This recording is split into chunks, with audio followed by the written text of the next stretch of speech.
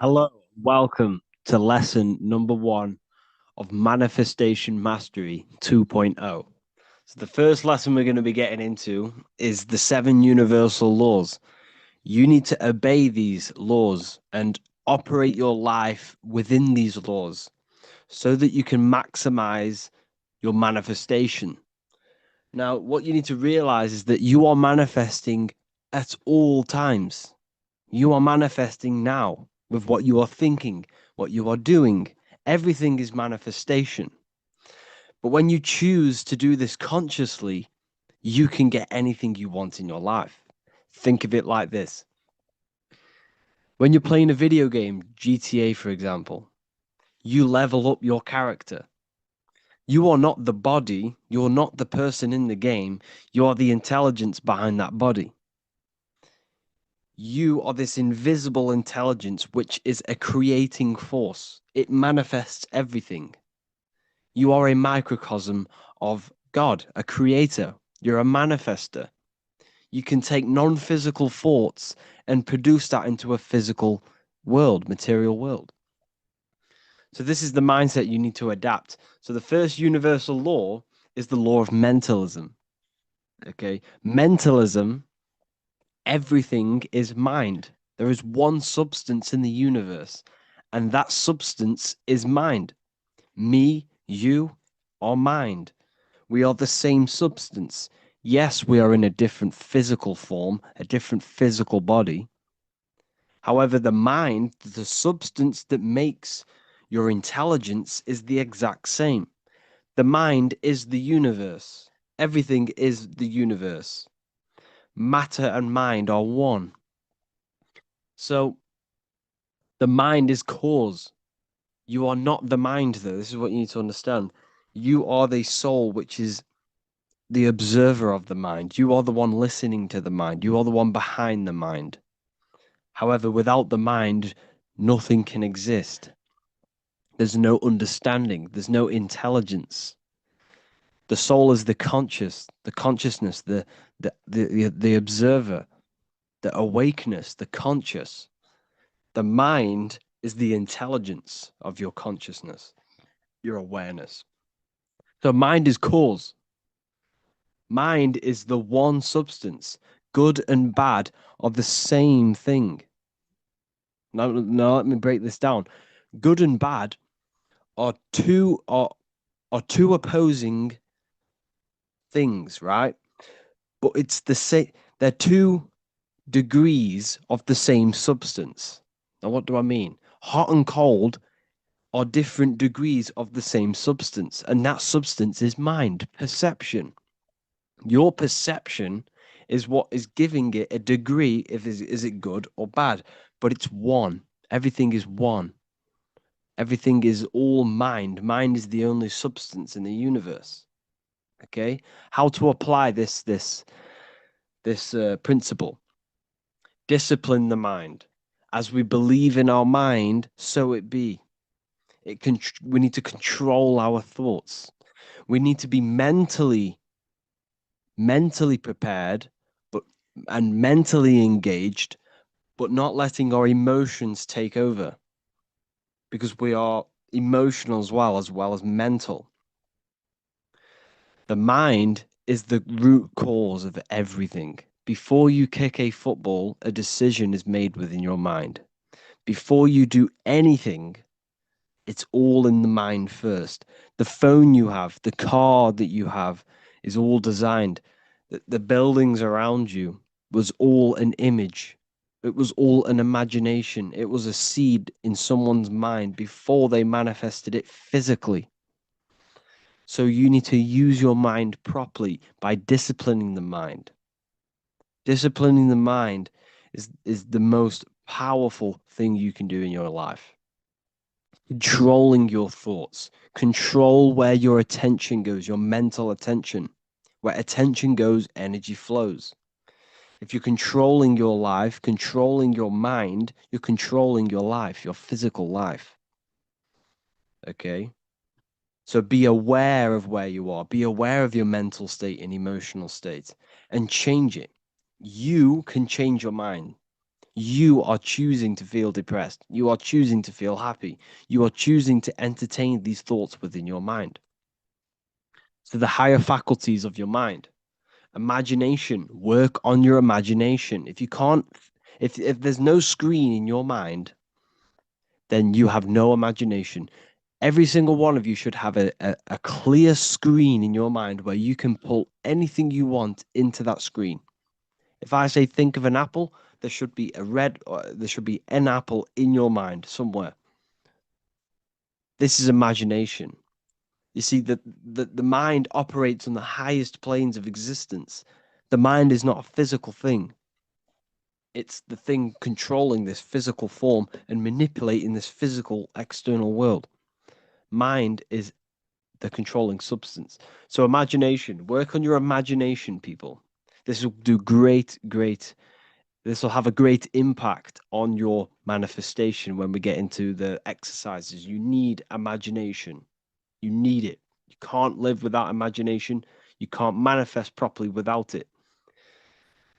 So you can use your imagination, practice it every day, visualize things in your mind. Will.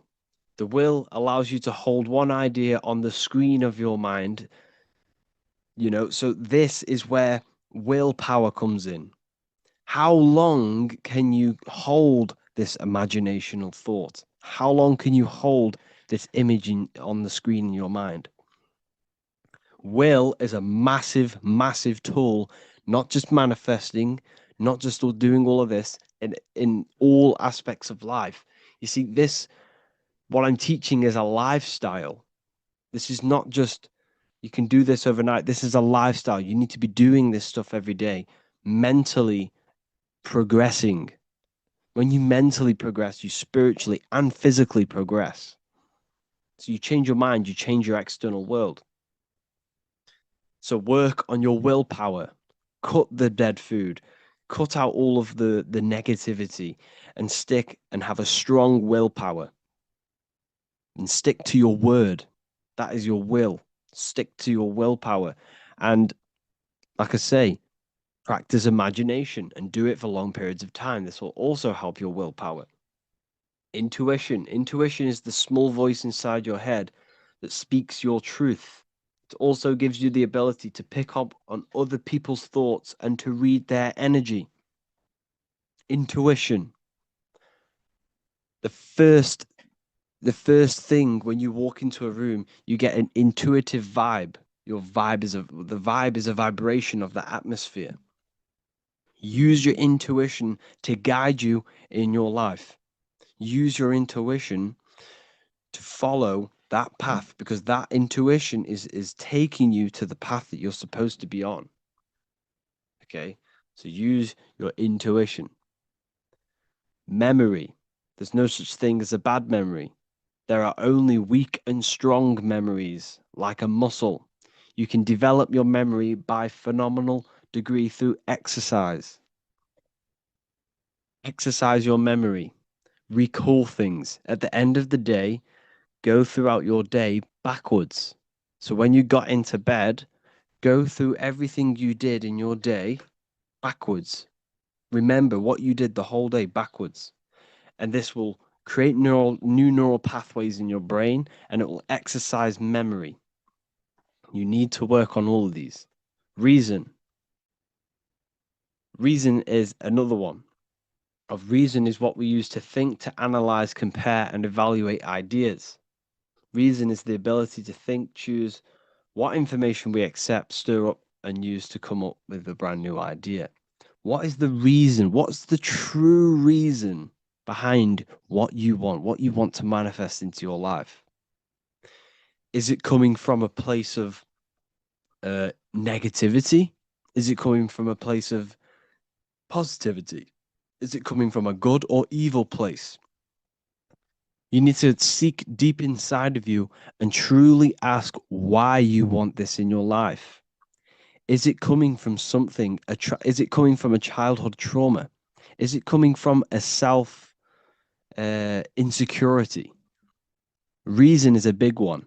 You should only be manifesting things that are positive, that will have a positive impact on yourself and the people around you and the consciousness and the collective consciousness and to the earth. It should not be a selfish thing. Reason is a good one because it's important. It's important because if you go and manifest something that came from negativity, it will only amplify that negative reason inside of you. Let's say you wanted to do something like you wanted to get rich, but it came from a negative place. Okay, it came from a negative place. The reason why you want it was very negative. You wanted to just flex on people and stuff like that, right? That will amplify when you become successful. It will amplify that reason, and you will become pretty much an idiot. So make sure the reason's right. Perception. Your perception is your point of view. It controls what you become aware of in your environment and how you choose to see it. Your perception is your reality. You have to be aware that there are people's perceptions are all going to be different. You shouldn't let that affect your internal world. You need to come from a positive perception and a balanced perception. Everything is neutral, everything is balance. You choose, your mind chooses whether it is positive or negative. So your perception of things is what you need to change. You need to come from a balanced point. Don't let the external world affect your internal world. Your perception should be neutral. Shouldn't be good or bad. It should be neutral at all times, and try and neutralize and balance your perception on things. Your mind is the decider of your perception, a good or bad perception. The next universal law is the law of correspondence. As above, so below, as within, so without. The outer world is a reflection of your inner world. This is so important, people. This is so important. You cannot go through life without knowing this deeply and understanding this. The friends you have, the car you have, the phone you have, all of the things you possess is a direct manifestation of all of the collective thoughts you've thought in the past. Where you are in life is a direct reflection of the thoughts you have thought in the past. You are here right now because of the thoughts that you thought in the past. The car you have, everything you have is a reflection of what you thought and what you've acted on. You have acted on them thoughts and you are here right now because of that. What is inside of you manifests outside of you, not just on a macro scale, on a micro scale. So, like I always talk about how the body is the image of the stars, and we are God made flesh. Everything is us. What is outside of the world is inside of us. We are a microcosm of the macrocosm. But I'm coming from a mental state here. Remember, the first law is mentalism. So you got to keep that in mind in every single one of these laws. The first one is mentalism. What happens in the mind happens outside of you in some way or another. Okay? The thoughts you think become your emotions that you feel. What happens in heaven happens in earth. What happens in the head, the thoughts, happens in the heart, which is earth. Heaven and earth. Whatever you think becomes an emotion, and that emotion influences your behavior, which will influence your action in the physical world. So therefore, if you think and feel that you are happy and rich, that will manifest into your external world, that will manifest into your behavior, that will manifest into your vibration and attract people in that similar vibration. You see? So we are the physical effect of the spiritual. Hold on, two secs, sorry, people. So yes, you need to understand this, people. You have to understand this. Connect with the inner self, connect with the divine consciousness inside. Okay. Use your mind to think and feel properly, and this will manifest into your external world. The friends you have are a manifestation of your internal world. Until you change your internal state, you will outgrow the people around you. And this is what happens. Law of vibration. Everything is vibrating. The speed of vibration depends whether on something appears solid, liquid, or gas. Every thought you think is a vibration. You don't think thoughts. You do not think thoughts. You receive thoughts based on the frequency that you are tapped into, based on the vibration that you are on. Now, what do I mean? This is why we call it a mindset. You set your mind to frequencies. So when you set mental attention on a thought that you've received, you are tapping into that vibration, and you will receive thoughts based upon that vibration. So that you set your mind to a frequency, you receive information and thoughts based upon that frequency, that vibration. So when you think, feel, and speak higher vibrational things, this manifests into your external world, because remember the law before, what happens inside happens outside of you.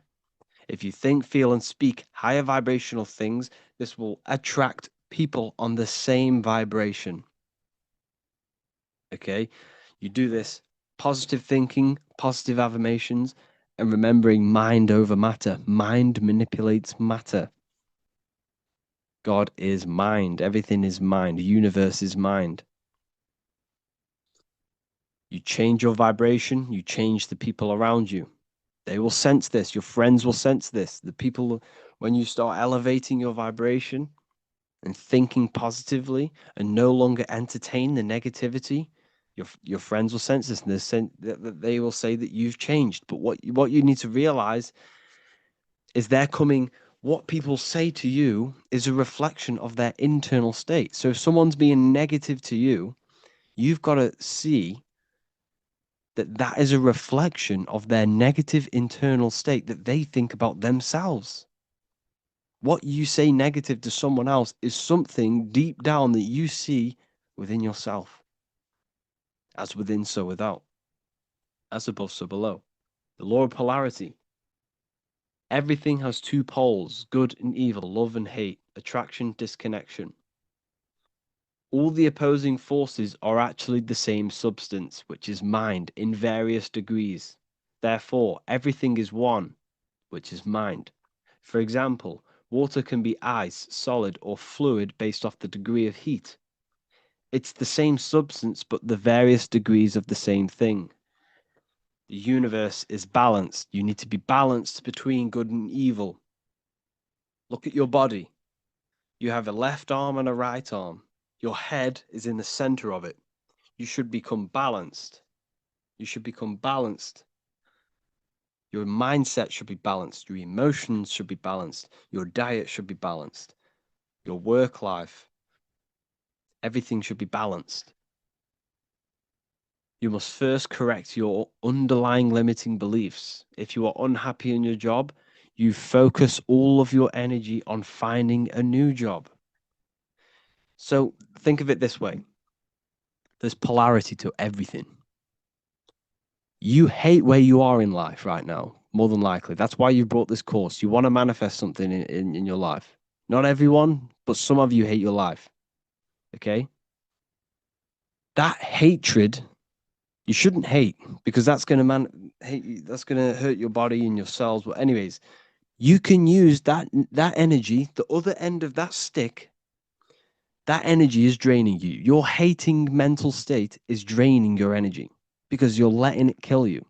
You can use that polarity, that other side of the energy, instead of killing yourself with it and getting yourself down, use that energy to finding something new.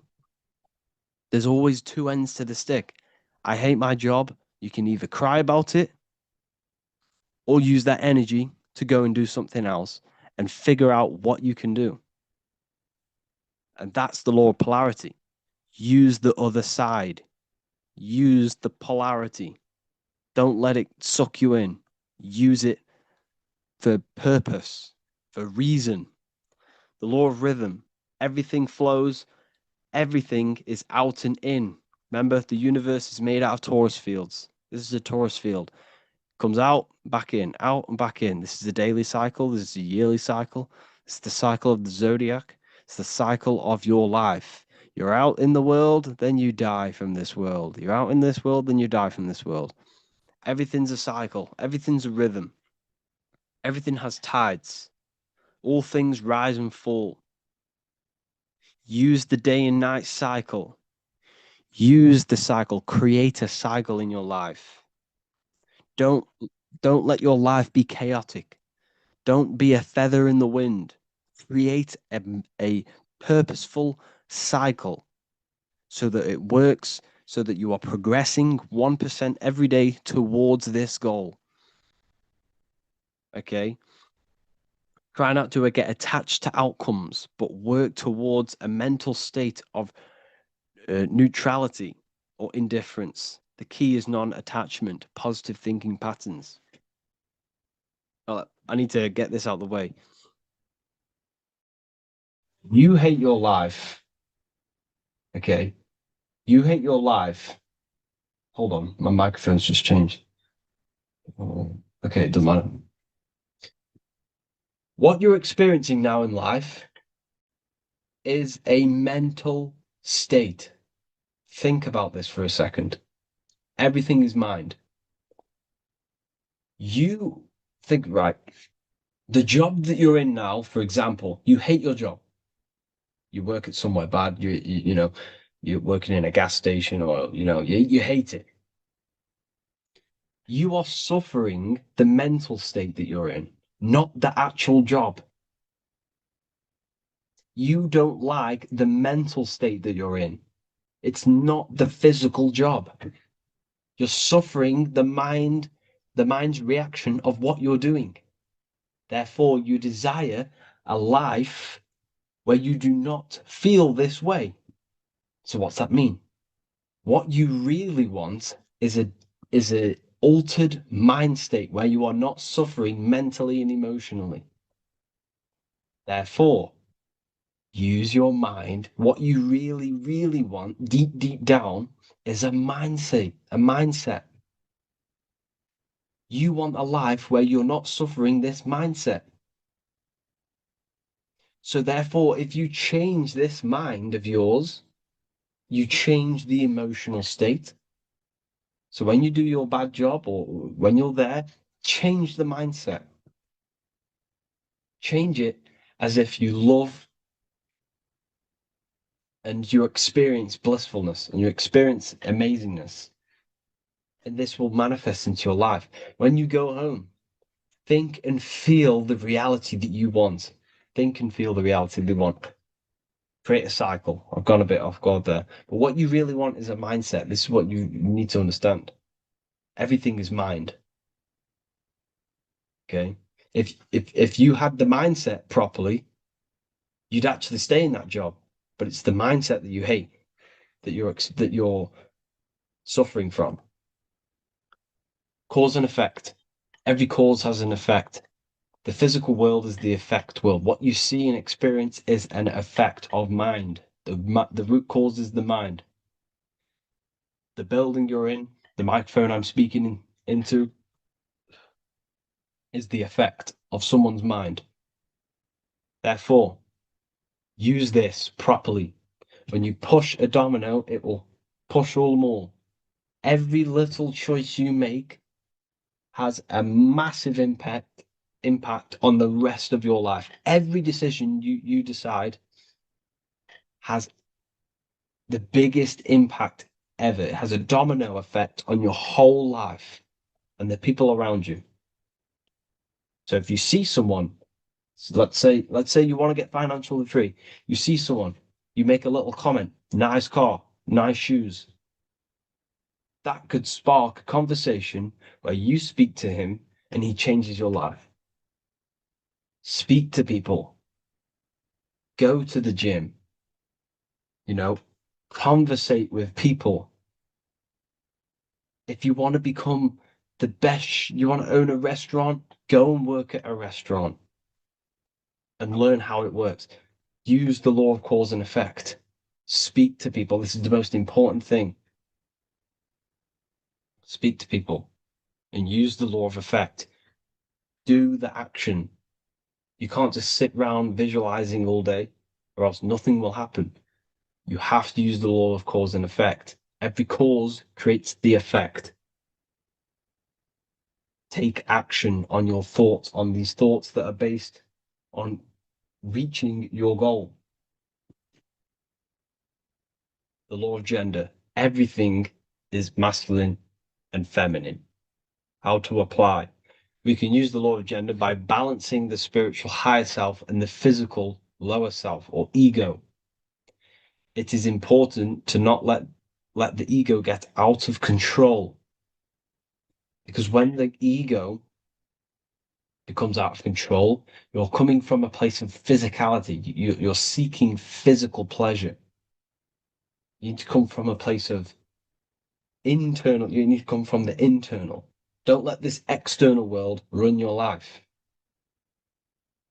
Let the spiritual, the positive run your life. The place of calculated thoughts and calculated action. The internal dialogue. Don't let your taste buds run your diet. Let the internal calculated mind run the diet, because the calculated mind knows you should be eating healthy things that feed the mind, body, and soul. But the taste buds just want sugar and bad food. So balance the spiritual and the physical self, meditation. This is that lesson. Hope you enjoyed the next lesson. Well, hope you enjoyed this lesson. Let's go to the next. Hello, and welcome back to The Real University. Today we're going to be talking about hidden spells within the language, English language. This is why we call it spelling. A lot of people are already aware of this. However, I'm going to go over some words that have double meaning, uh, you know, meanings to them, behind them, which trick your subconscious mind.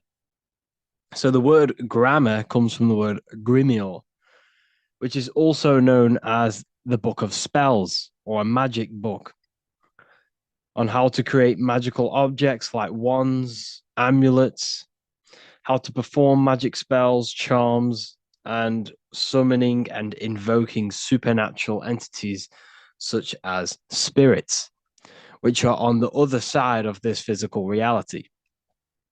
So, what you must understand is what you say in this physical world is also happening in the astral world as well.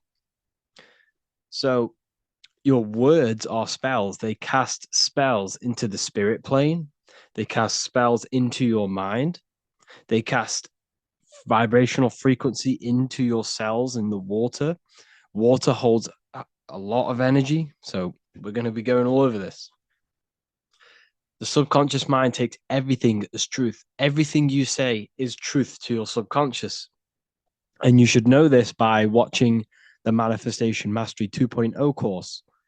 I talk about this. This is so important that you understand this because everything is truth within the subconscious. It only knows you. Your subconscious mind, if you watch the course, you should know this, takes is it's responsible for 90% of your daily basis behavior. The thoughts that you are thinking on a daily basis, the things that you do, the things that you say, 90% of what you do and say and think you did yesterday, because of the subconscious mind holds all of your programs. What you say is molding your mind. What you state is truth in your mind. It does not know the difference between a joke or a it does not, it takes everything literal. It is literal. Your mind is this manifesting supercomputer, and whatever you say into it, it says that is what I want. So whatever you tell your mind, that is what you'll have. That is what you'll believe. So every word you say is truth within the subconscious. So this is why double meaning words have an effect on your subconscious. And this is why I'm raising awareness here. So talking is a tall king. You are either a tall king by talking, by using your words wisely, or you're a small king because you either you create big or you destroy yourself with your words. So talking is Phoenician. This is phonetics. So this is etymology is when you take the root words, but phonetic etymology is when you take the sound of the word. So talk and tour are the same because when you talk, you're creating sound waves, which is a form of a light wave. And when light waves expand in all directions, it creates a torus field. And everything is torus fields. So if you affect one torus field, it affects every torus field in creation, as above, so below. So what you say is affecting the torus fields around you in your body. You are made out of these torus fields. This is why talking is torusing. You're creating light waves, sound waves, and you are permeating creation. And this is why the Bible tells you the tongue has the power of life and death, and those who love it will eat its fruit. So the tongue is what creates these sound waves that we are producing when we talk or speak. Okay. So this is what we are essentially doing, creating sound waves. And these waves are vibrating and they affect the cells in our body and everything. This is why words are swords. This is why the word is within sword. They are swords, they cut, they damage, because frequency is the only thing that can penetrate you without your consent. In the very beginning, the Bible, John 1:1, it says, in the beginning was the Word, and the Word was with God. This is obviously a metaphor. There was no spoken word out of a spoken mouth. It's basically saying God created the world with the use of cymatic frequencies, sound waves. Everything is sound waves, and this is observable. Geometry is the geometric shapes you see in the nature, like petals, how they're all perfect stars or five-pointed stars or the Fibonacci sequence. This is all an effect of vibrational frequencies. It's all cymatics. Everything is created out of sound. Sound is the creation of the universe. So this is how powerful words are. It's a cymatic frequency. Hello. Hell. When you say hello, you're subconsciously implanting hell into your mind and the people around you's mind. This is why it's casting a spell. Even though you may pick up on it, but your subconscious picks up hell. That is what you're picking up. And that word holds a frequency. The word hell, when you hear the word or see the word, activates thoughts within your subconscious. It activates, it stimulates it. What is everything that resembles hell in your mind? But that goes on within the subconscious without you realizing. Bless, when I bless you, I'm actually saying be less. So you're not blessing someone. You're saying be less. Appreciate. Appreciate. Weekend is when you're weakened. You see, they've casted spells on our cycle of life. The weekend is when you're weekend. You are weakened from the weekdays, when the working days are the weekdays, and the weekend is when you're weakened and you rest.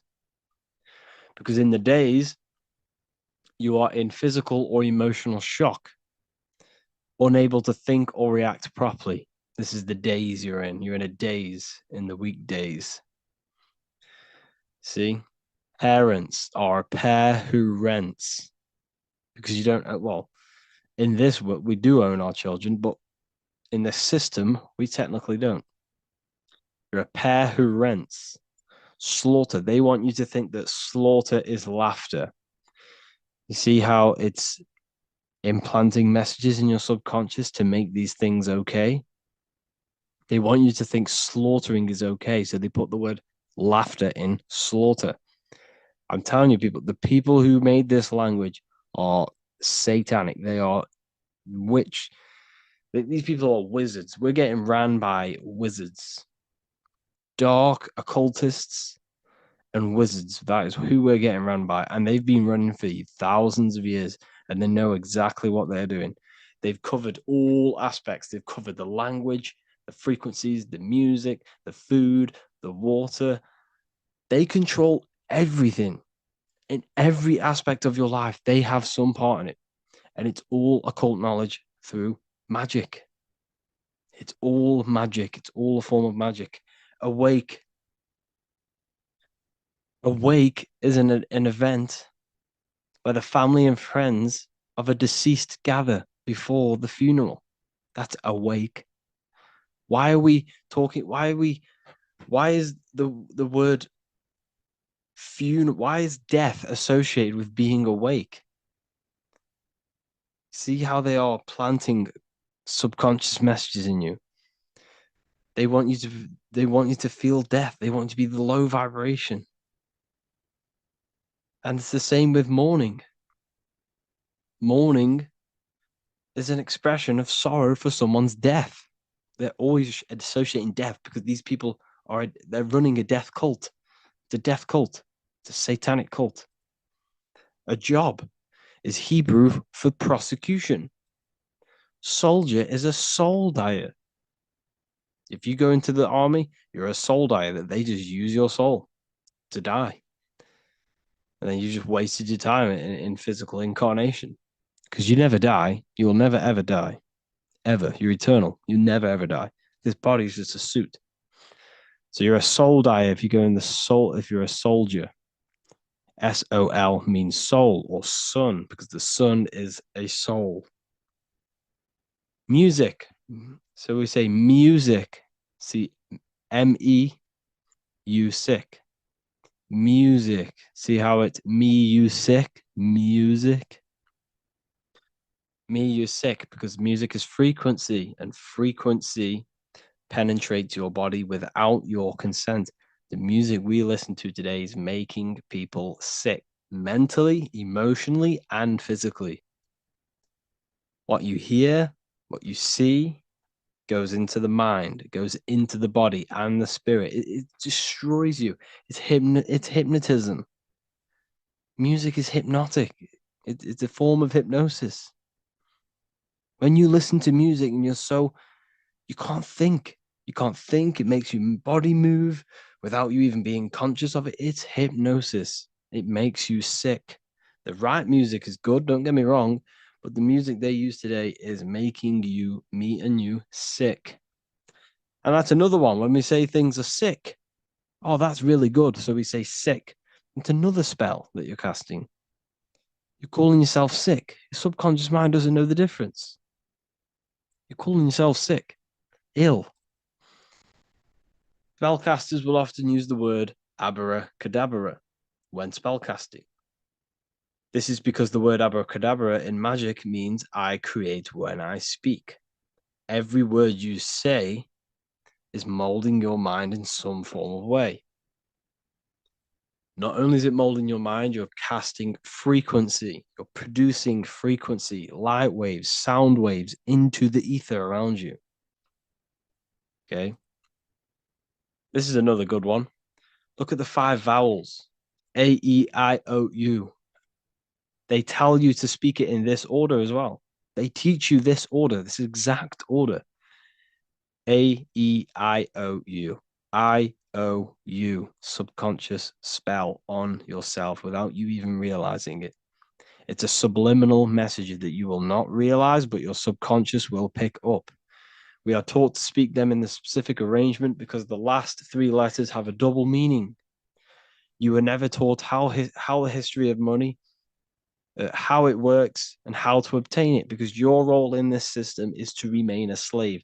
So they teach you this AEIOU, and they do that when you are very, very, very young because since the age of 7, so from 1 what, 0 to 7, that is when your subconscious mind is wide open.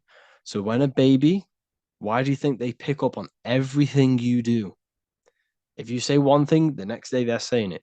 It's because their subconscious is wide open to programs. Why? Because they're trying to learn what this world is. So their subconscious mind is wide open, taking in everything that you do, everything you say, your body language, the way you handle yourself, the way you talk to other people. They're taking in every little thing you say and do and making that a program so they can understand this world and the people around them. And at the age of 7, that is when their programs are written for life and they will basically go off them for the rest of their lives. This is why it's important to look after what you do in front of your children, not just what you say, your body language, the things you eat. They pick up on everything. They're trying to make a sense of the world. From the age of 0 to 7 in school, you learn this. I owe you. It belittles you. You owe nothing. You, no one has right over you. This should not be real. There should be no government. We should not have. No one should be over you. Everyone is equal. Everyone is the I. Everyone is God manifested.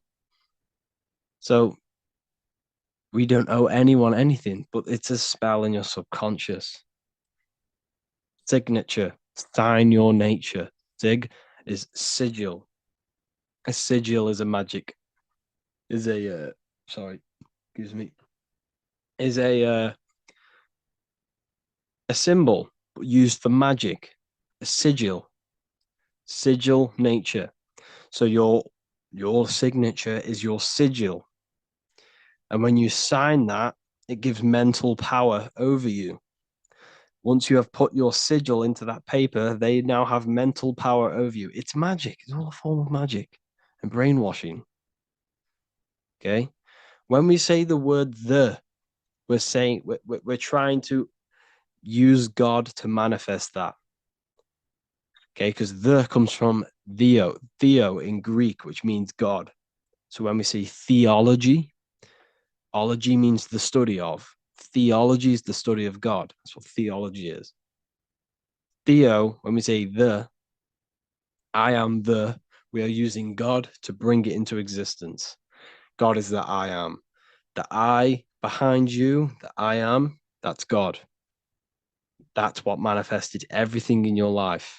Everything in your life, that invisible creator inside of you has manifested everything you physically see. You are the invisible architecture, the invisible artist behind your life. The I, that's God. The only one.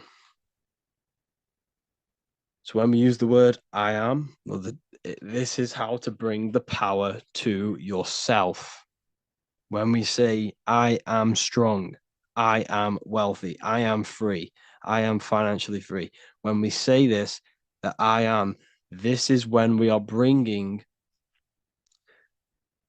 we are directing vibrational frequency into our own being, into our own magnetic field, and into our own life. This is how we direct vibrational frequency and direct our word. So when we say I am directing my frequency into myself to manifest something external. Also known as the chi or the prana. It's just basically your magnetic energy. So speaking has the ability to change your genes and DNA expressions. When we listen to affirmations over and over and say them over and over for a long period of time, your genes will change. And your genes are a code for your external world, pretty much. Anything that is written in your genes will manifest into your external world. Okay. All of this is just done by your intentions, thoughts, and what you say. And if you think this is a conspiracy theory was a term invented by the CIA to discredit, confuse, ridicule, and disqualify any alternative information that contradicted the mainstream narrative. That's what a conspiracy theory was. It was created by the CIA for any belief that went against their mainstream narrative. Hollywood, the biggest spell casting scheme cult in the world. Hollywood. I'm going to make a whole lecture on this. Hollywood is Holywood, which comes from a holly tree, which the ancient Phoenicians and magicians used to take the Hollywood, the holy wood. It was called Holywood because it was the best wood to make wands out of and cast spells. That's why they get their name. And what is the films? All the films, all the music that comes out of Hollywood, it's all a form of magic, subconscious spells to to fill your mind with ideology, fill your mind with this narrative. That's what they're doing through the movies and the music.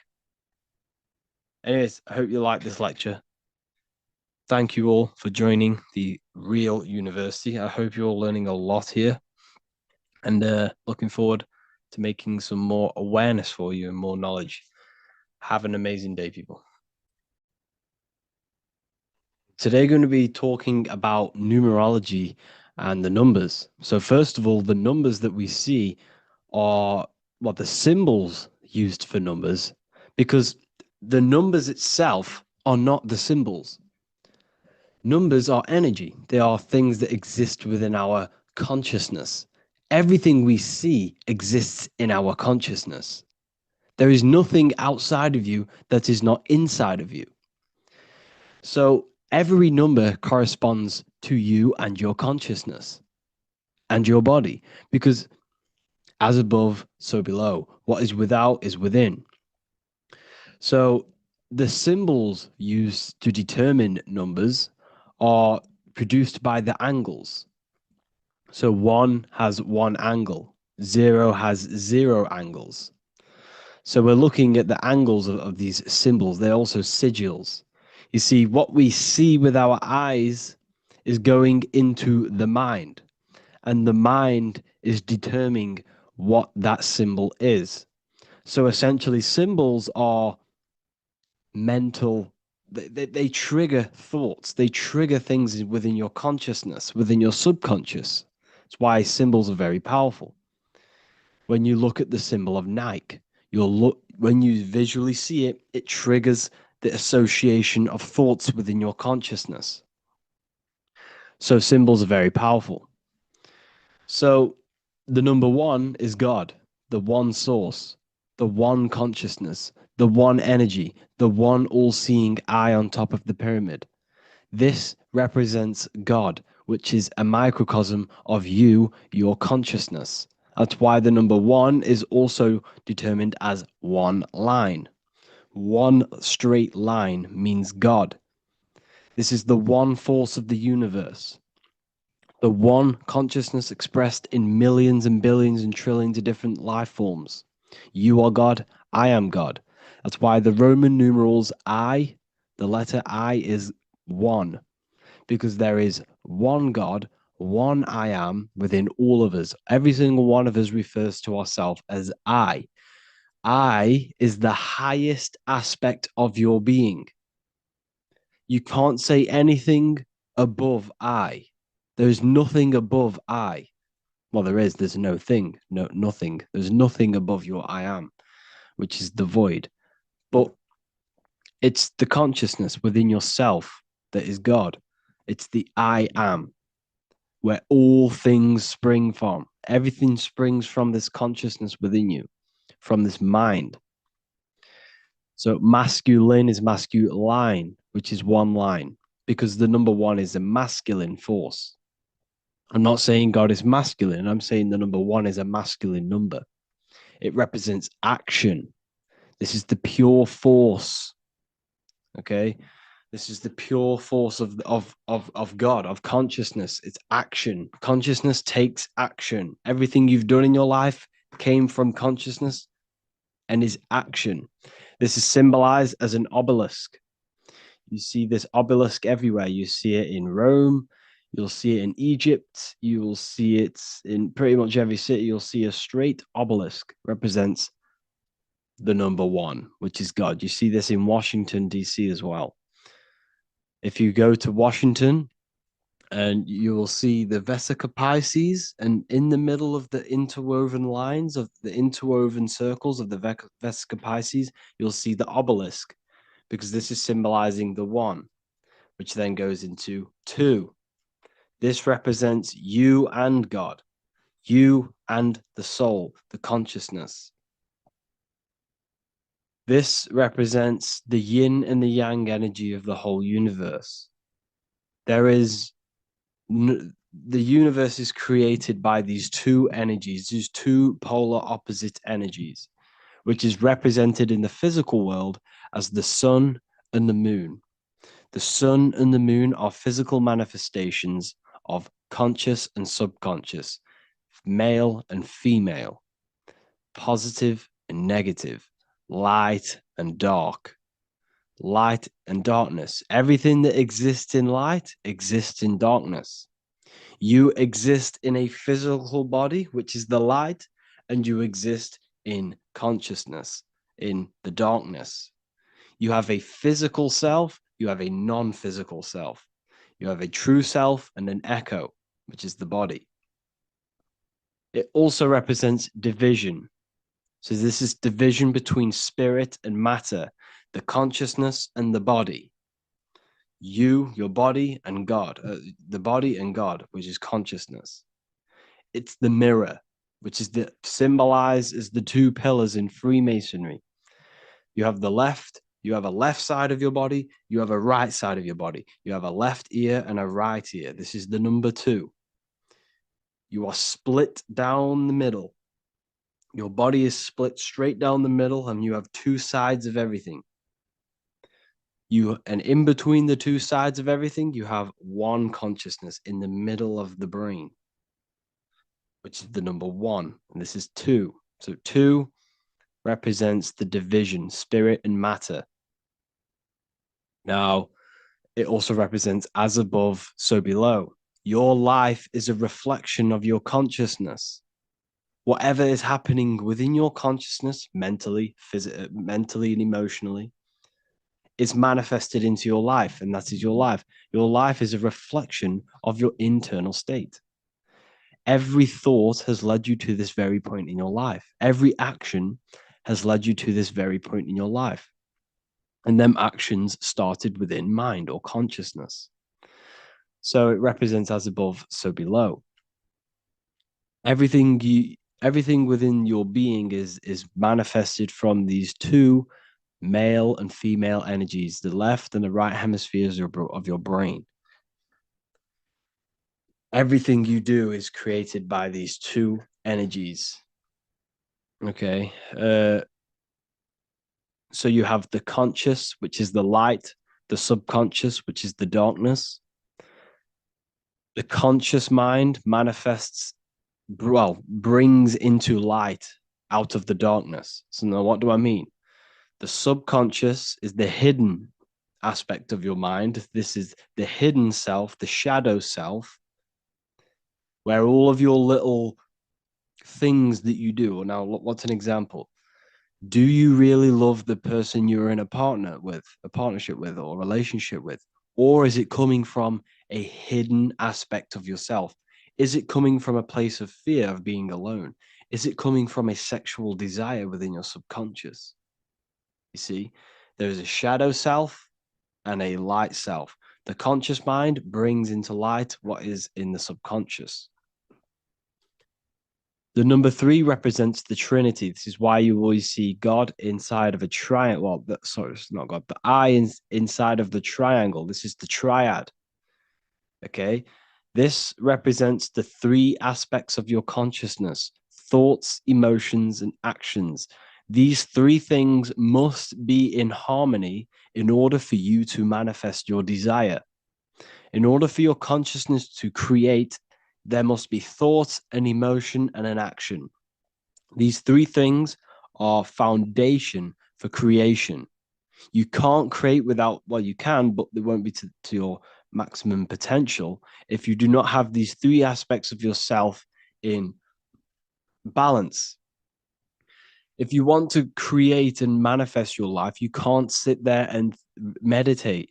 You can't sit there and visualize all day long.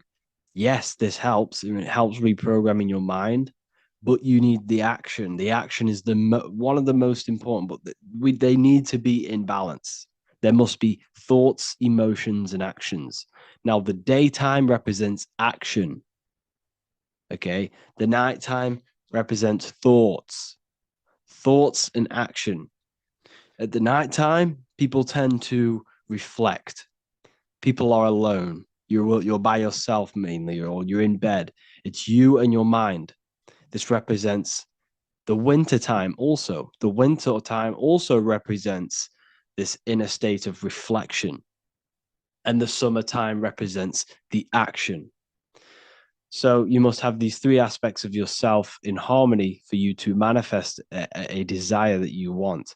It represents transformation. It represents new life, resurrection. Jesus was in the cave for 3 days, and then he had a resurrection, a new life, a transformation. So consciousness is always transforming into new and bigger things. Your consciousness is always expanding. It's always transforming into new ways of thinking, into new chapters of your life. I'm currently going through a new chapter in my life. Big things are changing. And it's the evolution of your consciousness. This is what the number three represents. Three also represents, if you look at the Kabbalistic tree, you have the top three spheres. Now we're going to be going into the Kabbalistic tree. I'm going to be doing some lectures soon on it. But that is so the top three spheres representing the triangle with the eye in it. If you know anything about Kabbalah, you'll understand. Now, number four, this represents foundation. You have a fourfold nature. You have four corners on a table. This is the foundation of yourself. Now, the foundation of yourself is mental, astral, etheric, physical, which is you also have four directions: north, east, west, and south. Four physical elements, four stages of consciousness, four seasons in the year, four gospels, four fixed signs of the zodiac. Now, everything you've been told about the zodiac is pretty much a externalization of the zodiac. The 12 zodiac represents the 12 aspects of your soul, your consciousness. The stars are in your soul. As above, so below. What is above is inside of you. What is outside of you is inside of you. The stars are aspects of your consciousness. Now, this is why you have four gospels, because Jesus is symbolized in four different ways through the four gospels.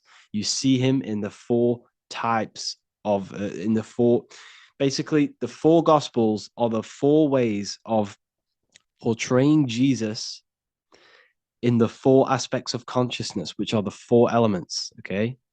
So you have air, which is the mental aspect. You have fire, which is the spiritual aspect. You have water, which is the emotional aspect. And you have the earth, which is the physical aspect of yourself. These correspond with the four ways they portray Jesus in the four gospels. Okay.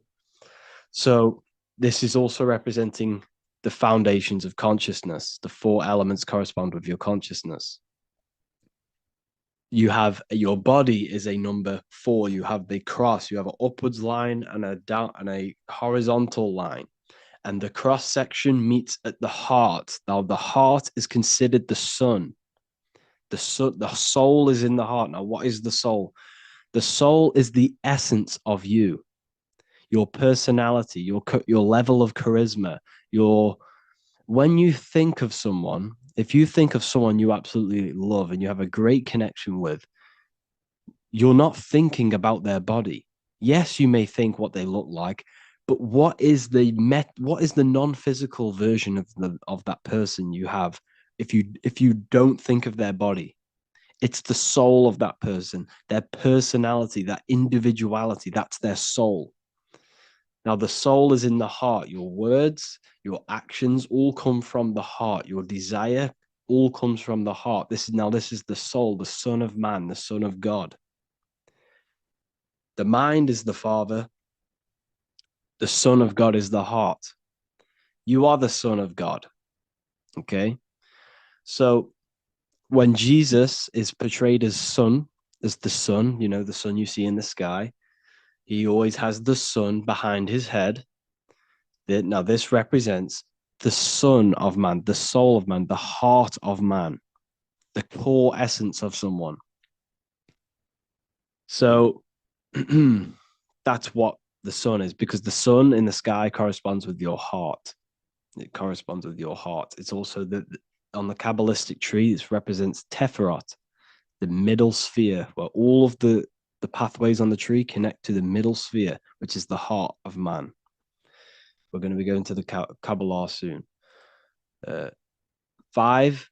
So yeah, 4 represents the foundations of your consciousness. In your external world, this represents the foundation of manifestation. In order for you to build an empire, you must have 4 corners. You must have foundation.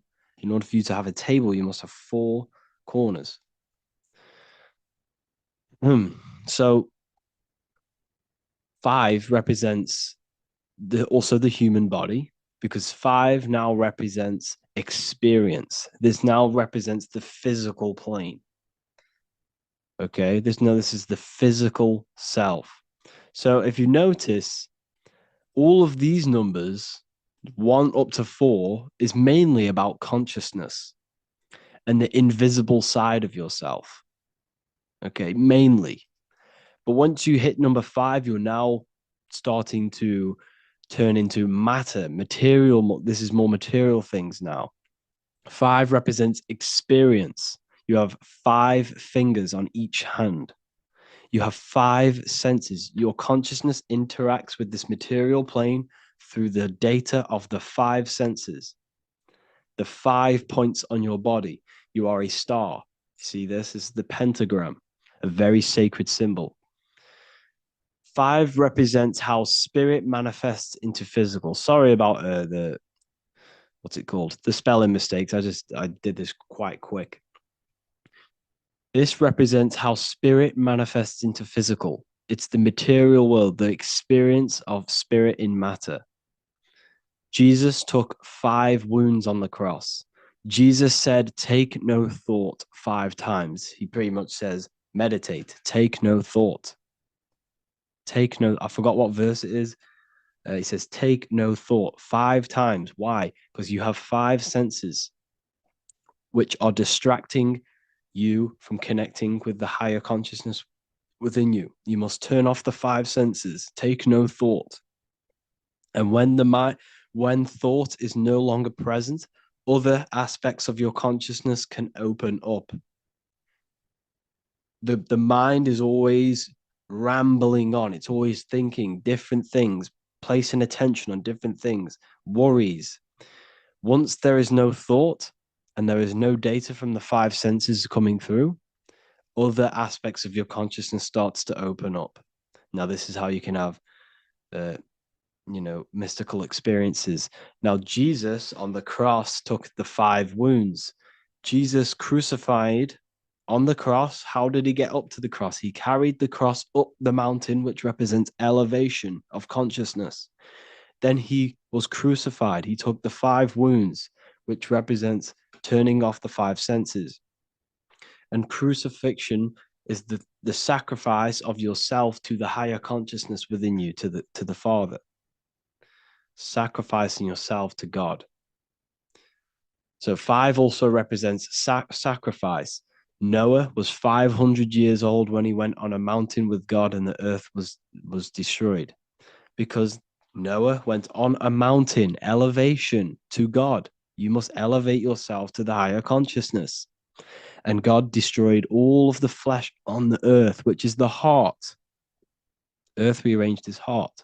He killed all of the desire, because all desire comes from the heart. So what this represents Noah's Ark is your brain, it's the ark. You raise yourself to the higher consciousness and you kill all of the flesh, all of the desire for physical things in the heart. And it's the purification of the heart. It's an allegory. Number 6 represents the physical world. This is the most physical number. 666. 6 God worship, Drake, represents the physical plane. You have 6 sides on a cube. There are 6 sides in the physical plane. You can go up, you can go down, you can go left, you can go right, you can go forwards and backwards. That is a 6-sided cube. Jesus turned 6 jars of water into wine. Water's emotion, wine is manifestation. He's turned his emotions into manifestation. It's all there. This is all numerology. 6 is the world of matter. 6 is also representing the lower mind. That's why you have 666. 3 represents, like I said, the thoughts, emotions, and actions. So you have 6 3 times. 666 is your thoughts, emotions, and actions, all contributing towards the physical world, which is the lower mind, the devil, the mark of the beast. You're placing all of your creational aspects, the 3 aspects of consciousness, into 6, which is the physical world. That's 666. 6 represents the creation, physical creation. There are 6 days of creation, and then God rested on the last day, it's the 7th day. It represents laws, doctrines, and physical things. The number 7, 7 chakras, 7 colors, 7 diatonic musical tones, 7 days of the week, the 7 visible planets, the 7 metals, everything's septenary. 7 represents the awakened human, a higher level of spiritual and personal development. That's why you see the Masons use the G with the light. This is the light. This is your brain. Well, this is your arc. This is your head. G in the middle is your consciousness. 7.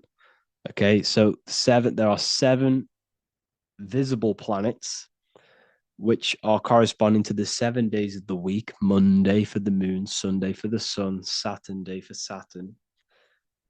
And these energies in the sky, the 7 visible planets, are inside of you. They represent 7 spheres of consciousness, 7 states of consciousness.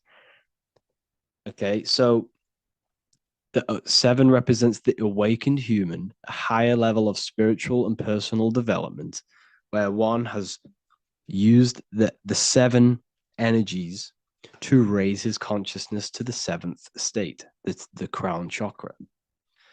Most people are stuck in their surface level of their consciousness and operating on the surface level of their consciousness, and they need to move up. There are 7 states of consciousness, 7 chakras, 7 nerve centers, which correspond to the chakras. So essentially, this just represents a heightened state of consciousness, a completed state of consciousness of personal development. Number 8 represents regeneration, time, 8 points of space and time, eternity, rebirth. There's not really I can't find much information on the number 8, but I'm going off what I know. This represents regeneration. So when you look at the infinity symbol, it represents the number 8, or a torus field. It's regeneration of energy, regeneration, rebirth, time. The number 9, this represents higher perspectives. Jesus casted his net onto the right hand side of the boat and found 153 fish, the right hemisphere of your brain. Casting the net to the right hemisphere of your brain, you'll find 153 fish, because 153 adds up to 9. You see higher perspective when you use the right hemisphere. It shows you a broad perspective. If you don't know about the brain hemispheres, go and watch the lecture under the real lectures section, and go and watch that. That will tell you everything you need to know about the left and right hemispheres of your brain. It also represents endings, completions, because you have 9 months in the womb. There are 9 moon cycles, because your body's created by the celestial spheres, by the energies of the celestial spheres, which are also inside of you. Your body's created in the moon. By the rotation of the moon, which is 9 months. The moon sounds like womb. And if you look on the Kabbalistic tree of life, you'll see this Yesod sphere, which is corresponding to the moon, because this is God up here manifesting, filtering consciousness through these spheres, then entering the moon, and then from the moon, you enter the physical plane. It's the womb. It's why it corresponds with the womb. So, number 9 represents higher consciousness, perspectives, feminine, feminine. Feminine is 9 months in the womb. Number 10, this represents the returning back to source. This is everything goes from 1 to 9, then it goes back to the 1 again, 1 and 0. So this represents returning back to source, back to 0, back to the beginning, God. It's pure completion. So 0 and 1 is the binary code of this reality. You have 0 representing curves, which is feminine. You have line, which is 1. 1 is a line, which is the masculine. You can see this in the bodies. The masculine body is very liney. The feminine body is very curvy. You see this in the genital area, 0, the womb, and the line. 0 is the womb. 0 represents the nothingness, the womb. We'll go into that after. But anyways, so the number 10 is also representing nothing and God. 0 and 1. That is all that exists. Nothingness and God. That is it. Nothingness and consciousness. That is the only thing that exists. Everything else is a shadow of consciousness. There is only nothing and God. 0 and 1. So there are 10 energies of consciousness. This is the Kabbalistic tree now. This is why there are 10 numbers, because the Kabbalistic tree shows it's basically a blueprint of how consciousness manifests the physical plane. This corresponds on a macrocosmic scale, which is God, and a microcosmic scale, which is you, a microcosm of God. The macrocosmic scale represents how God manifested everything in the universe through consciousness. And then the microcosmic scale represents you manifesting from God into the physical world of God, of the manifested plane. So pure consciousness can't enter a physical vessel. It's too powerful. Consciousness is too powerful for it to enter a body. So what God did is filtered his consciousness through 10 energies, okay, which is the Kabbalistic tree, and and basically filtered his consciousness through these spheres so that we could have a material plane. So this is where it gets very deep in the Kabbalistic teachings. So I advise you all to research the Kabbalistic tree. It's very, very interesting. And this is basically how God comes down through these spheres into the material plane. Each path corresponds with a lesson. You, on a microcosmic scale, are down here, but your consciousness can expand all the way back to source, because the mind has infinite possibilities. There is limitless possibilities with your mind. Your mind has the potential to grow and expand into new fields of thought and expand to know everything in the universe, which is basically pure enlightenment. Your mind has no limitation. The only limitation in your mind is the beliefs that you hold. The mind has infinite possibilities to expand beyond physical awareness to the consciousness of God. That's why humans are very, very powerful. Humans are made in the image of God because we have the potential to expand our minds to God. So essentially, this also represents on a microcosmic scale of you, the path back to source, the path back to Kether. Okay, I'm going to make a whole lecture on this, so we'll go into that another time. So this is why the word man adds up to 10. Adam, the first ever man created, adds up to 10, because 10 is the Kabbalistic tree. how one God, light, consciousness manifests into matter or the body. So you are made in tenness. You have 10 consciousness, 10 spheres of consciousness. You have you are made in the image of God.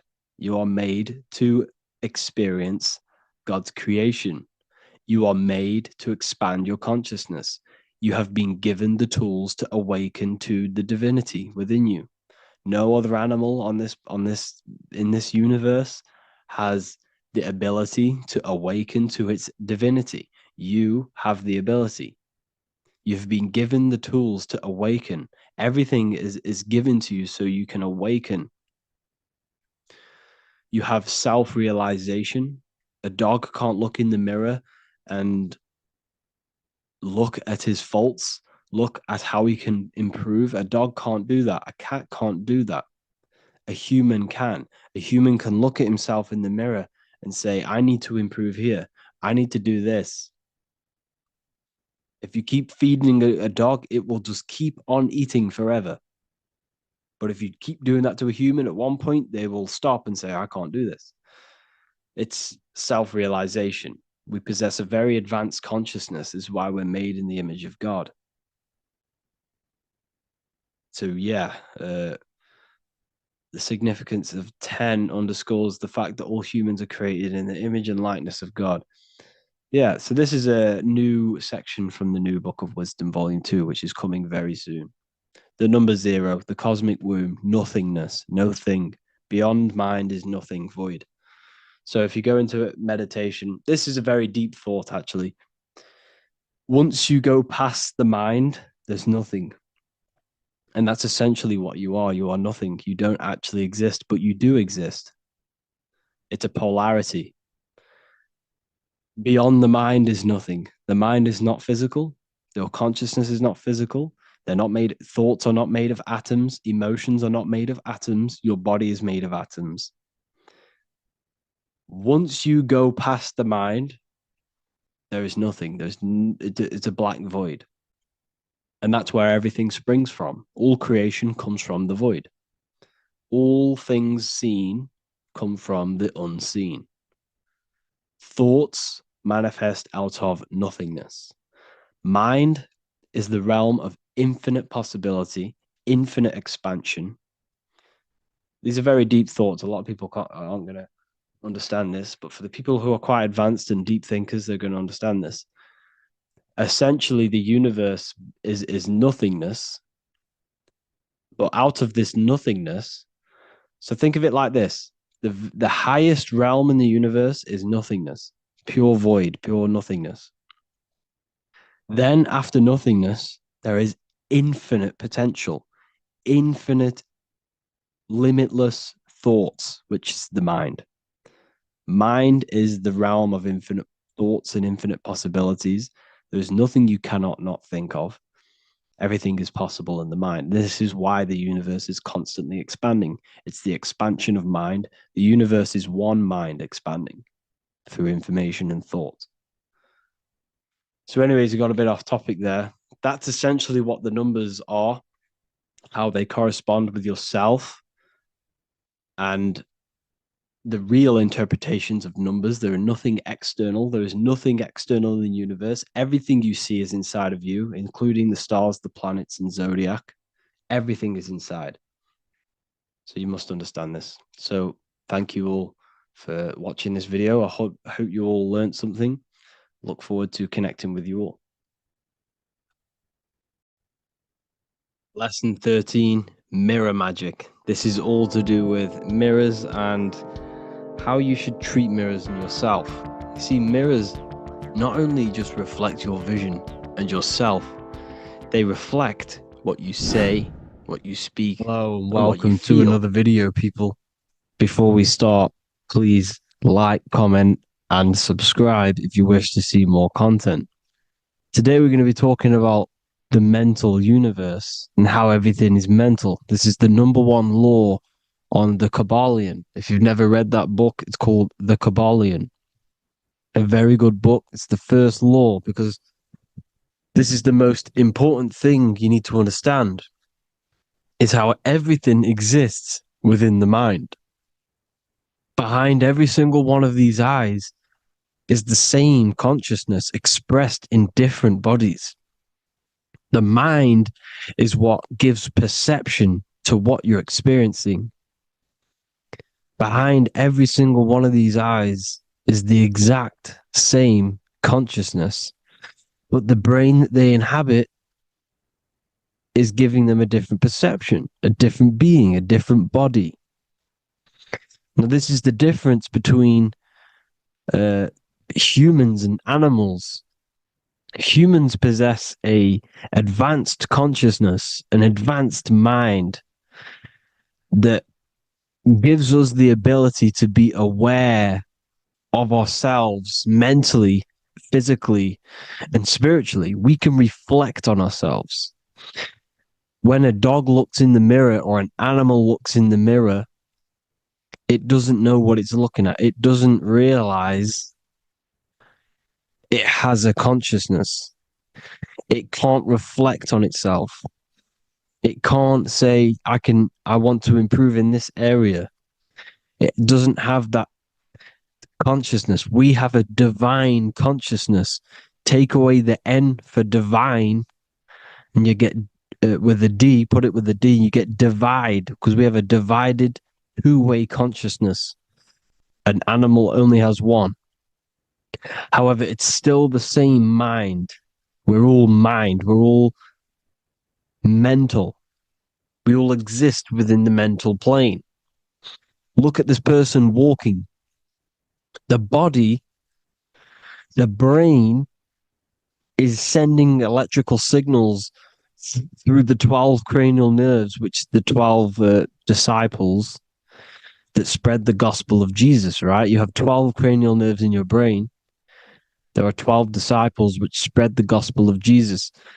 Jesus represents the mind, the intelligence, the invisible intelligence that we all are, the same intelligence, the same exact consciousness, which then sends a command into the brain. Then the brain sends these 12 these 12 electrical signals through the 12 cranial nerves to control the rest of the body through the nervous system. This person walking is not, the body is not walking. The mind is telling it to walk. And the brain is it's a supercomputer which is decoding these demands given to it by the mind. Because the pineal gland will have something to do with the ether, because the ether is physical and non-physical. The mind is sending the commands through the ether to the pineal gland, which is then getting broken down into electrical codes within the brain and sent throughout the nervous system to control the body. And this is why in the Sims simulation, because the body's the simulation, it's a false reality. It's the fake reality. It's not the real you. You are formless. There is no form. But the third dimension is a dimension within your mind. Matter, mind, light is all a product of your mind. It's all in the mind. Now, this is why The Sims has this green little diamond on top of the head. Because this is you. This is your invisible intelligence controlling the character. Okay? It's controlling the character. And this character is in the world. Your consciousness isn't in the world. The world exists within you, but the body is a vehicle for that realm that you land in.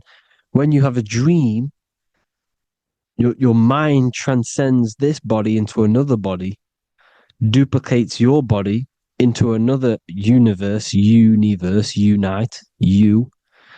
Unite is one. We're all one. It's all one universe, expressed in many different ways, infinitely. And the vehicle that you land in is the body to operate in that realm. This is the all-seeing eye, as you see here. The eye, this is all the intelligence. This is the ball of consciousness, God. expressed in different bodies.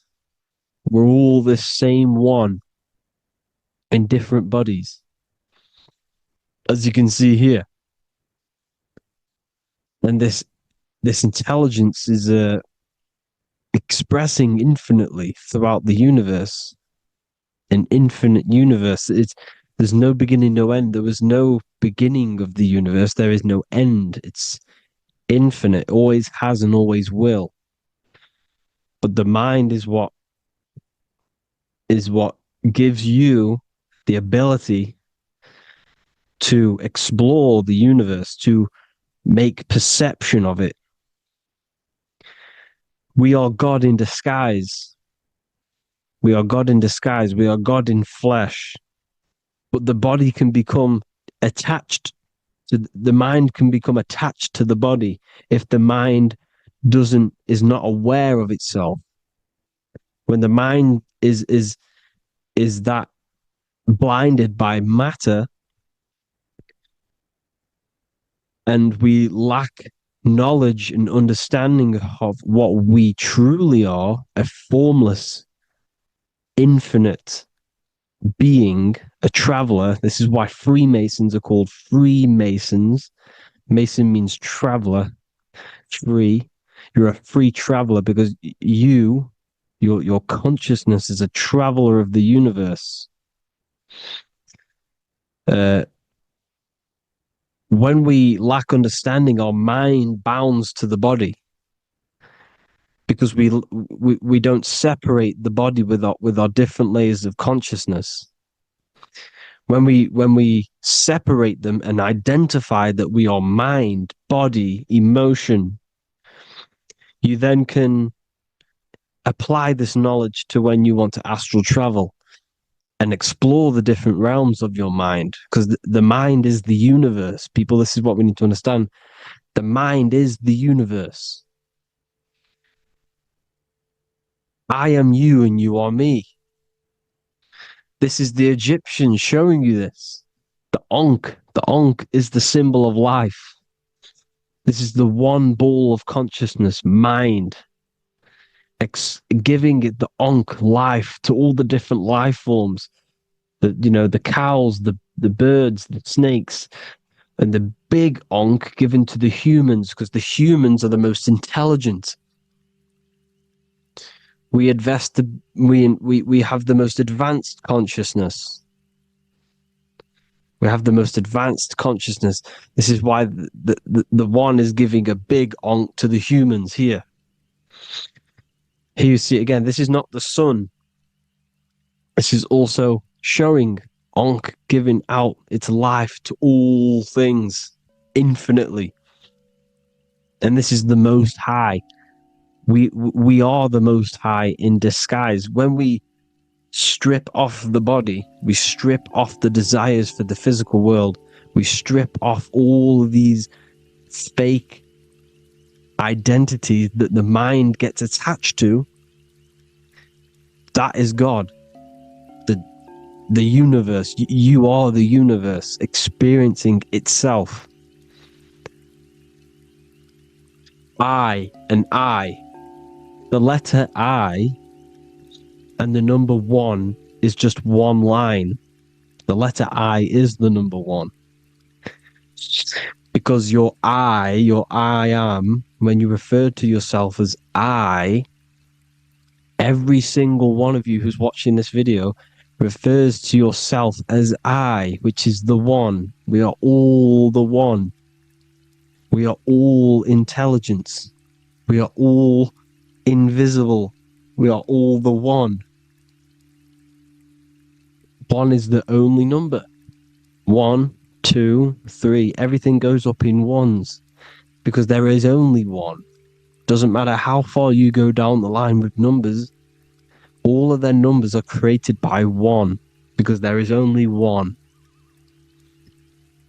So me and you are the exact same consciousness expressed in different bodies. Mind, cause. There is only one cause. There is only one mind. There is only one being. But because we lack understanding of this, we think we are the bodies.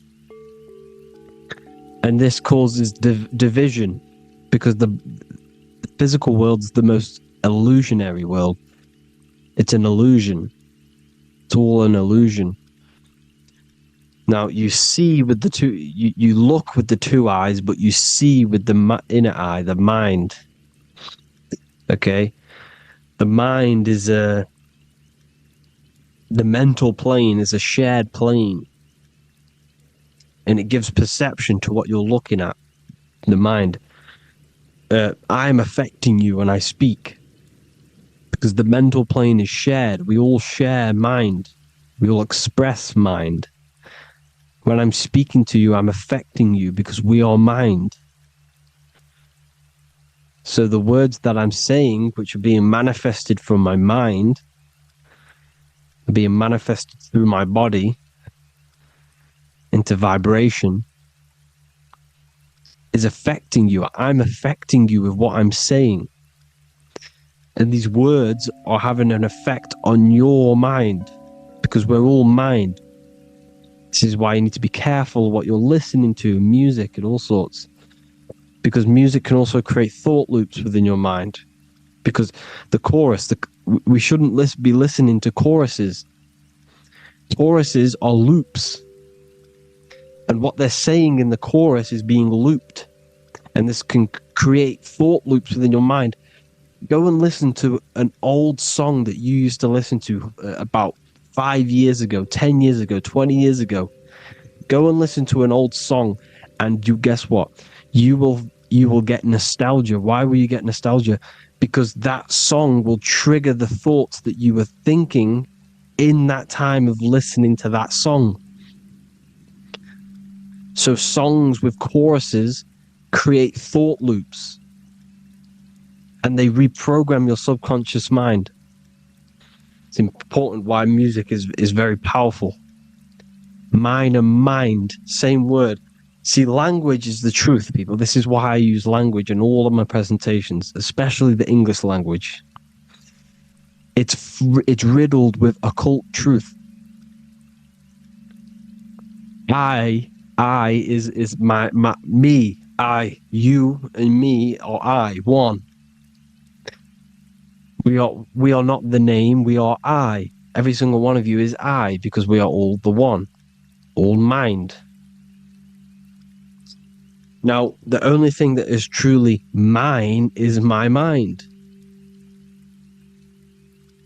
When you say something is mine, it's an illusion. It's not yours. The only thing that is mine is mind, my mind. Okay? It's my mind. It's the only thing. It's the same word, mind and mind. Like I said before, everything's one. Hot and cold is different degrees of the same thing, of the one substance, of degrees. The 7 colors are different frequencies of the one white light. Everything is one. There is only one. We are all one. Everything is one. Hot, cold, day, night. It's the same degree of one, which is mind. The mind's perception is what's giving it, labeling it hot or cold. The mind's perception of colors is what is giving it red or purple, hot or cold. There is only mind. The mind gives things perception. There is only one, that is mind. The conscious and the subconscious mind. The male and the female, these are married. The subconscious mind is your hidden part of the mind. Okay, it's hidden. You can access it through different meditations and Reiki teachings. And dreams are manifestations of your subconscious. This is how you know mind and matter are one, because your mind creates matter in dreams. Your subconscious manifests everything in a dream. in the astral realms. The conscious is what you're conscious of, what you're consciously thinking of. So me, I am conscious that I am speaking into this mic and creating this video. My subconscious mind is the hidden part of the mind, which is speaking to my heart, telling it to beat. It's telling my food to digest. It's regulating all my blood. It's doing everything in my body without me being conscious of it. Without me being conscious. The subconscious is the feminine. The conscious is the male. The Bible, of course. Proverbs 12:4. Helpful, not helpful, an excellent wife is the crown of her husband, but she who brings shame is like rottenness in his bones. In the same way, husbands should love their wives as their own bodies. He who loves his wife loves himself. You can take that physically, you can take that literally, or you can take it metaphysically. See, the Bible's written in such a way where you can take it as your level of realization. He who loves his wife loves himself. If you love your subconscious, if you love yourself, you speak good about yourself, because your subconscious takes everything literally. If you say, I hate you to someone, your subconscious does not know the difference between me and someone else. It only thinks me, me, me. Why? Because mind is the only thing that exists. You are mind, I am mind. If I say, I hate you, you're saying that to yourself. Your subconscious picks that up and says, I hate myself. And that's telling your subconscious that's what you want. Because your subconscious manifests 90% of your behavior. The programs within your subconscious. Tying your shoelace is a program. You don't need to be conscious of it. You can just do it because it's a program. It's deeply interwoven in the subconscious. Driving your car, texting on your phone. You don't have to think about what letter. You just do it because you know where the letters are. It's a program. Therefore, if you look after your subconscious, they are a married couple. It's your wife. Your subconscious is your wife. And it manifests 90% of your daily basis thought patterns, actions, behaviors, emotions, all the things that all the trauma that you've experienced is stored within your subconscious, which is affecting you. So let's say you were in a car crash 10 years ago, and you had a really traumatic event, you really hurt yourself, and you had a very, very, very strong emotion that you felt of pain. That will still affect you today. And why? Because it will manifest into your behavior. How? Well, you'll be cautious of what cars to go in and who. You'll be cautious because of that event that stored within your subconscious, because of that feeling you felt was so painful and so strong. It's still manifesting into your behavior today. For example, you won't go in certain cars, you won't go with certain drivers. The subconscious stores everything, all your memories, the programs and everything. So if you trick the subconscious, that's how you manifest your life. If you trick the subconscious, you already have something. And therefore it will manifest into your life, into your behavior, thoughts and actions. This is why the golden rule is to treat others like you want to be treated. Because I am you and you are me. We are all subconscious. We all have subconscious. Whatever I do to you, I do to me. Because my subconscious picks that up and thinks I'm speaking to me. Mind is very powerful. Whatever I do to you, I do to me. Treat others like you want to be treated. The golden rule. That is the only rule we need in this realm, in the universe. If everyone understood this rule and how the subconscious works and how karma works, we'd live in heaven on earth, the Garden of Eden, the Golden Age. As a man thinketh in his heart, so is he. Proverbs 23:7. Where your heart is, there will be your treasure. Your heart's the emotions. It's the storehouse of emotions. It is where you feel emotions. You have to let your emotions move through you, not become you. You can't let your emotions become you. Or except be like the sky and let them pass through you. Be like the clouds and the stars passing over. Let them pass through you. Do not let them become you. And this is how emotions can take over your mind. We are driven by, when a man is driven by emotions, he has no self to control. You must control the mind, because the mind can be corrupted. Because your thoughts are electrical in the brain. Your thoughts come from the mental plane. So how the mind works is that you place your attentions on something in the mind, and infinite information just flows in. Think about it. When you think of a certain topic, as soon as you think of that topic, information comes flying into your mind. Different ideas, ping, ping, ping.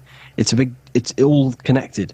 It's why we call it a mindset, because your mind sets itself to frequencies. And when we think of something, we tap into that frequency, and just the universe, the mind, the mental plane just flows in information based on that frequency and that thought. The universe is just information. All of the information out there, nothing is new. It's all there. You just have to tap into it. You can tap into these different thoughts, and it's all there. Everything already exists within the mental plane. You don't think anything. You receive thoughts. We all share the mental plane. We affect each other. I'm affecting you. Speaking, listening to me is affecting your mental plane, your mind. The physical plane is the lowest plane. It's the world of effect. Everything you see in the physical plane is the effect of mind. Like I said, the person walking is the effect of their mind telling the body to walk. The physical plane is the lowest dimension of your mind. Mother Earth. We are in a mother. We're in the womb still. The earth is feminine. It looks after you. It provides you with food for free. It grows on trees with water. It's Mother Earth. It's the womb. The dome above your head is your mother's belly. Okay? Is your mother's belly. You're in the womb still. You're forever in the womb because your mind's constantly expanding. Because when the baby's mind figures out that there is a reality outside of its mother, it starts to hear the people on outside of its mother, what does it do? It figures a way out of the mother, and it becomes born again in the water, in a hospital, into the other world. It's the same with our minds.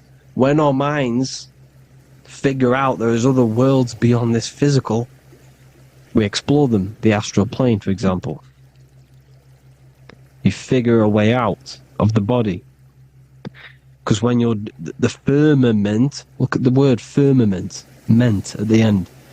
Firm is firm, something strong, something like a rock is firm.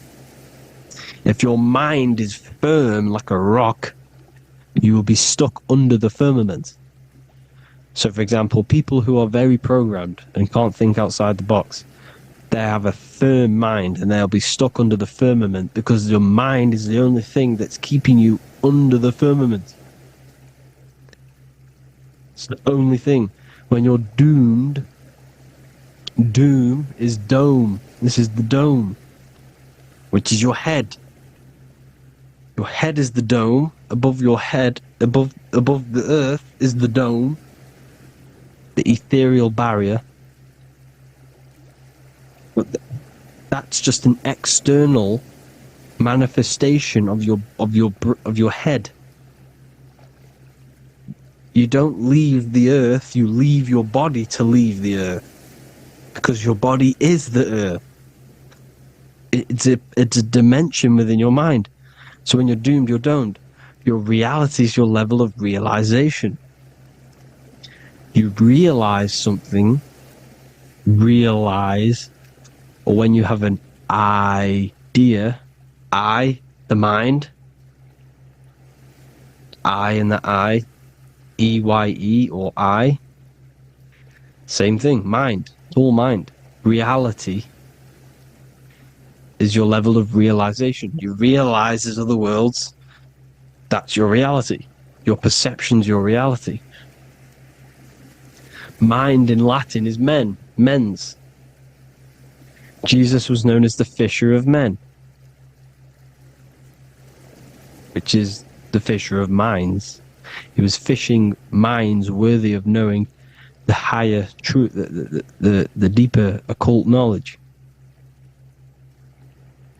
Jesus figured out that we are all God. And he got killed for it, because in that age they were trying to suppress this information.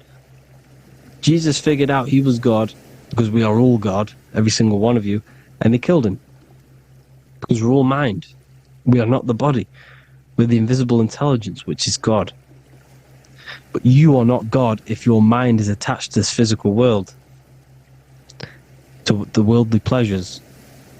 If you master your mind and travel the depths of your mind, that is God. Mental and men. Look at the word mental. It has men in it. Men in the Bible means mind. Here you see Masonic. The Masonic symbol with the eye, the mind. Looking over everything is the one. Everything comes from the one. All the lines coming off it.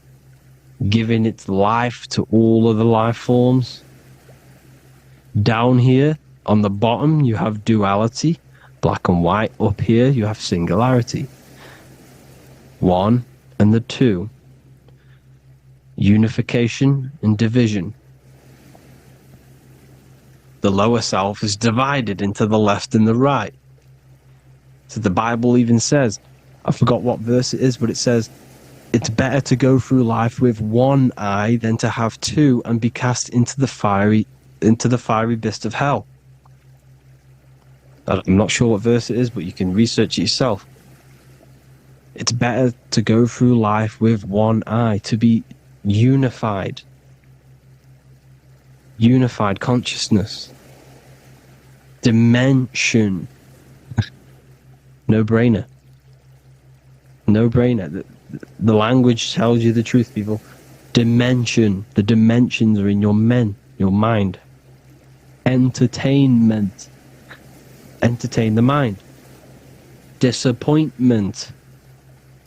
It's all in the mind. Environment. The environment that you are in is a product of your mind. Within, rearranged spells high twin. Within is your mind, and your external world is mirrored from the decisions you make in your mind. Advertisement, commitment, it's all meant, it's all mind, everything is mind. Everything.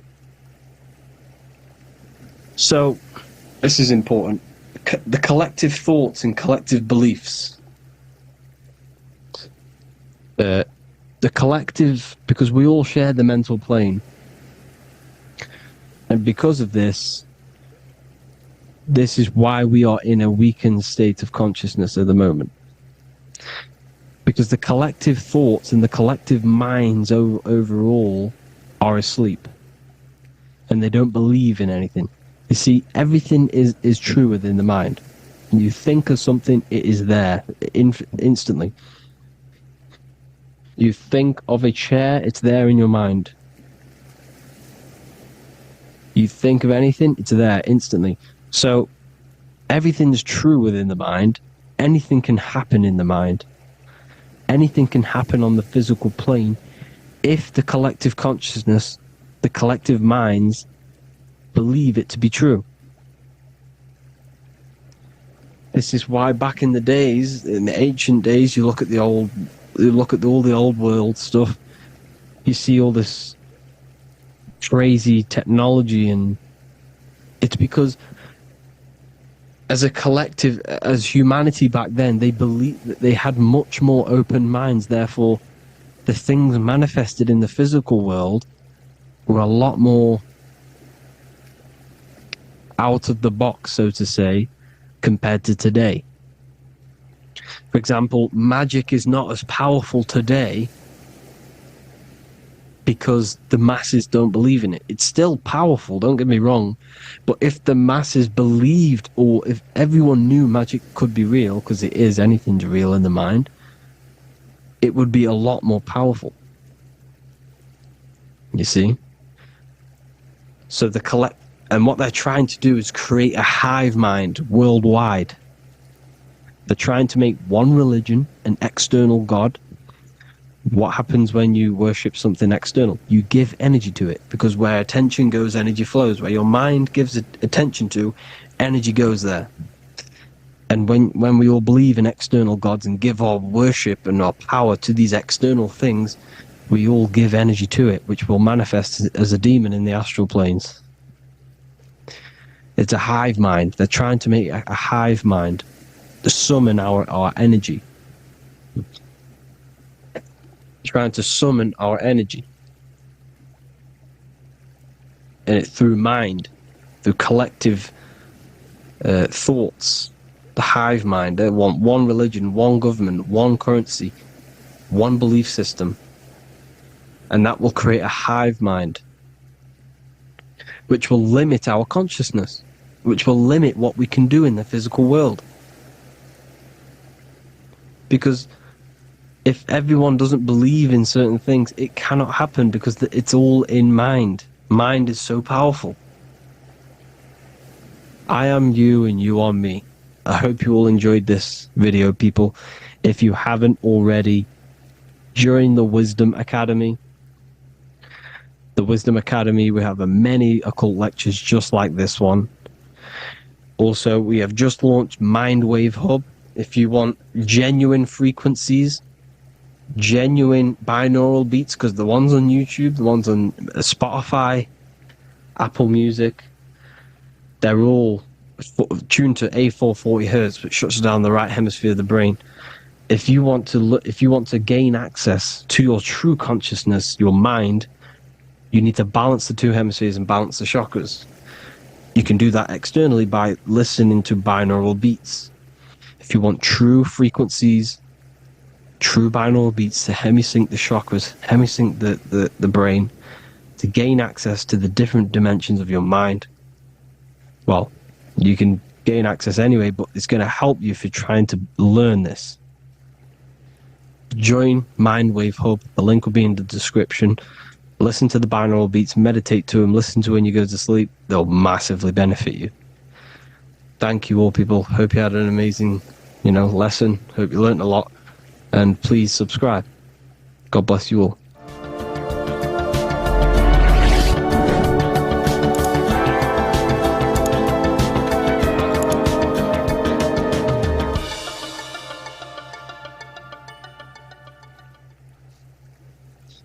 Matthew 21:1, Jesus went into the temple of God.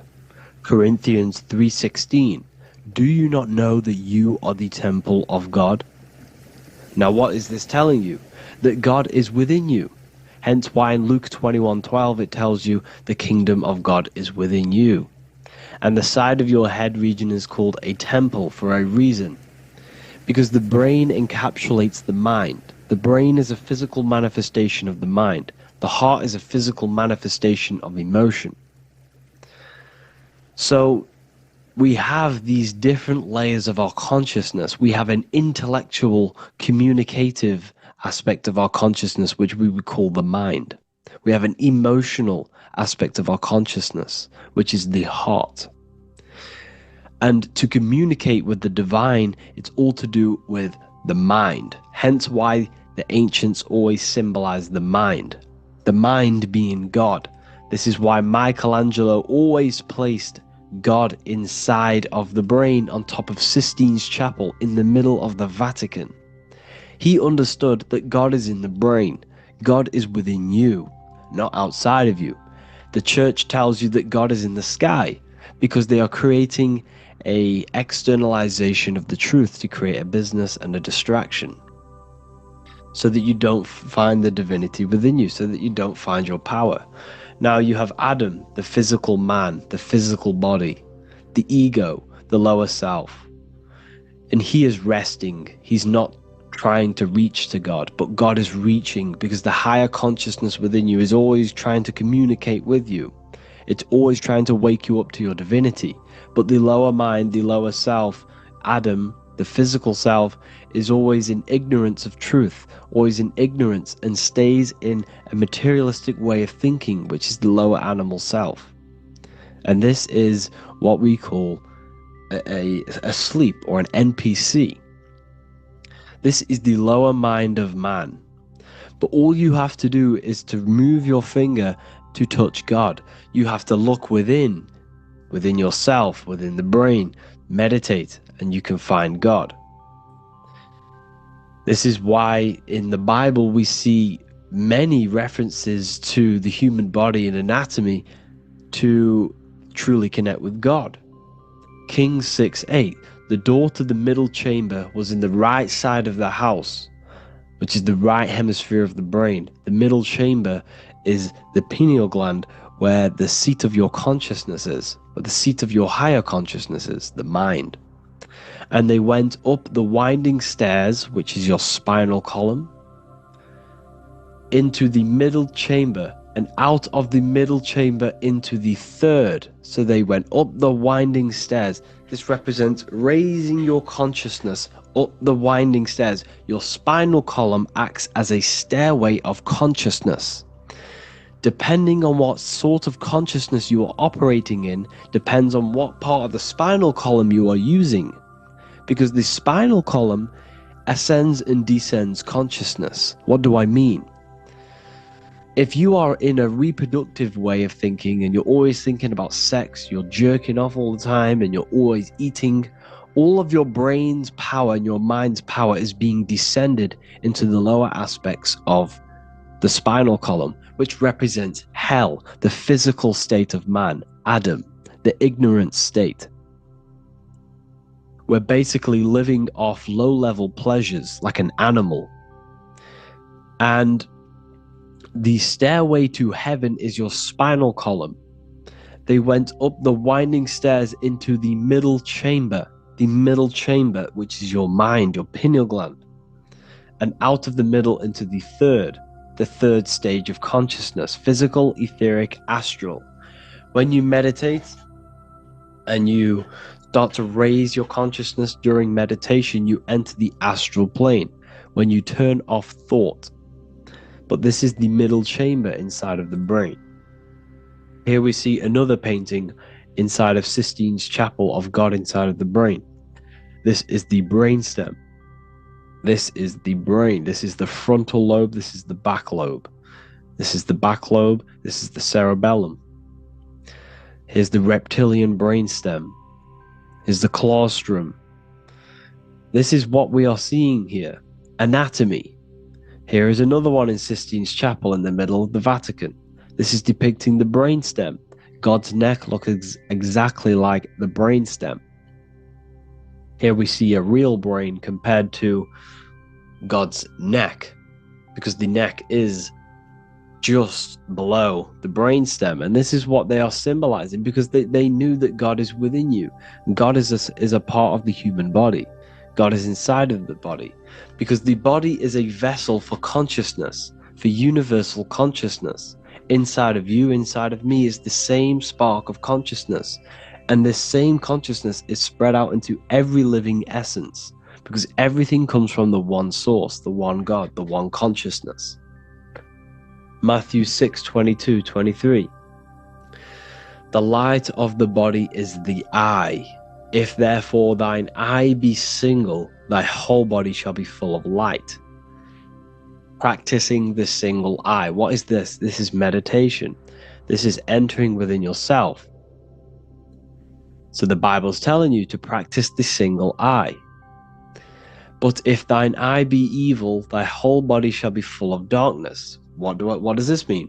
If your consciousness is in an evil way of thinking, if your mind is filled with an evil, negative mind space, then your body shall be filled with darkness, with evil, with negativity.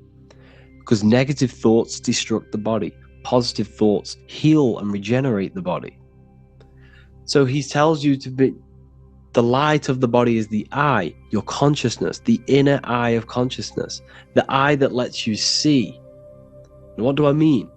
You look with your two physical eyes, but you see with the inner eye. What you see is perception. You look with the two eyes, and what you see is perception. You are seeing, you are understanding, and that's what consciousness, the mind, gives you.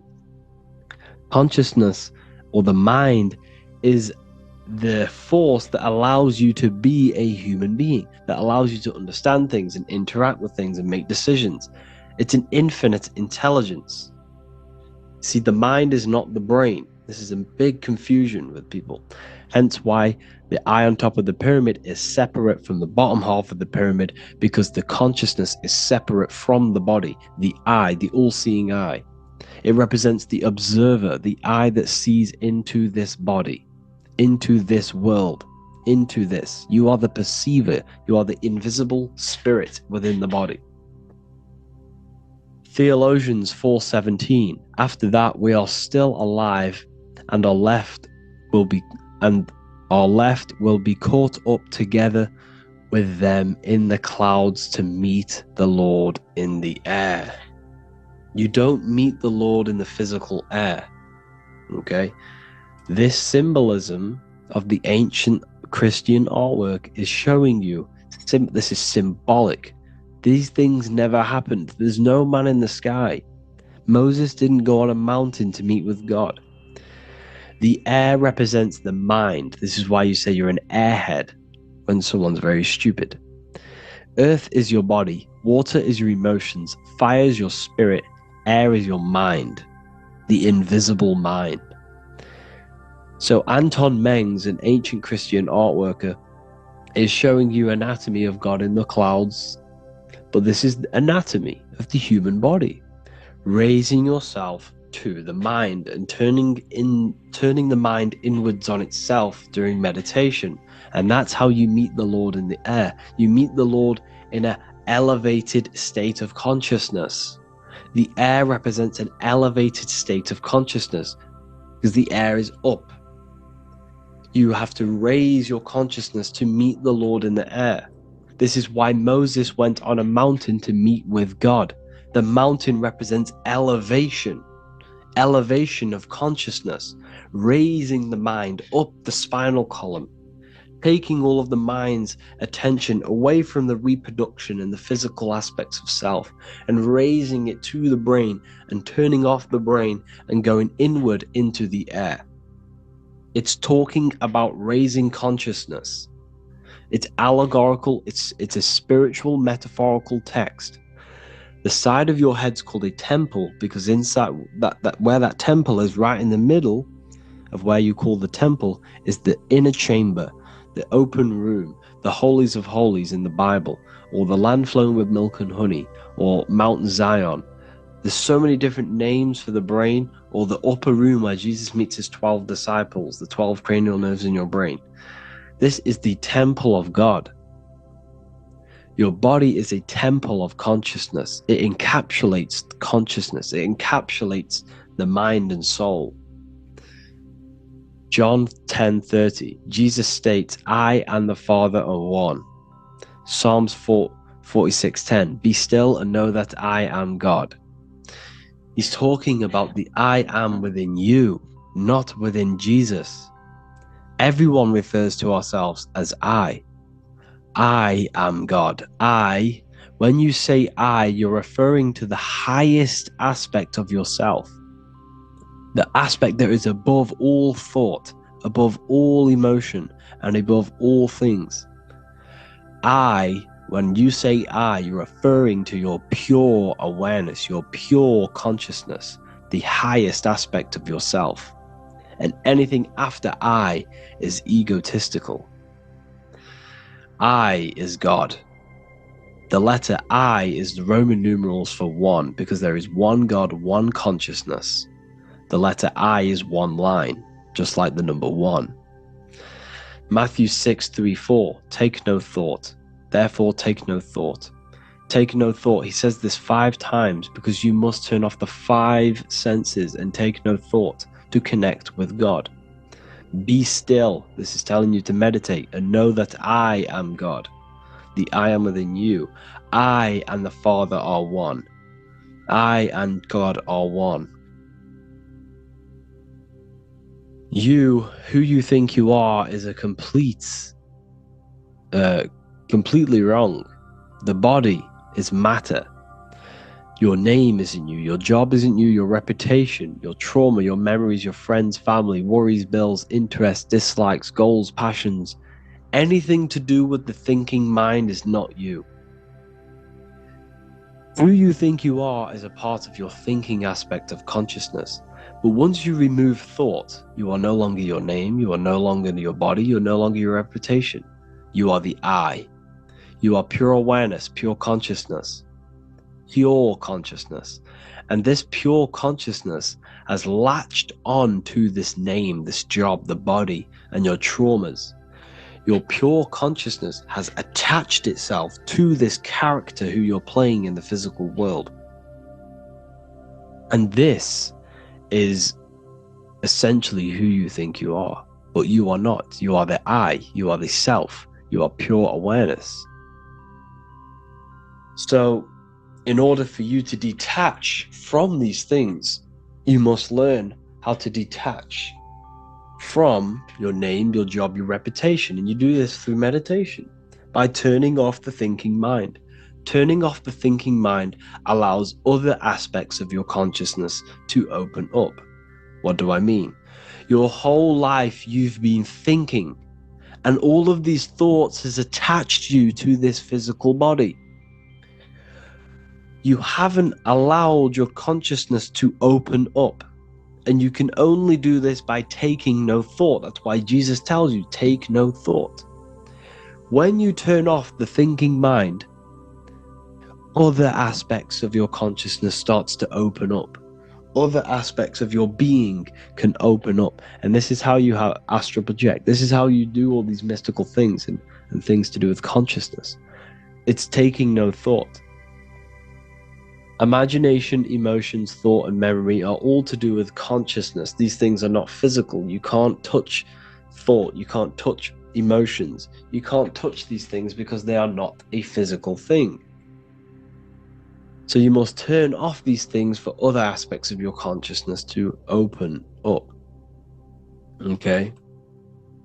So essentially, the Bible is a metaphorical, astrological, numerological, metaphysical, spiritual, encoded text that talks about human anatomy, spirituality, and the true nature of the human experience.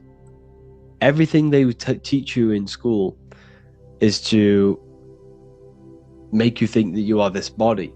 Everything they teach you in church is the externalization of the true teachings of Jesus. Jesus was telling you to meditate. Jesus was telling you to practice the single eye. Jesus was telling you to look within yourself and find God. He wasn't telling you to pray to him. Mark 16:19, he was taken up to heaven and sat at the right hand of God, the right hemisphere of your brain. John 21:6, cast the net onto the right hand side of the boat and ye shall find fish. Fish is understanding. The boat is your body, your brain. Cast your awareness into the right side of your brain and you will find understanding, because the right side of your brain is all to do with the creative aspect and the intuition and the spiritual sides of your consciousness.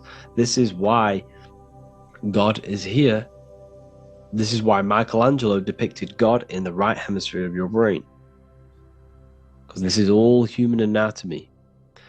And I speak about all of this in the brand new Book of Wisdom, Volume 2, which is now available. The start of the revolution has begun. This book is truly going to change the way people see the world. It's got so many new more topics than the last one. It's truly a revolution. It's written in so much detail. It's very practical.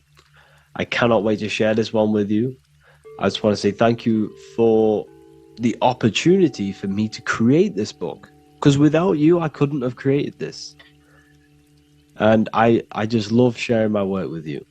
And I thank every single one of you for the support, the watch, like the views and the likes, everything, especially the people who have joined the university and stuff like that. And for people who have joined the university, you do get a free Book of Wisdom paperback if you just go to the general chat and follow the description, follow what the instructions that I gave you in the chat, and you'll be able to order a free Book of Wisdom if you are inside of the university. Plus, you get all of my other books, 2 books, and over 45 occult books on occult and esoteric things. You get lectures, live calls, a community, a manifestation mastery course, and a whole library and reoccurring updates every month, every week. So yeah, I hope you all enjoyed this video. Thank you all. Please leave a comment to help the algorithm, and leave a comment on what videos I should make. And yeah, I'll get to uploading on the YouTube a lot more now the second book is now released. I have a lot more time on my hands. I'm no longer using my energy to create the book. I'm now going to redirect this mental energy into the YouTube. So there will be a lot more content coming. So I need some content ideas.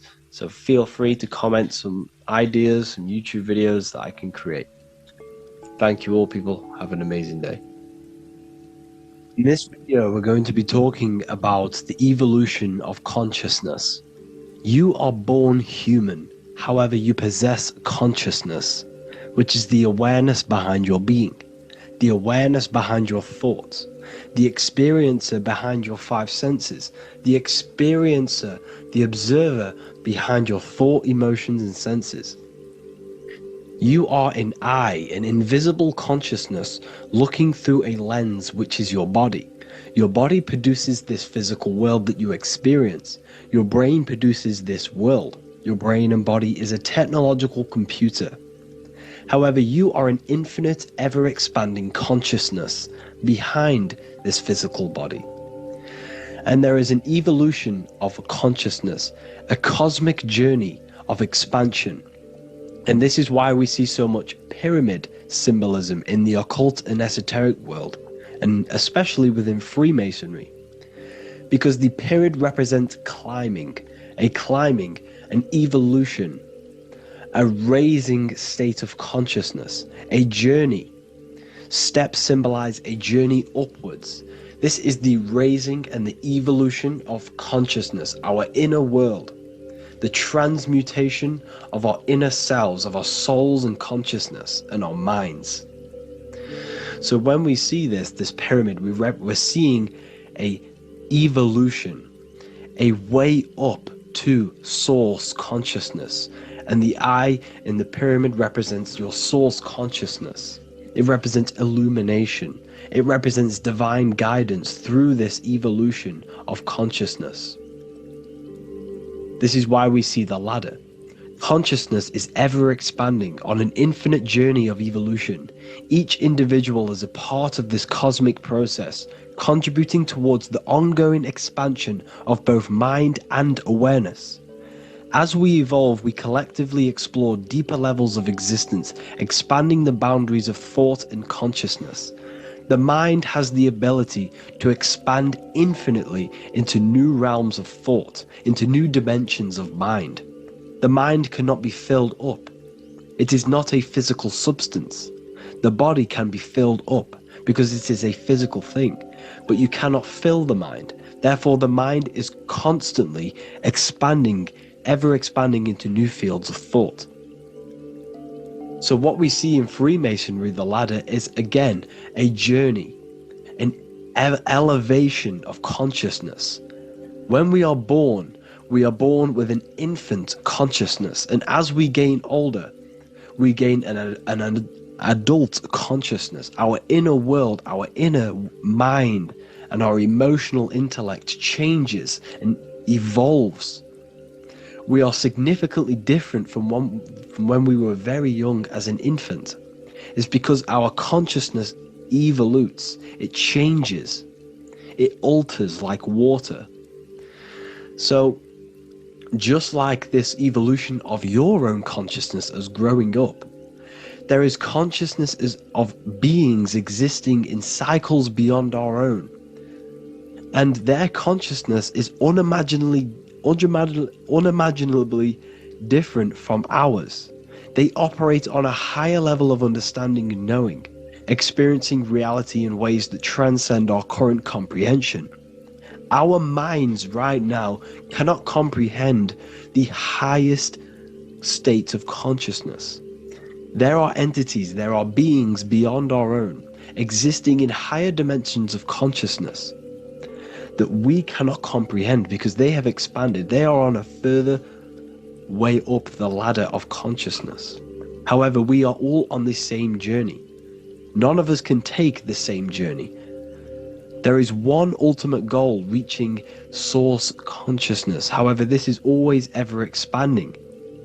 However, we are all on a different journey. There is one truth, one source, one goal. However, there are billions in different ways of reaching it, and we are all on these different paths to source consciousness, to this ladder, this evolution of universal evolution. Okay? Their awareness is attuned to new dimensions of existence, reflecting a more advanced stage in the cosmic journey of consciousness evolution. So when you take DMT, you are shot into these higher realms of consciousness where you meet these beings who look similar to these images. They are not speaking to you physically. They don't speak to you three-dimensionally through vibration and words. They speak to you mentally. If you have done DMT, then you know this. And if you have met these beings, then you know this. You might have even met some of these types of beings on mushrooms or any psychedelic drugs. Because ultimately, when you take these mind-altering substances, it's altering your consciousness. It's merging your consciousness with the spirit of that substance. And you are essentially attuning your mind to higher dimensions of consciousness. That's why we say we're getting high when we take these substances. Therefore, when you meet these beings on DMT, you are essentially meeting beings who are attuned to higher dimensions of consciousness, and they speak to you mentally. They speak to you telepathically through thought, because the universe is mental. Everything exists within the mind. The way you are now, your physical existence, is a state of mind. Mind, thought creates matter. Spirit and matter are two opposing ways of thinking. If we have a very spiritual mind, we have an expanded mind, we are a spiritual person through the mind. However, if we have a very low state of consciousness where we think about food, sex, lust, and all physical things, then we have a physical consciousness. Matter and spirit are two opposing forces, two ways of thinking. The mind attunes itself to different levels of understanding in different dimensions. So, essentially, this is what we're looking at. The body is a vessel for the fluidic, formless consciousness, a temple that houses the essence of our awareness. While the five senses are limited to perceiving only the physical plane, the mind transcends these limitations, capable of perceiving the full scope of reality. It is through the mind that we access deeper truths beyond the material, tapping into boundless nature of existence. Physical existence is a thin band, a thin layer of reality. It's like 0.001% of reality. And your five senses are only tuned into this layer of reality. But the five senses are, by design, only only allowed to perceive physicality. But the mind has the power to expand beyond this physical five sense state. The mind has the power to expand and evolute. It is a conscious decision whether you want to take this path or not. You can stay in a three-dimensional way of thinking, or you can expand your consciousness from within. It's not an external journey. There is no God going to save you. You must save yourself. Therefore, behind every single one of these eyes is the same source consciousness. However, we are all different cells in a different journey. The organs in your body, the cells in your body are all alive. They all possess same consciousness, universal consciousness. However, we are all on a different journey of evolution. As above, so below. As the baby is in the mother's womb, when the baby becomes conscious, there is a world outside of its mother. What does it do? It presses and seeks a way out to be born in the other world outside of its mother. It is the same with your consciousness, your mind. When your mind becomes aware that there is realities beyond the immediate surroundings, it seeks a way out. And this is exactly what I'm doing to you now. I am now expanding your mind and telling you there is other ways of reality. There is other dimensions of consciousness which you can access through inner transmutation, through different ways of thinking, spiritualism and meditating and connecting with yourself and detaching from external things. We can upgrade our consciousness. Your body is a womb. Why Jesus says you must be born again to see the kingdom of God, because you are born physically and then you must be born again spiritually, awakening your inner consciousness. So like I said, as the baby is in the womb, it's the same principle. As above, so below. You were a baby, you were in your mother's womb, and you figured out there is a world outside of your mother, so you seek to weigh out your mother to be born in another world. It's the same now. You must do this now. This is your spiritual evolution. This is the evolution of consciousness. It's ever expanding. When you die, this is a transition. You must learn to not fear death. This is another part of your spiritual journey. You must master death. Therefore, like I said before, the mind has limitless capacity to expand into new realms of thought, continuously exploring uncharted ideas and concepts without boundaries. The mind can ever expand. It can never be filled. It can never ever know everything. There is infinite fields of knowledge, infinite fields of thought. Your current state is just one stage on an infinite pathway. You won't remain human forever. The human experience is a crucial phase where we learn to balance polarities, master the fundamental laws of the cosmos. It is a period of growth and transformation, preparing us for the next stages in our cosmic evolution. The goal is to strive for perfection, yet the true perfection is unattainable. It's like a tunnel, and there is a light at the end of the tunnel. And as you walk through this tunnel, the light is ever moving backwards. You should forever seek to meet that light, but you will never meet that light because consciousness is ever expanding. You should strive for perfection, yet knowing that perfection is forever unattainable. The journey is endless, with each step revealing deeper layers of understanding and experience. The pursuit of growth and expansion is itself the essence of our evolution. You can find all of this knowledge in the amazing book that I have read for years. I have read this book, The Emerald Tablets of Thoth, the Atlantean, by M. Dorial, translated by M. Dorial. I'm telling you now, this book, now that I've told you this, you have some context on the book. The whole book is about evolution of consciousness. He's talking about higher dimensions beings. He's talking about how you can transcend this physical plane. It is truly the most amazing book you will probably read. One of the best spiritual texts you'll see.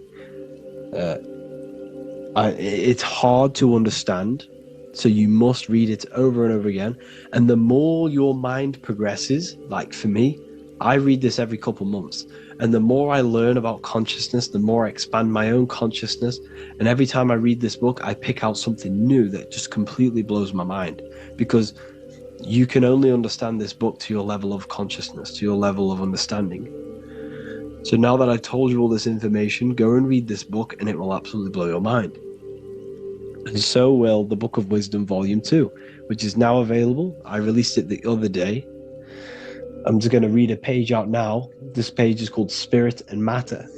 The Earth is not merely a dense, lifeless rock drifting through space. It possesses spirit, a living essence that animates its form. But what do we mean by spirit? Spirit in esoteric terms refers to the energy, the life force, animating the principles infused in matter. So essentially, what this page is talking about is how everything has spirit, consciousness within it. You are the middle, you are spirit and matter. You have the ability to expand your mind to the God self and raise above our animal instinct, our material self, and know the divine and expand. Animals cannot do this. Animals are not self-aware. Humans possess self-awareness. We can observe our consciousness. We can say, why do I exist? We can look in the mirror and know that we need growth. And this is what Anunnaki means. Anu means above. Anu was the supreme god of the sky, which is a metaphor. He represents spirit above, heaven. Anu came down to earth and married Ki, the goddess of the earth, which represents matter. It's a myth, it's an allegory. Anu married Ki and gave birth to the Anunnaki. Spirit came down and infused with matter and gave birth to the human, which is you. You are spirit infused in matter, Anu and Ki, Anunnaki. You are the Anunnaki. And this is just one of the teachings in my book. Honestly, this book is absolutely amazing. If you truly, truly want to expand your consciousness, give this book a read. And obviously, if you're inside the university, I give you this book for free. A paperback version. If you join the university, follow the steps inside of the general chat. You'll be able to download this book. Sorry, not download it. Order a paperback for free. All you have to do is pay for the shipping. You'll also gain amazing knowledge inside of my library, where your mind will just be overblown with the amount of esoteric books. There's over 45 rare occult books, plus you get a PDF of the Volume 1 and Human Health Guide. You get reoccurring updates where I expand on symbolism, occultism, where you will just feel absolutely amazing once you understand esotericism in yourself. You'll also learn how to create the dream reality that you want with the Manifestation Mastery course, where I teach you how your consciousness creates reality. You'll have a real lectures where I post lectures on symbolism, occultism, esotericism. There's a conscious community and live calls and Q&A where you can ask me questions and I'll answer your questions. I just want to say thank you to everyone who has joined the university. Thank you for even liking and watching this video. Any support I just appreciate every single one of you. Please, if you can, leave a comment and a like on this video and let me know any videos you want me to make in the future. And I will start uploading a lot more to the YouTube. So yeah, thank you all for tuning in today. Have an amazing day. Welcome to Revival of Wisdom. Today, we're going to be talking about portals, portal symbolism, what portals are, okay? And how they show them to us, because they have to tell you the truth, guys. This is the thing with the universal law. They have to tell you the truth. And they tell you through symbols, they tell you through movies, and different things like that. But let's jump straight into this. So first I want to talk about the Freemasonry symbols. Okay, so first we got, obviously this is some Freemasonry art. But notice how you've got the ladder with a key. Okay, so this is ladder symbolism with a key. So maybe this is talking about ascending, okay? Because look, because this is ascending into the heavens, because it's a ladder with humans going up it with a key. In order to ascend, you must have the key, okay? So what else do we have with a key? Well, the Netflix show Lock and Key, which is all about portals and keys. Because what the keys do, they open doors, gateways, okay? So what's interesting about this is that they've got this key here, which represents the Kundalini energy rising up the spine. Okay, but we'll come back to this. But that same portal key symbolism. We've also got the Vatican. The Vatican is in the shape of a key. Okay, so you can see the start of it here and the end. So this is key symbolisms. Keys open doors. And notice how it's got the eight-pointed star. Okay, what is the eight-pointed star? Okay, we'll come back to this. This all ties in, guys. I'll break it all down for you. But then you've also got the god Janus. Janus, okay, is known as the god of the doorways. He's an ancient god of Rome, and they worshipped him. However, he's not a god, he's more like a high-level ranked demon. Because he is the god of the doorways. And notice how he's got two faces. Because doorways always have two sides. You're going into somewhere, there's always two sides of a door. And he's always depicted with two sides of a face and a key. Because he holds the key to the doorways, to the portals, to other worlds and realms. Okay, as you can see, he's always got two faces and a key. Okay, so so now we have the Sumerians, the Anunnaki, and they are always depicted with the two faces. Why do they have the two faces? Because they're symbolizing doorways, and the Anunnaki come to Earth through doorways and portals. So these are what these gods are symbolizing in their artwork. But they always have the eight-pointed star. Okay, what is the eight-pointed star? You see how they always have. Look, let me try to find another one. It's the eight-pointed star. This eight-pointed star is Polaris. Okay, Polaris, just like the Vatican, has the eight-pointed star with the key. Polaris is the center star. Polaris is a fixed star. It doesn't move. Okay. So the Anunnaki's symbol is also the eight-pointed star. So this is symbolizing the portals and doorways that they come through in in order to get to the Earth. But Polaris is that center star which does not move. It's always symbolized with the eight-pointed star, just like a compass. Why is a compass the eight-pointed star? Because at the center of our realm is where the most electromagnetic energy is stored. As you can see, we have an aura field, an electromagnetic aura field. So does the Earth. And in the center, so like our heart, for example, is where the most energy is stored.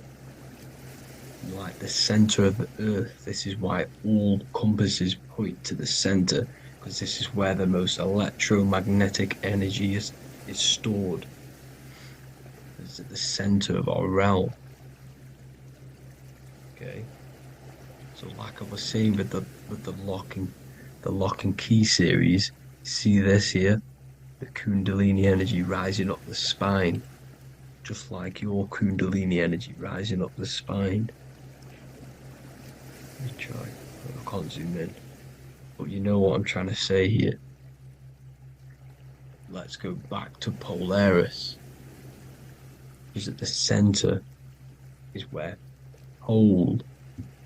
Can you see the pole of electromagnetic energy? Polaris, the North Pole. It's symbolized. The truth is in the words. It's like a pole of electromagnetic energy. And this is where the aurora borealis comes from. Notice how it's got the word aura in it because it's the Earth's aura, electromagnetic field. Just like you have an aura, also known as the Northern Lights, because it's coming out of this center hole in the center of our realm where the black sun is. And this is where the electromagnetic energy is coming up from. And this is what the aurora borealis is, or the northern lights. It's just electromagnetic energy. And it's symbolized through our symbols, the original O, okay? Because it's like a hole through the middle, Polaris. So this Polaris is the sky vault. It's the portal into this realm. Because this is what the Anunnaki are always talking about, always symbolizing with the eight-pointed star. And just like a compass, it's the eight-pointed star pointed to the center, to Polaris. Okay. See here on the Sumerian tablets with the eight-pointed star again. And how we know it's talking about portals with this eight-pointed star is because CERN 666 are opening up portals to the underworld, letting in demonic entities into this realm. How do we know it's a portal? Because their Hydro Collider has 8 points, just like the eight-pointed star. So they are creating synthetic portals to the underworld to let these demonic entities into our realm. What is the key? Because if we're talking about ascending through Polaris, notice how here on the masonry art, this luminary here, so this is the sun, that's the moon, this is Polaris because it's a luminary with what? 1, 2, 3, 4, 5, 6, 7, 8 beams coming off the luminary, just like the eight-pointed star. So you see the ladder with the key going up to Polaris. It's symbolizing ascending out of Earth. So what is this key that they're keeping from us? Because it's a human holding a key going up the ladder to Polaris. Well, chakras. We have 7 chakras. Okay, so this is what they are telling us in the lock and key symbolism. Kundalini energy rising up the spine. Okay, just like they have 33 vertebrae on the back of your spine. Okay, this represents the Kundalini energy going up your 33 vertebrae, just like in masonry has 33rd degrees. Okay, so what is the key? Your chakras. Your chakras have to be unlocked. Okay, you have to unlock your chakras. And you can't unlock this one without going through this one. You have to go through them all. It's like a ladder, just like Jacob's ladder. You can't go from the bottom to the top. You have to unlock each one. Okay, just like you have 7 chakras, you have 7 layers of your aura. Okay, you have to unlock your chakras to the highest point in order to reach Christ consciousness. And this is the key that they're talking about. They're symbolizing the organic portal within each and every one of us to ascend out of this realm. Okay, so this is the key that they're talking about, and they're holding back this knowledge to keep us trapped in this 3D realm. Okay, so like I was saying with the 33 vertebrae and the Kundalini energy coming up the spine, 33 vertebrae, you can see this sort of symbolism going up to the light, because it's the light you see here. Your crown chakra turns on and becomes enlightened, just like the Illuminati symbol. Can you see it? Also, Jesus. Jesus also died at 33. So this is symbolizing, okay? They're symbolizing the death of the ego, the body. So once you open up your chakras and reach Christ consciousness, which is your 33rd vertebrae, once your Kundalini energy goes up your 33rd vertebrae, your body technically, not physically, but spiritually dies, because you then become formless. You reach Christ consciousness. So then you can travel other worlds. Okay. This is what they're talking about with Vatican, 8-pointed star, and the key. Janus with the key. The Sumerians with the 8-pointed star. Anunnaki, the 8-pointed star. Polaris, 8-pointed star. So Polaris is the way out of this realm, which is at the center. Pole, North Pole. Okay, so the key is that they're hiding from us is the knowledge to unlock our chakras. Okay, and without this knowledge that they keep from us, is trapping our souls in this reality to keep reincarnating. Okay, well, thank you all for tuning in. I'm going to leave you all there. Make sure to leave a like and a comment in the comment section. Let me know some topics to talk about so I can break it down for you. God bless you all. Welcome to Revival of Wisdom. Today we're going to be breaking down Saturn worship and how the occult are linked in with Saturn. Okay, so first of all, let's start with the celebrities. All these celebrities are doing 666. Okay, covering the one eye, which also symbolizes the all-seeing eye, which is another occult symbol. But we're focusing on the 666, the 6 with the 3 fingers. Also, Welcome to Revival of Wisdom. this video is going to be about the flat earth and the breakdown of the whole cosmology. I'm going to be digging very deep. I've got a lot of pictures and images to show you, and a lot of dots to connect. So let's start with the Freemasonry art. So this artwork we have here is the Freemasonic cosmology as they know and believe. So what is it symbolizing? Welcome to Revival of Wisdom.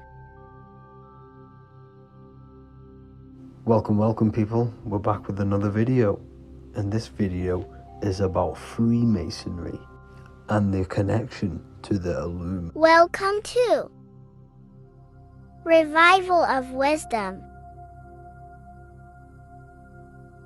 Welcome people, we're back with another video.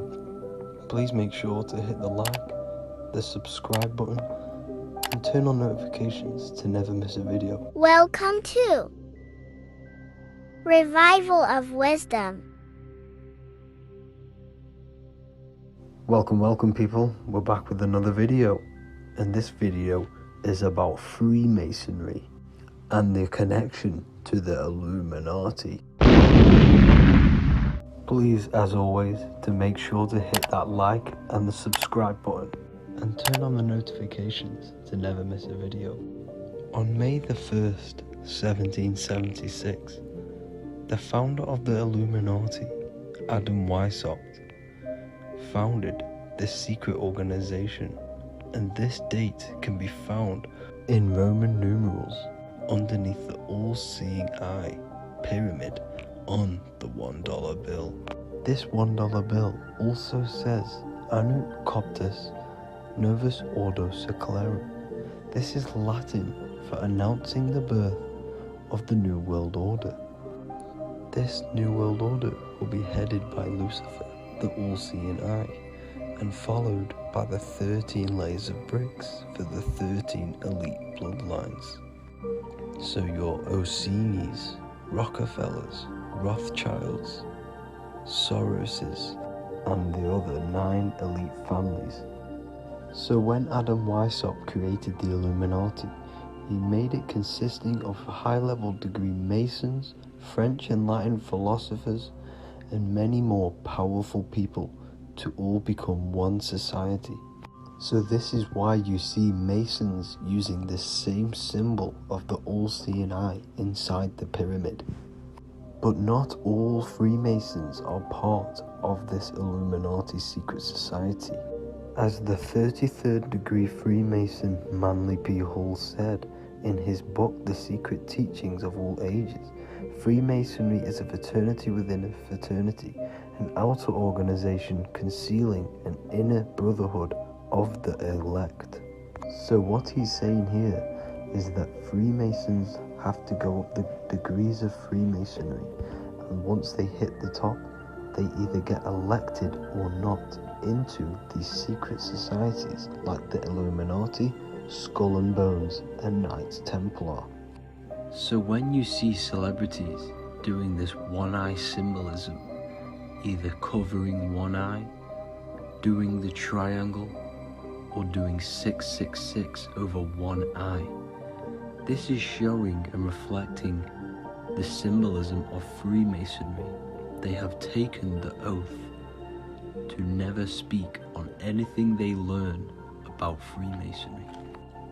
Duncan's Ritual of Freemasonry book states the oath they have to take, quote, I ... of my own free will and accord, that I will hail, ever conceal, and never reveal any of the secrets, arts, points of Master Mason's degree to any person whomsoever. All this most solemnly, sincerely promise and swear.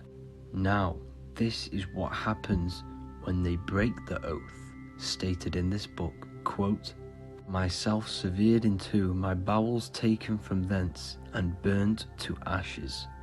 So this states that Freemasonry comes first.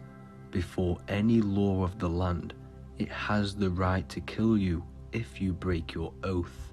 This is the hand gesture they have to do every time they enter the ritual room inside the Masonic lodge.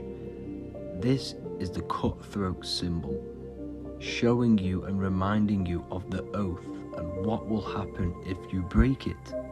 Now in this book, Richardson's Monitor of Freemasonry, it states if you break your oath, binding myself under no less penalty than to have my throat cut across, my tongue torn out by the roots, and my body buried in the rough sands of the sea. If they do not decide to kill you, this book states this by pointing him out to the world as an unworthy vagabond, by opposing his interest, by dearranging his business. In other words, they have the power to frame you and destroy your reputation to the world, and destroy your business if you break this oath. So yes, they do kill to keep this truth hidden, because this truth of this reality is what keeps them in power. They have the ability to manipulate people, because people do not know what manipulates them. This is why they call themselves the government. They govern the ment, which is the mentality. because the mind is the root cause of reality. They control what you perceive to control what you manifest. By knowing the truth, you are set free, and you no longer need no controller above you. So this is why they are willing to kill and do whatever it takes to keep the truth concealed within these high-level degrees of masonry and these secret societies. However, going back to Manly P. Hall's book, it states, part of the symbols are displayed here to the initiate, but he is intentionally misled by false interpretations. So this is saying even Freemasons are intentionally misled and told lies to conceal the truth, to make sure the truth is hidden in the high degrees of masonry. So that's it for this video, guys. Thank you all for tapping in. Please leave a like and a subscribe. God bless.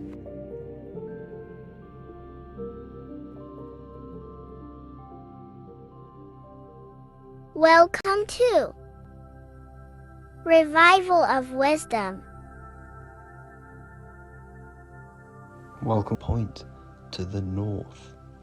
Hence why a compass is an 8-pointed star, because it points you to Polaris, which is the North Pole, the center of this realm. The 8 points of the 8-pointed star symbolize the 8 points in space and time. So yes, Polaris is the portal which you ascend through if you outgrow this consciousness by aligning your chakras. Our earthly realm is a macrocosmic reflection of us, and we as humans are the micro reflection, with the earth containing its 7 chakras as well as us. The North Pole is the 7th chakra, which is the crown chakra. So the key to ascension is held by the Vatican, hence why it's a giant key, because they mislead the masses through their religions, which teaches the masses to look outside of themselves. As stated in the 20,000-year-old emerald tablets written by the Egyptian god Thoth. On earth, man is in bondage, bound by space and time to the earth plane. Encircling each planet, a wave of vibration binds him to his plane of unfoldment. Yet within man is the key to releasement. Within man may freedom be found. So the 7 planets are associated with each 7 chakras. The lowest chakra being the root chakra, which is associated with Saturn.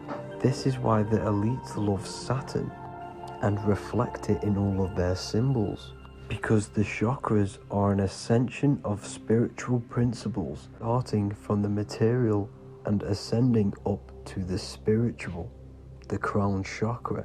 However, evil love bondage, and they are trapping souls in the physical realm by stopping and provoking the ascension process.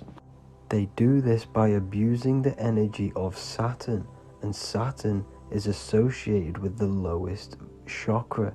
The lower 3 chakras are associated with survival mode, which keeps the consciousness in a constant state of fear and only aware of its surroundings. Once you start to ascend up your chakras, you become more consciously aware of spiritual deeds. And this is the process of returning back to your true spiritual form. Going back to Polaris and its connection to ascension, Kanye West symbolizes this on his music video 24. As you see him rise up into the sky, you see an 8-pointed shape around him, which symbolizes the 8-pointed star, as you see the beam of light.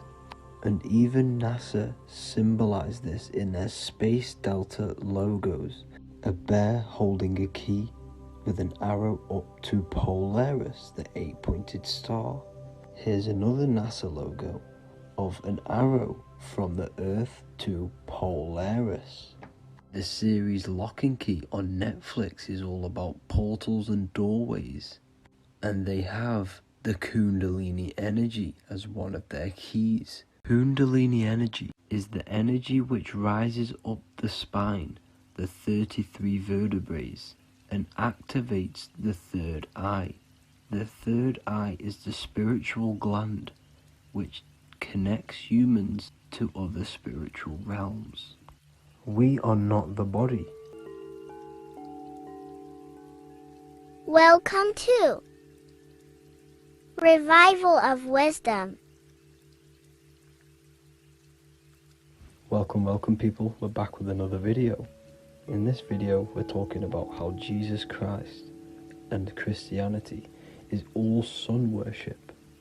The Holy Bible of Christianity is not meant to be taken literal for history. It is a story and has lots of metaphors, and some even with the sun cross behind his head. Jesus also has 12 disciples, which represent the 12 zodiac signs and the 12 months of the year. This is the Last Supper by Leonardo da Vinci.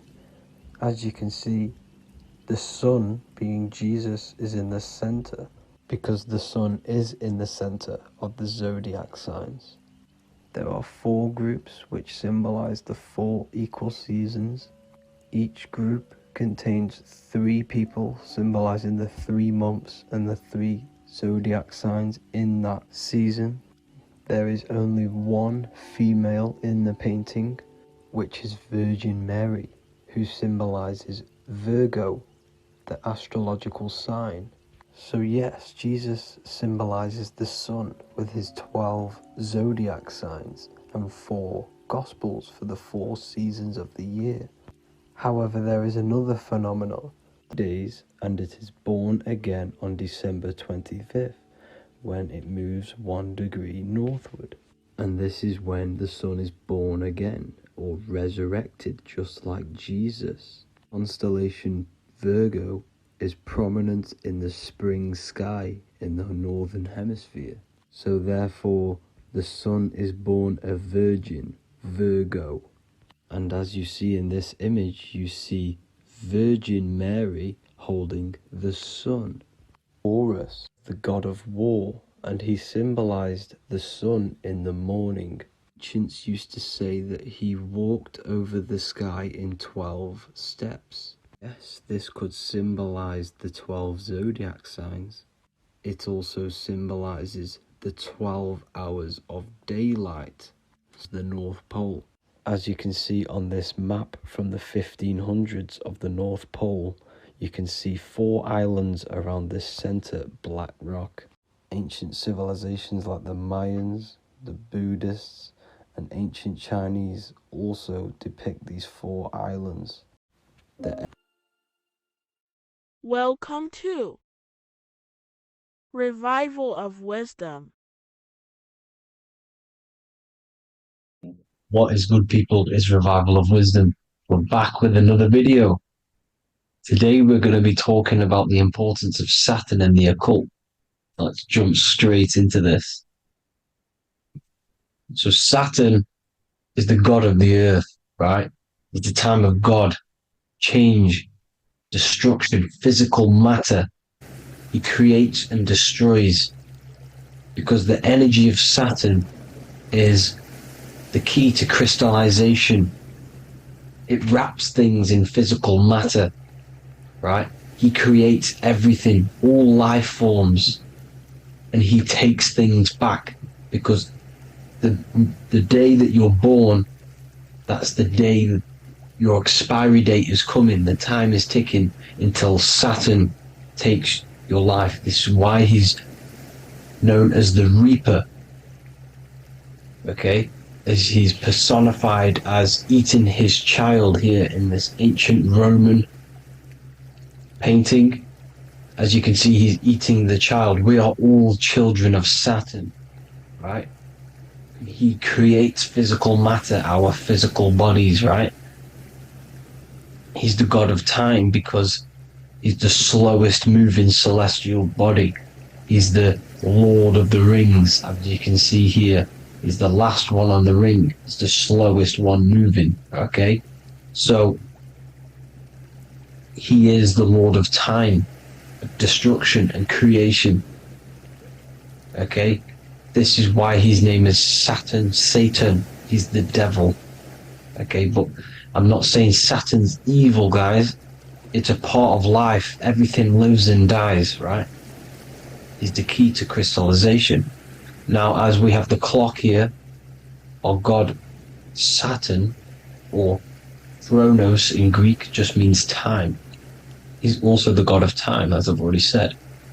60 seconds in a minute, 60 minutes in an hour, 24 hours in a day. Add 2 plus 4 equals 6. 60 seconds, 60 minutes, 2 plus 4 equals 6. That's 666. Okay? And as you see on the clock, 6 take away 12 equals 6. 7 take away 1 equals 6. 9 take away 3 equals 6. 6 is the number of Saturn. It's associated with Saturn, right? He's the god of time, of justice. Everything goes back to the Reaper in the end. Everything lives and dies. Now, the artwork of him, he's always got the Reaper staff. You see? It's personifying death. Now, when you see this, the Romans were not saying Saturn was a real person, a real god in human form. No. This is personification. This is what the ancients always did. They personified, just like the Bible. It's all personification. So the personifying Saturn eating its children because it eats, it's the Reaper. No one can escape the Reaper. No one can escape death. Now, Saturn is 666, which is in the Bible the number of the beast, right? The number of the beast, Satan, 666, right? So on the North Pole of Saturn, you have a hexagon which makes a cube, right?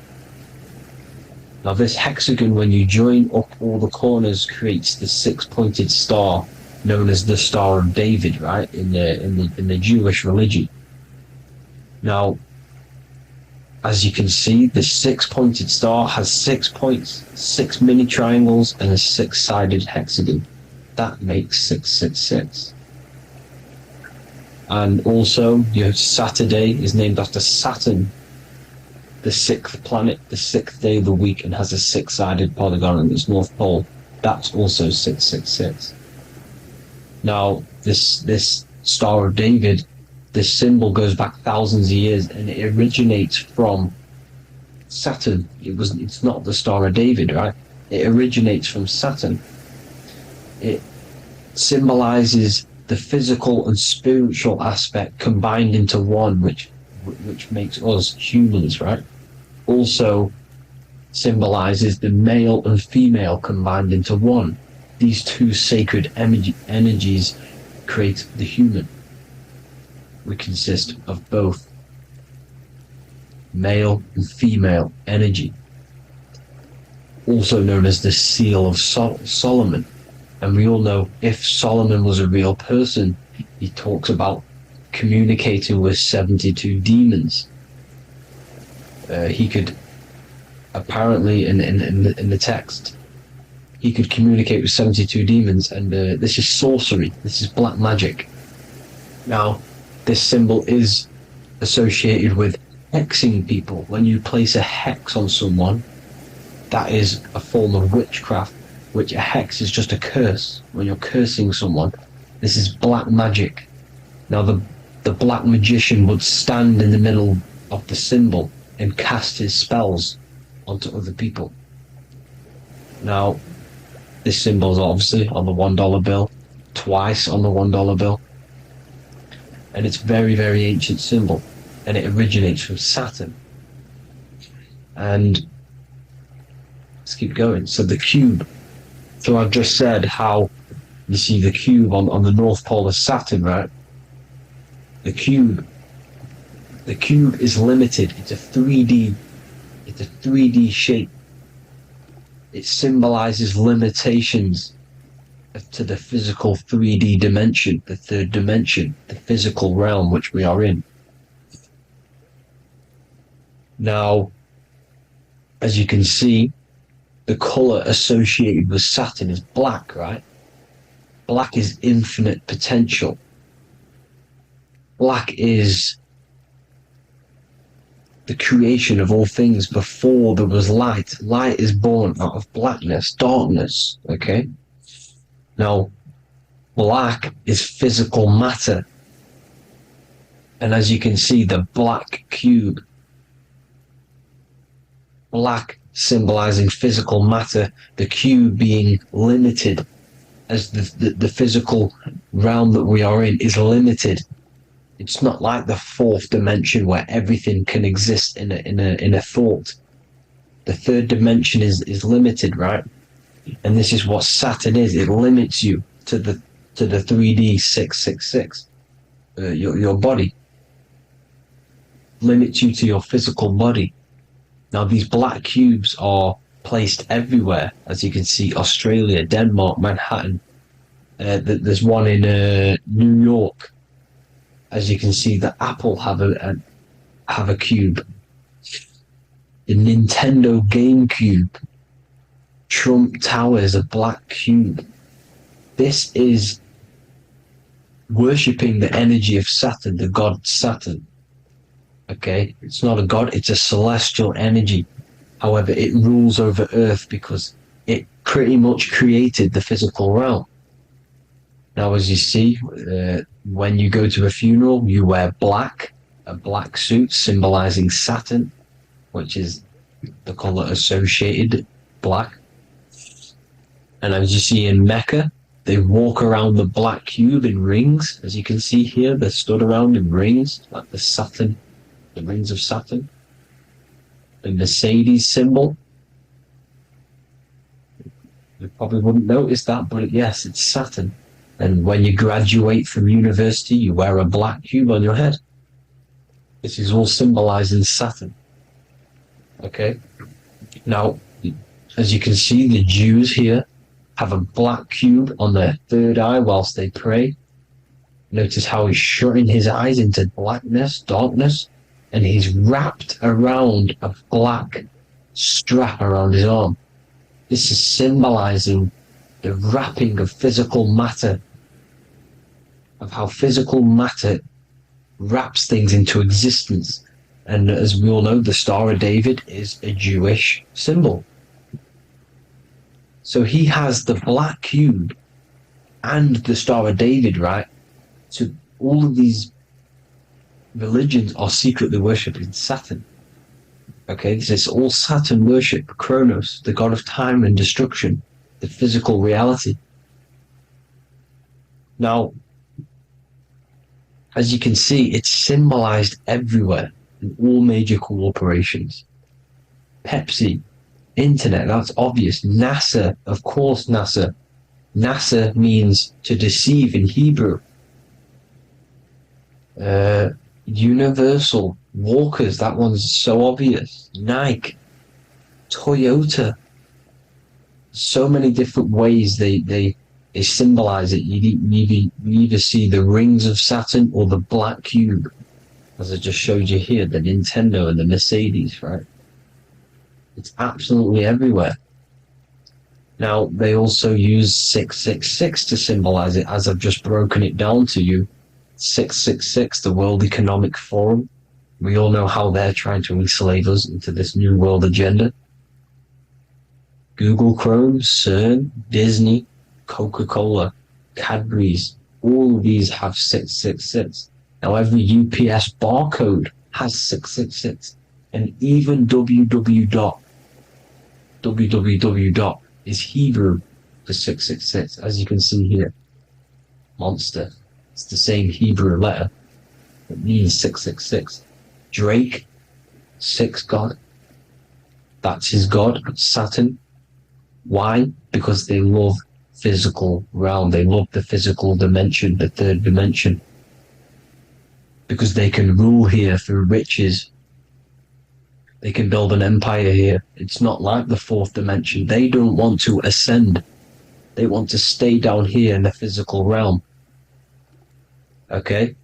Now this is why they're cloning. They can move their consciousness into other clones to live forever. This technology exists. This is why they love the third dimension. As you can see, all of these sellouts here, Drake, Leonardo DiCaprio, all of these people doing 666 because this is their God. This is their God. They love the physical realm. They sold their souls for wealth and fame in this physical realm. So why would they leave? You see? Now, this isn't all just evil, okay? So you have 7 chakras, right?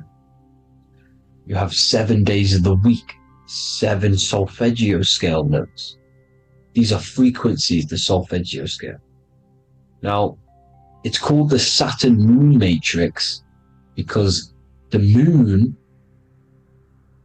symbolizes your mind, because you're created out of the Holy Trinity, which is body, mind, and spirit, right?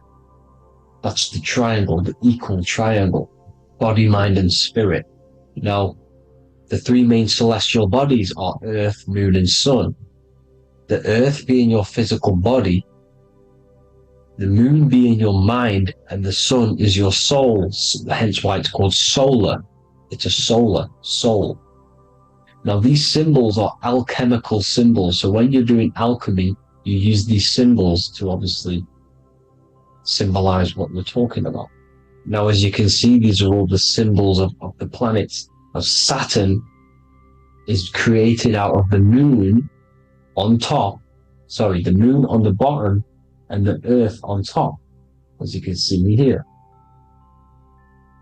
You see? And this creates the number 5. Now, with the moon being your mind and the earth being your physical body, this is mind over matter, because the earth is your body's matter.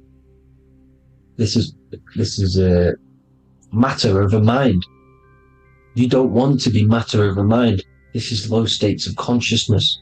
You won't be mind over matter. You see, to manipulate matter, to create your own reality. Now, obviously, we all know Saturn is associated with the lowest chakra, which is the root chakra. This is to deal with your animal instincts. When you're down here, you identify as the physical body. You don't know anything spiritual. You're you have a pure physical mind. You don't believe in anything spiritual. This is survival mode, consumption. They want you trapped down here, which is matter over mind. They don't want you to create your own reality, which is mind over matter. You see? Now, that's what Jupiter is. Saturn is the moon on the bottom and the earth on top. But Jupiter is the moon on top with the earth on the bottom. That's mind over matter, you see? So, these chakras are an ascension process from matter, physical matter to spiritual. This is the ascension. This is the stairway to heaven. This is Jacob's ladder. You see? Now, the number 5, which is obviously associated with Saturn as well, which create the symbol for Saturn, created the number 5. You have 5 senses, 5 elements, 5 physical elements. As we all know, Saturn crystallizes everything into physical matter out of the 4 elements. 5 fingers and toes, 5 points of man. Okay, the number 5 is the number of justice. Saturn holds things back. He restrains things from you, makes you learn the lesson. Now, 666 is not all evil. 666 is the atomic structure of the carbon atom. 6 protons, 6 electrons, 6 neutrons, right? We are carbon-based life forms. All life forms are based on the bonding properties of the element carbon. Because Saturn crystallizes everything. into physical matter. Now, the Masons symbolize this with the checkered boards. They have the black square, which is obviously matter, as I just said, the black cube, and spirit is the white square, because white is eternal light.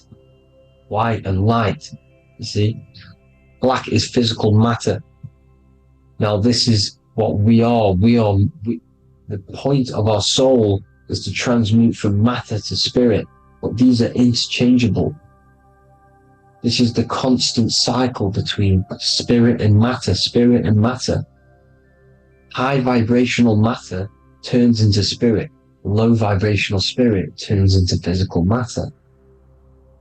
You see? Now, we are carbon-based life forms. This is what 666 is, the number of the beast. Well, when I say we, the physical body is the beast. It's the animal. It's the carbon suit to operate in this physical dimension, in this physical realm. See? It's the vehicle used to operate in this physical realm. But your mind isn't from this physical realm, you see? The brain is the physical manifestation of the soul. Okay? So, as you can see here, the spine is an extension of the brain. Everything goes back to the brain. This is literally what your physical body is. You see, this is the nervous system, and everything reports back to the brain, and everything's controlled from this control center. And this spinal column, at the top of the spinal column, is your third eye, which is known as the pineal gland. And this is the seat of consciousness. It's the center of consciousness. That is your true self, pure consciousness. This body is just a physical body. This body is mortal. This body runs out, but your consciousness lives forever. They don't want you knowing this. This is why they keep you down here in your lower chakra. They want you to believe everything is just physical. They don't want you to believe in the spiritual side of reality. Because this way they can manipulate you, right? They want you matter over mind because they know your mind creates reality. They know your mind is the root cause of reality. You manifest your own reality from the inside out. So this is why they control your perception of reality. They control your information in order to manifest their new world order. You, who are ignorant to knowledge and wisdom, you who are ignorant are manifesting their agenda because you accept their information and their perception of this reality. Now, this is why they tell you the globe model, the heliocentric model, to trap you into physical matter. Now, if you understood about this true form of this realm, you'd understand that there's a spiritual side behind everything. The spiritual side, something has to exist. The root cause of reality is higher planes of existence. It happens in the mind before it happens on the physical plane. You see? They don't want you knowing this. They want you matter over mind, which is the symbol for Saturn. Moon over Earth. The Holy Trinity.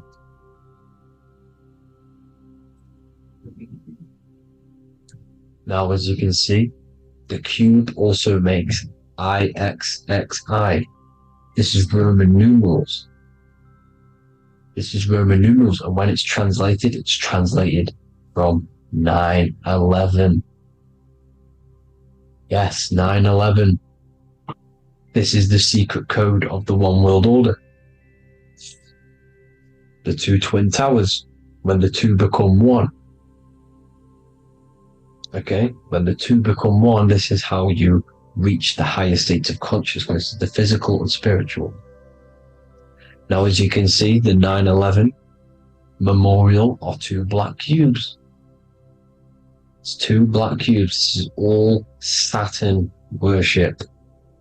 Now, I'm not saying that Saturn is an evil celestial body, right? No, everything has a good side and a bad side, right? It's duality. The spirits of Saturn on the dark side are the most evil demonic spirits. Now, these are the spirits that these are invoking through these rituals, right? Yes, 9/11 was a massive ritual. It's a satanic ritual, okay? Now, we all know Elon Musk. Elon Musk is coming with the mark of the beast. In English gematria, this equals 666, right? 666, as I said, is the number of the beast. You are the beast, your physical body. You see how the Bible twisted things up to make things more confusing, right? But it's there. You just have to have the knowledge to be able to read the Bible properly. As we all know, we had this virus. I'm not going to say the name because I'll get flagged. This virus adds up to 666 because this is all part of the New World Order. It's all part of keeping you in this physical dimension. Okay, now as you can see here, Novus Ordo Seclorum on the back of his shirt, on Elon Musk's shirt, this is also on the $1 bill, Novus Ordo Seclorum. This means New World Order. Yes, New World Order. This is on the back of Elon Musk's shirt. And as you can see here, he owns Neuralink, which is the brain chip which they're going to be putting into implanting this onto your brain. This is the New World Order to connect you and merge your consciousness with AI. Neuralink and Meta, he owns Meta as well, which is the metaverse. These are going to be linked in, hence why they have the same symbol, but just in a different format. It's the infinity symbol. And the infinity symbol comes from the torus field, as you can see here, your electromagnetic field from around your body. Now, the end goal is for this New World Order is to trap your consciousness inside of an alternative reality being projected from the metaverse. Because the metaverse will be the reality, Neuralink will be the brain chip inside of your brain, projecting your consciousness into an alternative reality while they harness your energy of your physical 666 body. Now, this stuff gets real deep, people. Now, this is the end goal of the New World Order, is to connect you with AI. This is why they're trapping you and keeping you in these lower states of consciousness in the Saturn-associated root chakra, so you don't find out about the spiritual side of reality. Because if you knew the truth of this reality, you wouldn't connect to AI. You see, you have the power within you to travel to other worlds, the astral plane, for example. You travel to different worlds when you are sleeping. Okay? They want you to know it's just a dream. However, their end goal is to trap your consciousness and feed off your energy, spiritually and physically. Okay? I don't know why these people are just pure evil. As I said, evil love bondage. They love the physical dimension. They don't want to ascend to other realms. These evil love the third dimension. This is why evil spirits will inhabit bodies, exorcisms, because they miss being in the physical realm. They miss it. Evil love bondage. So this is why they're cloning and putting their consciousness in clones to stay in this third dimension, to stay as further away from the source as possible. Okay? This is why they're doing it. And this is how it's all linked in. So I hope you all enjoyed this video. Hope you gained some wisdom. Please feel free to join the Telegram. And please leave a like and a subscribe. Thank you all, people. God bless.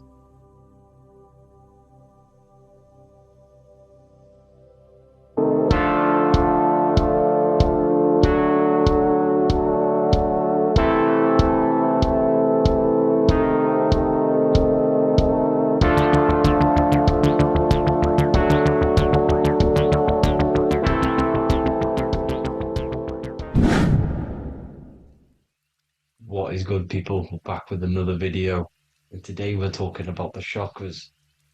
Let's jump straight into this because I know there's been a lot of requests for this video. So let's jump straight into this. So you have 7 chakras, right? 7 chakras, and these chakras are feeding off your electromagnetic field, known as your aura. This is both positive and a negative pole, male and female, right? This electromagnetic field is made out of electric and magnetism, and together they come as electromagnetic. Now, your chakras, the word chakra just means wheel, spinning wheel, because that's what they are. They're spinning wheels of energy.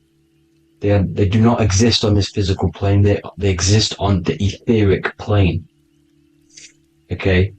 Now, these energy centers are known to regulate your emotions, and each energy center controls the organs and cells in that particular area of the body.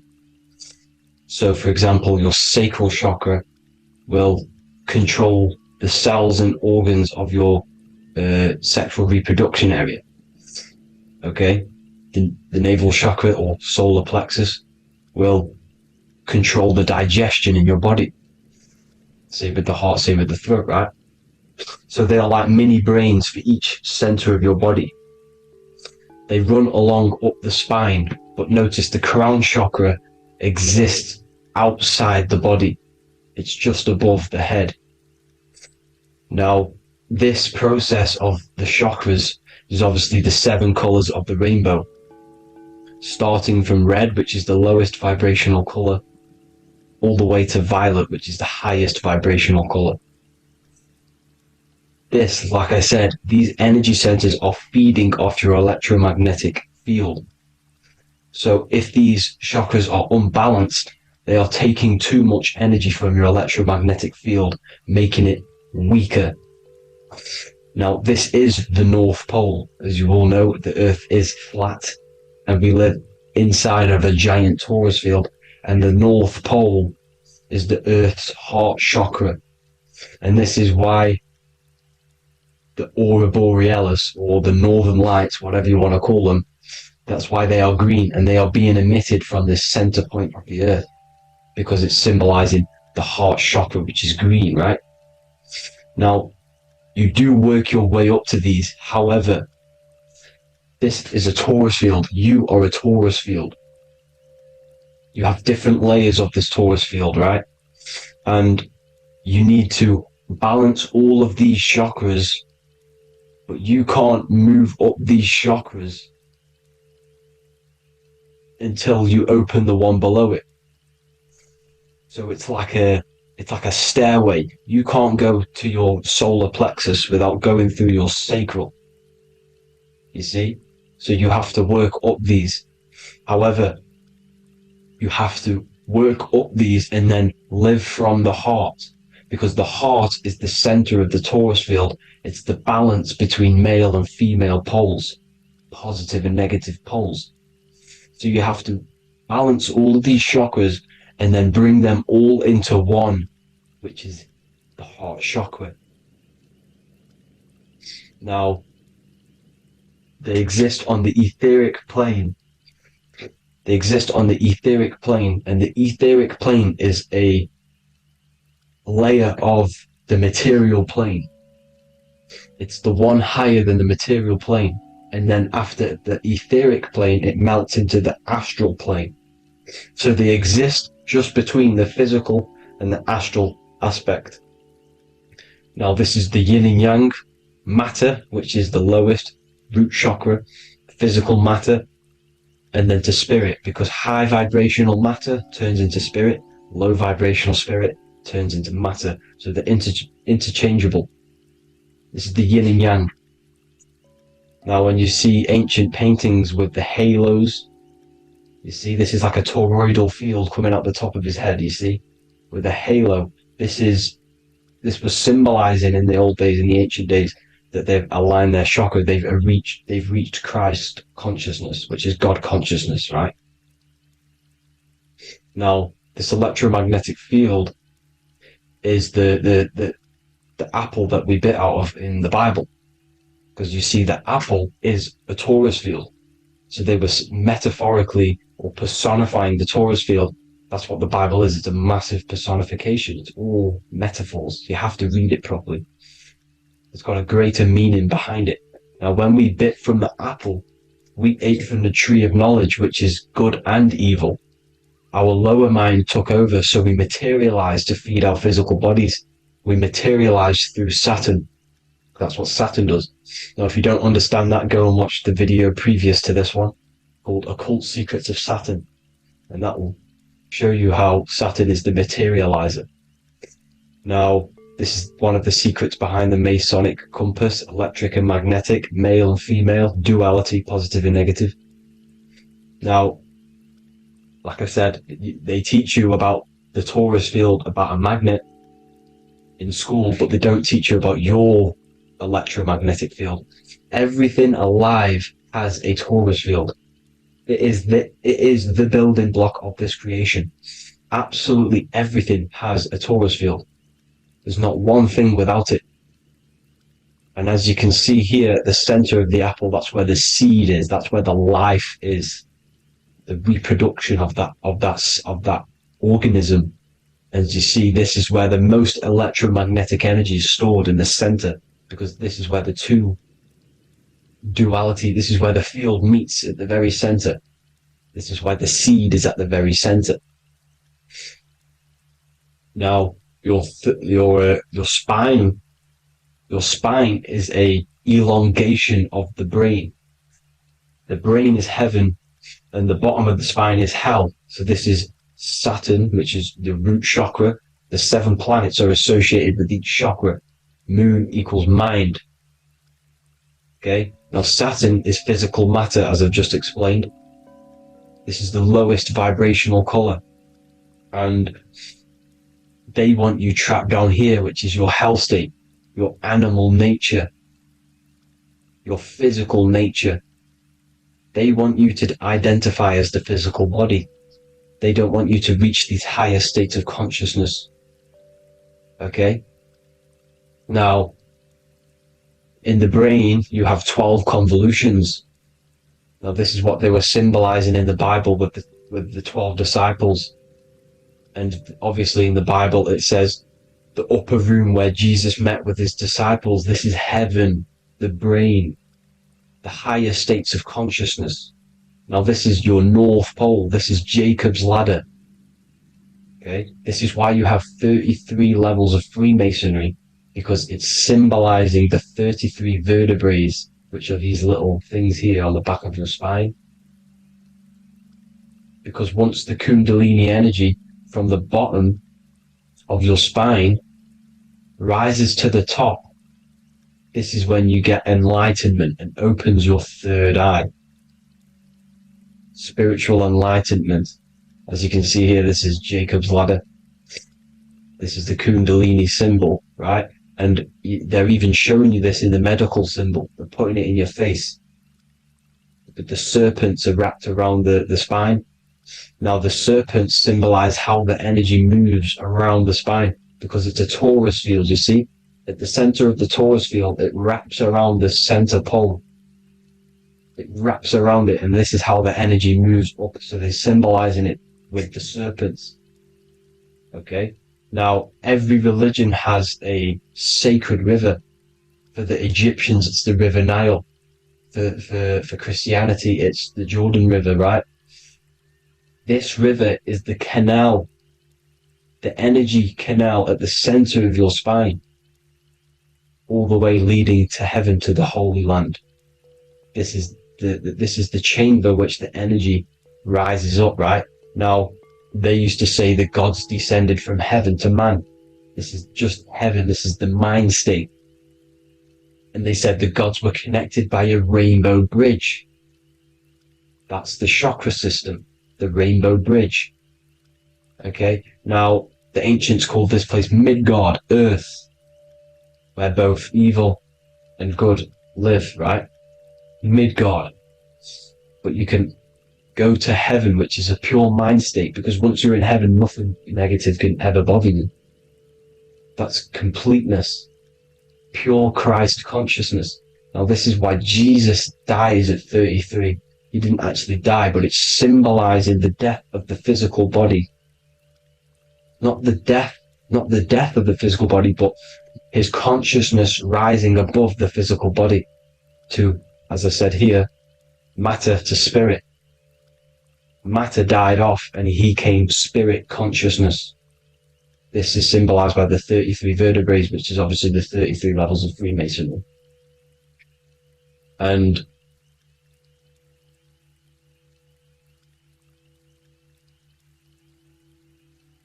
now the pineal gland, which is at the very top of this Jacob's ladder, or the River Jordan, the canal, your 33 vertebrae on your spine.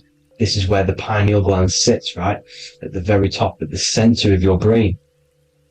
Now, there's multiple ways this was symbolized. The Eye of Ra, which is used by the Egyptians. Now, this pineal gland is the seat of consciousness. This is where your consciousness is stored, right? And the ancient Sumerians used the pine cone, hence why it's got the word pineal gland, the seat of the soul consciousness. It produces DMT, dimethyltryptamine, which is known as the spirit molecule. And the pineal gland is wrapped in microcrystals, and we all know crystals transfer frequency and energy. Now, radios use crystals. A radio is a frequency transmitter, turning a frequency into a frequency that we can hear with our ears, right? Because all the radios are actually playing right now in your ears. However, our ears can't pick it up, so the radio transmits it into a frequency that we can hear using crystals. So this is the power of crystals, and this is what our third eye is wrapped in, crystals. Now, this third eye is not actually your third eye, it's your first eye. When you're being materialized in your mother's womb, this is the first gland that is produced, and everything's built around it, because it is the consciousness. It is your consciousness. Your consciousness never dies, ever. It's an eternal essence. It lives forever. You never actually die. Only the mortal body dies. Now that's what we call life. Life is abided by time, and time is change. And change is what we call life, because everything's constantly moving and transforming into different things, right? Now let's not get off track. The pine cone is obviously, this is in the Vatican here. The pine cone is symbolized as the pineal gland, pine. And this is the opened pine cone. The opened pine cone means, or symbolizes, the awakened man, the awakened third eye. But the ones here, which the Sumerian gods are holding, these are shut pine cones, symbolizing the unawakened man. But let's not get confused, people. These gods were not gods. They are human beings just like you. They reached Christ consciousness. They are nothing more special than you. They just had the ability to reach Christ consciousness. And obviously their knowledge was far more intelligent than ours, far more advanced than ours. They knew the truth about this reality to the depths. Now, the ancient Hindus had a goddess called Kundalini, which is said that she descended by the means of a ladder or a cord from heaven, which is symbolizing the spinal cord. Now, this is what Hickory Hickory Dock, the mouse went up the clock and came back down. This is all these stories, like Santa as well. Santa comes up and then down the chimney.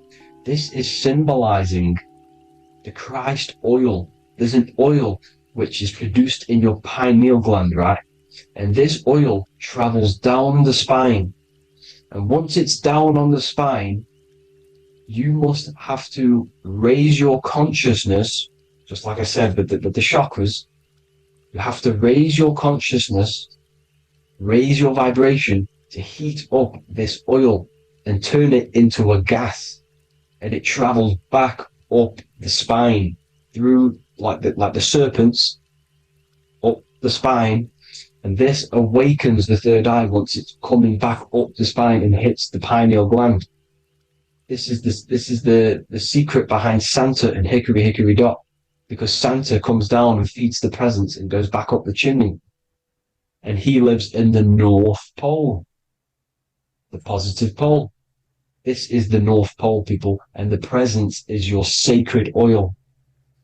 This oil, your physical body is the furnace. It's the spiritual furnace, which you have to heat up this oil by raising your frequency and turning it into a gas to rise up this chamber, the River Jordan, to your third eye, right? Now, this is an alchemical process. Your body is the alchemical furnace. It says in the Bible, if therefore thine eye be single, thy whole body shall be filled with light. I shouldn't have cut that out, but that's what it says. The light of the body is thine eye. If therefore thine eye be single, thy eye shall be filled, their body shall be filled with light. This is symbolizing the pineal gland, enlightening the body, the spiritual body, filled with light. Now, as I said, they want you kept down here, which is the root chakra, which is your animal nature, which is obviously mind, matter over mind. This is the symbol of Saturn, right? As you say, we're built of body, mind, and spirit, the Holy Trinity. That is the sun, moon, and earth. The sun's your soul, solar. Moon is your mind. Earth, which is the cross, which is your physical body, the 5 elements, right? So body, mind, and spirit.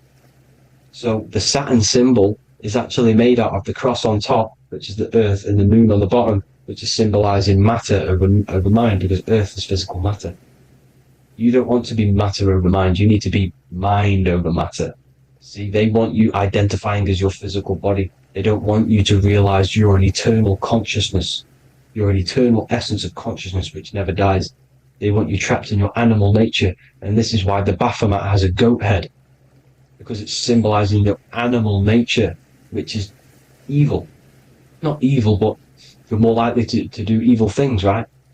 Which brings bad karma. That's your animal side. This is why the Baphomet has an animal goat head. As you can see here, he's got the Kundalini energy here. So when you see the inverted cross, the cross is your body, as you can see here. The inverted cross means your chakra's downwards, down here. Your head's down here. Your mind is down here. But your mind needs to be up here, which is the upwards cross, which is Christ consciousness. And as we all know, 7 colors of the rainbow, 7 planets, 7 chakras. Red light is low frequency and long range. This is why Saturn is the slowest moving celestial body. And it's the lowest chakra, because it's low frequency, long range. The moon being the crown chakra, which is high frequency. This is why the moon moves around the quickest. The moon is your crown chakra, which moon in mind. See, so there are multiple ways of your chakras becoming blocked. Now, each chakra has a specific intelligence. It has a specific thing that it's doing for the body, right? Now, this can be overused. It can be abused. For example, masturbation. That keeps you down here in your sacral chakra, because you're abusing that energy center. You're abusing your sexual energy, which is then becoming unbalanced. So this is how energy, this is why these centers are pulling more energy out your electromagnetic field, because these centers are wheels. The chakras just mean spinning wheel of energy. So when you're abusing these certain centers, you're pulling energy out of your electromagnetic field, which is making your field weaker, which is making your frequency lower, which makes you prone to diseases, prone to lower negative energy, right? So you need to align these chakras. You need to unbalance them. And as you can see here, you can screenshot these to see how they're blocked. I'm not going to go over each one because it'll take me forever, but have a little read yourself. This is why they're blocked. Now, the ancients used to say Aum when they meditated. Now, these are the 7 vowels. There's not 5 vowels, there's actually 7. Now, when they say Aum, they're aligning all their chakras by saying this when meditating. This is where the Aum originated from. Now, emotion is energy in motion. So if you're feeling a certain way, that's the energy you've put in motion. It's a reflection. We live in a mirror reality. Everything's mirrored. Everything's mirrored. As within, so without, as above, so below. Everything's a reflection of some sort. So whatever you're feeling, you're doing something wrong. It's telling you you're doing something wrong from the root cause. Because your energies are the effect. You're feeling the effect of something you've caused. The law of cause and effect. Nothing escapes it. Now, the Jehovah's Witness believe that exactly 144,000 faithful Christians go to heaven or be resurrected, right? This is not true. This is symbolic. 144,000 go to heaven.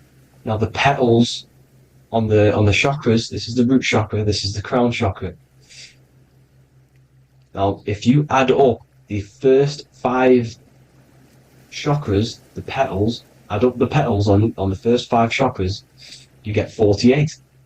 And then you get to the third eye, which has 2 petals. 48 times 2 equals 96. 96 plus 48, which you got from here, equals 144. The last chakra has 1,000 petals. Times 144 times 1,000, you get 144,000. This is a frequency.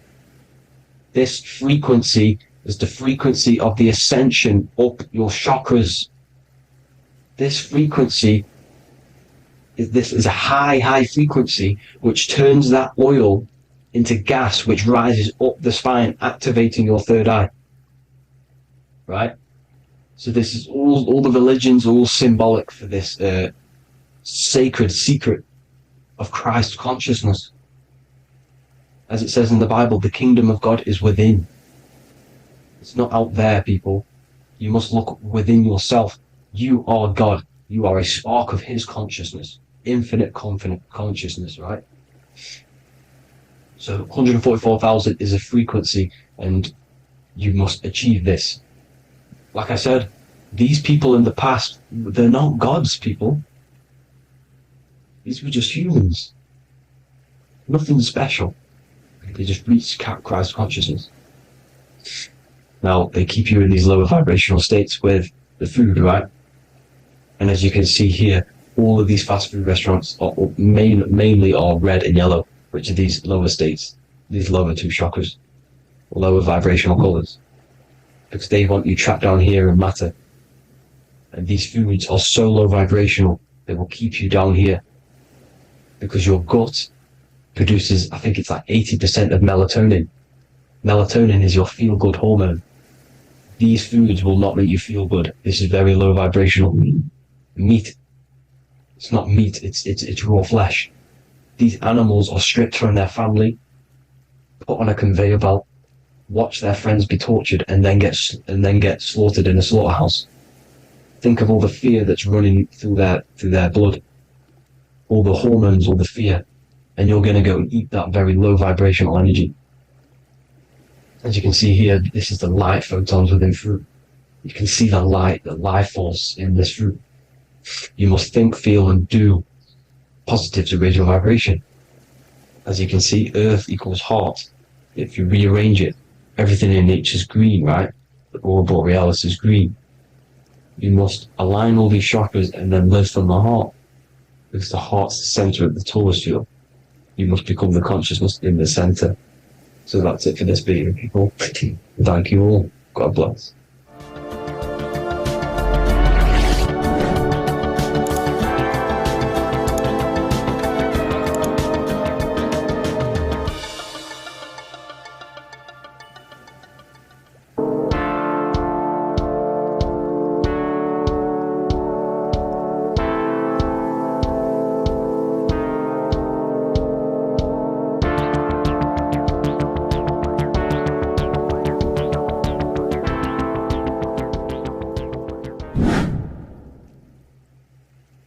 What's good, people? We're back with another video. This is going to just be a quick video. Manifestation, magic, bending reality. So let's jump straight into this. So you have a conscious and a subconscious part of your mind. The conscious is what you're conscious of, what you're actually doing, where you can choose or not. However, the subconscious is the part of your brain which is automatic.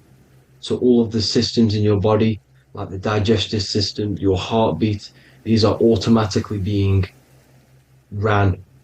And you do not have to tell these systems to do anything. You do not have to consciously tell your heart to beat. It's automatically doing it. And this is what the subconscious mind is controlling. It's like the dark aspect of your brain or your mind. It is the way bigger aspect of your mind. Okay, it controls all the systems in your body. Okay, and this is where all of your programs are. So when you're in it from your childhood, what you've learned in school, all of these things are being kept in your subconscious, maybe traumas and stuff like that. So the subconscious is the female aspect, and the conscious is the male aspect, because the male is all about action and doing, and the female is more about creation, creativity, intuition. So you have a right and a left hemisphere of your brain, and these are obviously male and female. The right side of your brain is your female. It's to do with creativity, imagination, intuition, insight. Okay. And this is one of the most important sides of the brain. This side of the brain is the most attacked by the elites, whatever you want to call them. This side is one of the most important, because obviously your intuition is a massive part of reality. And if you don't have intuition, then you lose track of the things around you. You can't consciously feel if things are wrong or right. They don't want you to have intuition or creativity or imagination. They want you in the left side of your brain, which is just reasoning, logic, and basic things. So they just want you to tell you what you want, tell you what to learn, and then that's it. They don't want you thinking for yourself, which is the right side of the brain. So whatever the conscious side of your mind impresses the subconscious side of your mind. So if you do affirmations, for example, if you consciously do affirmations every day, you're reprogramming your subconscious mind. You're impressing a vibration and a word into your subconscious mind, and therefore it will reprogram it. So the male and female aspect are symbolized by the Star of David as well. The male being the upside triangle, the female being the downside, connected all in one, because we both have male and female energy. So every thoughts are electric, which is the male aspect. Emotions are magnetic, which is the female. Each thought creates a wave of vibration in all directions. So think of it like a water drop in a pool, but it going out in every single direction. It's not just flat. And these thoughts have a certain frequency, has a certain vibration. That vibration has a certain frequency. And this affects your aura. Every thought, every emotion directly impacts your aura and the strength of your aura. So if you're angry all the time, your aura in the astral plane will look red. However, if you're happy, it'll be more like blue and green. So it's very important. Your electromagnetic field is created out of your emotions and thoughts, and that affects reality because you're 60% water, and frequency and vibration create certain patterns and has a certain effect on water. We'll get into that after this slide.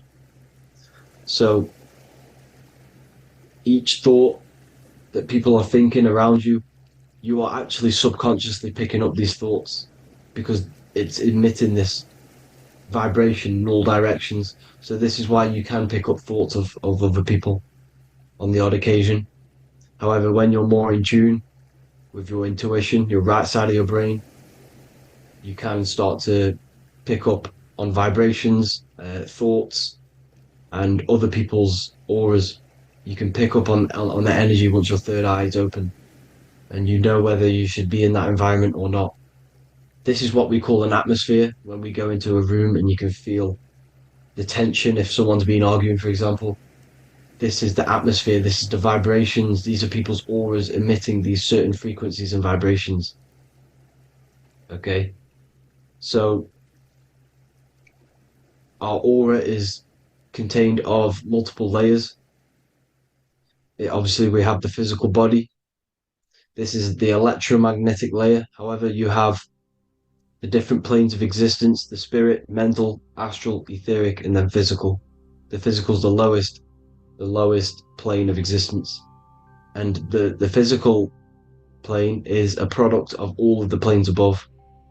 So the mental impresses on the astral impresses into the etheric, and then the etheric creates the physical object. So the mind is the root cause of reality. The mind is the cause of everything. Your consciousness is pure cause. There's no effect.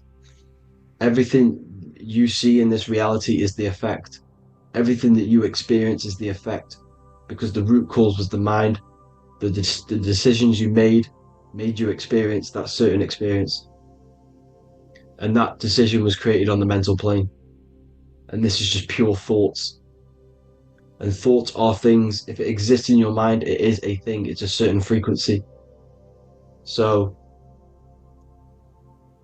if you have a certain level of thoughts, if you're thinking positive, for example, you're going to have a strong aura, you're going to have a higher vibration, and that attracts like. Like attracts like when it comes to thoughts and vibrations and electromagnetism. So if you're thinking positive all the time, speaking positive, doing positive, you're then creating a higher vibration, and that's going to attract people on that similar frequency to you. Everything is electromagnetism, frequency, and vibration. Everything.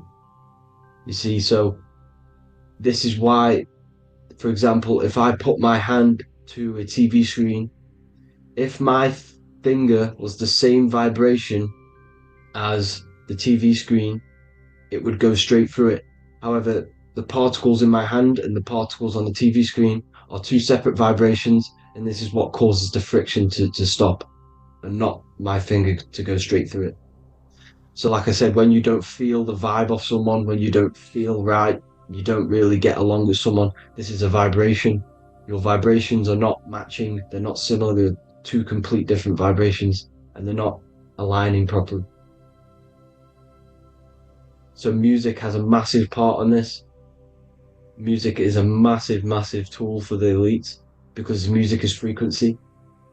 And in 1975, the musical instrument are all tuned to 440 hertz. So Spotify, Apple Music, most of the music on YouTube is all set to 440 hertz. And 440 hertz is not divisible by 3, 6, or 9. And when you can't divide a frequency by 3, 6, or 9, it's not a natural frequency. As you can see here, this is 432 hertz. This makes a nice geometric pattern. However, 440 hertz is a distorted pattern, So when you listen to this actually shuts off the whole right side of your brain. Like I said at the start, this is the most attacked side of your brain. It's to do with creativity, imagination, intuition. When you listen to 440 hertz, it shuts off the whole right side of your brain. And obviously shutting off all of these forms of your brain. Music is a very, very powerful tool for the elites because it's the only thing which can enter your soul or your ears without consent, your body without consent. Everything else has to be through consent. You choose whether to eat something, you choose whether to drink something, but frequency, you're going to hear it no matter what. This is why it's so powerful, and music influences the body in many different ways. It's the most powerful imitator of everything. It directly affects all listeners. It directly affects intentions, gestures, movements, and actions. It stimulates your mind, and certain songs, certain catchy songs, can reprogram your subconscious mind, invoking certain emotions. This is why when you listen to slow beat songs, it makes you feel more sad. When you listen to upbeat songs, you feel more energetic.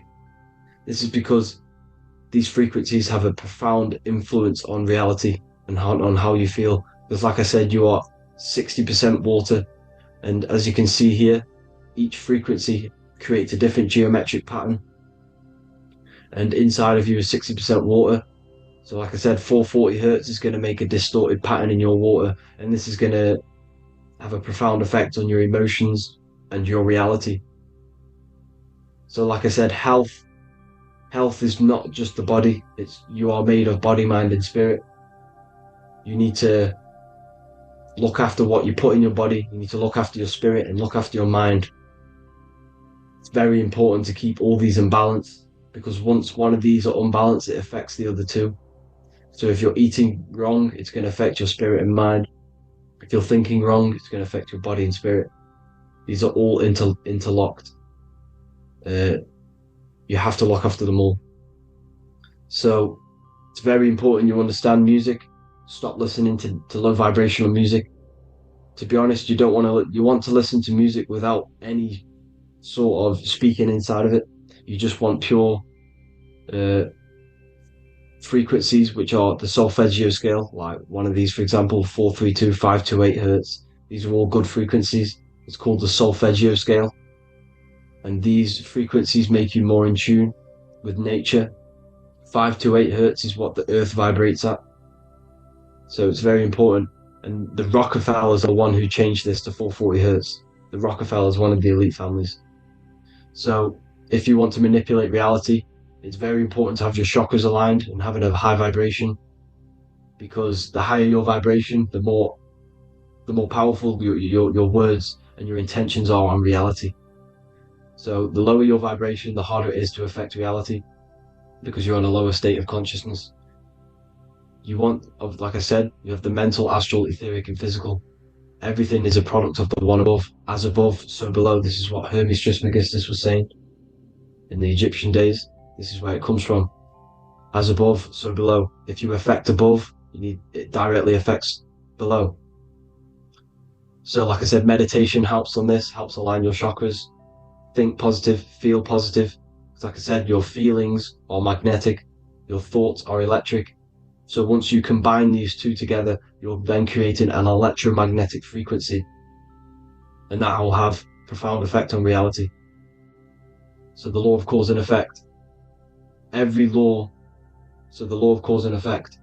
Every effect has the root cause. Like I said, your mind is the root cause of everything.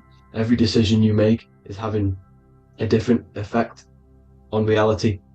Everything happens for a reason due to the root cause, which is your mind. You choose everything that happens in your life. Okay? So it's very important you understand this and you constantly make the right decisions, the good decisions, to have good effects on your reality. You have to be very conscious of this law, because nothing escapes this law. This is the law of all consciousness. So think about it. Imagine a massive ball of consciousness. However, off this ball are different sparks, and each one of these sparks are in each and everyone's body. This spark is governed by these laws, the law of cause and effect, the law of correspondence, the seven hermetic principles. It's very important you understand this, because this mass ball of consciousness is what is obeying these laws, and everyone has this spark of consciousness inside their third eye. And like I said, everyone is the same consciousness. This is why if you do bad onto someone else, that will directly affect your reality. So if you hurt someone, it's going to come back to you in one way or another, because you are that same consciousness. This is like a mirror reality. As within, so without. Whatever you feel on the inside, you're gonna see that on the outside. You're gonna experience that reality, whatever you've impressed. So there's different ways to bend reality to your will. This is kind of a sort of magic. So obviously you have black magic, which is manipulating reality to harm and influence others, or to be very selfish. And then you have white magic, which is manipulating reality for the good of humanity. So you do have to be very careful with your intentions, people, when you're trying to manipulate reality, because this is nothing to be played with. If you are manipulating reality for the wrong reason, it's going to come and bite you in the ass in some way or another. Because everything is balanced. Everything balances out in this reality. Nothing escapes the laws. Not one thing escapes the laws. So if you're stealing from yourself, because it's just going to come back in one way or another. Inside of everyone's heart, you know whether you're doing good or wrong. You know, you can feel it when you do something wrong. You can feel it when you do something good. The heart is the center of the torus field. It's balance. And this is why you say follow your heart, because it's the center of the torus field. It's very important to listen to this inner voice inside of you, because that is telling you the right things to do, the good decisions to make. And when you keep following that voice, that good voice inside of you, it takes you to your life path. Very important to follow that voice. However, don't let the ego get in the way of it. Don't care what your friends are going to say. It's very important to understand this. So, you have different ways of manipulating reality. You have sigil magic. This is where you create your own sigil or symbol. You create your own sigil and symbol, and then you charge it. You behind that symbol, you have an intention. So for example, if you want to manifest wealth, you create a sigil which represents what you want. You create that sigil, you draw it out, you charge it, because wherever your attention goes, energy flows. So whatever your attention is, you're sending energy that way. So what you do with your eyes and your hands, you place attention on the sigil. Imagine that it's glowing. Imagine that you're sending energy to this sigil. And then you burn the piece of paper once you've done this. And then after this, you meditate on that symbol. You constantly think about that symbol, because that symbol is the frequency, is the thing that you want to manifest. So that's one way. Or you can just meditate on your reality. So imagine yourself having already what you have. This is what they call a mindset. You must set your mind to the frequency what you want to manifest. Okay? So if you want to manifest wealth, for example, imagine yourself being wealthy. What would it feel like? What would you be doing?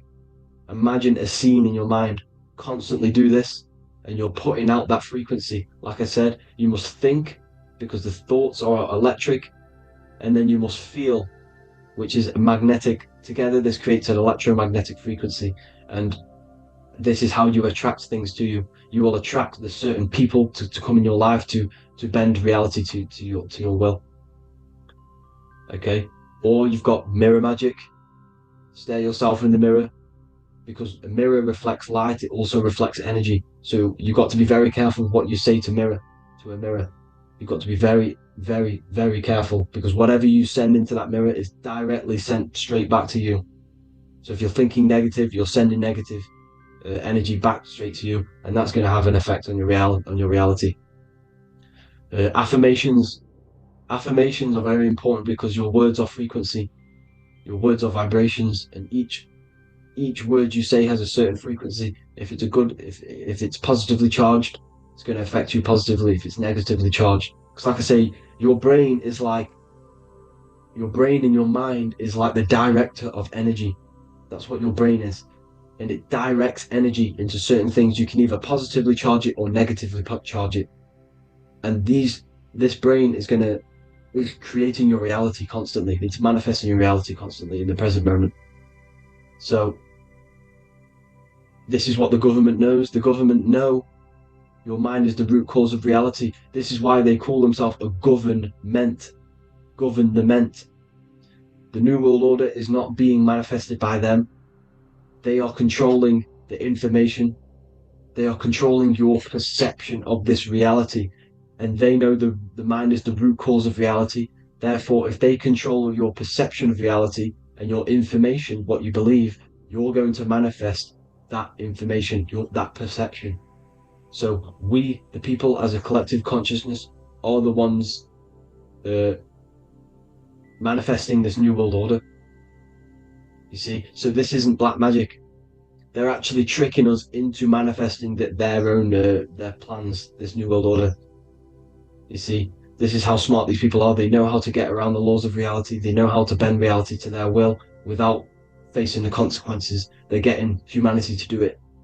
You see, there is a collective consciousness. As like I said, we all have that same spark of consciousness, right? So as a collective consciousness, we are on a very low vibration at the moment. However, we are waking up rapidly. There are more and more people waking up at the moment, and light always chases away the shadow. Light is a lot more powerful than darkness, you see. So one person waking up has a massive effect than one person being asleep. It has a profound effect. Because like I say, the light always chases away the darkness. It's more powerful. The light is always more powerful. High vibrations are more powerful than lower. So that's it for this, people. I hope you all enjoyed. This is a short, quick video. God bless you all.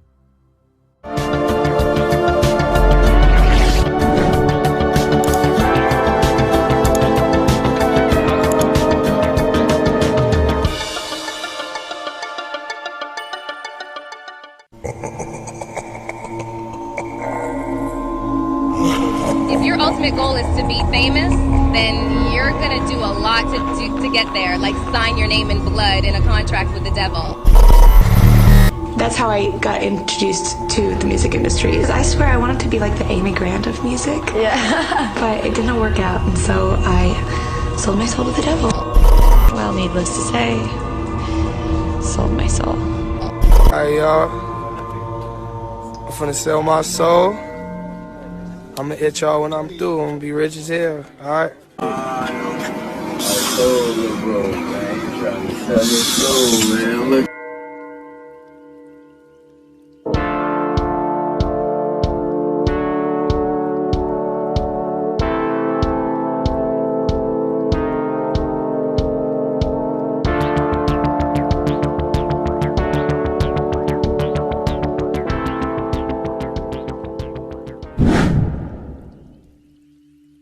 So what exactly is selling your soul?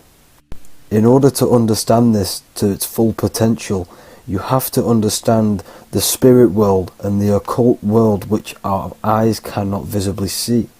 The physical world we see is nothing but an illusion and a product of the higher planes of existence.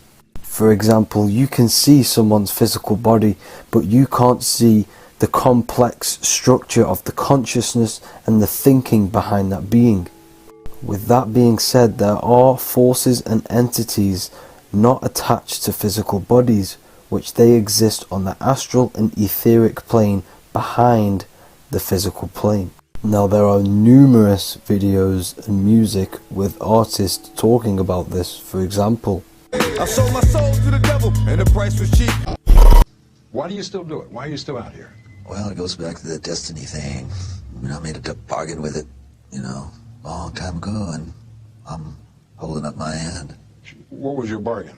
To get where I am now. Should I ask who you made the bargain with?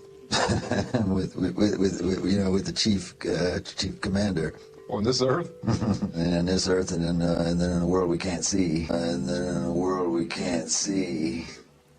so selling your soul is cutting a deal with an astral plane entity in exchange for wealth and fame on this physical plane.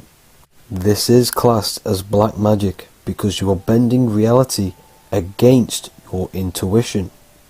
Now, making deals with entities beyond the physical plane, you always have to give something in exchange. When it comes with demonic entities, it always involves some sort of sacrifice, bloodshed, or humiliation. Now, there are countless of rappers who someone close to them have died just before their career takes off to the next level.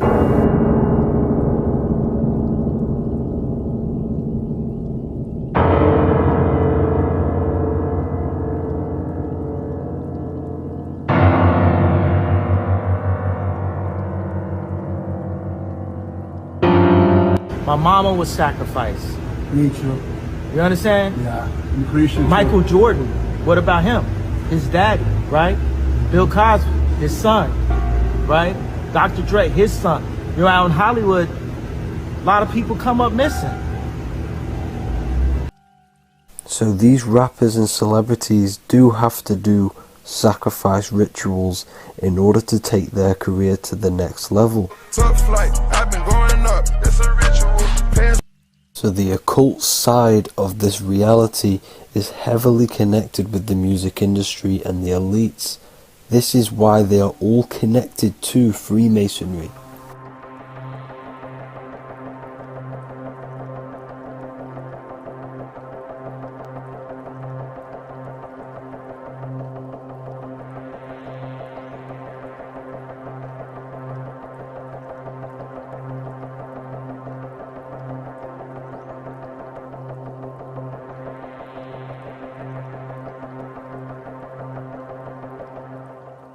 Now this is why the music industry is one of the most important industries for the elites to stay in control and keeping the masses on low states of consciousness. Frequency is one of the most powerful things in reality because it's the only thing which can enter your soul and body without consent.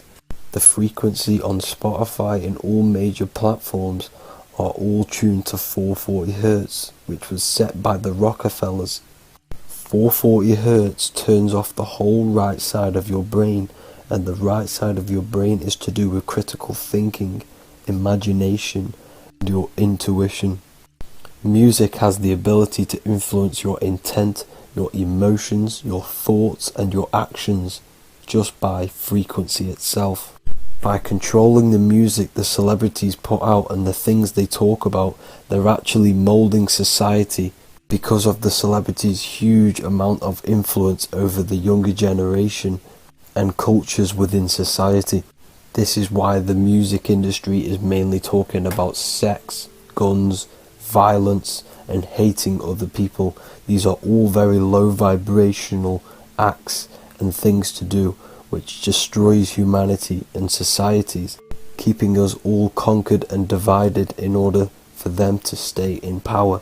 Music can actually reprogram your subconscious mind, and it is a form of MK Ultra, which is mind control.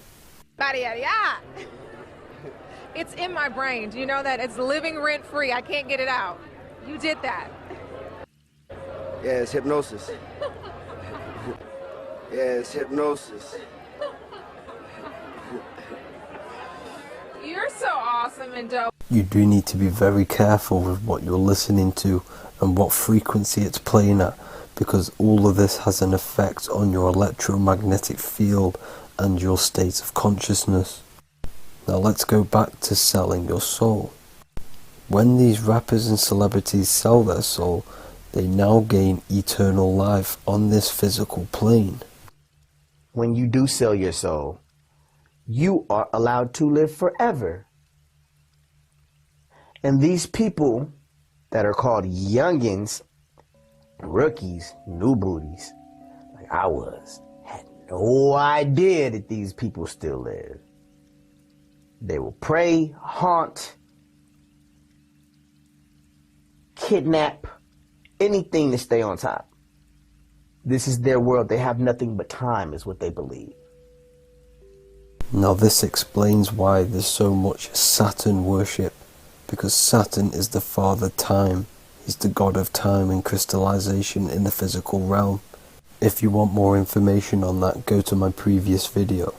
Now here is ASAP Rocky standing inside of a pentagram, but notice the way he's standing, it's an inverted pentagram. The pentagram is associated with magic, however, the upright pentagram is the 5 elements with spirit on the top. It's either called spirit or ether. It's at the top because it rules the other 4 elements, because it's the baseline of reality, which is spirit and matter. Spirit is behind the physical reality. However, when it comes to black magic, they invert the pentagram, so spirit is at the bottom because they worship the physical world. This is why the Baphomet is the inverted pentagram. These people are operating off their animal instincts. They do not want anything to do with spirit. These are antichrist. All of these celebrities know full well the effect that what they're doing on the rest of the world. They have sold themselves out, and the elites use them as puppets to push this new world order and mold society in the way they want it.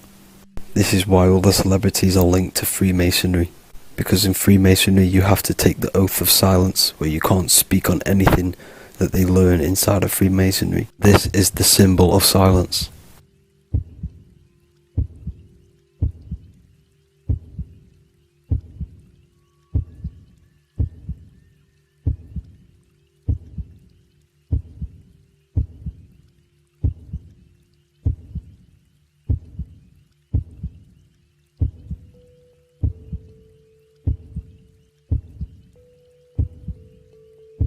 The elites need them under this oath, so they do not talk about certain topics and certain things to the public because of the amount of influence they have on society. Now, even the name Hollywood is an occult term, because back in the ancient days when they used to create wands, they used to create them out of holly wood, out of the holly tree, because each wood has certain attributes and virtues when it comes to magic. And the holly tree was known as the holy wood, and they used to create the wands out of it to cast spells. And Hollywood are still casting magic to this day through the films and through the music to the masses. That's it for this video, people. Hope you enjoyed. Please like and comment and subscribe. Peace and much love.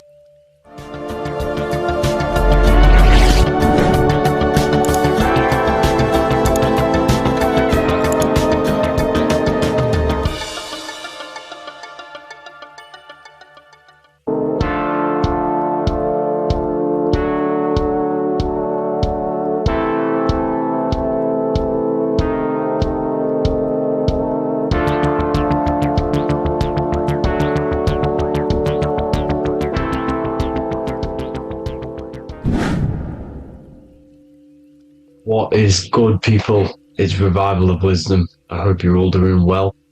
And this video is how to raise your holy oil or your kundalini. Let's get straight into this. So this is a monthly cycle. Every month, when the moon is in your zodiac sign, this oil is released.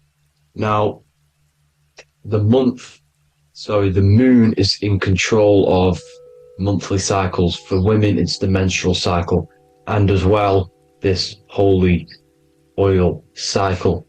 The moon changes sign every 2.5 days and passes through the zodiac signs in 27 days. So the moon tells the day, the sun tells the time, the stars tell the month. This reality is a massive clock, if you like to say. It's a cycle. Okay, the moon controls the night, emotions, water, fluids, and the mind. Okay, so this oil is produced in the claustrum. It's produced in the claustrum, which is here, right? This is where you get Santa Claus from. Now, the claustrum is at the center of the brain, and it is next to the pineal gland and the pituitary gland. Once it starts in the claustrum, this is the holy present. This is the present that Santa gives to us, Santa Claus. And it goes to the pituitary gland and the pineal gland. And what's connected to the pituitary gland and the pineal gland is the Ida and the Pingala. The Pingala is the pineal gland's nerve, which is the honey, which is the positive charge, electric. And the pituitary is the Ida nerve, which is the magnetic charge. This is the milk, the land flowing with milk and honey. This is the brain, the heaven, heaven, okay? And it travels down the spine using these two nerves, these electromagnetic charge. And this is what the ancients symbolized with the two serpents wrapped around the spinal cord, the Ida and the Pingala. And this travels down to the sacrum or the solar plexus.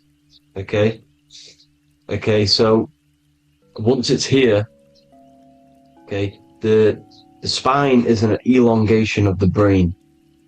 So the spine is pretty much the brain. It's an extension of it. And it's kind of a microcosm of how we descended from heaven to physical reality, to physical matter, which is our consciousness has done. Our consciousness has descended from heaven into physical matter, and this is a microcosm of it. Okay, so once we're in the sacrum bone, this holy oil, like I've just explained, this holy oil starts in the Santa claustrum, goes down the chimney to the sacrum. This is the sacrum, the solar plexus, and drops the present off at the sacrum. Now, once we're at the sacrum, we need to raise our vibration to take this oil back up the spine.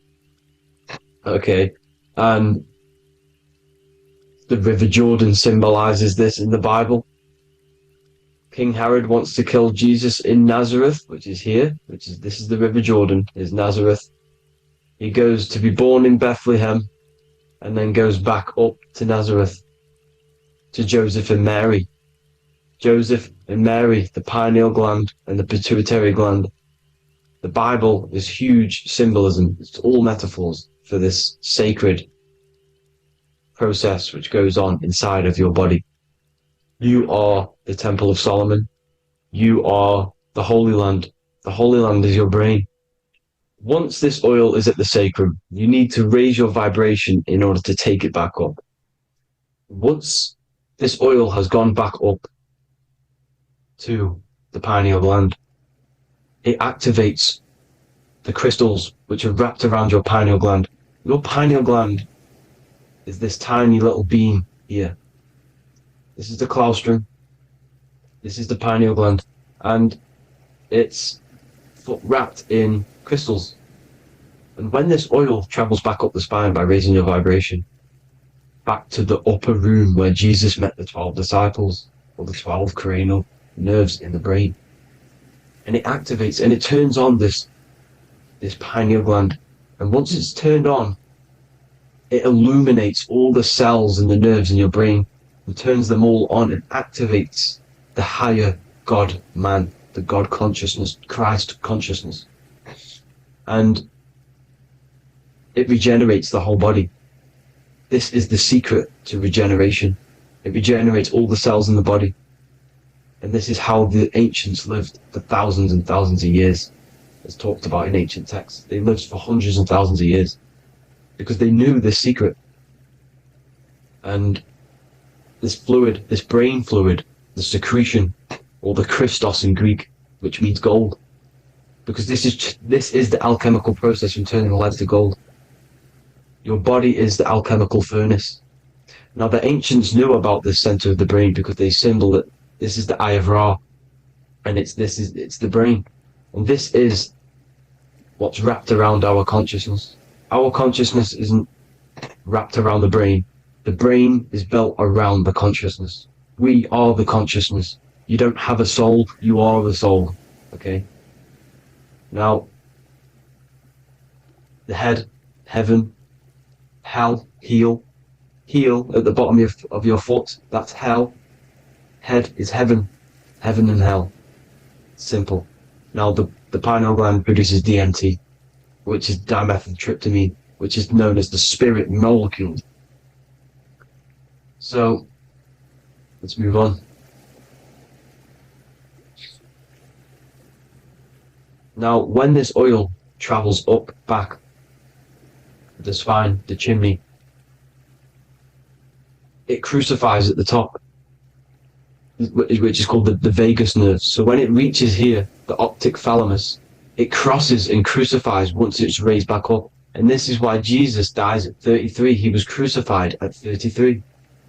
Because you have 33 vertebrae on the back of your spine. And then it's crucified by the cross of the vagus nerve. When this oil crosses the vagus nerve, this is the crucifixion at 33. And it symbolizes the death of the physical consciousness. You then become spirit. You then become God consciousness, activating the Kundalini, regenerating the body and the mind. Okay? The Garden of Eden. You are the Garden of Eden. The land of milk and honey is upstairs. The pituitary, which is the milk, the pineal gland, which is the honey, which is DMT. It even says this in the Bible.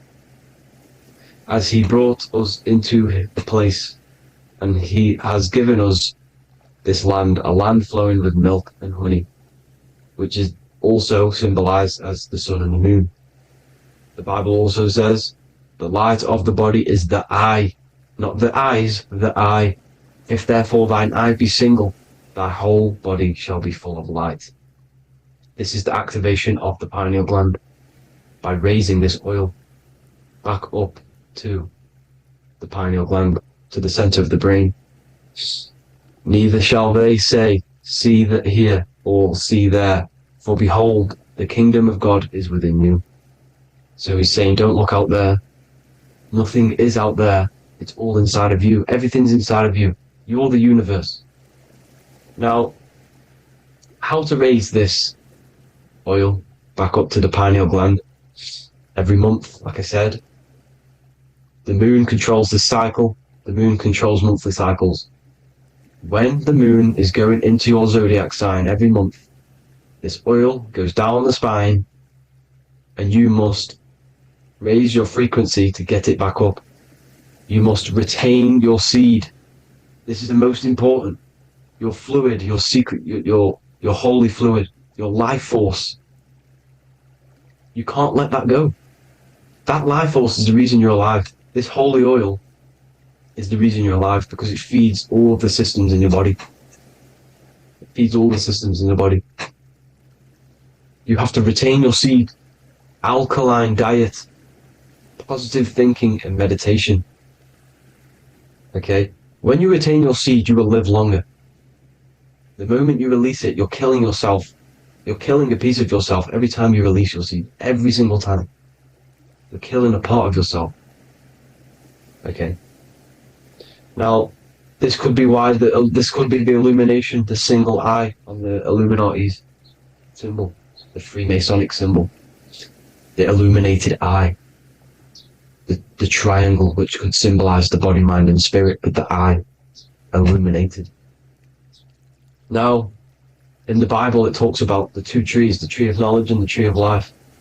The tree of knowledge is the tree of good and evil, which is the most important system in your body, which is the nervous system.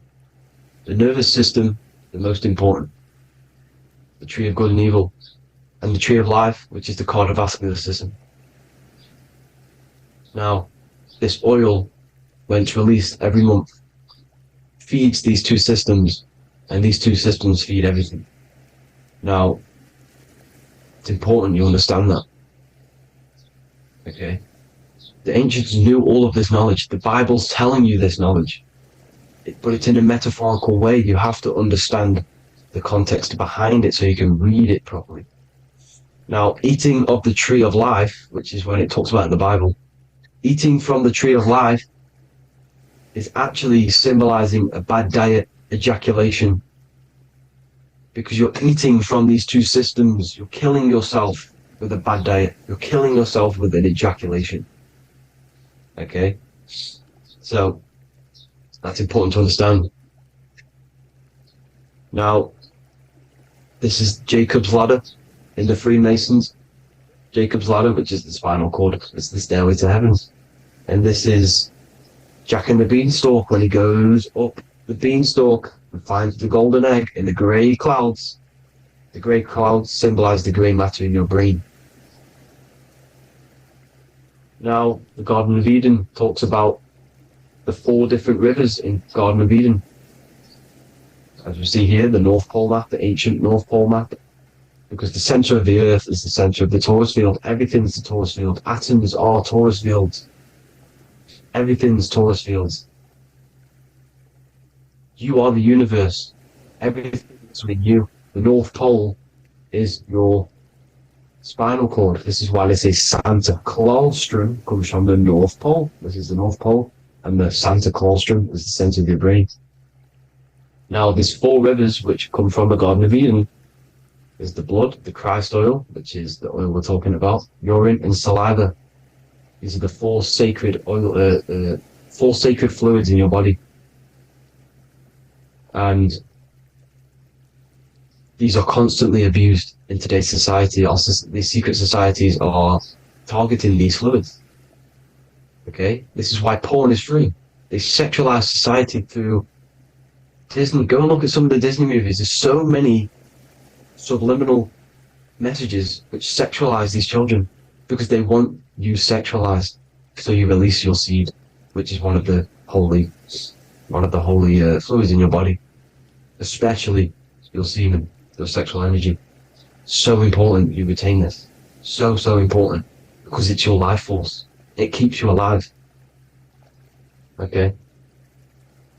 Now, let's recap on this. If you want to raise your oil every month, you can't just retain your seed for the month. You have to retain your seed forever.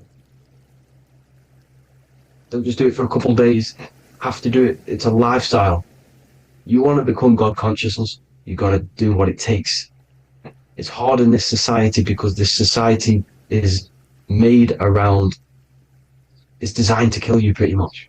It's designed to keep you in these lower states of consciousness with all the bad food, the chemicals in the food, the chemicals in the water, the sexualized TV programs, sexualized adverts, sexualized TikTok and apps, videos, subliminally stimulating you. Because that is your weakness, sex. It's a weakness. Now, you have to retain your seed, meditation, and an alkaline diet. Why alkaline? Because acidic is low vibrational. This is the color spectrum. And what's the highest vibrational color? Violet. It's the lowest, red. You have to have an alkaline body in order to raise this oil. When you drink, when you have a bad diet, when you drink alcohol, when you smoke, this destroys the oil. It destroys the oil in your sacrum, and it can't be raised again, can't be raised up. This is why it's so important. Without that oil, you don't live. That oil makes you live. It feeds everything in your body. It's crazy how we're not taught this. It's insane. But that is how you raise the oil, people. I hope you all gain some knowledge out of this video. And I hope this assists you on your journey, your spiritual journey. And please like and share this video. We need this knowledge out to the public to wake up humanity. Thank you all, people. God bless.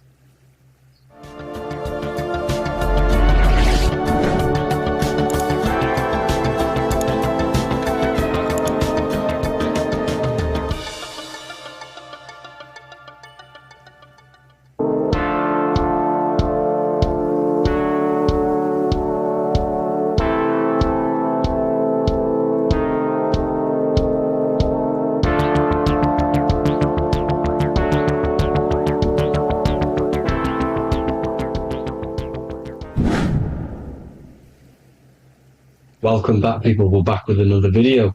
Let's jump straight into this. Make sure to tune in till the end because this has got so much information in this video. Just sit back and enjoy.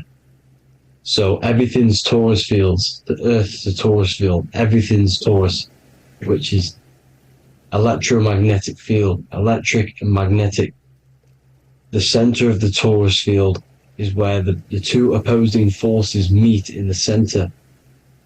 And this is what creates the plane of inertia, the dielectric plane of inertia. Okay? You got red shift, blue shift, positive, negative, south and north pole, right? This is what the ancients were showing with the tree of life. As you can see here, this is the plane of inertia and this is the torus field. Everything consists of this. Everything is a torus field. A atom is a torus field. Okay?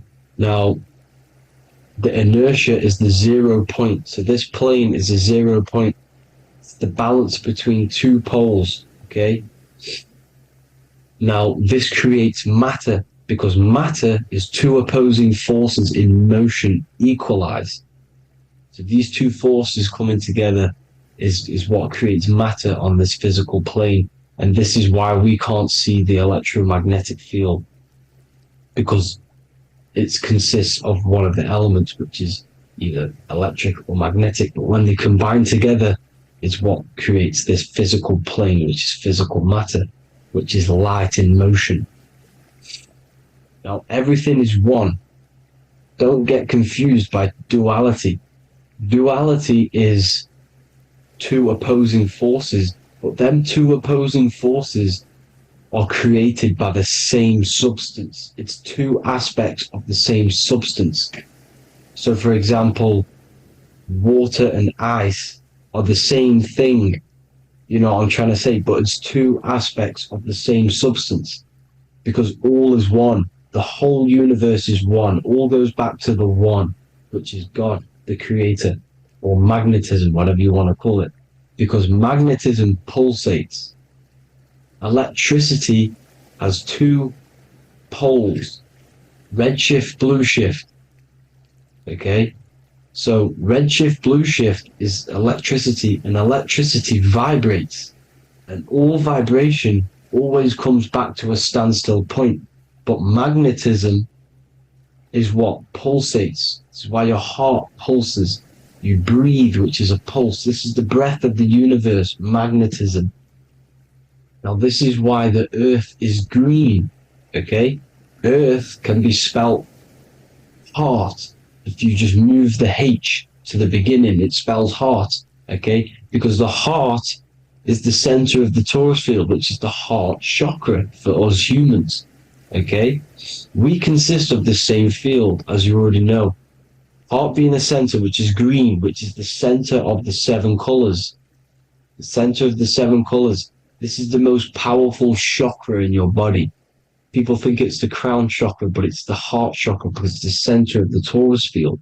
You must align them all and combine them all into one, which is the heart chakra. Now, earth is green. Nature's green. Okay, this is because we live on heart chakra, the plane of inertia. It's the center of the torus field. Okay, and this is what the Egyptians called Isis, which is nature. Nature is balanced, and nature is female, Mother Nature, because it looks after us with the fruit it grows with abundance, and the water.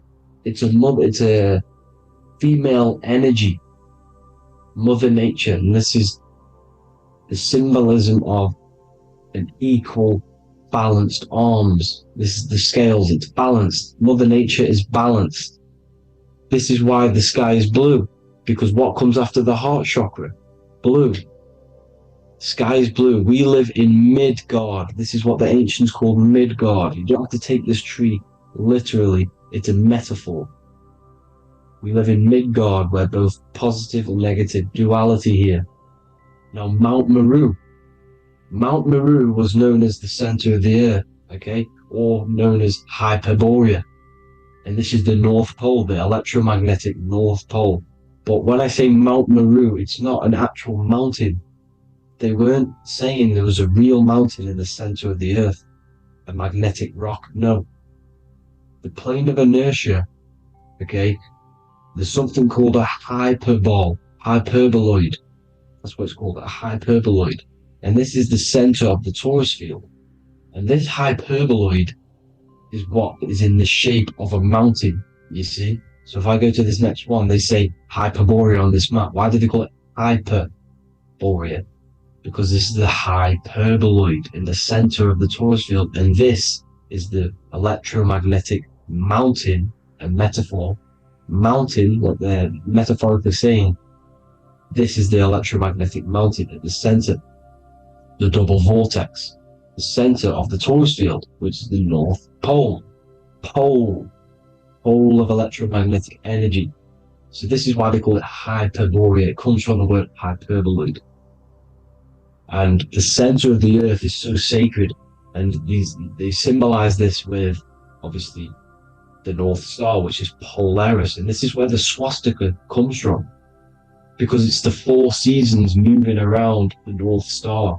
This is the Big Dipper constellation moving around the North Star, which is Polaris. There's that pole again, pole, magnetic pole of the torus field, and this is where the green, emerald green aurora borealis comes from. It comes from this center hyperboloid at the center of the earth, where the most electromagnetic energy is stored, the center of the plane of inertia, the center of the plane of inertia. This is the all-seeing eye as well. As you can see, they got the sun, the moon, this is the Masonic cosmos, the sun, the moon, and the all-seeing eye, because the eye is Polaris, the eye of the stars. It's all a big eye. Now, the eye means a lot more as well. It's not just that. There's different ways you can interpret symbols. Now, this is the emerald tablets. Deep in Earth's heart lies the flower, the source of the spirit that binds all in its form. Okay?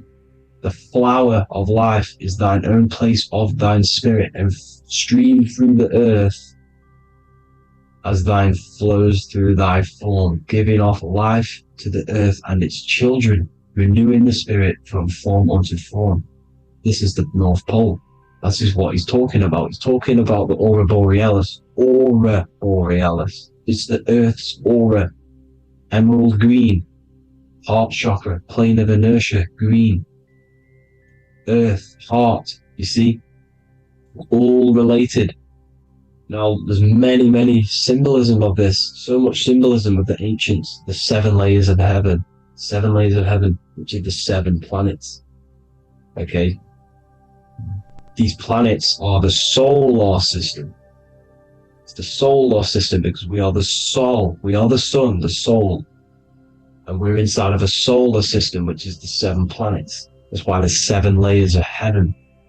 Okay? The rings of Saturn, the rings of the planets are moving around us. Okay? So, this is what the ancients were depicting in their cosmology. Now, this is the Hebrew cosmology of the earth. This is the Mayan cosmology of the earth. You see, it's all an enclosed system. We live inside of a giant torus field. All is atum. It's what the ancients said, ancient Egyptians said. All is atum. Atoms are torus fields. Don't be tricked by the modern science today with the current model of an atom. It's completely wrong. They're hiding the torus field. They're hiding the electromagnetic field, which is in everything. Absolutely everything is in motion, and motion comes from this field. And you see, this is upside down, but this is the I think it's pretty sure it's candles, but the 7 candles, the 7 planets, the 7 Elohim. You see? It all goes back to the stars and the heavens. Now, this is how the earth really works, with the stars on the outside of the cosmic egg, and then the torus field spinning around the sun and the moon, the positive and the negative charge. The sun gives you energy, the moon takes your energy. The moon controls monthly cycles. Moon is mon. This is etymology. Mon, month, money, demon, monster. Stir is star, moon star. We are all stars. Youngster, minister, superstar, Hollywood star. We're all stars. We come from the stars, which is heaven. Our soul comes from the stars. You see? We are the universe, the image of man is made in the universe. We are a microcosm of the universe. The universe is a macro, we are micro. We consist of everything. The body, mind, and spirit. The sun, the soul. Moon, the mind. Earth, the body, mind, and spirit. We have 12 systems in the body, which are governed by the 12 zodiac signs, starting at the Aries, which is the ram of God, all the way down to Pisces and Capricorn, kneecap. It all goes back to the stars. We are the stars. We are the universe. Everything is inside of us. Everything. Or they say the Temple of Solomon, the temple of the soul and mind. The soul, the temple is the body. The soul is the soul, and the mind is the mind. The temple of the soul and the mind. Body, mind, and spirit. We consist of the 5 elements: air, spirit, water, earth, and fire. We consist of everything. We are the universe. We're made in God's image, which is the universe. You see? Now, everything goes back to the stars. The ancients worship the stars because the stars govern everything. They govern the systems in the body. They govern your life. This is why your zodiac is so important, your sign. Each zodiac has a specific element associated with it as well. Aries, which is the first sign, the Ram of God, the Lamb of God, which is a fire sign. Fire first. Fire first. F-I-R, this is etymology. The cerebrum, ram, which is in the brain. Aries, the ram, controls the head, the face, and the nose upwards. So it controls the cerebrum. The Torah, which is, I'm pretty sure it's the Hebrew Bible, which is the Taurus. Tornado comes from the Taurus field. You see? Everything's inside of you. It all goes back to the Taurus field, and the Taurus field is everything.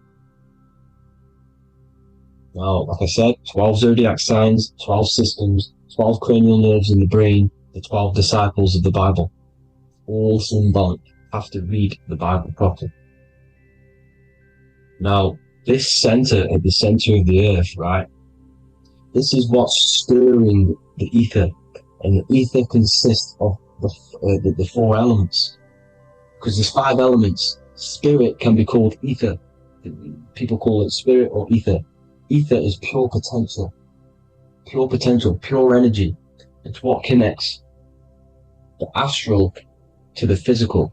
It's the dimension between the physical realm, which we're on, and the astral. So it has pure potential. It's pure energy. This is why we say either. I either want to go there or there. It's connecting 2 scenarios. That's what the ether is. It's connecting the 2 worlds, the astral and the physical. The center is like the cosmic womb. There's a black hole in the center. This is the center of the Taurus field. This is the womb of creation. This is the womb of creation. And inside of this black womb with the 5 elements, and everything's being stirred around. Everything's in motion. Light is motion. Everything's motion. Now, like I said earlier, light crystallizes into physical matter. They are the same substance. Spirit and matter are the same substance, but different variations, different aspects of the same substance. Low vibrational spirit turns into matter. High vibrational matter turns into spirit. Or light, whatever you want to call it. Matter is light crystallized. This is where we get the 7 metals from. The planets are light, specific frequencies and vibration of light. When these lights, or the planets, materialize, material metals materialize, they turn into the 7 metals. Saturn turns into lead. That's why lead is red. Saturn is red. The sun turns into gold. That's why the gold is yellow and the sun is yellow. You see, Saturn is the time god. What happens in autumn? The leaves turn red and they die. This is why Satan, time god, the reaper, everything is crystallized till its death and then reborn again. You see, rust, when things rust, it turns to red. Because it's Saturn. Saturn crystallizes everything. He's the reaper who comes around in winter. You see? He's Satan. He's Satan. the sun, and Saturn. They say we live in a solar system. The solar system, I think I've already just broke this down. The 7 planets are the 7 chakras. Everyone already knows this. But I'm going through it anyway. But this is where we get the 7 planets from, and the 7 metals. You see, all the ancients knew it was an enclosed electromagnetic system. It's not a spinning ball in the middle of space, people. They want you to believe this so you get stuck in this material world. Because if you believe everything's material, you can never affect this plane effectively. You can never create your life effectively if you don't understand the planes of existence. Because the mental plane is a higher plane. And it breaks down and it controls the planes below it. The mental plane, hold on, I've got it here for you. The mental, the astral, etheric, and physical. Etheric connects the physical to the astral, but the mental is what's above them all. You see? Now, it's important to understand this. It's important. However, the ancients always talked about the enclosed system. Only NASA, which is introduced around the Roman times, not NASA, but the globe Earth was introduced around the Roman times. Okay? By these Masons. These Masons introduced this because they wanted to take over the minds of the masses and control them. These people worship the physical realm. They know how it works. They know the ins and outs of it. They know how to do the magic. They know how to do it all. They understand it all. That's why Masonry have to take the oath. The oath of not speaking. You're not allowed to speak about anything you learn about in Masonry. Because they're discovering the truth about your mind and how it creates reality and stuff like that. So, this is the Masonic cosmology. The 5-pointed star, the 5 elements. The checkerboard for duality, positive and negative. The 2 aspects of every substance. This is another ancient painting depicting the firmament. The stars inside the firmament.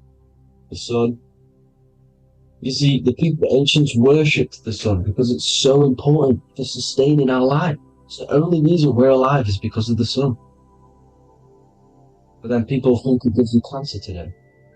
They brainwash you to think the sun gives you cancer when it's the #1 source of all life. They want you to believe it's a big, spinning, dangerous ball in space. It's not. It's here to give us life. It's God's Son. That's why Jesus is known as God's Son. It is the Son of God. God created that to sustain us. You see? So it's important you understand the true cosmology of where you are, because if you don't know where you are depleted of all of your morals. You're depleted. You're demoralized. You're lost. You don't know where you are. You don't know where you exist. Okay? Once you accept the globe model, the heliocentric model, you will subconsciously think that you come from nothing. This is why they implemented the evolution theory just after the globe model was introduced by Charles Darwin. Charles Darwin came in after the globe model. He's a Mason, he was another Freemason, and implemented evolution where we came from monkeys, because they want you thinking less of yourself so they can manipulate your mind. You see? They want to manipulate your mind, and they have done since you got here. Since you came through that portal, you were manipulated from that day to believe this, believe that. The true cosmology, the truth will set you free. You will understand things better. You will feel better in yourself when you know the sun is here for you. You'll feel better in yourself that you know that you didn't come from a monkey. You were created as a human, a manifester, a creator. You're so intelligent. Your mind is amazing. You can manipulate matter, mind over matter. See? Thank you all people for tuning in. Tap in with yourself. Love yourself. Find the truth. Spread the truth. Nothing dies. Nothing in this creation dies. Everything's energy. Everything's light. Light can never die. You're a light being. That's why it says human. Q is light in Hebrew or Latin, either one of the two. You are light. You're a light being. You never die, ever, ever, ever die, ever. Stop thinking you're going to die. This body will die because it contains electricity, and electricity always goes back to a standstill point because of vibration. Electricity vibrates. You are pure light. You will never ever die. Thank you all, people. God bless. Make sure to like, subscribe, and share.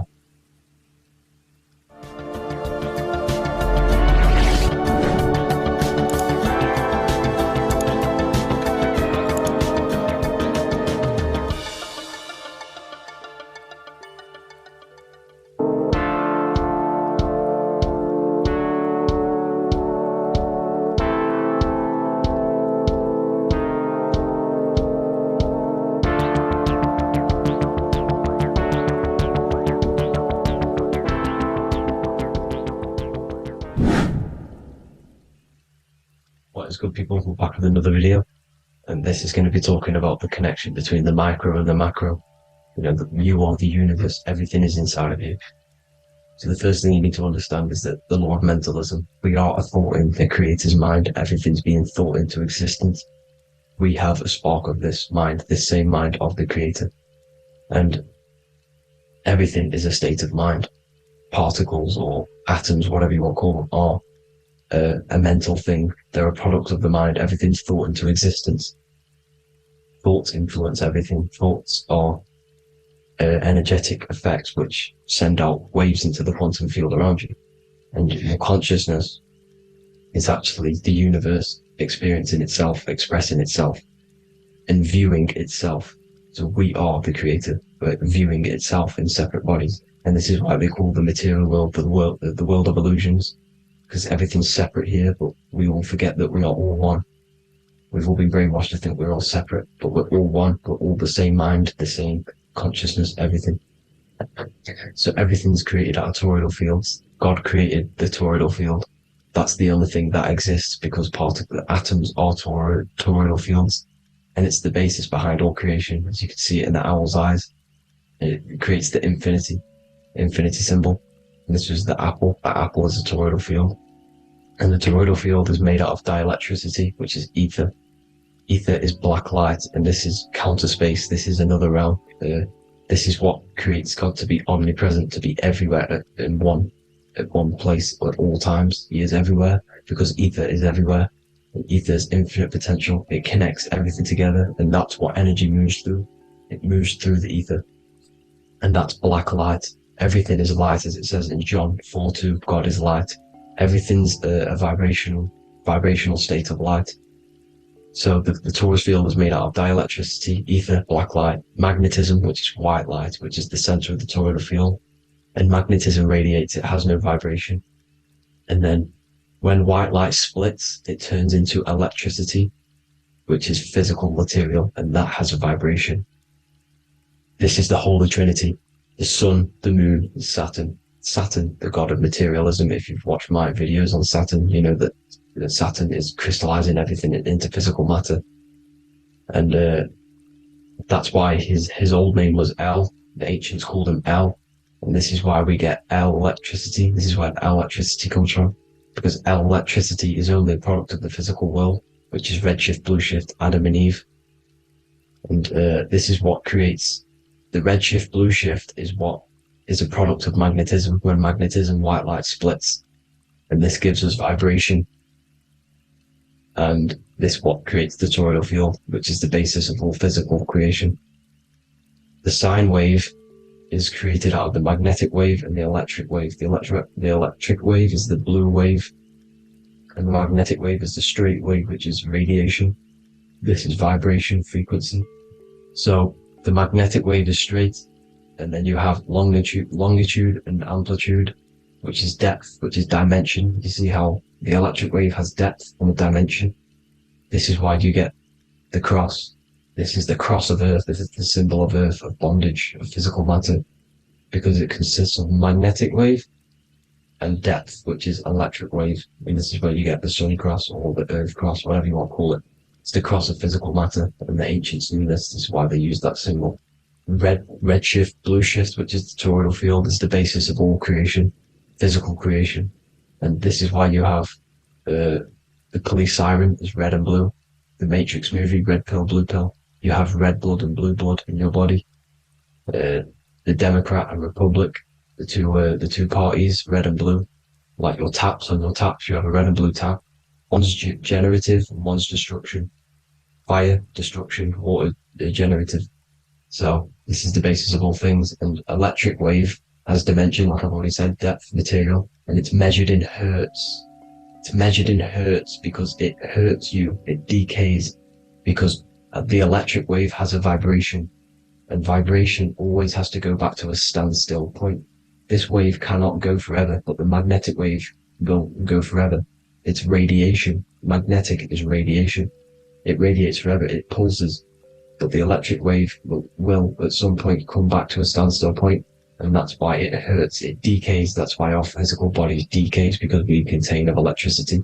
This body is an electric body, and it will return back to stillness like a guitar string. If you vibrate a guitar string, you pull it, it will vibrate, make a sound, and then go back to a standstill point. It's the exact same with every single toroidal field within the body. It will decay, and this is why our bodies decay, and everything in creation decays. So we're born into sin. The sin of Eve. The sin of Eve is us biting into the tree of knowledge of good and evil, which is the systems in the body. And the sin of Eve is biting into the sine wave. We bit into the sine wave. The sun moves in a sine wave. Our DNA is a sine wave. Time is a sine wave. Everything in this creation is a sine wave. This is why the dollar bill is a sine wave. Magnetism and electricity and electric waves in one.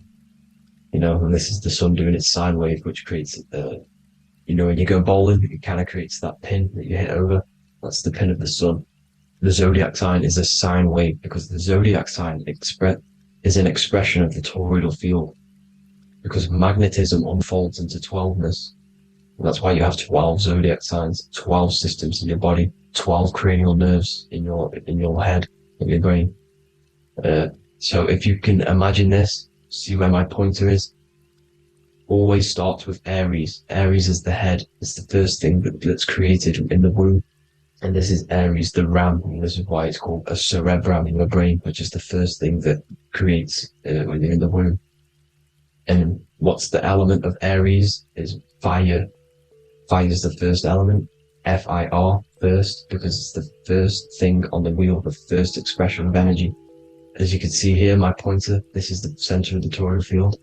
It would go Aries, Virgo, Capricorn, Pisces, Scorpio, Cancer. Then we go back to Libra. Libra would be center. But you see how the toroidal field is the expression of the 12 energies. That's what the constellations are, the energy expressions of the toroidal field. So it would go outwards, starting from Aries here, all the way back to Pisces, which is beyond the bottom half. But Libra would be the center. That's why Libra is the equinox. It's the equinox. Libra is when it goes from summer over to autumn. It's the equal. It starts to transition into the winter side. Equinox, equal, which is Libra. And that's why Libra has the two scales. It's symbolized with the two scales. That's because of the sun moving over. It's being judged. It's equal now, but then it's going to tip over into the winter. That's why Libra is here, the center of the sine wave. And like I said before, magnetic energy unfolds into 12ness. Magnesium is number 12 on the periodic table. It's the sacred number. And this is why the scientists are NASA is trying to bring in another constellation to destroy the holy science of astrology. So Aries rules the head, which is Mars. Taurus rules the neck, the lower head. Gemini, the two twins, which is your lungs, your two twins, your arms, two twins. Cancer, the breasts, or the chest area.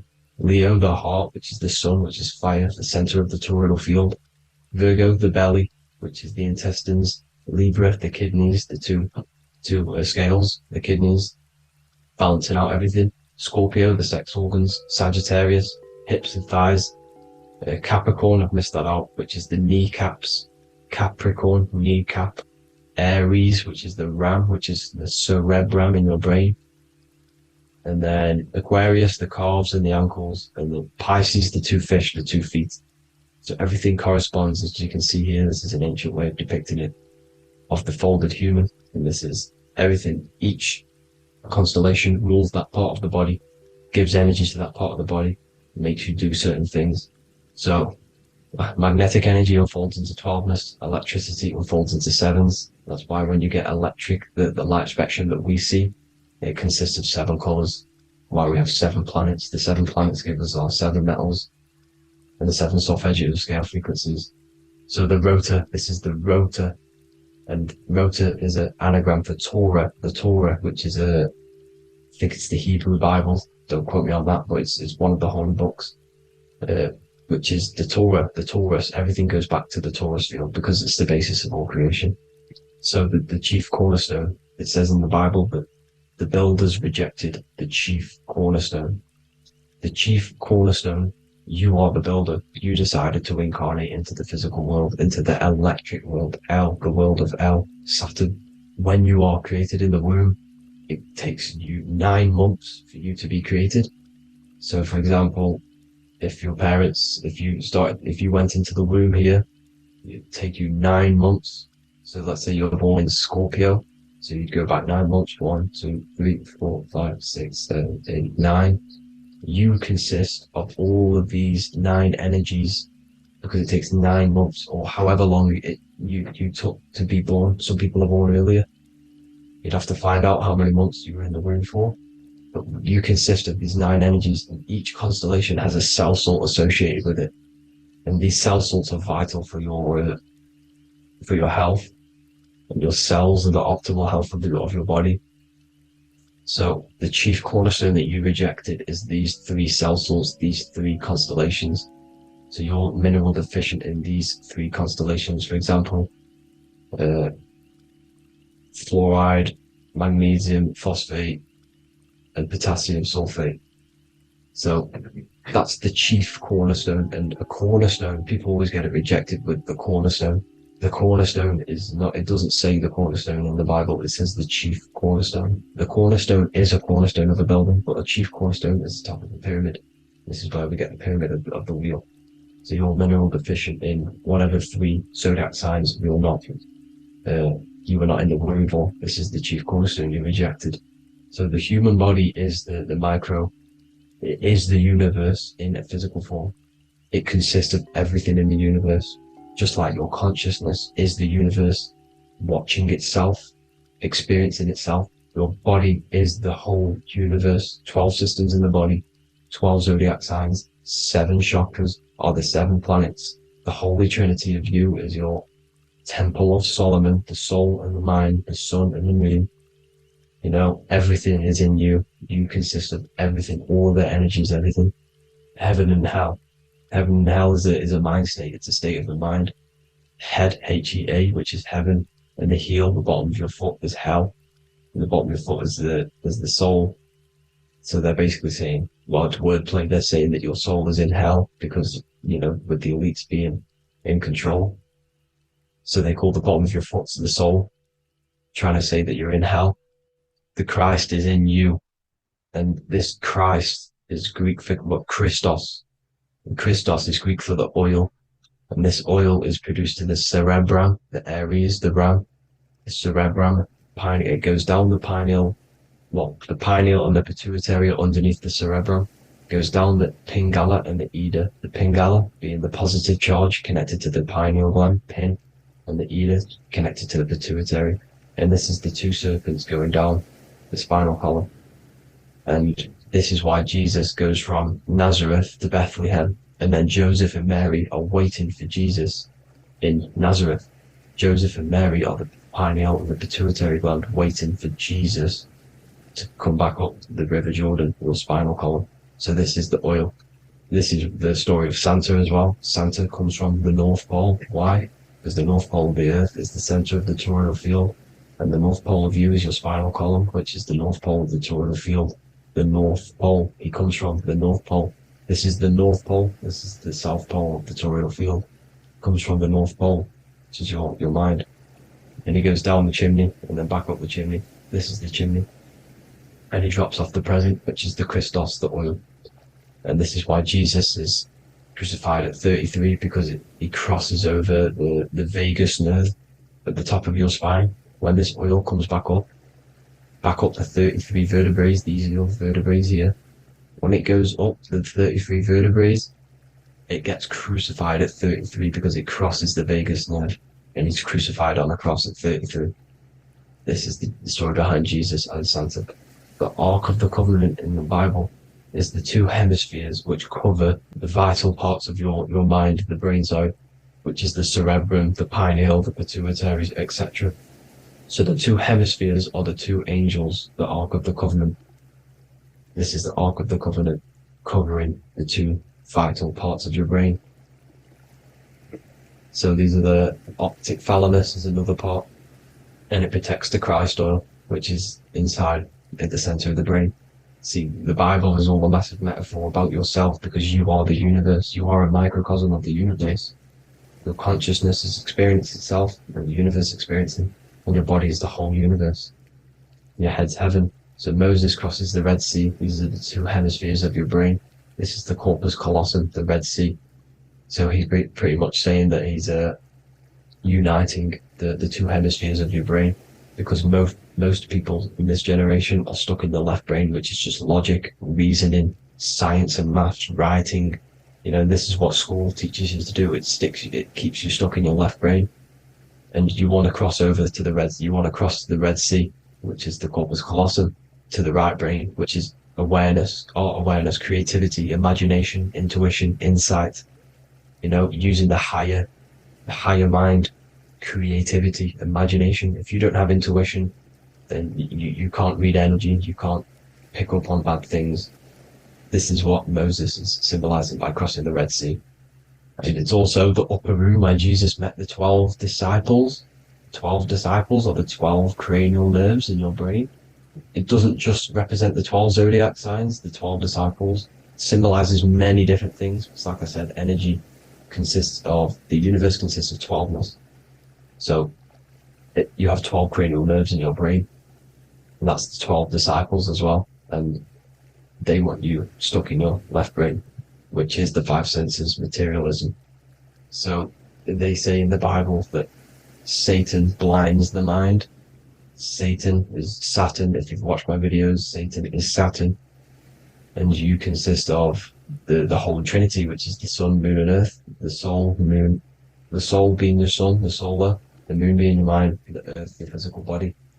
And Satan blinds the mind. Why? Because we enter a soul system. This is a soul system, not a solar system. And Saturn is the Lord of the Rings, which is the outer ring. When your soul enters the soul system, your soul starts to materialize. It hits Saturn. Why? Because Saturn starts to materialize you. You take on the 7 virtues, which are the 7 planets, which are your 7 chakras. And to get out of this soul system, you must get out of your lower nature, your animal nature, which is lust, desire, greed. The number of the beast, 666, which is Saturn, Satan. So you enter the soul system, you take on the 7 energies, which you turn into physical matter. And this is your descension from heaven to, well, to say hell. And then you must raise back up from matter to spirit. They say Satan blinds the mind. Why? Because your mind gets materialized. Your soul and mind get materialized. And when you get materialized, it's an intense experience. You lose the divinity within you. You forget the divinity. So Satan, which is the first planet, the first energy you take on, the material body, he blinds the mind. He makes you forget everything, your divinity. Then you must ascend up Jacob's ladder, the 33 vertebrae, to heaven. And this is a microcosm of the macro, because you will ascend back up to heaven if you do this, when you leave your physical body, when your body decays. So when it talks about in the Bible, completely destroy them, the Hittites, the Amorites, the Canaanites, all the ites, this is what God says to the Israelites. It says completely destroy them. It's basically symbolizing saying destroy your lower nature. The Canaanites, cannibals. We're under a Canaanite system now, which is cannibalism. And this is flesh eating, lust, greed, all the demonic stuff, all the lower vibrational stuff, you know, the lower nature, eating, sex, and survival, the lower three chakras. You must get out of these lower three chakras and return back to spirit, which is heaven, which is spirit, love, being holy, being truthful, being passionate, going back to Satan blinding the mind. All of the planets are made out of these three symbols. Satan blinds the mind, and that's why Satan's symbol, this is the symbol for Saturn, Satan, the symbol for Saturn is the cross, which is physical matter, the earth, over the moon is your mind. So the Saturn symbol saying matter over mind, he blinds the mind, Satan blinds the mind once you enter the soul system. And you must remember, in the Bible it talks about the Genesis, which is Eve, the sin of Eve, which is biting of the tree of knowledge, with the serpent which wraps around the tree. It says the serpent placed himself on the tree. Well, the serpent is the spinal column. It's the serpent telling you eat from the tree of knowledge of good and evil, which is your nervous system.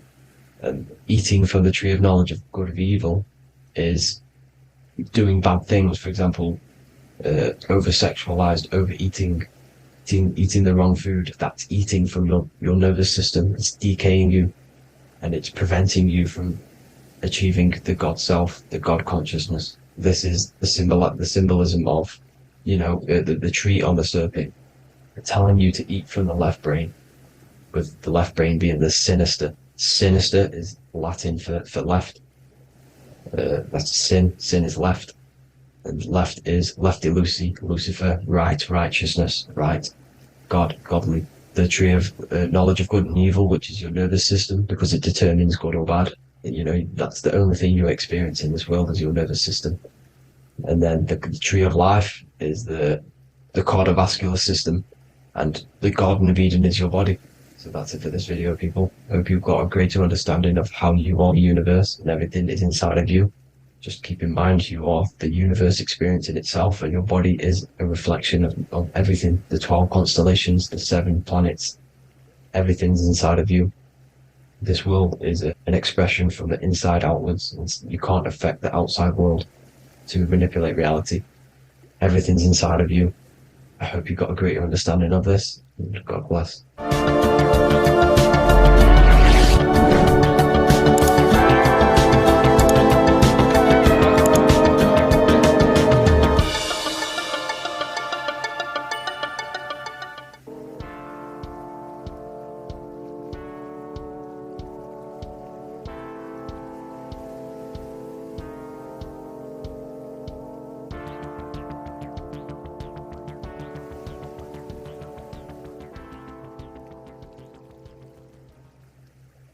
Welcome people. Vision things. Trust your intuition at all times. Always follow that inner voice. Cut out the tap water which contains fluoride. Fluoride blocks the pineal gland. And cut out all junk food, because all of this is affecting your pineal gland. When in meditation, you want to focus your eyes and your attention to the center of your head between the 2 eyebrows. This is where the pineal gland is located. This will help and awaken the pineal gland over time when you keep doing these meditations. Finally, for the chakra is blocked by being cut off from spirituality, plagued by the senses, being tricked into the 5 senses and being tricked into thinking you are the body. In order to work on this chakra, you need to feel grounded. You need to know yourself, your real self, the voice within you. Have common sense, have specific decisions that you're making, be very direct. Now we've got out of the way all of the chakras, I can now introduce methods and meditations which will help you unblock them spiritually. When meditating, you want to get into the present moment in a nice, comfortable position. Bring yourself to the present moment by saying, I am here right now, nothing else matters. Keep repeating this over and over with your eyes open or closed. After a couple minutes of bringing your attention to the present moment, you can now start to breathe in through the nose deeply and breathe out through the mouth slower than you breathed in. Place your attention on the chakra that you want to balance. Think of a high vibrational emotion like love, and think of this while placing your attention on that chakra. You can do this exercise every day for 10 to 20 to 30 minutes. The longer the better. Another practice you can do is by chanting the Bijis for each chakra. They are here starting from the root chakra all the way to the crown chakra. Or you can chant the 7 vowels. There are not 5, there are actually 7. A, I, A, O, U, M.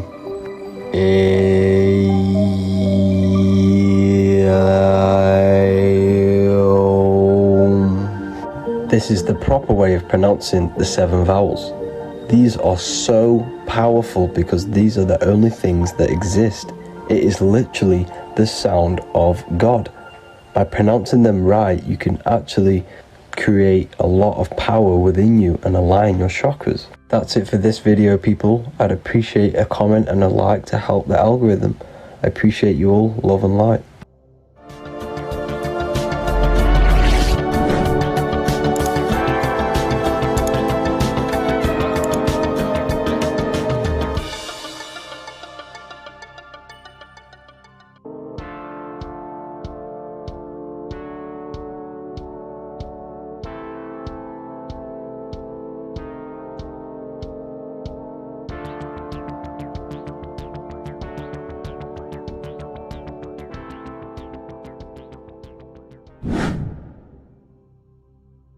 How are we doing, people? It's Revival of Wisdom. We're back today talking about sun worship. Okay? And please enjoy, sit back and enjoy the video. First thing we need to understand is that the sun is the risen Savior. It's the light of the world. Without the sun, we have nothing. Now, the sun is the Son of God. We didn't make the sun. No one owns the sun. But who created the sun? Obviously, the Creator created the sun. Therefore, it is the Son of God. And that is what Jesus is symbolizing in the Bible. The Bible is a metaphorical story. That's why it's called the greatest story ever told. Because it is a story about the sun, the zodiac. It's about you, the systems in the body. It's about everything that is sacred in this creation. Now you can see the suns behind Jesus' head in all of the ancient portraits. Even the ones that are more modern, you still see a sun on the back of his head. Because he is the sun. He's the light of the world, our risen Savior. And this is what Christians are lost, because they don't realize it's a symbolic story and they think Jesus was a historical person. He's not a historical person. Okay? This is what we need to get out of our mind. This wasn't a historical person. It's the Son, our risen Savior. The Son is the soul. It's the soul of this creation. Because what is a soul? A soul is pure life force, pure energy. Whatever a soul inhabits, it gives life to. Like our soul feeds our body. The sun feeds the earth because the sun is a soul, and that's why the ancients called it Sol. Because it's the soul and it's in you and it's the light of the world. It's the light of everything. It gives life to all things. Here's Jesus and his 12 disciples. The 12 disciples symbolize the 12 zodiac signs. Aries, it rules the head region because the 12 zodiac constellations rule specific regions of your body. Aries, the ram, you have a cerebrum in your head. This is Aries on the head of the table. His Gemini rules the arms and the lungs. The two twins, Gemini. He's holding up 2 hands for the 2 hands and arms. The twins.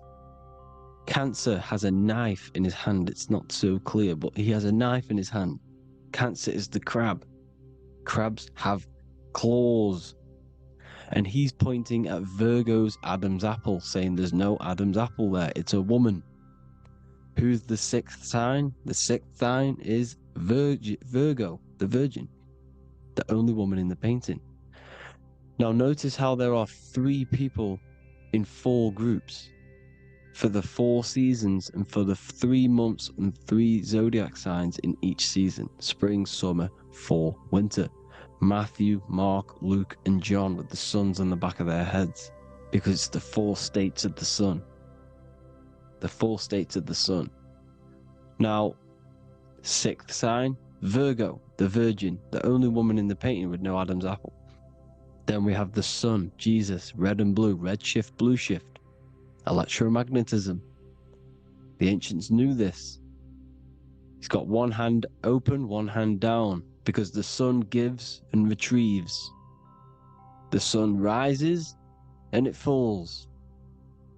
It gives, then pulls away. That's what the sun does, and that's what he's doing. His arms are out, symbolizing the rays of the sun, casting down onto the earth, giving and then receiving.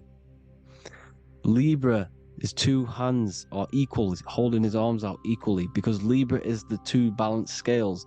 Libra is when the sun is balanced between the summer and the winter. It's being judged. The sun isn't balanced. That's what Libra is, the two scales. Capricorn is the goat. Goats have two horns, and you can see the two horns on his head here. See?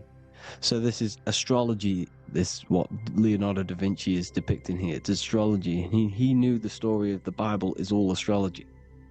It's all based on astrology. The Son of God, the real sun. Now here are some Bible verses. I am the light of the world. Obviously, that's the sun. What other light is there that lights up the world? The moon can't do it. It's the sun, the one and only sun, our risen Savior. Because if the sun didn't rise, we'd all be dead.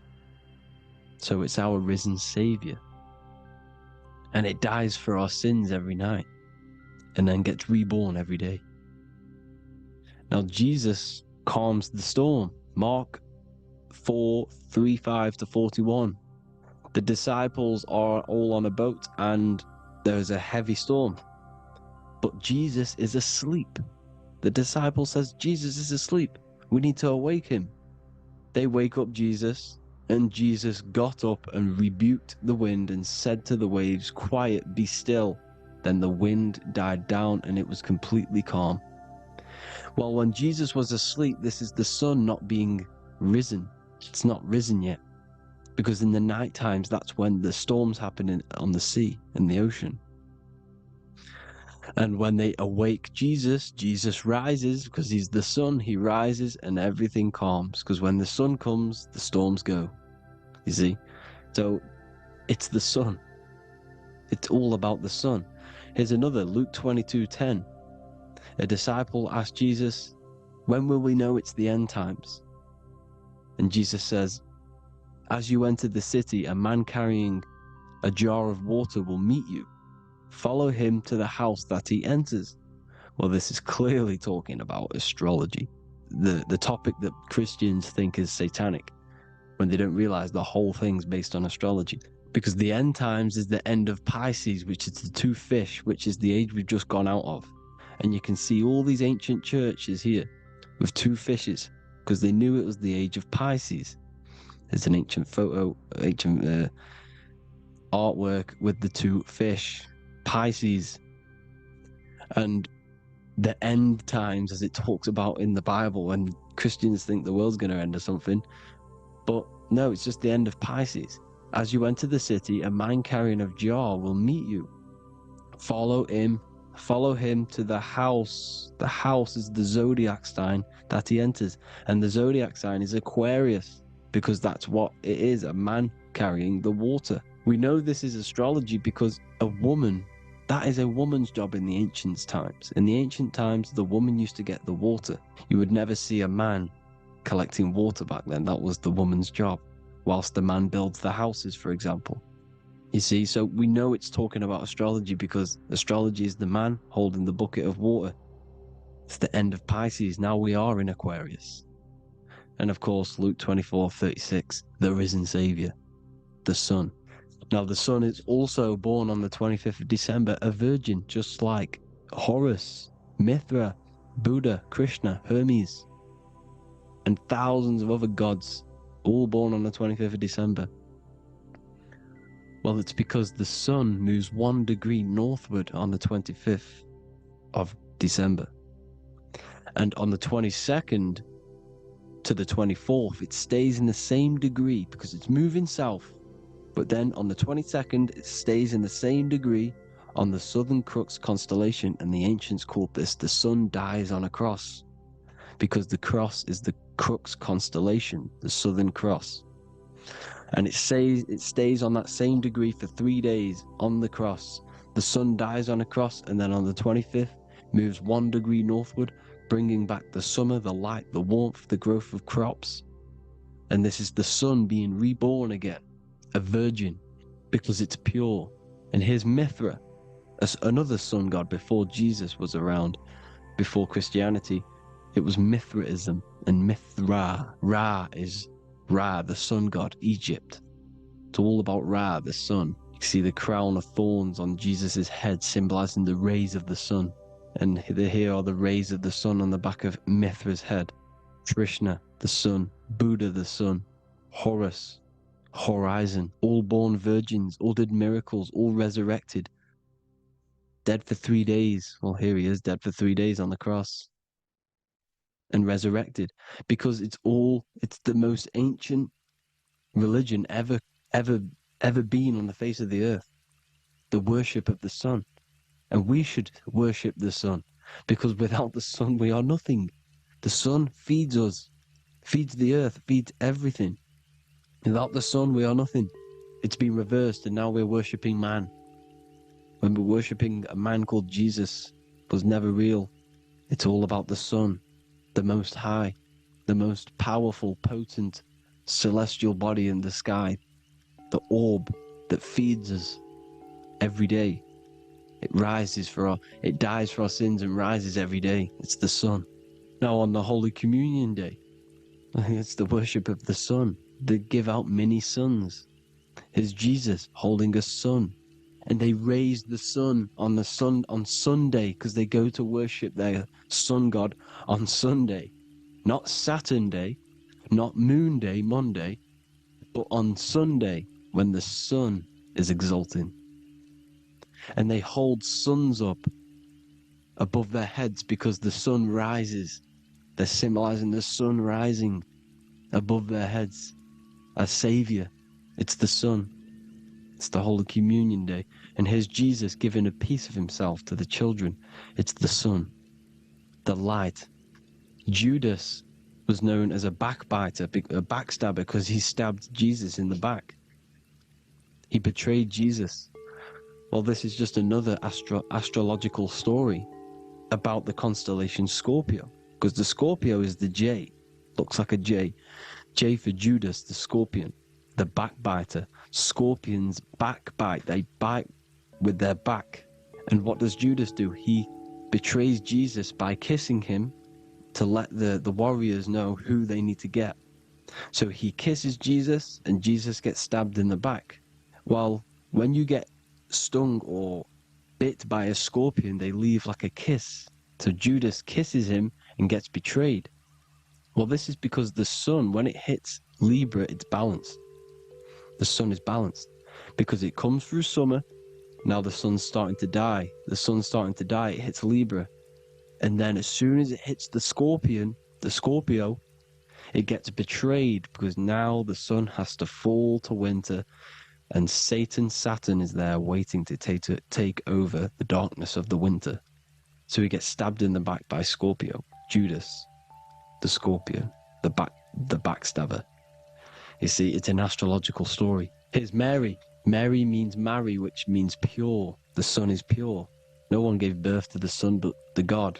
And it's born every day. It's born every day on every year. It's born pure. There was no controversy. There was no, activity for the sun to be born. It's pure. Now, the 7 metals come from the 7 planets. The sun gives you gold, and this is why the sun is golden. It looks gold. And this is why the banks are backed by gold, because gold is the most valuable metal, because it's the sun, the most valuable celestial orb in the sky, in the heavens.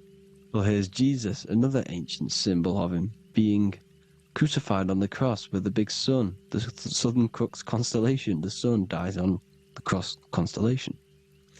And if you go to the old etymology dictionaries, you will see sun and son is the same word. They come from the same etymology roots. You can use them for no matter what, but they've been confused today. But if you go back to the old dictionaries of etymology, they are interchangeable. You can use them. Son, sun, sol, it's all the same thing. The 12 disciples, 12 brothers of Joseph, 12 tribes of Israel, 12 breastplates on the stones, because it's all the 12 astrological signs. They could have used any other number, but there's 12. Because 12 is the mind, which is God. 7 is the number of matter, which is man. 7 energy centers in the body. 12 cranial nerves in the brain, because it's the mind. 12 is the 12ness. The zodiac is literally the mind of God, the signs of God. Now here we see here, Job 38, 31 to 33. Can you lead forth a constellation in the season? He's asking you, can you read the sky? Can you read the heavens? Canst thou bring forth the Mazzaroth in its season? Mazzaroth means 12 signs, the zodiac. Why did they translated every single Hebrew word in the Bible into English, but they decided to leave out Mazzaroth? Why? It's because if that said zodiac, Christians would have a different view on the Bible, but they leave that out. But Mazzaroth actually means the 12 signs, the zodiac, and the stars means sign. The word stars means sign because the stars are signs, things to come, which is off in Hebrew, which means sign, things to come. You see a sign on the road, it's something coming. But God is saying, no, what does he say? To qualify as a director, a judge of man's life on earth, one must be able to govern the heavenly bodies that rule the earth. It's telling you to read the heavens. We need to read the heavens. Astrology, the 12 zodiac signs, the mind of God. It's telling you, read the Mazzaroth, read the zodiac, because they are things to come in your life. They are signs. It's not satanic, it's made by God. God said, let there be lights in the firmament of the heavens to divide the day from the night, and let them be for signs. Signs are things to come. The 12 zodiac signs. It's all about astrology. Here's Mary holding the sun. His son, her son. It's the sun in the sky. The one and only, the most high. The soul, the solo because it's on its own. The most powerful, Ra, radiance. Here's the Pope holding the sun. All 3 popes holding the sun because they're sun worshippers and they know the true meaning and origins behind Christianity. Sun worship. Here's the Vatican is a sundial. Yes, this is literally a clock. Your watch is a sundial. It's got 12 sections on it for the 12 zodiac signs. 12 hours, 12 Horuses. Now here you see Jesus walking on water. Well, it's the sun, and here's the beard of the sun. Here's the pyramid of the sun, the illuminated one, the all-seeing eye, the sun. Here's the Ankh. The sun creates these symbols. The ancients knew this. Now, when you see these headdresses, these are actually the days of precession of the sun. Aries, Cancer, Libra. It's all about the sun. Here's some more sun worship going back to Egypt. Ra, Horus, Osiris, and Set. Jesus and Satan is Horus and Set. The sun and Saturn. Saturn rules the winter, Satan. Jesus, the sun, the light of the world, rules the summer, rules the day. Satan's the night, Saturn's the night, the sun is the day. The evil brother, Satan. Well, Horus this is where we get the word hours from. There are 12 Horuses. The sun moves in 12 Horuses, 12 hours. Where's Horus? What hour is it? Where's Horus? His Ra, 12 noon, Ra, radiates, powerful, the most high sun. That's why he has a sun on the top of his head. These are the 4 states of the sun. Set, sunset. This is why we say sunset, because the sun is setting. his sunset, his Horus, horizon, the Horus is rising, Ra radiating, and the sunset. Then midnight is Osiris. Here's another ancient symbol for the sun, the scarab. Ra, the sun, scarab. It's got the word Ra in it because it's the sun. Here's the sun on top of the scarab with the wings. Because scarabs roll dung up hills, and then they'll let it fall down the hill to gain more matter. To gain more bigger, like a snowball effect. And this is, the ancients saw this as a process of the sun, because the sun climbs up the hill and then it falls. So they used the scarab to symbolize the process of the sun. The sun climbs and falls. Here's an ancient Egyptian cat cutting off the head of the serpent. Well, the cat is cutting off the head of the serpent, symbolizes the sun cutting off the nighttime. When the sun rises, it cuts off the nighttime. It cuts off the serpent. The serpents represent darkness or evil. There's some more symbology of the sun and the heavens, the arch, the royal arch, the firmament, the sun inside the firmament. These are all ancient churches, and they all depict the firmament with the sun inside. Is the ancient cosmology, you see, because it's all about the sun. Everything's about the sun, because the sun is our orb made for us to sustain life in this, inside of this creation, inside of this firmament, the royal arch of heaven. Here's the Freemasons depicting it. Here's the Masonic royal arch, but you can even see the zodiac signs. Here's Cancer, the checkered board. It's the royal arch of the firmament. Obviously, they don't want to tell you that. You live in space, apparently. Some more sun worship. Here's the beard of the sun on the water. They all have this long beard. And why do they say amen? Amen at the end of every prayer. Amen is a sun god, a creator god. It's all about the sun. So thank you all, people. Hope you all enjoyed. Hope you all gained some knowledge and insight. Please give me a follow, drop a comment, drop a like. Have a good day. Love you all.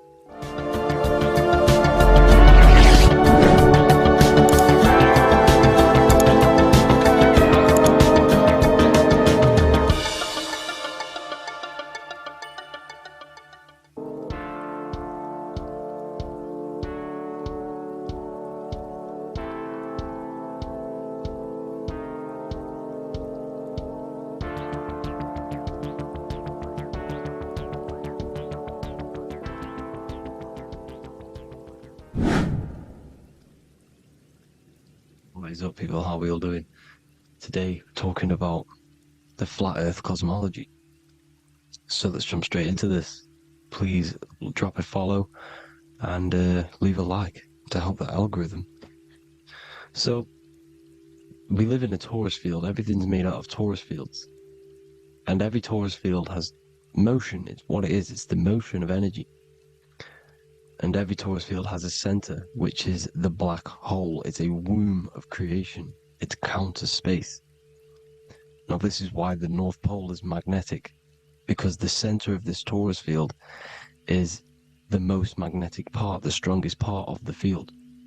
So this is why all compasses will point you to the center. And the Earth's magnetic field is spread across the whole of the Earth. And it's spinning, as you can see here. It's like a tornado at the center. And this tornado is the force which is spinning the sun and the moon around us. You got the sun, the moon, Polaris, just like in the Masonic cosmos here. The sun, the moon, Polaris, the all-seeing eye. Now we'll get into Polaris a bit later, but the sun is the magnetic force. Sorry, is the electric force, because every field is electromagnetic. Now, the sun is electric. It's positively charged. It's gonna give you energy. It's feeding energy. The moon is more magnetic energy, which is taking your energy away from you. And this is why you become sleepy when the moon comes out, because it's taking away your energy. So These two forces is the balance. It's the yin and yang. It's the balance. Everything in this creation is balanced because the torus field is the earth is the plane of inertia, the 0 point within the field. Because physical matter is a result of two opposing forces equalized on the plane of inertia. And that is where matter crystallizes into physical results. And this physical plane is the plane of inertia, planet Earth. And at the center of this plane is the black hole, the womb of creation. And outside of this black hole gives birth to light. So the torus field is constantly rotating, going into counter space, the black hole, and then out of counter space gives birth to the white hole, white light. You see? So it's going around, black hole, birth again, black hole, birth again. And it just keeps going around. It's an infinite cycle of energy. And this is where the infinity sign comes from. This is the motion, this is the force which is creating everything to spin inside of this circle. Okay? And it's making the stars spin. It's making the sun and moon spin around us, around this center point. Now here you see Horus and Set. Horus and Set putting their feet inside of this dome. This is the royal arch, the arch of the dome above us, which is like you see in the Masonic cosmos, the royal arch of Freemasonry. This is the dome above us, the firmament that the Bible talks about. You see, they're putting their feet in because Set symbolizes the moon and Horus is the sun. Horizon, Horus. Horus is rising, the sun. So they're both putting their feet around this center magnetic pole, which is the pole, North Pole. And above the North Pole, you have Polaris, the pole of electromagnetic energy. You see? And this is how we get the sun and the seasons. Because the sun, for us, when it becomes summer, it's on the Tropic of Cancer. Then it spirals outwards, going out and out and out, then goes to the Tropic of Capricorn. That's winter for us. Then it comes back in and creates summer again. So it's constantly spiraling around this center magnetic North Pole. You see? So this roof above our heads is the firmament, and this is what they've taken off of us. They haven't physically taken it, but mentally they have taken this away from you. It's a female energy, and this is what the Egyptians called Nut, the sky god Nut. And this is the womb. We are inside God's creation, God's womb, and the woman's womb when she has a baby is a microcosm of this, because everything inside of this creation is macro. It's a reflection of the bigger things, as above, so below. So the dome above our heads is the dome we are in when we are a baby. And you can see the sacred geometry of it is the exact same. It's the dome. And when we are inside of the womb, the woman, the sacred maker, which is the M, the Masonic M, this is the G-male symbol. The Masonic M is maker, mason, matter, male. She delivers the male, you see. She delivers the male because it's the maker, the female, the magnetic. The woman is magnetic in nature, the male is electric in nature. So when we are in this womb, the female, we are being fed by the center umbilical cord, by the center of the mother's stomach.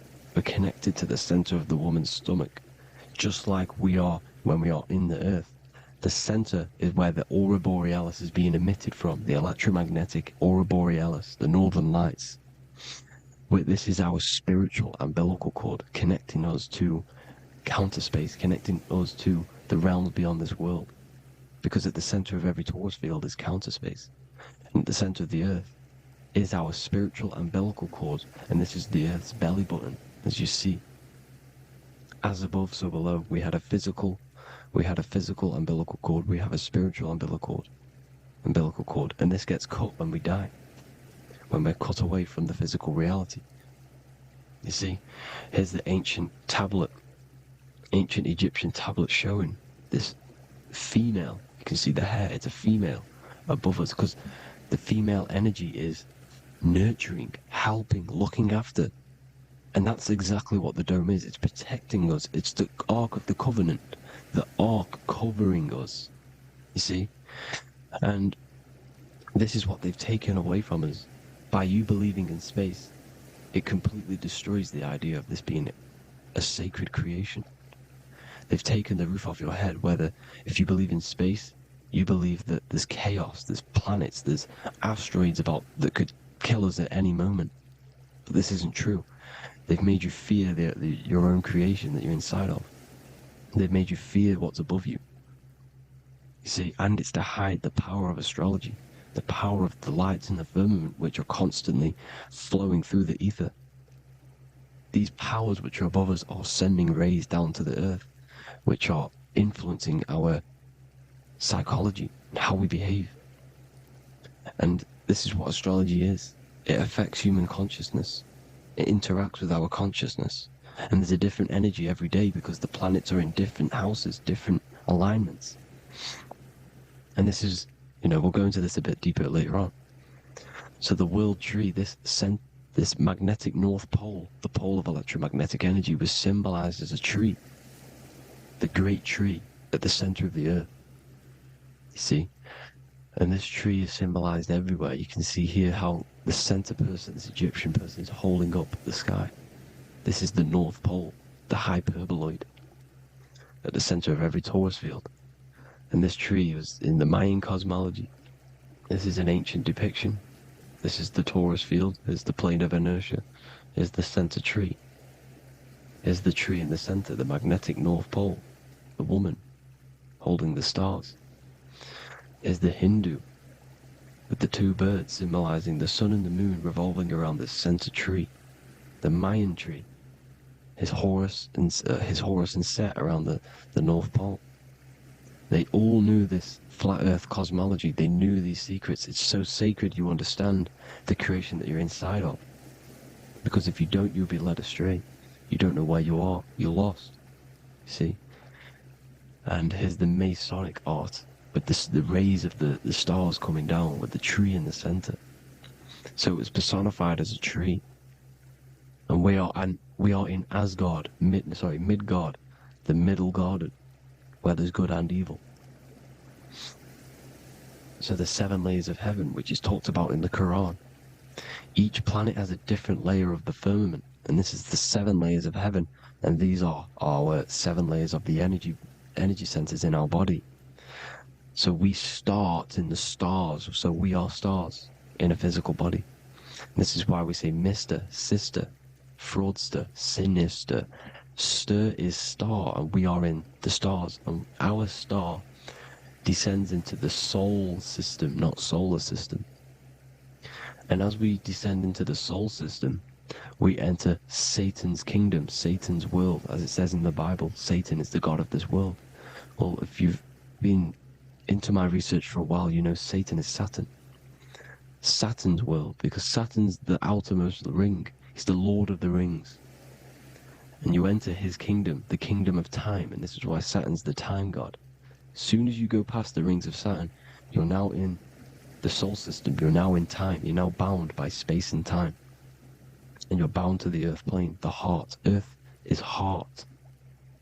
It's a rearrangement, it's an anagram for heart. And the heart of the electromagnetic color spectrum is green, and that's why the earth is green. And above green is blue, and this is why the sky is blue. In order to go to heaven on the macro scale, you have to go through the blue sky, through the 7 layers of heaven. In order to reach heaven in your body, whilst you're here, you have to go through the blue chakra to your head, which is heaven. It's micro, macro. Everything is micro, macro inside of this creation.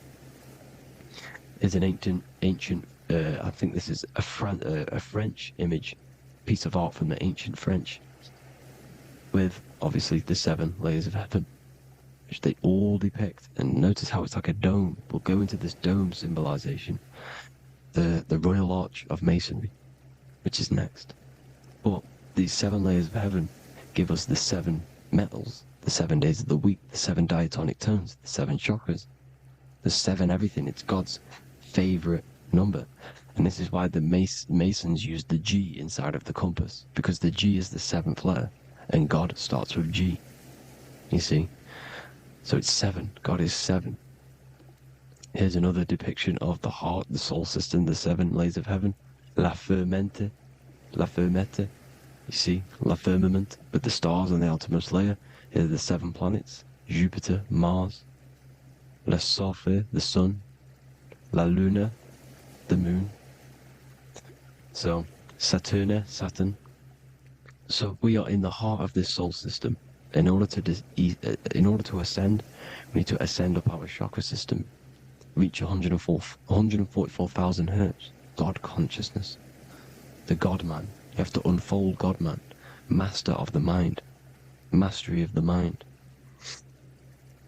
So, what are the stars? The stars make everything unique. The stars are constantly rotating around the center, magnetic North Pole, the tornado at the center, which is stirring everything. It's stirring the ether. The center is the ether, and the 4 elements are born out of this ether. There's 5 elements: ether, spirit, water, air, and earth. The ether gives birth to the 4 other physical elements, which the whole of creation are made out of. About them 4 elements. 4 is the number of stability. You know, a chair, a table has 4 legs. It's stable things. It's a foundation, and these 4 elements are the foundation of this creation. You see, and this magnetic North Pole is stirring this, and the 4 vibrational states of the ether are the 4 elements. Now let me get back to the stars. I just wanted to give you that. The stars are being stirred around this center point. Center. It's stirring everything. And they're always in different alignments. Every millisecond they're moving in different placements of the stars. And the planets are called the 7 wanderers because they're not fixed. The stars are fixed. But the planets are called the 7 wanderers, the 7 layers of heaven, because they move faster and slower than each other. Each planet is slower and faster. Has a different rate of speed it's moving. So these alignments are mixing in with the energies of the different 12 constellations. And this is why you have a unique characteristic. You have a unique look, a unique energy, a unique personality. This is because when you were born and you took your first breath, that energy which was in the ether, because the ether is all around you, and energy travels through the ether. The energy that the stars were casting down and the energy that the planets was mixing in with the 12 constellations was in the ether. So when you came out of the womb and your first breath, because breath is spirit, okay? So that first breath you took, that is the energy that is imprinted within your DNA, your soul. And you reflect that energy, you emit that energy. That's the energy that is with you forever. Until you die. Till this physical body dies off. And that's what the stars are. The stars are giving a unique energy, characteristic, personality to every living thing. Every dog, every cat, every animal has a unique personality because it was born at a different time and place in the sky. Okay? The stars are your destiny. Now, the stars are constantly changing as well. If you look at stars through a telescope, they're constantly changing and forming different forms. You can see here, it looks like water. It looks like light through water because it's the ether above us, a sea of ether. And this light is being emitted through it, and it's just constantly changing, giving different energies, each star. So this is why this is what the zodiac is. It's the expression of energy. It's the expression of the stars. And each constellation has many different personality, different energies, different traits. Each planet has different traits, depending where your planets are, depending what energies you hold. No two person have the same energy. There's no one. It could be similar, but no one's the exact same. It's because of the stars. The stars are never in the exact same split place. The planets are always in different houses. So here's some Royal Arch symbolism. Here's the Royal Arch of Masonry, as it says here. The sun and the moon, the constellations. Here's Cancer, the 7 planets, the 7 stars. Here's the Royal Arch. This is the firmament. Here's the duality. Black and white, duality, good and evil, rest and motion.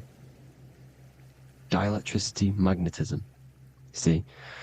So this is what the Royal Arch is. It's symbolizing the cosmic dome above us. The womb we're in. We're inside God's womb. And here's George Washington, the Freemason, inside of the Royal Arch. See? With the G, the Masonic G, God, 7. Here you see another depiction of George Washington with the stars in the dome above his head, his Polaris, the sky vault, Polaris. We'll get into that later. Go inside of all of your ancient churches, you will see the dome. Go to the Vatican, you'll see the dome. All of your ancient churches have this dome because it's the dome above your head. The ancients knew this. This was known. We did not live in space. It was known back then. They all knew. This is Crown Court, which is one of the most important courts in the UK. You can see it's clearly so much Masonic symbolism. You've got the 4 pillars of Masonry. The Royal Arch is like an arrow pointing upwards to Polaris. His Disney World is under a dome. And his Polaris, the sky vault. You see? And also 666 in the symbol. There's more 7 layers of heaven. Here's an ancient depiction of the firmament. Here's the astral plane outside of the firmament.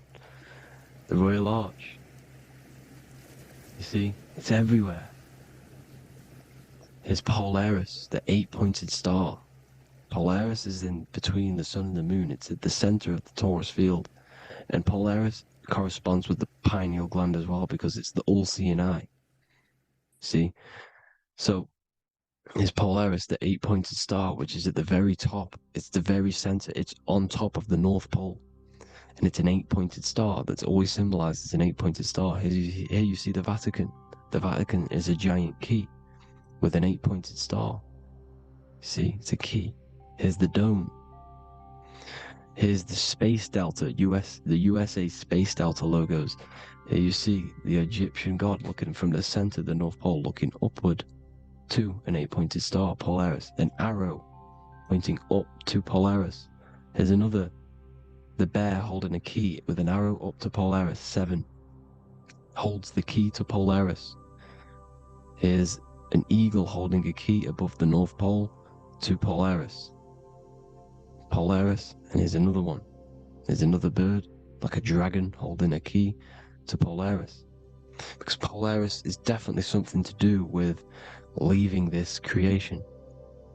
Okay, maybe, I can't say for sure, but maybe it's to do with ascension, and this is why the Vatican hold the key to the 8-pointed star. And this is why the space, well, we all know space is a lie, but they're showing Polaris and its sacred symbology. Maybe it's to do with something leaving this creation, going to another. Here's some North Pole symbolism. As above, so below.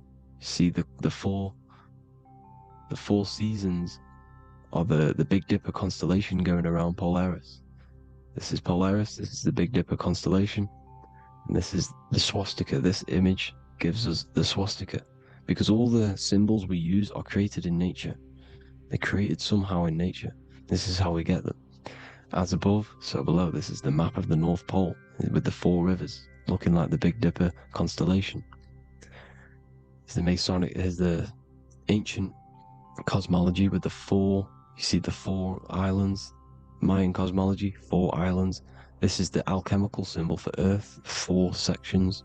The windows, because the center of the North Pole is a window to another dimension.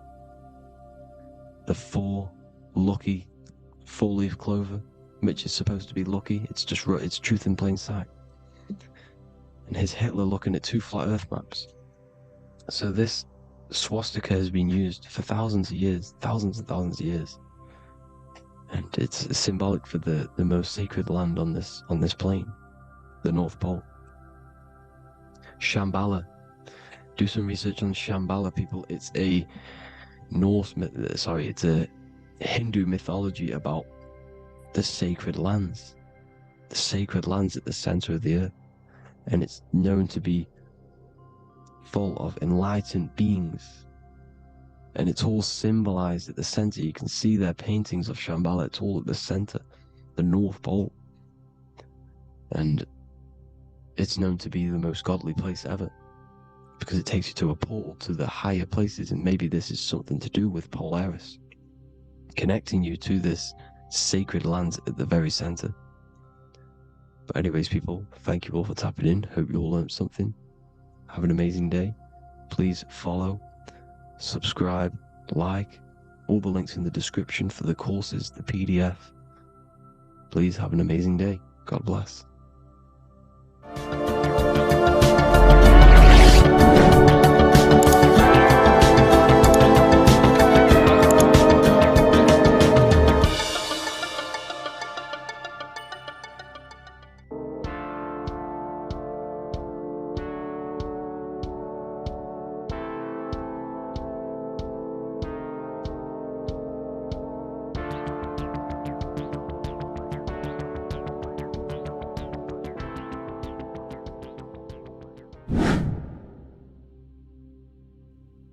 What is good, people? How are we all doing? Today we're going to be talking about the different planes of existence, the occult side of the world, the things they don't teach you in school. And of course, you can only find that on this channel, so welcome. So you need to understand is that your consciousness moves through these different planes of existence, these different states of consciousness, which make up all of you. Okay? They are all interlocked planes. They are all interpenetrated into each other. They are all one. They melt into the plane above and below. You see, each plane is a product of each plane. As above, so below. Now, the higher you go, the more fluid, the more dreamy, the less dense it becomes. The lower you go, the more denser it becomes, the more solid it becomes. The lowest plane is the physical plane, which you are obviously aware of. You are inside of the physical plane now. But while you are in this inside of this physical plane, you are indeed inside of all these other bodies which you have not awakened yet. You have to awaken these different bodies. You have these bodies. Okay? It's like a ripple effect. And the center is the most dense, the most solid. This is Earth, heart, the heart of the ripple. And the further you go out from the center, the more dreamy, the less fluid, the more fluid, the more less dense it gets until you're one with the all. You see? And this is what it's like. This is what this system is. It's like a ripple effect. Now, let's jump straight into the planes. First, you have the physical plane, made out of 4 elements. Five elements. The ether is the mother of the elements. It's the womb of the elements. It's the 5th element. And it gives birth to the 4 other elements. 4 is stability. Tables have 4 legs, and this is why the ether gives birth to 4, because it's the foundation of the physical world. Fire, earth, water, air. They are not pure. Each one of the elements melts into the other one. For example, earth and water both share cold. Water and air both share wet. You see? They compose of each other. They melt, they mold into each other based off the vibrational state of the ether. That's what it is. The 4 elements are the vibrational states of the ether. Okay? So you have the 4 physical elements making this, physical world. It's the lowest world. It's the world of effect. This world, whatever you see, whatever you experience, it's the effect. You can't change anything by manipulating this world. You got to manipulate the higher worlds to affect this world, you see? As above, so below. This is the lowest plane. It has 3-dimensional. It's the 3rd dimension. Space, height, and thickness. That's all it is. Front, backwards, upwards. You see, it's 3-dimensional. We cannot perceive the hidden side, which is the interior of this existence. We cannot perceive the interior from our exterior view. We are looking into this world. Okay, this is the exterior view. We can't see what's inside of that. That's the 4th dimension, which is the next one. It's the most gross and dense plane. 4 states of matter, the most slowest vibrational molecules, exist in this plane.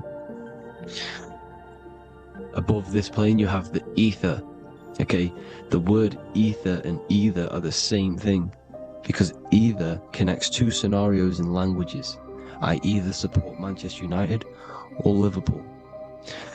Ether is connecting them two scenarios. The ether is doing the exact same, as you can see here on the planes of existence. It connects the astral world, which is very important, to the physical world. It's connecting these two worlds. So it's the ether. It's the ether. The ether is pure potential. Energy flows through the ether. It is pure energy, pure potential. Okay? The physical body is an exact copy of the etheric counterpart body. So every physical object has an etheric energy double. It's like a blueprint of that object. Every single object has an energy double, and that's the etheric double. Okay? The etheric body determines the shape of our physical body through its lines of force. All through life, it rebuilds and restores the physical body. Physical problems show up first in the etheric body, because as above, so below. You manipulate the higher planes, it will manipulate this plane. And this is why sorcery works. You know, contact with astral plane entities. We'll get into that a bit later. So the reason why we can't see this plane, this energy world, which is all around us, which we are inside of right now as we speak, is that the molecules that compose it are further apart than those of the physical plane, making it invisible to the two eyes. That we can't perceive it. Our eyes cannot physically suck in that sort of information, and our brain cannot decode it. This is why, you know, they brainwash us with all these programs to keep us asleep, to keep these other bodies we have asleep, so we don't find out about these other bodies, and is to make you believe that everything's just a material. Only the material world exists. They don't want you to know is that everything that you see is a result of something you cannot see. As above, so below. There are realities within this reality. This is what I'm breaking down now, these different planes, on how this reality works. So your etheric double is your energy body. You can see here the physical, etheric, astral. Astral is your spirit. The ether is a part of the physical plane. It's like just above the physical plane, but it's still part. But then the astral plane is completely separate. It's another plane, but they're all interlocked. Don't think they're apart. They're all interlocked. They're all one. They all melt into each other. The chakras that we have are inside of our etheric body. They are our sense of organs which tune us to the fourth dimension. These 7 chakras connect us to the astral world, the fourth dimension. Okay? They are points for the flow of energy from the universe / 7 planets, because the 7 chakras are your 7 planets, and the 7 planets are connected to the astral world. They are feeding these 7 centers in our body. They connect us to the universe, to our etheric counterpart, and then to us, supplying the physical body. Because the energy comes from above. As above, so below.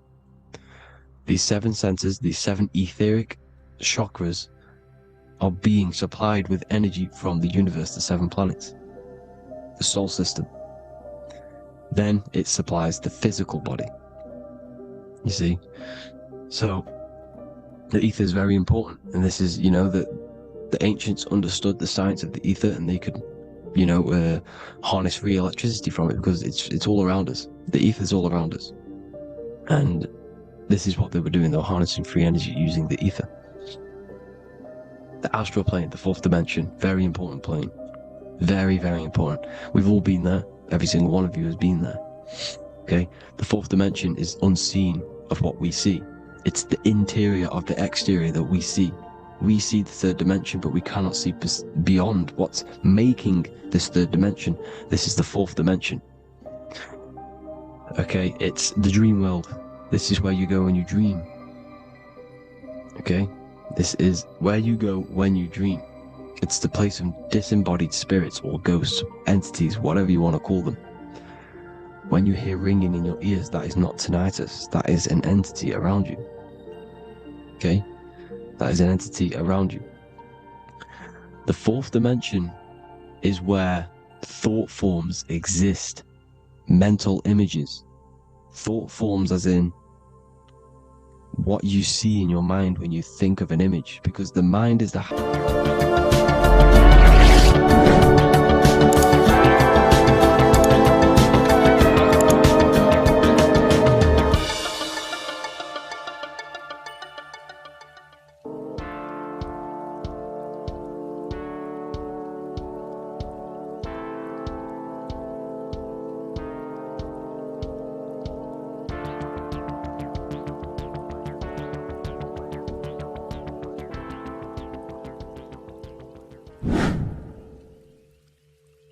people. How are you all doing? It's Revival of Wisdom, and today we're going to be talking about your birth certificates and how we are slaves to a system and how they have trapped us into this system.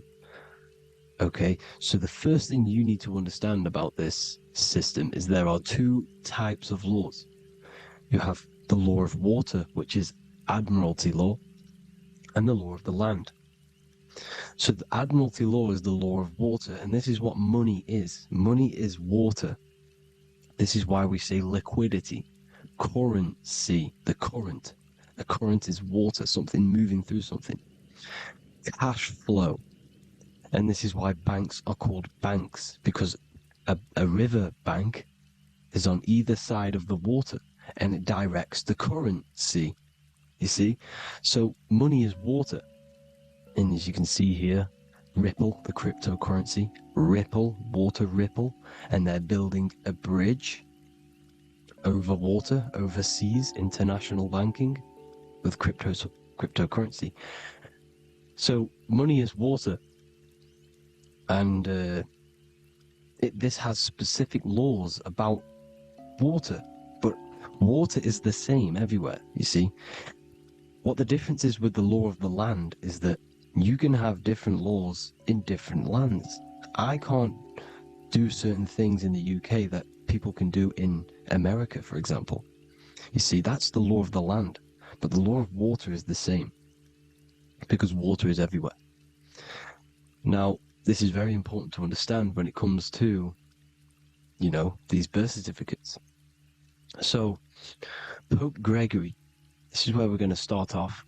Pope Gregory in 1582 took the Orthodox Eastern sunrise calendar and changed it to his own Gregorian timeline, not a calendar, a timeline. This timeline was copyrighted by Pope Gregory under the name of the Vatican. So the Vatican owns the timeline that we are using today, 2023. They own it. They own the title of this Gregorian calendar. Okay? Therefore, anyone who is born under this copyrighted timeline, not calendar, they are subjected to Rome, because Rome owns the timeline. They have a patent, a copyright for that timeline. What is on our birth certificates? That timeline. We are born underneath, we are subjected to the Vatican. This is why all birth certificates go to the Vatican. They own every single birth certificate. Okay? So when we use this timeline, we are subjecting ourselves to this timeline. Okay? Which the Vatican has a claim over. This calendar or timeline is set to sunset, not the sunrise, which is associated with death, darkness, and the moon, lunatics. You see, so this is a sunset calendar timeline. Okay, this is now, they've changed a couple things, right? They say that the new year is January the 1st. Okay, when we know this is in winter. January is winter, which is associated with darkness, death, the death of nature. So this is a death cult, people. These people are evil. They're so evil. The Vatican. And this is why we use April Fool's Day, because April is in Aries, and Aries is always the start of the zodiac. This is why Aries rules the head region. 12 zodiacs, 12 systems of the body. Each zodiac is associated with each part of the body, and this is why Aries is the head, cerebrum, ram, cerebram. but we're not going to talk about this video. But yes, that is what April Fool's Day is. They're putting it in your face. April Fool's Day is the real start of the year, when the sun starts to rise again, when the risen Savior is resurrected, when it's born again. This is when the Jews celebrate the Passover. This is when the Christians celebrate the resurrection of Jesus, and they eat lamb. The Jews eat lamb because we're in Aries, the new year. The sun is now born again, our risen Savior, the light of the world. So yes, this is what April Fool's Day is. It's the first day of the year, which they changed. Pope Gregory changed. So you need to understand is that you are in the womb. You are inside of a ship, because every ship, literally a ship, every ship is female. This is why they say she delivers the product, because she does deliver the product, you, the baby. Same thing with a ship, they deliver products. They are a she. And when they pull up to the bay, like you can see on this picture, they're pulling up to the bay. This is now called the birth canal. The ship is now in birth, on paper. Okay, this is law. And when they pull up, they tie up to the bay, and now they get a certificate of manifest certifying all of the products which are on the ship and what they are bringing into that nation. Okay, so you're bringing in this many of that, everything's on the certificate of manifest. And this certificate of manifest is also your birth certificate, because you are traveling through water when you are in the birth canal of your mother, because you are in water when you are in the womb. And you travel through the birth canal, and when you arrive, you get a certificate of manifest with the name, how many, the quantity, that's your birth certificate. Okay? And this is what it is. We are a we're not a corporation, but we represent a corporation, which is your name in full capital letters. That is your corporation. You cannot physically tax a body, but you can tax a corporation. This is why we get charged. This is why we get taxed, because it all goes down to the corporation which our name represents, which we are subjecting ourselves to. We are my name, I am subjecting myself to this name, and that name has a corporation which I represent, which I subject myself to. You see, this is how we are attached to this straw man, this character that they have built on paper. So it's a character which is on paper. This is what we represent. So when the woman gives birth, she delivers the baby, and then she has another substance. Now I'm going to break down how they attach this name to us, how they do it. Okay, our mother is carrying us the product in the womb, the water, and it goes from the United Kingdom into a state-owned, corporate, federal-owned hospital, which is government-owned. She does not declare the package when she enters the building. Aha, so keep that in mind. When she delivers the package in the federal territory, she does not declare the package either when she leaves. Therefore, there is no evidence that we exist when we arrive. On paper. On paper, there is no evidence that we came into the building or left the building. We have not been declared.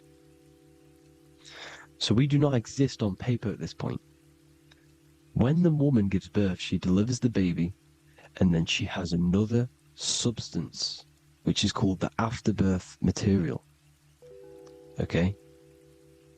This afterbirth material has the same DNA as our physical body, with the body, mind, and spirit. Okay? This is how they get this corporation. Hold on.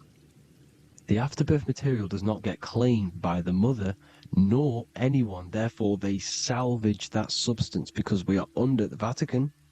Every state is all Catholic. Your birth certificate is Catholic. No matter what religion you think you are, every single birth certificate is Catholic, because we are subjected to Rome. All roads lead to Rome. Rome runs all of this. Okay? We're still under the Roman Empire. Okay, So Rome are Catholic and they believe in salvation. This is how religion comes into this.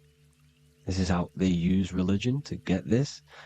So they salvage the afterbirth material and they claim it and they salvage it and give it and charge it to Rome. And they give it a name. Here's the legal term, born alive. Here's what it says. Each product of such birth is considered live, born, and fully recognized as a human person. So each product of such birth, so that could be anything, the afterbirth, the person who actually comes out, the baby.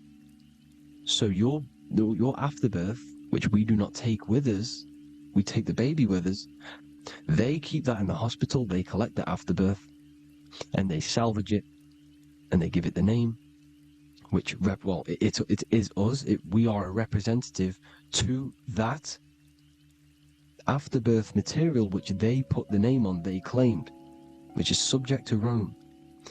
So we are walking around our whole lives as a representative to that claimed salvaged afterbirth material, which the federal state have. Okay? We are under the Catholic Church, Vatican, therefore the afterbirth material is a child of God. See? On paper, therefore they believe in salvation and salvage the afterbirth material. This material has no mother or father. The state pick it up, it becomes a war to the courts and gets charged to the state. So we are a representative to that character they salvage because it is the exact same DNA as you. Subject is the name or the title, and the matter is the physical aspect left behind in the hospital, which represents us. You see? So now we're moving on to Unum Sanctum. Unum Sanctum was in 1302, a very, very important year. Very important year. Unum Sanctum says this is basically how they claim everyone in the world. So the Vatican had all this power, all this gold, all these people under them. They need to get a claim for them so then they can rule over them and make them slaves. So what they did, they created Unum Sanctum. Pope Boniface VIII did this. And it says, the spiritual man judges of all things and he himself is judged by no man.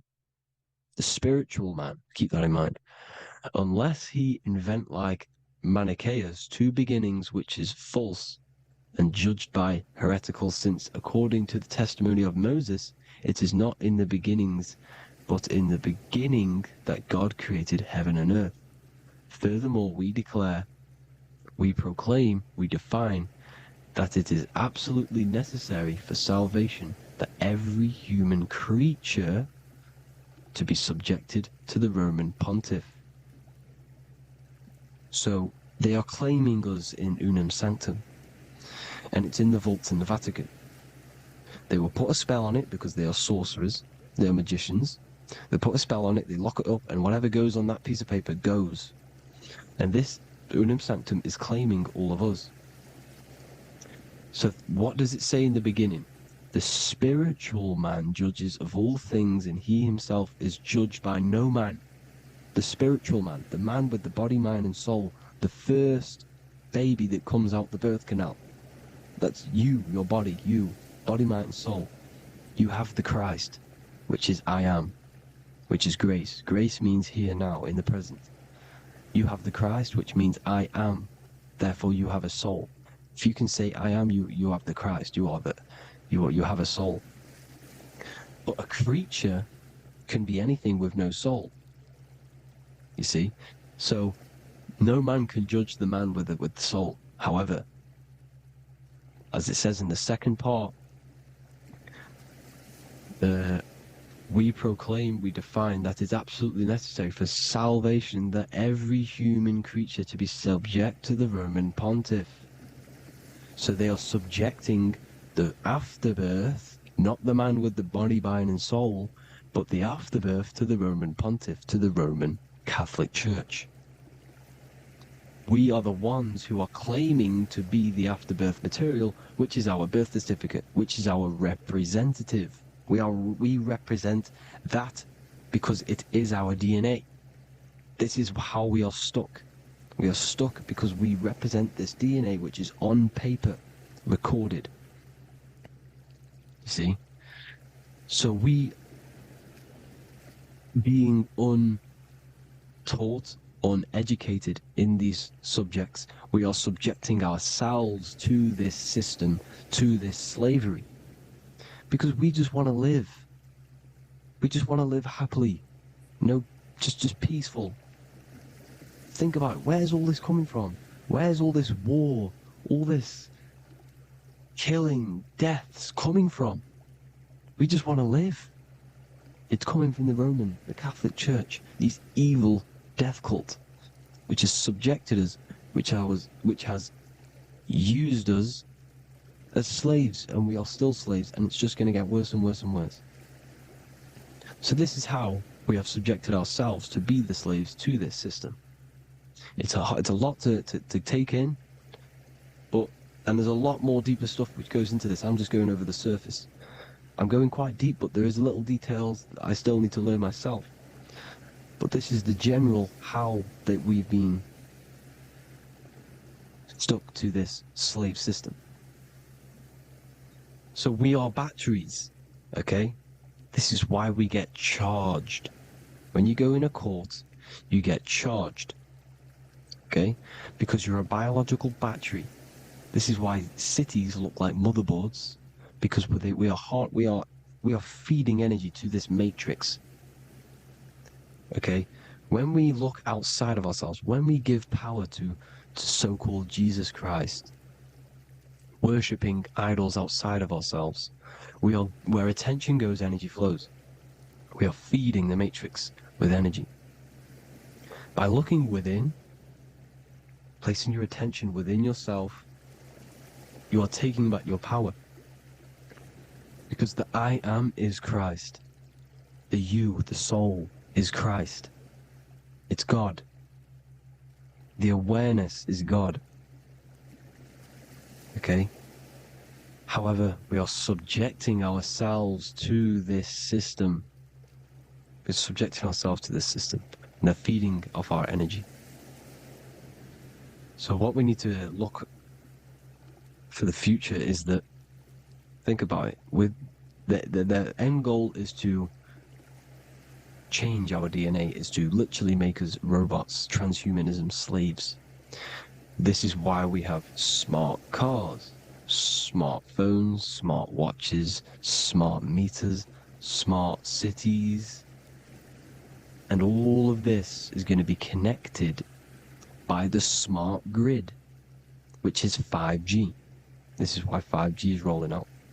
5G is going to connect all of these technologies to one. It's like a big net system.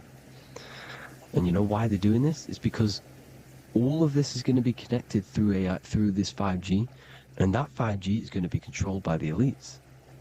So you say anything wrong, you do something wrong, you say the wrong thing online, they'll turn off your car, they'll turn off your phone, they'll turn off your smartwatch, they'll turn off your TV, because it's all going to be connected and controlled by the smart grid. And this is what the Great Reset is, people. But they're going to trap us inside of these 15-minute smart cities, so we can't leave the area, because they're going to use climate change as a tool to enslave us to not travel because of so-called climate change and the fumes that we are putting into the air, which is all BS. They're doing this to push these new cities, to push all of it. But listen, they're trying to get inside of your body. The only way they can do that is to get you addicted and using this technology. First, they got on the body with the smartphone. Well, first of all, we use the technology. We get used to it with it in our hand. The next step for them was to get on the body, which is the Apple Watch, as you see down here. They have now successfully got onto the body. The next thing is to get inside of the body. This is the brain chip. You see how they've slowly lured their way in, slowly got you addicted to this technology, got you dependent on this technology. And what they're going to do is that they're going to mold society to be dependent on the brain chip. So in order, for example, if you want to go and pay for food, you're going to have to get a chip to pay for the food, because it's all going to be digital money. And that digital money will be connected to the chip, and you'll need the chip to pay for things. You see? So this is how they're slowly transhumanizing us.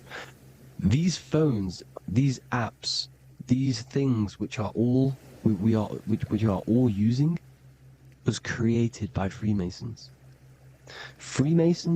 Mason means traveler, because they travel the depths of the mind. They understand human consciousness. They understand the brain. They understand the mind. By the deepest root cause, they understand it. This is what Masonry is. It's the occult. So these technologies is designed by these people. This is why they're so addictive, because they understand how it works. They understand how to get people addicted, because they understand human consciousness, the brain, the body, and the mind. So this is the advantage Freemasons have over us. And these secret societies, which have gone through the orders of Freemasonry and progressed onto these secret societies, which are the evil side, because I'm not saying Freemasonry is evil, okay? But the societies which they go beyond Freemasonry, because you can go beyond the 33rd degree into these secret societies, and they use this knowledge for the bad, to enslave people. And this is what's going to happen. Transhumanism. So I hope you all learned some insight for today. Please do a bit more research on, birth certificate and stuff like that, the straw man. And have an amazing day, people. Please like, comment, and subscribe. Peace.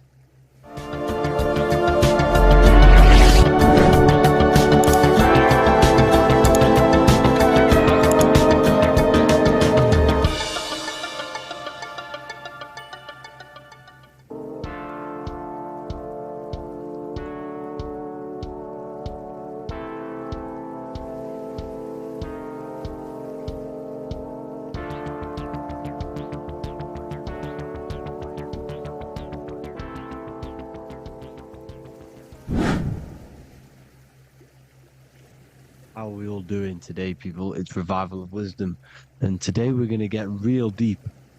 This video is going to get real deep. A lot of people are not going to be ready for this sort of knowledge, okay?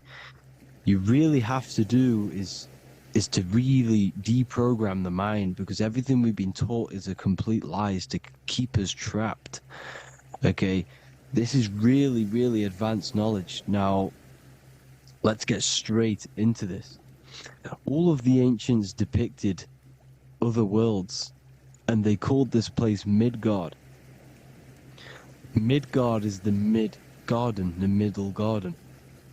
This is why the Masonic symbolism on the floor is always a black and white checkered board, symbolizing the polarity here, the good and bad, because we're in the middle garden, the heart. Earth rearranged spells heart, because we're in the heart of this system, of whatever it is, a super quantum computer, whatever you want to call it, simulation.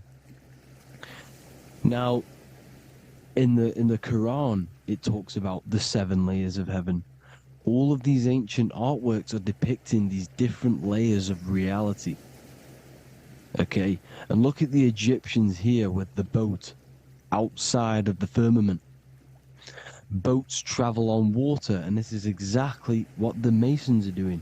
So they're still using the same symbols. Why? Because it's the same knowledge, just hidden. The Egyptians have the same knowledge as the Freemasons. It's just hidden. Now, this cosmology that they're showing here, which is probably made maybe 100 years ago, this painting or artwork, is the exact same as the one we see here. with the arch, the boat. It's similar because the boat is symbolizing traveling these other worlds, because the ether is also symbolized as water, because if you look up at the stars through a telescope, it looks like it's water. It's shining through water because this ether, whatever this substance is outside of this world, was symbolized as water. Okay?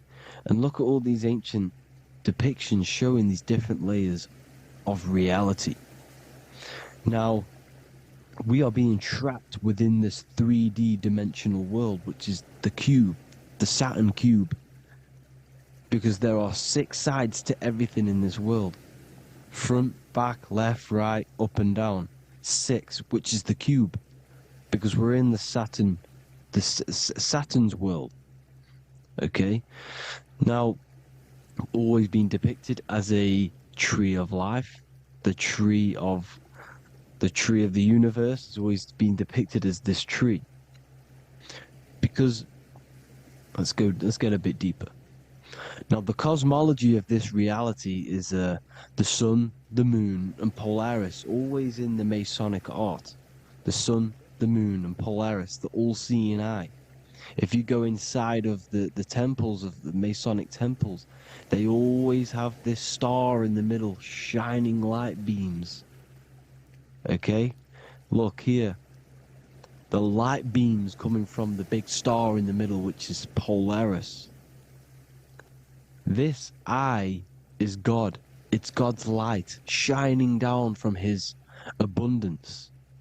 Now, when you astral travel, you will see this big ball of light above you, and this big ball of light is God. But you cannot travel towards it until you are pure. It doesn't work like that. You have to become formless. You have to become pure before you can become one with the light. All these Masonic artworks, it's all depicting the star in the center. This star is Polaris, because Polaris is the way out of this place. And this is why you see the stairway to heaven all the way up to the light beam, the light source. What does it say in the Bible? God is light, because everything is made out of one substance, and that substance is light. And it symbolizes the eye because God is an eye. All things that are alive have an eye. And we all say, I am. We all see these realities through eyes. God is an eye. He's the all-seeing eye. He sees all things at all times. And he is projecting this light. And this light comes down to create all the different levels of the worlds. And this is what the 2 pillars symbolize the number 11. 11, the number 1, is just a vertical line. It's the 1. It's a 1 point. 11 symbolizes the mirror nature of reality. Everything's mirrored. As above, so below. Now, the 11 also symbolizes openings, doorways. And as you can see here, an opening to the all-seeing eye. And you see here again, an opening to the stairway all the way up to the light. This light is the light of God in the astral worlds, beyond this world. Now, Polaris has also been symbolized as the UFO. They put the truth in plain sight. So you know in the films how the UFOs suck people up. That's what Polaris is doing. If you ascend beyond this world, if you do not ascend beyond this world, you will be reincarnated in this world. The whole thing is to outgrow this consciousness to the plane above. And I'm not just making this up, I'm going to be bringing in scriptures after this. But you can see with the Christmas tree, we always put a high, big star at the center, at the top. which is the star of Polaris, which is exactly what the Masons are doing here. The star at the top. And it's on top of our Christmas trees. And all of these symbolize the other stars, because Polaris is the most high star. And all the other stars are wrapped around the firmament lower than Polaris. And that's exactly what the Christmas tree is. And it's a triangle. It's a triangle, just like light beams travel from one point in the triangle, just like the all-seeing eye. It's a triangle. The light is coming from one point and sending its rays downward. You see, it's kind of like you see here with the water. And the lower you go, the darker it gets, the more evil it becomes. And this is what the ancients would call hell. Now, this all-seeing eye is Polaris. And below Polaris is Mount Meru, the North Pole, the magnetic North Pole. The Tower of Babel, which is in the Bible. The etymology of the word Babel, Ba meaning spirit, which gives the ability to move the soul through the worlds, which is that's the ancient Egyptian description of the word Ba, meaning of the word Ba. You have the Ka, the Ba, the Ak, but the Ba is the one that gives the ability for the soul to move through the worlds. Your soul can't speak into a world without incarnating into it. Now, the Tower of Babel symbolizes Mount Meru because it's the word Ba is the spirit which gives the ability for the soul to move through the worlds. The Tower of Babel is the magnetic North Pole, Mount Meru, which gives the ability to move through these different worlds. And you can see the ancient Tibetans always showing this depiction of these different worlds coming from the center. Because we have to ascend our consciousness. It's not about how good you are to reach heaven. It's about how you expand your consciousness, you expand your mind. So they teach now that you have to be good in order to reach to heaven. It's about expanding the mind, expanding your consciousness to these different planes, these different realms. So that's what it's about. And Jesus was known as the fisher of man. Now, Jesus is a massive part of this. He was known as the fisher of man because he was fishing. He could have been fishing. He could have been one of these deities that had come down from these different higher realities and pull people up. So they called Jesus the fisher of man. And he says unto them, follow me and I will make you fishers of men. So these deities that we see in the past, like Buddha, Krishna, Hermes, Thoth, Jesus, could all be these entities who were coming down to pick up the minds that were worthy enough to see the higher planes of reality. And this is why they called him the fisher of man. Now, when Jesus walks on water, there is a parable with Paul. And he says, but Jesus immediately said unto them, take courage, it is I, don't be afraid. He's talking about astral travel here. He's talking about leaving the body. Because when you leave the body in astral travel to see these alternative realities, you can't be afraid because fear is a bondage, which is what the Emerald Tablets talks about.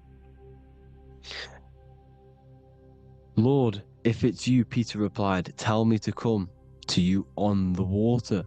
The water. Come, he said. And Peter got down from the boat, walked on the water, and came towards Jesus. But when he saw the wind, he was afraid and began to sink. When you become afraid in astral travel, you sink back into your body. Lord, save me. So this is talking about Jesus pulling people up into different realities. And you can see the fish is the symbol of Jesus. Is another symbol of Jesus, a fish. Because fish symbolize deep occult knowledge. Because fish travel the depths of the ocean. And they symbolize us because we are fish underneath the ethers. And Jesus was pulling people up. You see, so the Bible is a people today believe the Bible is a book telling you how to reach to heaven, how to become godly and reach heaven. But you've got to become the Jesus Christ to see these alternative realities. Now look at the emerald tablets is a massive part, and it speaks so much about these different realities. Look what it says here. This is in Emerald Tablet 3. Then in my heart grew a great longing to conquer the pathway that led to the stars, which is exactly what the Masons depict in all of their art. Look, the ladder to the stars. And then he goes on to say, years after years I sought after wisdom, seeking new knowledge, following the way, until at last my soul in great travail broke from its bondage and bounded away, broke from the bondage of the body. Free was I from the bondage of earth men, free from the body I flashed through the night. The stars. The stars are a massive part in the astral world. Each star is a different reality. And the true astrology is the star that you came from. You came through a star to reach this, to reach here. There is a reason why you are here. There's a reason why you have the personality traits, because your soul came from a specific star. This is why we call them stargates, because they are gates in and out of this reality. And Polaris is the way out to the higher worlds. Now look, far into space, my soul traveled freely into the infinite circles of light. Beyond knowledge were some planets and great gigantic beyond dreams of men. Then he goes to say, lift up your flame from out of the darkness, fly from the night and ye shall be free. Lift up your flame. Your flame is your soul, because it has to be lifted up out of the darkness. This is the darkness, this world, this body's the darkness. Because it's a bondage. You need to break free. You need to learn how to astral travel, people. You have to learn this. If you want to get out of this world, you have to learn how to astral travel and see the other realities. Traveled I through space-time, knowing my soul at last was set free, knowing that now I must pursue wisdom until at last I pass to a plane hidden from knowledge, known not to wisdom, extension beyond all that we know.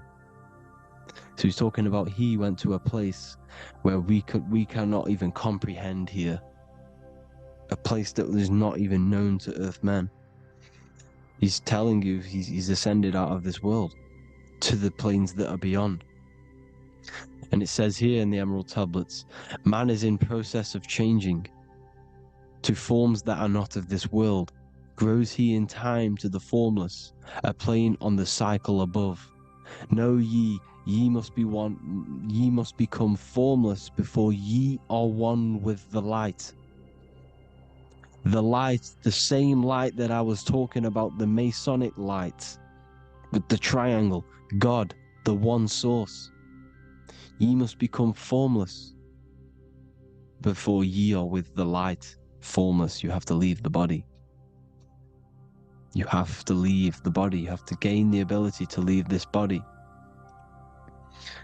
and travel to these other worlds. Now, it says here, not as man am I, for free have I become of dimensions and planes. In each I take on a new body.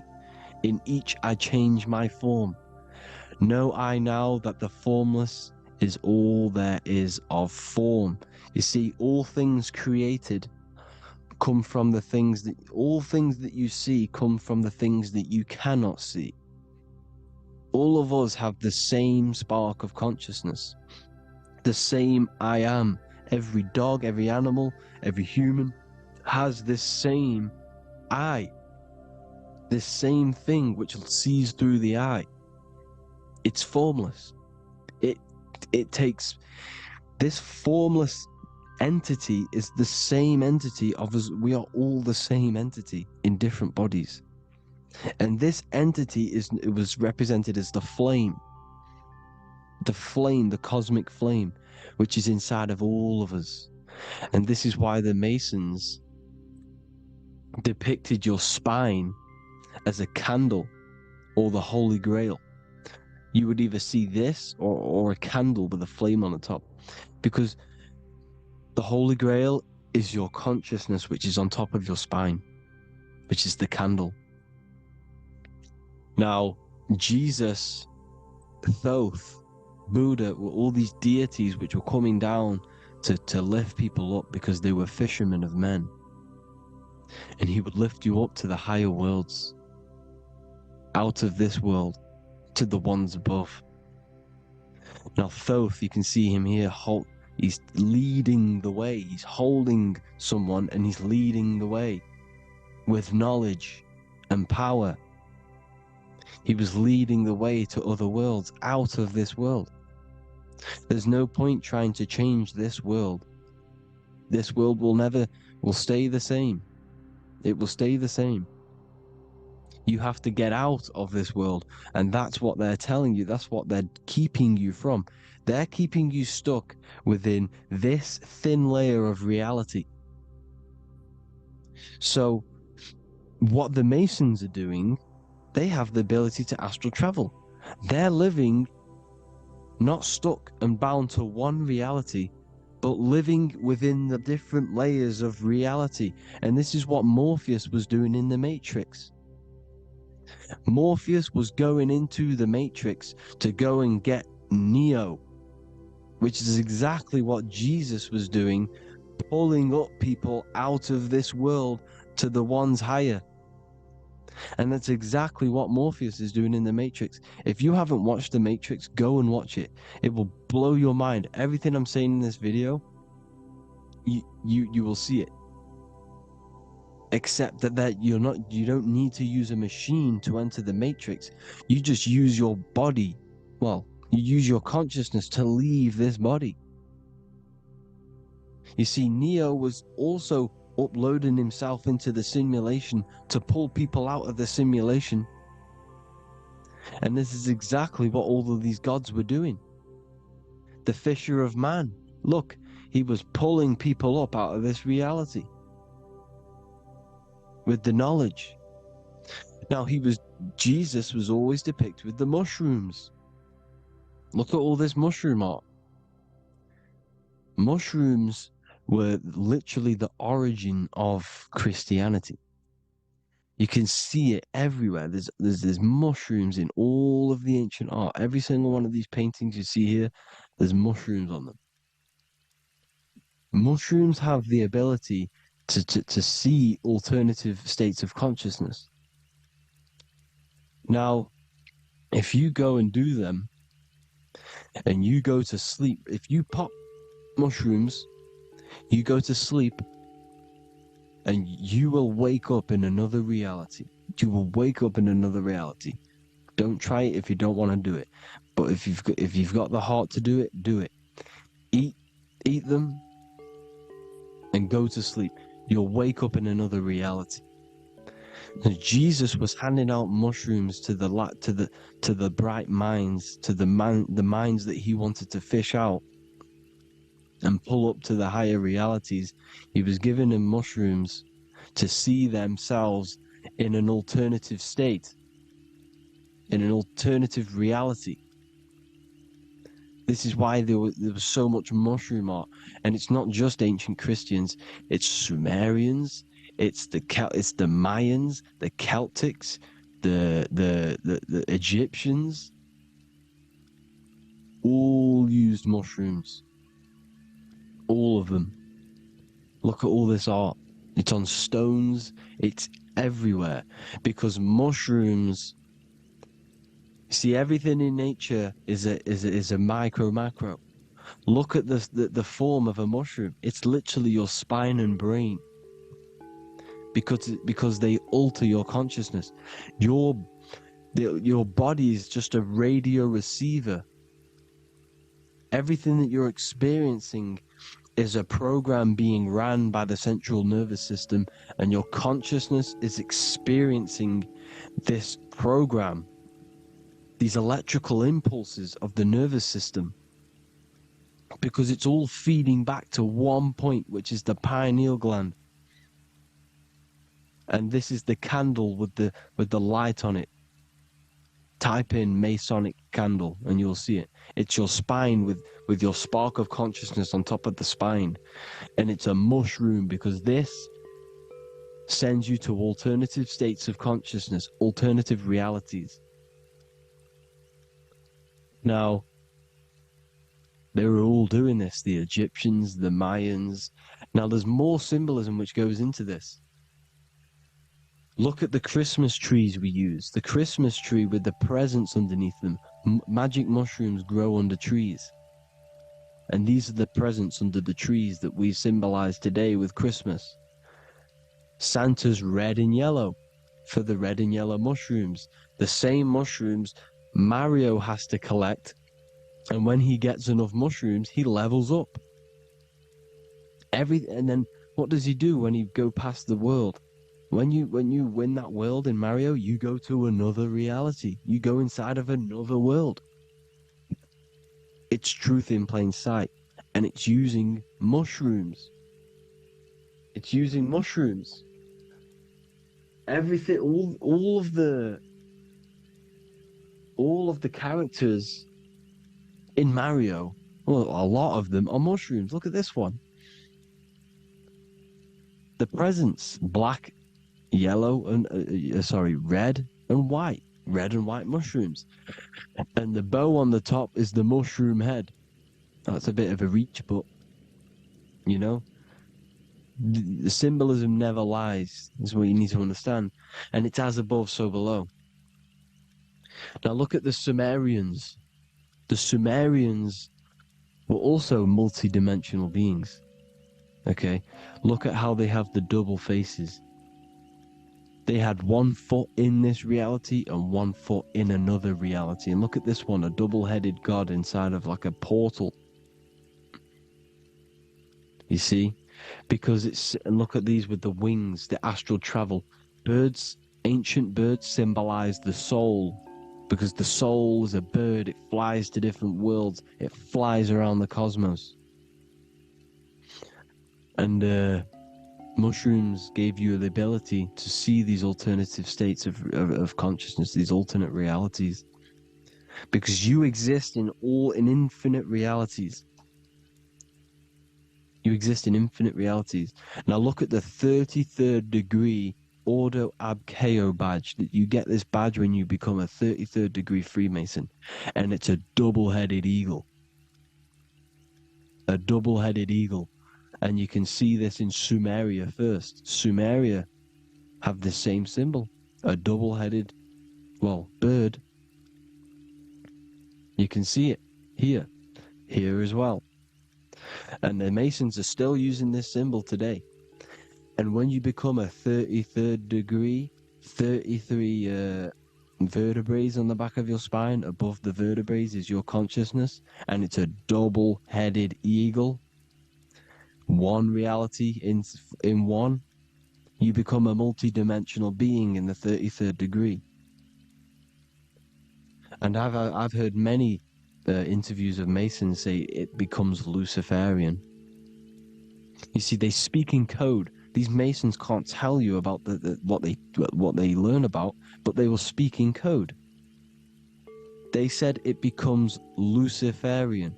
The word Luciferian is lucid.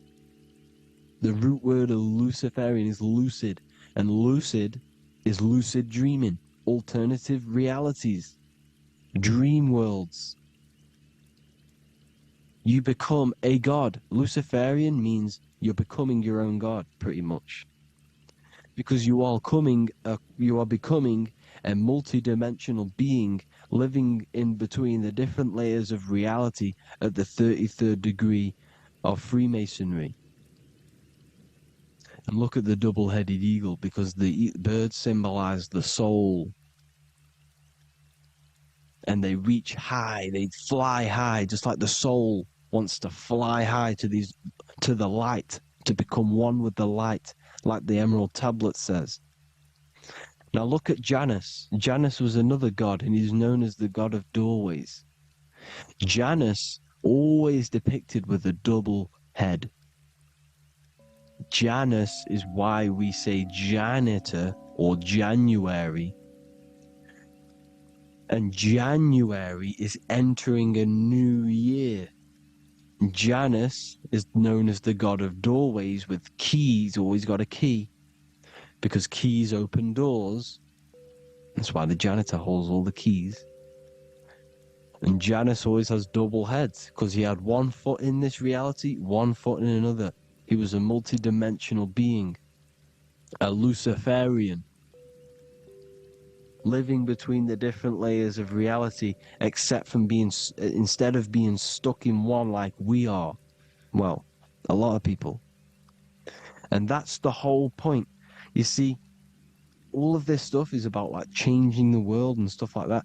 This world will probably never ever change. It's probably been like this forever. Well, forever, for a long time. But it's about moving out of this reality to the higher states. And the Masons always depict the ladder to the luminaries, the stars, with a key, the same key of Janus. The Vatican is a key, and it's in charge of all the religions. Why is it a key? Because they're holding back the key. They're keeping you stuck within this reality, keeping you stuck as identifying yourself with the body, identifying yourself with this world. You are not in the world is within you. This is a program being ran by your central nervous system, and your consciousness is experiencing this reality. Now, this is going to be a mind-blowing video for some people. You have to have an open mind. You have to let go of all the programs. I'm repeating what the ancients are talking about and the ancient symbolism. Look at Janus with the double-headed god. He was just another god coming down, giving keys to people who had the worthy mind to be pulled up out of this reality, to be pulled up to heaven, just like Jesus was teaching how to reach heaven.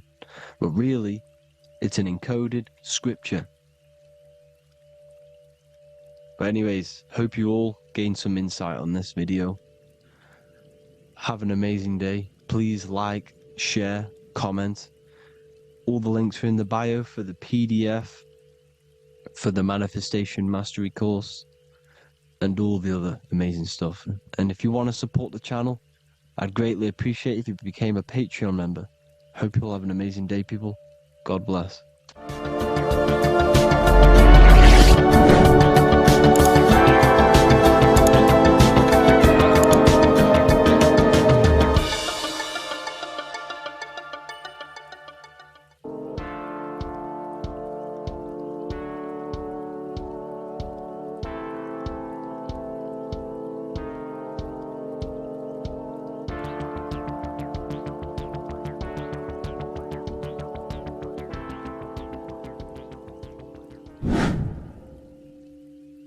What is good, people? It's Revival of Wisdom. Today we're going to be talking about Saturn. I've done this video in the past. However, this video is going to contain a lot more in-depth explanation of Saturn. So the 33rd degree Mason, Manly P. Hall, said, Saturn is the key to crystallization, physical matter. Light is matter, matter is light. They are interchangeable. Low vibrating light turns into matter, high vibrating matter turns into light. And Saturn is the god of this world, this physical world. He crystallizes light into matter. This is symbolized as the Masonic checkerboard, matter and spirit, matter and light, light and matter. He's also the god of time, destruction, justice. He creates and destroys, because all things in time die. He creates and destroys you. So, because we live in this physical world, which is the electric world, this is why we say electricity, because it comes from the root word of El, Saturn. They used to call Saturn El, E-L. This is why we used to say Elohim is God. The real God of this world is Saturn, but it's being hid. This is being hid. Jesus is Saturn. All of this is Saturn. It's all Saturn worship. It's the real God of this world, So, physical matter is a result of two opposing forces equalized on the plane of inertia, because everything is created out of electromagnetic toroidal fields. And these two poles equalize on the plane of inertia, which gives you planet Earth, plane of inertia. The plane of inertia is what Saturn is. It's the ring around the center of the plane of inertia. Thank you to Walter Russell saying, physical matter is a result of two opposing forces on the plane of inertia. This is what Walter Russell says, so please check out his work. He's got many books, many books on light and electromagnetism and stuff like that, so I advise you to check him out. So the torus field gives you the binary code 0 and 1, the female vagina and the male phallus. This is the code for this world. Saturn crystallizes physical matter. Now Saturn is the most outermost layer of the 7 layers of heaven, where it says in the Quran, it says, Allah, it is He who created the 7 layers of heaven. Saturn is the outermost layer. He's the top. He's the most high. So when we say the most high, we're referring to Saturn. He's the most high before the firmament, before the stars. So Saturn is the god of this world. He's the Lord of the Rings. He wears the crown. The crown is the rings. Crown, Kronos. So the planets are luminaries. They are lights. They are beings. They are energy, conscious energy. And we're in the heart of the solar system. Saturn is the outermost layer. He is the one of this world. He's the god of this world. Now, on the North Pole of Saturn, you have the hexagon. Add up all the sides, it creates the 6-pointed star. Or it can be created as a cube. The cube is very important. The 6-pointed star is very important. 6 points, 6 triangles, 6 side, 6, 6, 6. Black cube adds up to 6 in gematria. Now, what did I say in the beginning? Saturn crystallizes the physical world. He creates physical things out of light. You are a light being. This is why we say human. Hue means the light spectrum. Hue, man, we are light manifested into physical forms, human. And we are incarnated through Saturn. Satan, same thing. The number of the beast is 666, and the 666 comes from the 6.6 triangle, 6 sides of Saturn, 666. We are all known as carbon-based life forms. Carbon, the atomic structure of carbon, is 666, 6 protons, 6 electrons, 6 neutrons. We are materialized into our physical bodies through Saturn, through the number of the beast. These bodies are the beast, the animal. The divine, the Christ, is the consciousness within, because you are a physical, spiritual being combined into one, hexed into one. Hexagram. This is a hexagram. You're hexed. into physical matter, spirit and matter, light and dark, combined into one. Now you contain of the mark of the beast, the mark of your body's the beast. It says in the Bible, Satan, who is the god of this world. This world. There are many different worlds, but this world is run by Satan, and it says that in the Bible. Saturn is Satan. It's the same thing. And look at the crown of thorns are wrapped around the heart. The soul is in the heart. The mind is in the brain. The soul is wrapped around the rings of Saturn. You're wrapped in physical matter. This is what it's showing you. This is symbolizing the rings of Saturn wrapping you. And the cross on top is the cross of the cube. The cube, the black cube of Saturn, unfolds into a cross. So Satan, who is the god of this world, Corinthians 4:4 in the Bible, Satan, who is the god of this world, has blinded the minds of those who don't believe. Satan blinds your mind because the god of this world materializes you, and he blinds your mind when you incarnate into physical matter. When you enter this soul system, not the solar system, you hit Saturn first. He materializes you. And look at the symbol for Saturn. This is the symbol for Saturn. All of the planet symbols are created out of the Holy Trinity. The Earth, Moon, and Sun. Body, mind, and soul.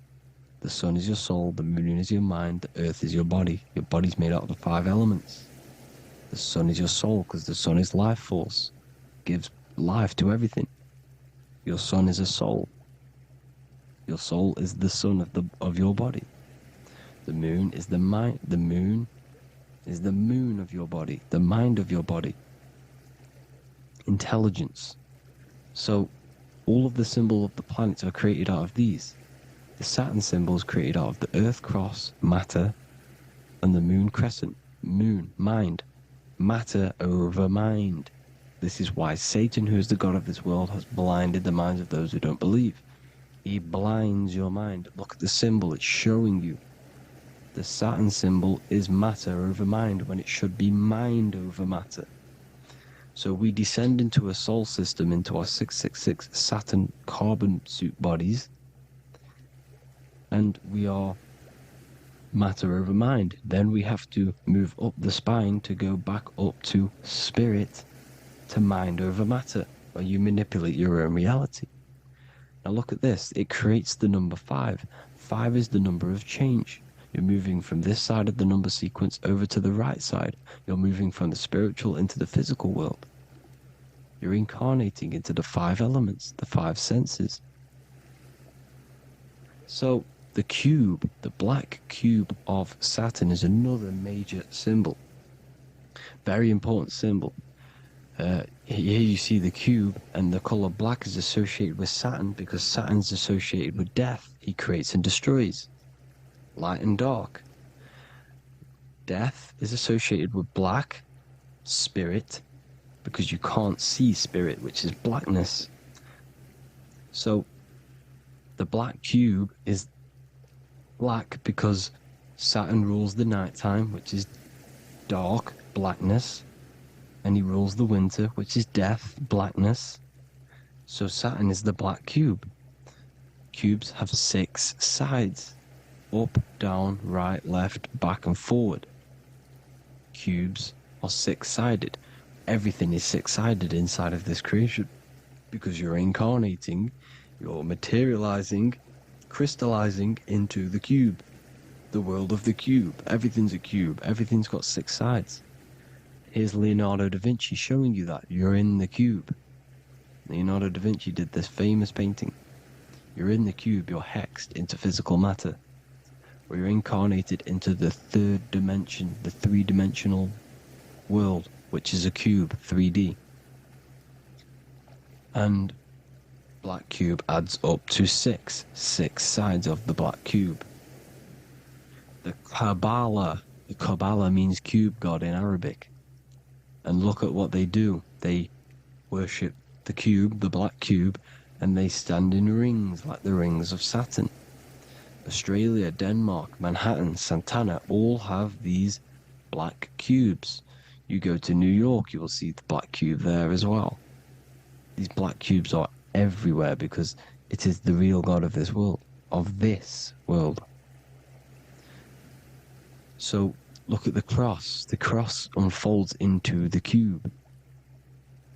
Xbox, Nintendo GameCube, Sega Saturn, anything to do with a simulated gaming reality, they put Saturn in it because we're in the simulation of Saturn. This is a simulation. And this is why they reflect this through the Xbox, GameCube, Sega Saturn, anything to do with gaming, simulations, is all Saturn. Because we're in the cube of Saturn, the black cube. We're in the GameCube, the Xbox, the Sega Saturn. As above, so below. So they reflect it through the simulations that they create inside of this simulation. Cubes have 8 points for the 8 points of time and space. 8 is the number of time. Everything's cycling, infinity. So, look at the cube. The cube is symbolized as in Judaism. The Judees have the black cube. They wrap themselves in a black band and they cover their eyes into blackness. The black cube for the black cube of Saturn. They use the star of Saturn and they worship their god on Saturn Day because it's all Saturn worship. And look how the Saturn god is wrapped around with these thorns or leaves, just like Jesus is wrapped around his heart. And Jesus on the cross is us on the cross. We are in the cross. We are in the cube. The cross is the cube. And the cross is even in the Saturn symbol. This is another symbol for Saturn. There's two symbols. You got this one, the one I've just broke down. And there's this one. This is the cross of Saturn, the cube god, the simulation, the game cube. Now, Chronos is another word for Saturn. Chronos means time. When you clock into work, you go to the Chronos machine. Well, I did anyway. And I tap my card on the Chronos, because Chronos is time. Anything to do with time is Saturn. He creates and destroys. Look at the artwork of Saturn with the sand, the time. Look at this, how he's cutting off the baby's wings. He's crystallizing the spirit into matter. He's cutting off your wings. Satan, in the Bible, he falls from heaven into earth and he loses his wings. He becomes a serpent. See, it's all symbolic for us. We are the fallen angels, fallen angles of light. We're fallen angles of light. We are light beings. Now we're fallen into physical matter.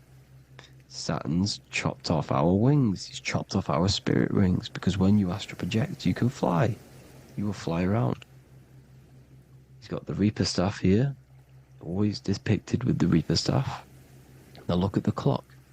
Saturn Day is the 6th day, the number of the beast 666. Look at the clock. 6 take away 12. 12 take away 6 equals 6.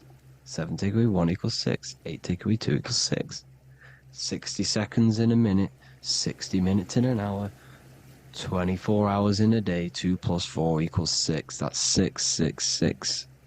Everything's 666 because it's time. Saturn. All goes to Saturn. He's the god of time. We're in time now. We're in time. We're in the time, which is God. The god of this world. The god of time. Now look at this. The Reaper is also depicted as the Reaper. With the staff. The black cloak. Black symbolizing death. Spirit. Judges wear black because Saturn is the law. He's the god of this world. He's the law. This is why they wear black cloaks. When you graduate from university, you wear a black cloak and a black cube on your head. You've been hexed. Funerals, you wear black because it's all to do with Saturn, Father Time, Father Crystallization. Now, Saturn, here's another one of him cutting off the wings of a child. Because he cuts off the wings. He creates and destroys your body. We're in the electrical world. Everything that is electrical vibrates. All vibrations have to come back to a standstill point, which is death. This is why your body dies. Your atoms stop vibrating. Corona. Look at the crown. The crown is the corona. Corona means crown. And look at this is an alcohol brand for beer. You can see the staff of Saturn in the symbol with the moon crescent. Corona, which is the crown, Saturn, the crown on Saturn, the rings. And then you've got the staff. It's all Saturn worship.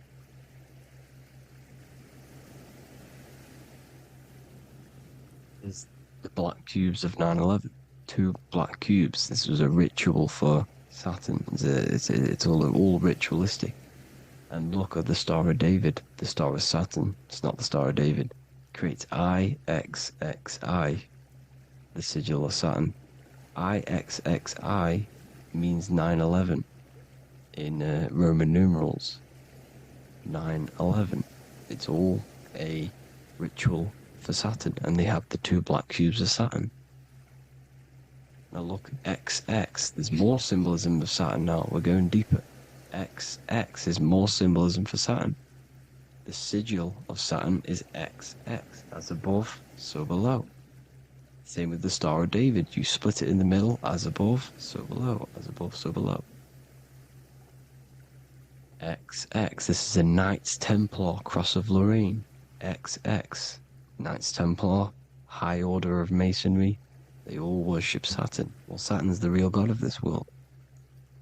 X Eon with the XX. XXL magazines, which is all to do with famous rappers and stuff like that. When you die, you put XX on the eyes because it's Saturn. He's the Reaper.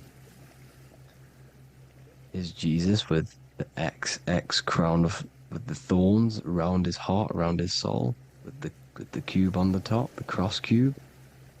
Lil Uzi Vert with the XX Cross of Lorraine. Jay-Z with his alcohol brand, XX Cross of Lorraine. The X Factor with the rings of Saturn. All Saturn worship. The seal of Melchizedek is also Saturn. This is the cube. This symbolizes the cube with the 8 points for the 8 points of space and time. And this is the cube.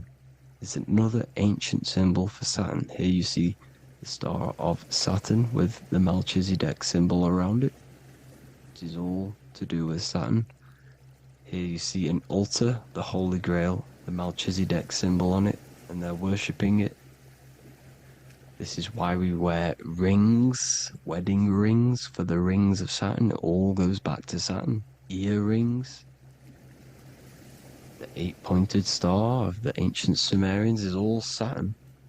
It's all Saturn.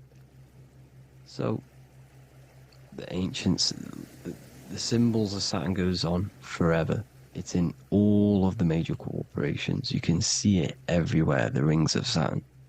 Toyota is an obvious one. Internet, Nike, Target, Sega, Saturn. It's all Saturn worship. All Saturn worship. Because he is the real god of this world.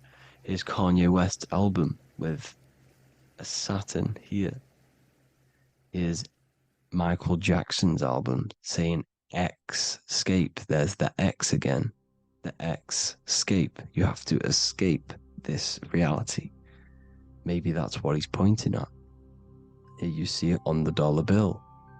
The star of Saturn. Here you see it again on the dollar bill. So that is it for today's people. I hope you all gain some insight on Saturn. Please like, comment, and share if you can. Subscribe if you like the channel. Please have an amazing day. God bless.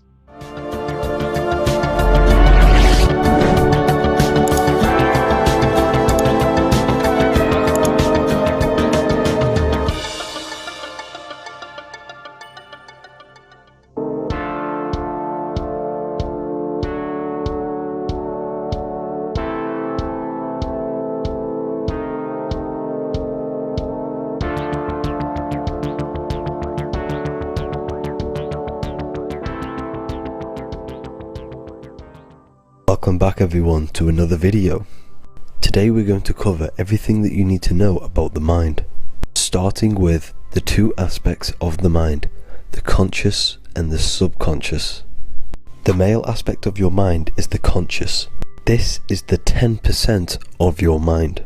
The conscious part of your mind is only aware of everything around you, your vision, your sight, your smell, your taste, your hearing, and your current state of emotion and thought. Every thought that you consciously think about has an emotion directly attached to it. That emotion is then impressed onto the subconscious part of the mind. The subconscious part of the mind is the female aspect of your mind. It is also a whopping 90% of your mind. Subconscious mind is controlling all of the subconscious processes which happen within your body. For example, your subconscious mind is controlling your heartbeat, your digestion of food, and all of the things that you do not have to tell the body to do. It is the hidden part of our mind which is controlling all of the hidden things. The subconscious mind is like a recording supercomputer. Everything that you have experienced in your life is all recorded and stored within the subconscious mind. One of the most important things about your subconscious mind is that it stores your mental programs. Everything in the subconscious mind manifests into behavior and actions within the body. Your daily basis routine and habits are all mental programs within your subconscious mind. These mental programs are created by mainly two ways. 1, repetition, and 2, emotional impact. The repetition is fairly simple to understand. The more you do something, the more it impresses onto your subconscious mind and becomes a program. That program will then manifest into your behavior. However, with the emotional programs, they work a bit different. The stronger that you feel an emotion, the stronger it is impressed onto the subconscious mind. And then that emotion becomes a program. For example, you had a very traumatic moment happen when you were a young child. The emotion that you felt was so strong in that moment that it impressed into your subconscious mind so hard that you can recall that moment like it was yesterday. That traumatic event that happened to you when you were young will still manifest into your daily basis behavior even to this day. However, it manifests subconsciously. For example, if you were in a car crash, you will be wary to enter cars with certain people. All because of that traumatic emotion that you felt and impressed onto your subconscious mind. Another example of the subconscious manifesting into our behavior is posting on Instagram. Most of the time, the reason why you post is because your subconscious mind is seeking gratification. So before you actually do something, question yourself and find out the root cause of why you are doing this. Another thing that you need to understand about the subconscious mind is that it takes everything you say and hear literally. So for example, if you go and say you are an idiot to someone, your subconscious mind will only pick up the word idiot. It only knows yourself. It doesn't know anyone else. You are casting a spell on yourself just by saying that to someone else. This is why the golden rule is to treat others like you'd like to be treated. Now, you can rewrite these programs which are already in your subconscious mind. However, it does take consistency. You have to change these programs which have been running for years. And by changing these programs, you change your behavior, because these programs manifest into your behavior.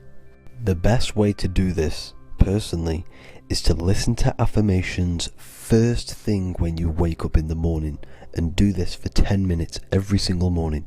Then at night time, you want to think and feel that you are becoming the reality that you desire.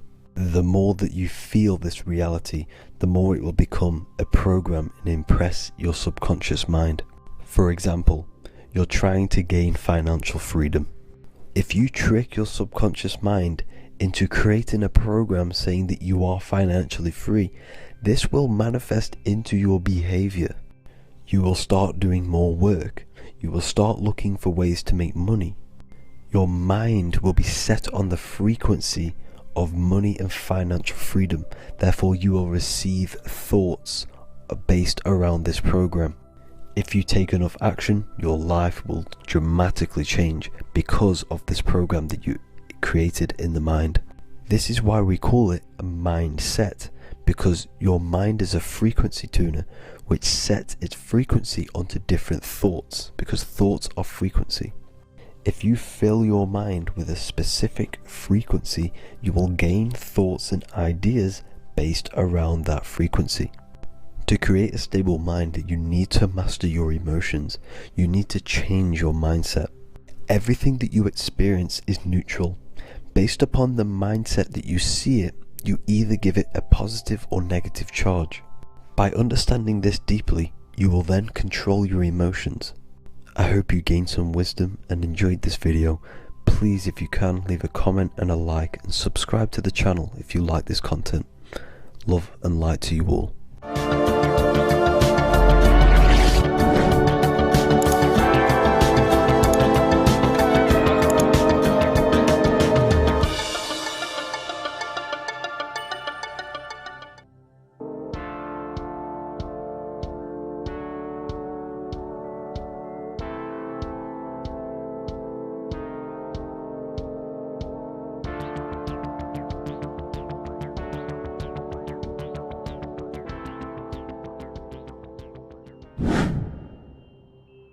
What is good, YouTube? Today we're going to be talking about the astral plane and how the cosmology fits into the astral plane. Okay, so first let's go over the astral plane and go over the different layers of reality so that you can understand reality more.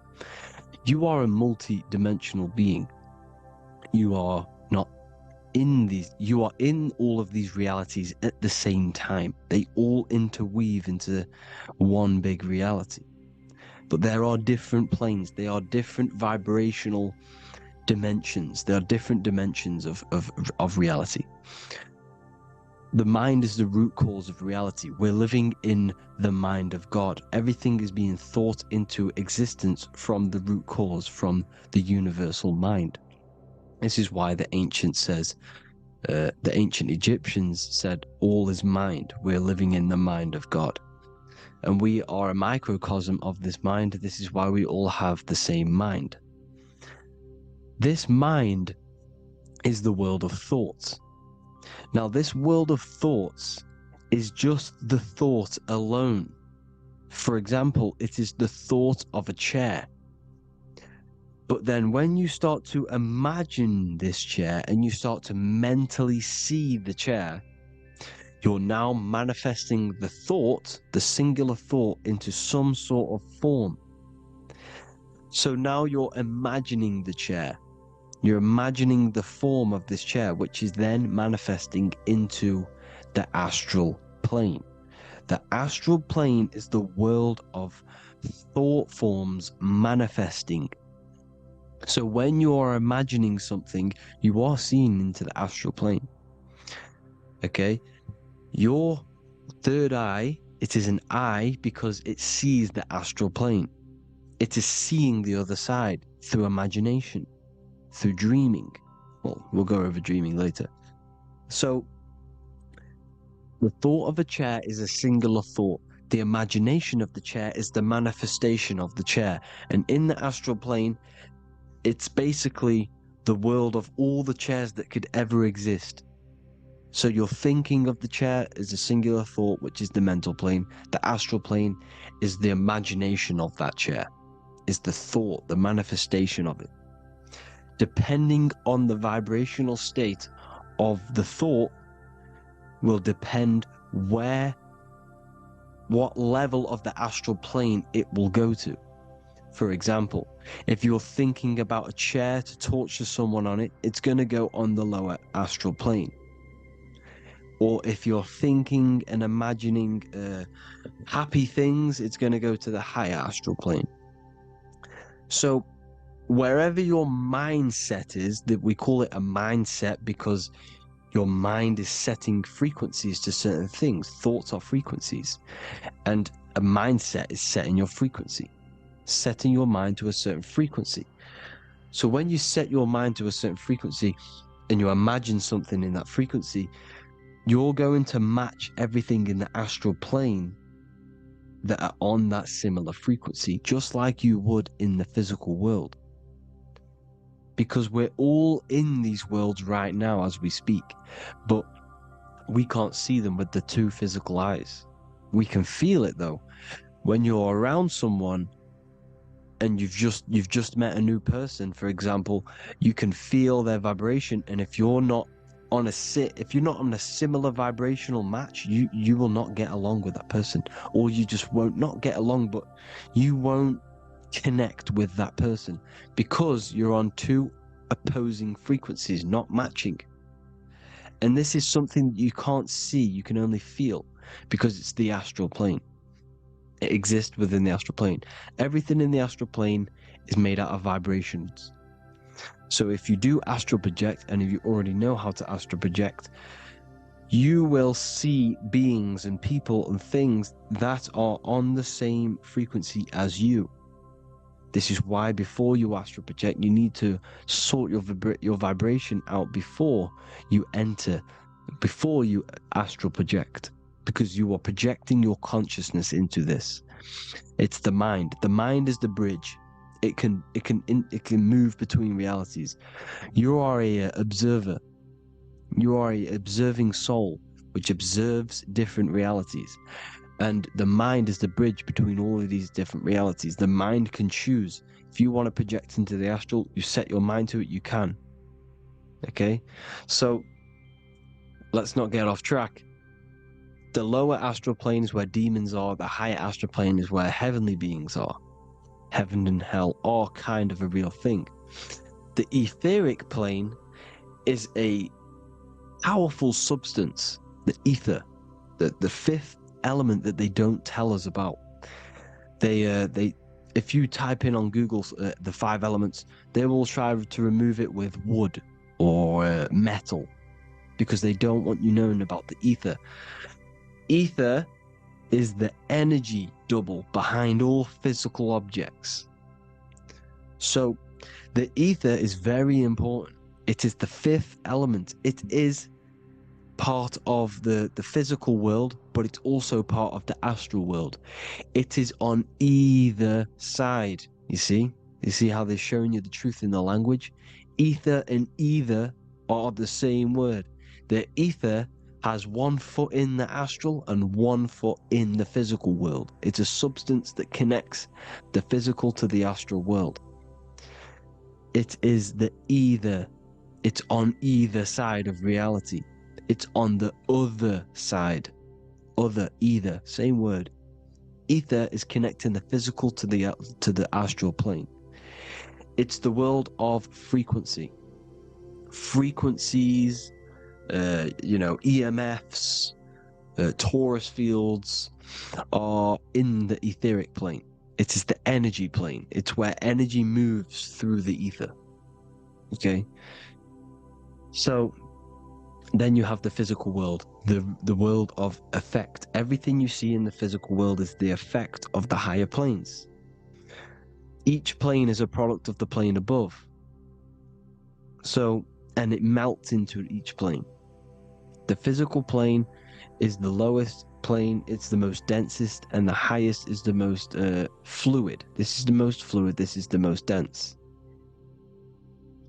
This is where we get the saying, as above, so below from. As above, so below comes from the different planes of reality. And magicians understand this. This is why magicians always say as above, so below. Because they understand if you manipulate the higher planes of reality, you manipulate the lower planes. Because the astral plane is a is a direct copy of the physical world, but in the astral plane. It is mirrored. The physical world is mirrored in the astral plane. They are both the same world, but just different vibrational states of the world. Kind of. It's hard to put this in words, people. So just try and understand. The astral plane is the double. It is whatever happens in the astral plane happens in the physical plane. This is why magic works. This is why demons work. This is why spirit communication works. Because if you manipulate the higher planes, you manipulate the lower planes. As above in the astral, so below. Leonardo da Vinci showing you to look up, pointing up. You gotta look up. He's telling you to change the mind, you change the physical world. You change your emotions, you're on the astral plane, you change the physical world. You change your reality by changing the higher planes. This is the Masonic 11. The two pillars. This is the 11 also symbolizing the two hemispheres of the brain here. But the 11 symbolizes the two mirrors. 11. 11. 9, 11. 9, 11 adds to 11. 9 plus 1 plus 1 equals 11. The Twin Towers were an 11. Flight 11 was hijacked. Because it's a mass ritual within the astral plane. Now, we're going to go deep into that later, and I'll show you these rituals they do in order to manipulate the astral plane. So, this is what the 11 is. It's the mirroring of reality. If you contact spirits and conjure spirits, you can either summon or attract demons and spirits. Summoning is creating a spirit. You create demons. Okay? Like I said here, the mind is the root cause of reality. If you think of if you think of a traumatic event that happened in your life over and over and over and over again for years and years and years, where attention goes, energy flows. The mind is the director of energy. If you are directing energy into the specific emotion, the specific thing that is torturing you in your mind, that will manifest as some sort of being in the astral plane, which is called an elemental. And this elemental being that you have created through your thought forms and emotions will latch onto you and feed off this energy. So it's important that you get your mind right, okay? It's important that you sort that you file the mind and you discipline the mind. Make sure it's only entertaining positive things, because you are quite literally creating your own demons. The word demon has the word mon in it, and if you've watched my videos to know, mon means moon. The moon is your mind, the sun is your soul, the earth is your physical body. Demon is mon means mind, moon is mind. You create demons with your mind. Summoning. Now, this is where the rituals come in. 9/11 was a ritual because everyone was thinking about this big fearing, the death of 9/11. Everyone was thinking about it. And all of their minds thinking about this horrific thing will manifest and summon a negative energy spirit elemental within the astral plane. That's how all of this works. This is why it was a mass ritual. Okay, Chris Brown, new album name 11/11, release date on the 11/11. This will be my 11th album and contain 11 songs. All of these people know the occult. This is Hermes Trismegistus with the star of Saturn, the six-pointed star, as above, so below. The mirroring of reality, physical and astral, the two Masonic pillars.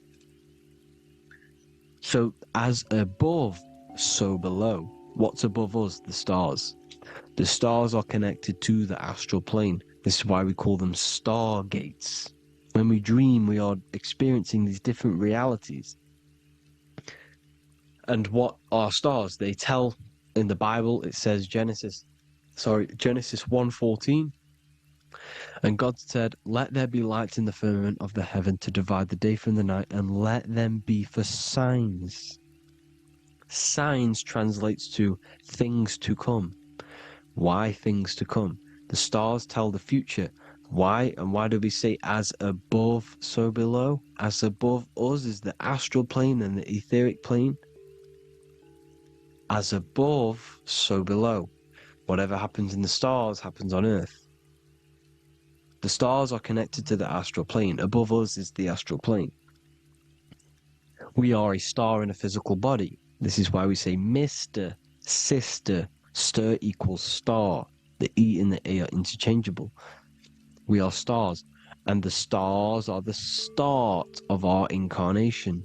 We start in the stars, same root word, and we descend through the 7 energies, which are our 7 chakras. Then we enter the heart of the soul system. The heart rearranged spells earth. And this is the true cosmology. Here's the Masonic cosmology. This is Masonic now. Here's the firmament. Let there be a firmament in the midst of the waters to divide the waters from above, from the waters that below. Genesis 1:6. The firmament, firmament comes from the word firma, Latin, I'm pretty sure, which means firm. When something is firm, meaning it's stable, it does not move, it is firm. The firmament is firm.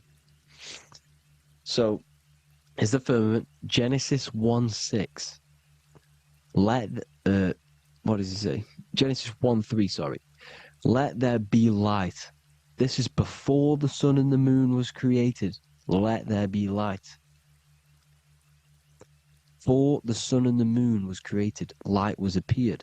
So what's that tell you? This is a holographic projection from some sort of light being, some sort of projector. And that projector is the all-seeing eye you see in the Masonic cosmology. This is the all-seeing eye projecting the light beams. Let there be light. Everything is made out of light. The universe is created out of light waves. The torus field is one unit of light. The light projecting this reality is Polaris. Okay, the famous all-seeing eye.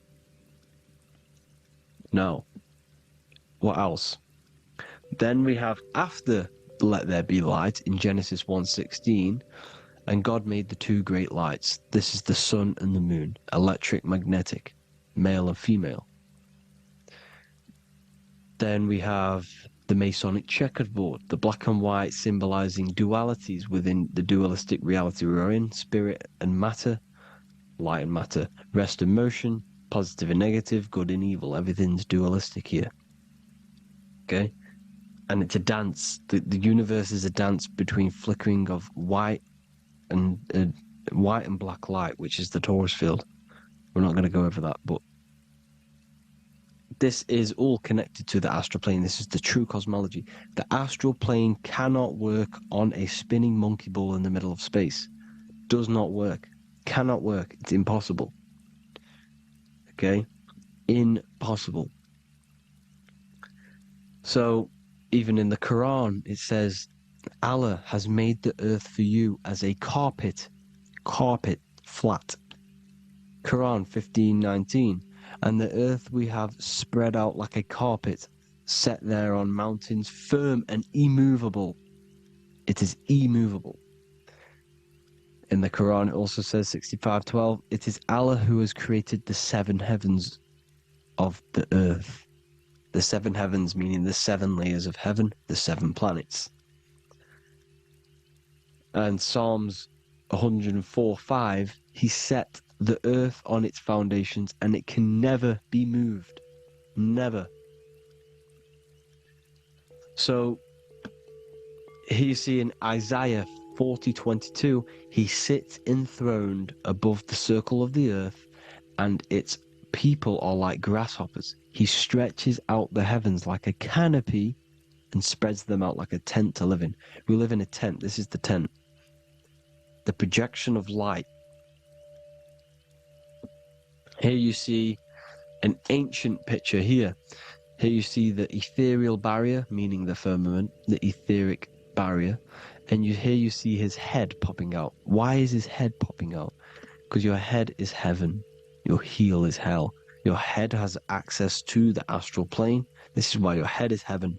The pineal gland, when stimulated, has access to project itself, project consciousness into the astral plane. Here you see another ancient picture here with the Masonic Royal Arch, with the zodiac here, the zodiac on the top, arching, because there's a firmament above us. Here's God in the brain. Consciousness is God.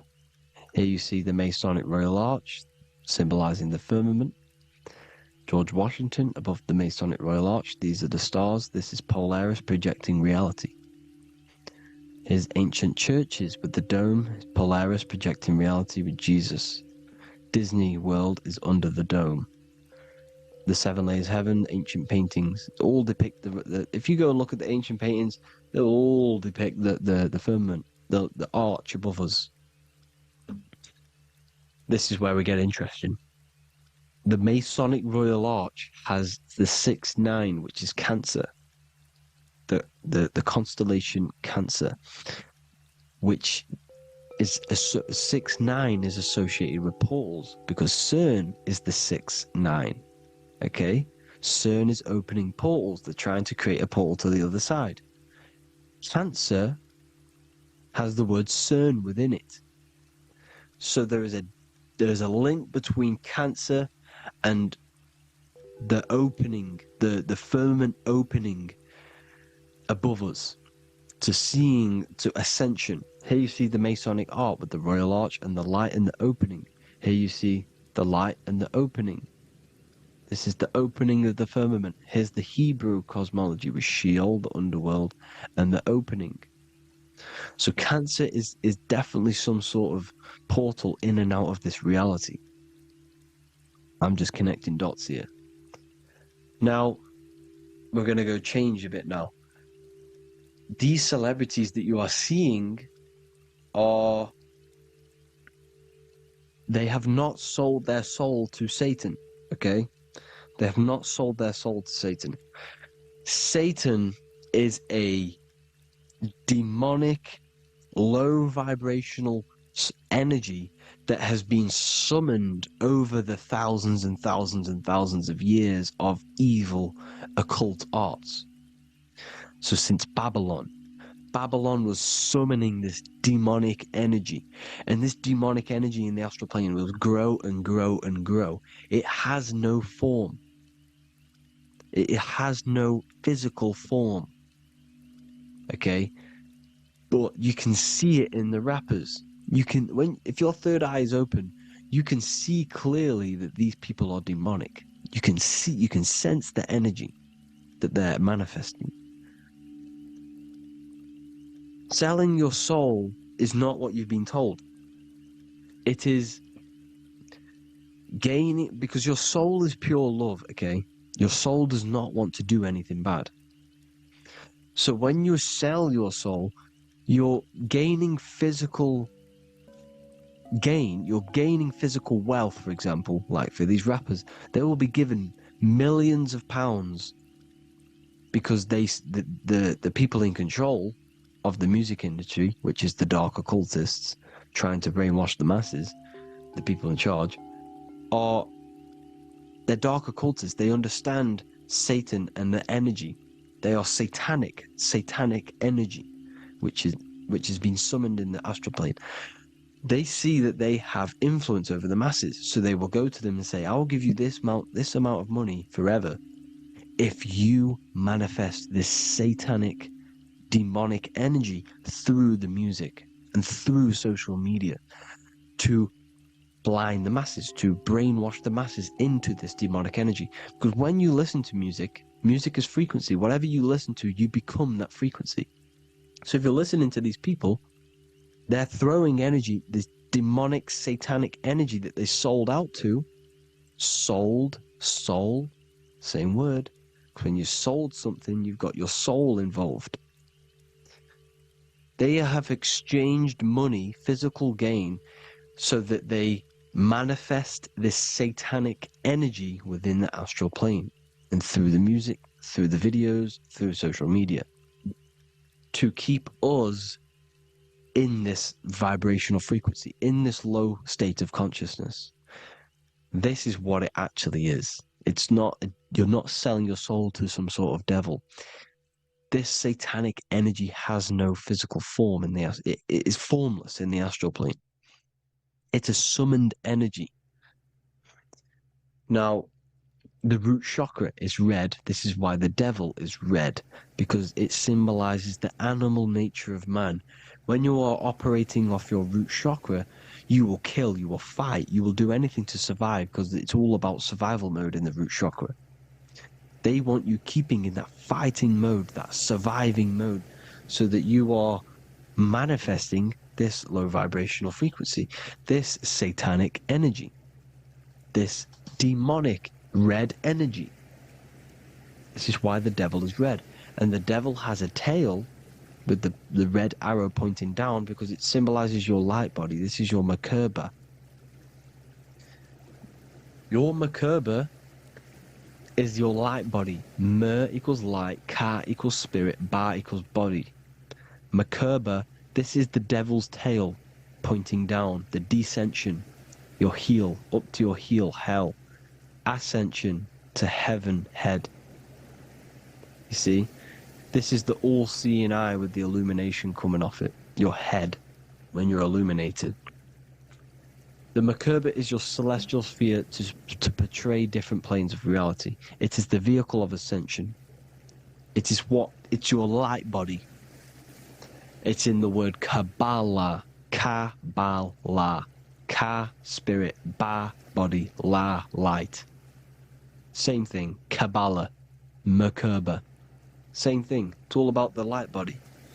This light body sees different realities. So when you see the goat in the music industry, it's this satanic summoned energy that's been summoning for thousands of years within the astral plane. When it becomes to the physical plane, it will manifest through different things. A goat, an owl, Satan, Moloch, Baal, same deity, same demonic energy that's been summoning in the astral plane. And this is why the Baphomet has a goat head. Drake's new album is the goat. The Polo G, the Masonic G, with the goat. And here's Rylo Rodriguez in the mirror, with the goat in the mirror and him in his physical body. It symbolizes, the mirror symbolizes the astral plane, because he's manifesting the goat, the demonic energy. He's sold out to the demonic energy. And in the physical plane, he's his physical body. The mirroring, the Masonic 11, the mirroring of reality, the astral and the physical. And what do you call them when they're an amazing rapper, the best rapper? You call them the goat. Because the goat, you're the goat because you're manifesting the goat energy, the satanic, demonic energy within the astral plane. So Baal, Moloch, all the same thing. Because in the astral plane, if you want to gain spirits to come to you and communicate you, in the physical world, if you want to communicate with spirits, you have to gain their attention. You can either gain their attention or come together and agree to create some sort of being, which is Satan. Okay? You can, like I said earlier, you can create these beings, you can summon them or attract them. One way to attract them is sacrificing. In order for you to become God, man, to turn to God, you have to sacrifice your life. You have to sacrifice, not drinking, not doing things, not doing anything demonic, not doing anything bad, not eating meat. You have to sacrifice yourself to become the light. However, if you want quick, instant gains in the physical world, you can sacrifice something else to communicate with these spirits, because these demonic energies feed off demonic energy, your demonic energy. So these dark occultists will give away babies, they'll sacrifice, torture babies so that they gain so that they can communicate with these spirits for physical exchange. Yes, you can do this. These powerful spirits, these powerful demons can give you powers. They can give you certain things. And this is what they are doing. They're summoning and attracting these demonic energy. This is why, trafficking is one of the most, Balenciaga. Baal is the demonic energy in the astral plane, which requires child sacrifice for his presence. Balenciaga, and they were trafficking children. They were trafficking, killing them, and offering them to the spirits. This is what they are doing. Balenciaga. It's in the name. Here you can see here a stick man with two horns. The goat, obviously, it's all the same deity. Baal, the goat. Moloch is Moloch, the owl, the Egyptian owl. Because it comes from the owl of Moloch, which is Baal, which is Satan. All the same demonic energy. And it's on the dollar bill. A tiny dollar bill. Tiny. On the $1 bill. All the same thing. Bohemian Grove, they worship the big owl, Moloch. It's all the same thing. It's all one big demonic energy which has been summoning in the astral plane. And it's trying to take over Earth, the physical plane. That's what it's doing. So I hope you all gained a deeper understanding of the astral plane and what's actually going on in the world.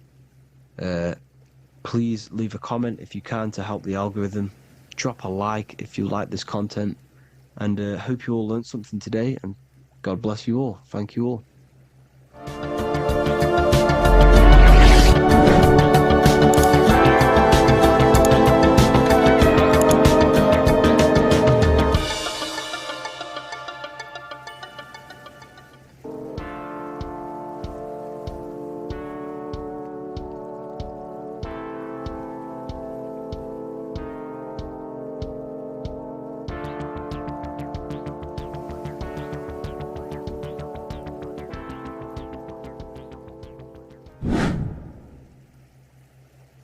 What are we all doing, people? Survival wisdom. Today we're going to be breaking down the Bible and its real, true metaphysical meaning. All of these slides within this video is taken from my book, The Book of Wisdom, so you can get all of these slides. So the Temple of Solomon, you are body, mind, and soul, which is the Holy Trinity, the moon, sun, and earth. The sun is your soul because the sun is its infinite source of energy. It is its own source of energy. And that is what your soul is. It's its own source of energy. The moon is mind. This is why you call people a lunatic. You're a lunatic. Luna means the moon. And inside of your mind, you have a specific mood.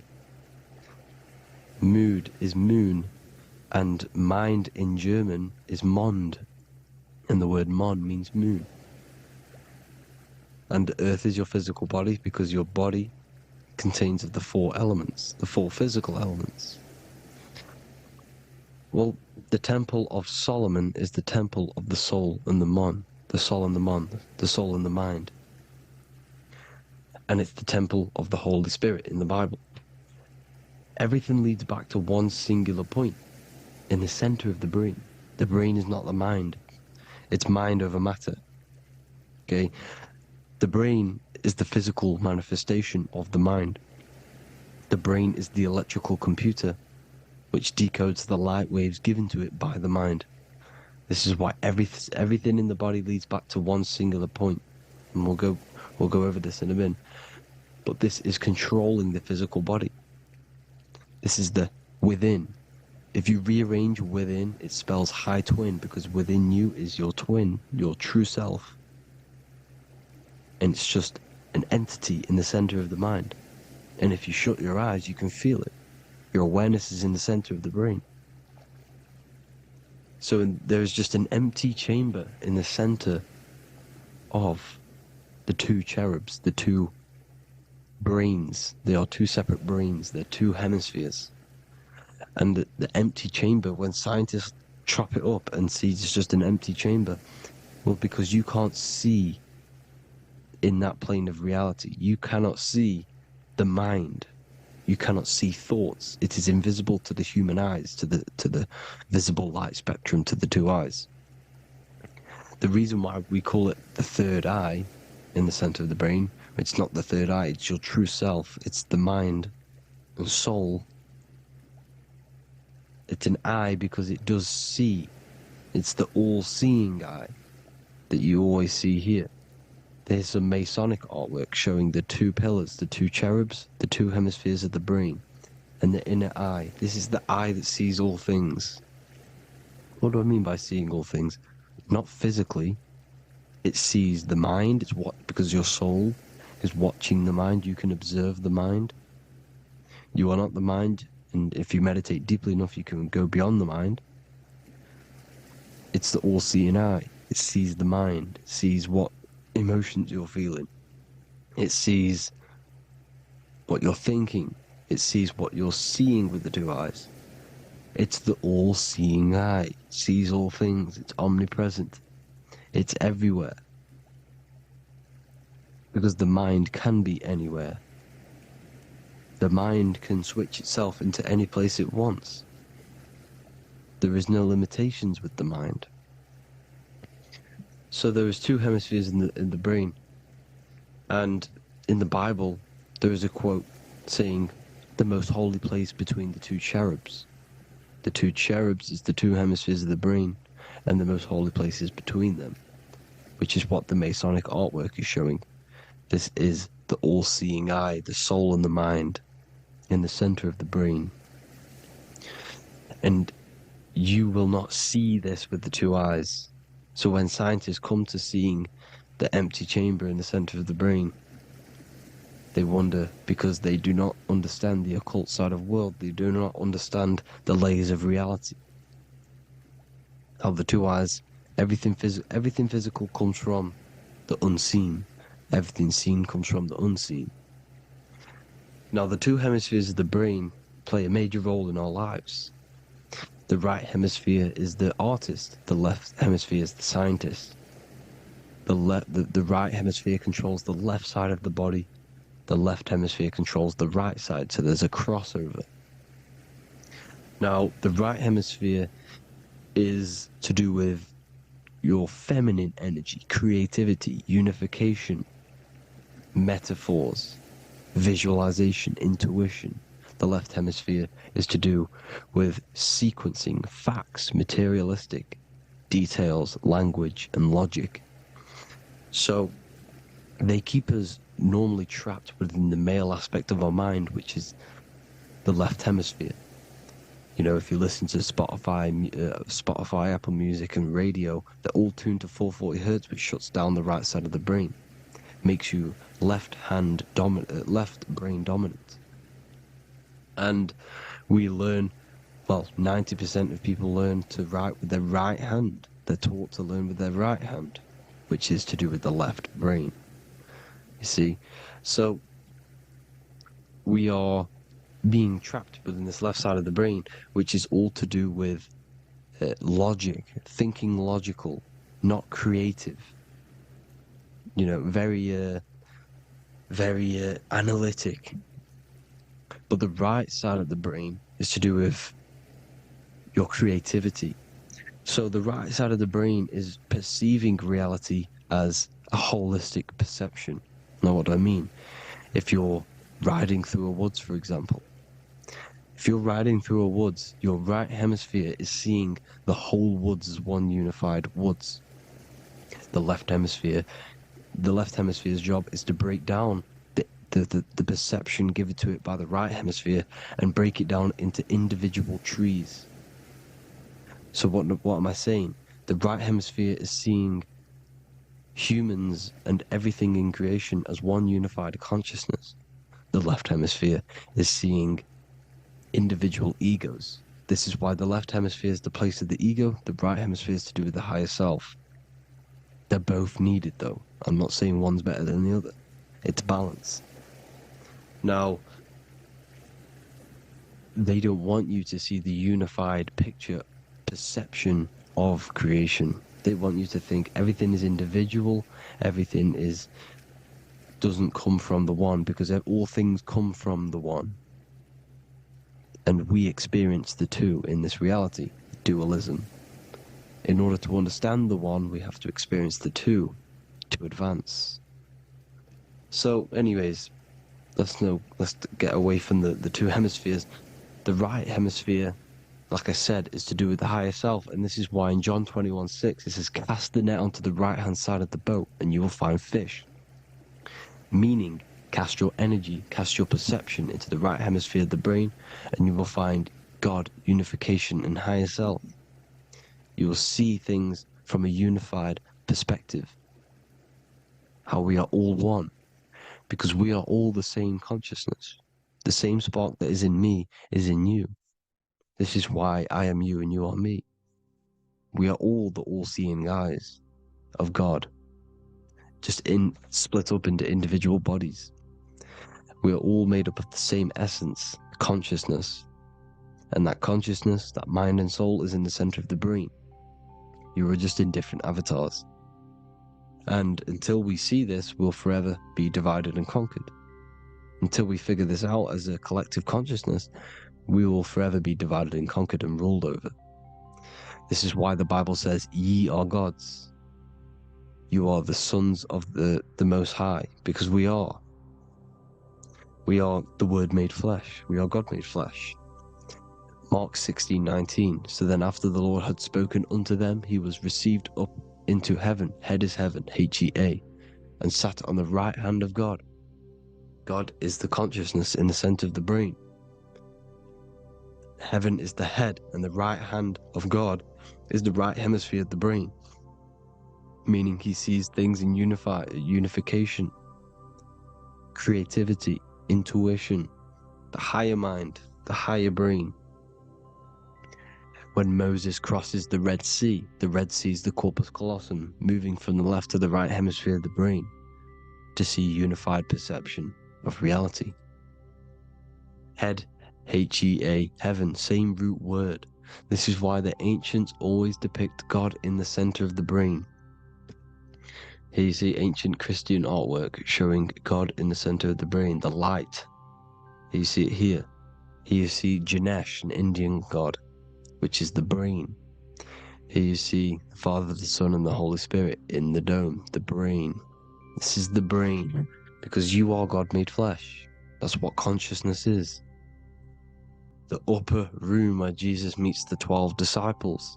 It's the upper brain on the upper room. The upper room is the chamber, the empty chamber in the center of the brain. That's the room. And the 12 disciples are the 12 cranial nerves in the brain, which pretty much rule the body, all the cranial nerves.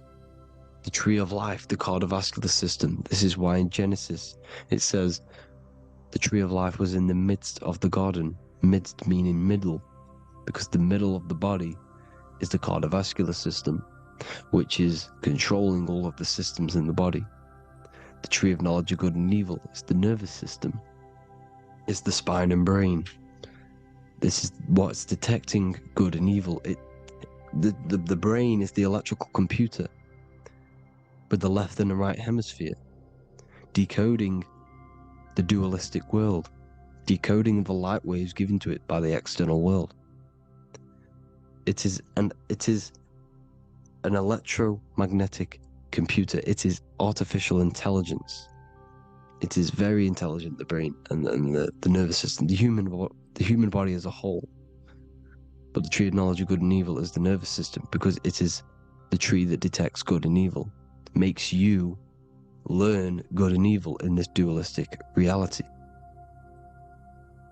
Here you see Adam and Eve around the tree of knowledge of good and evil.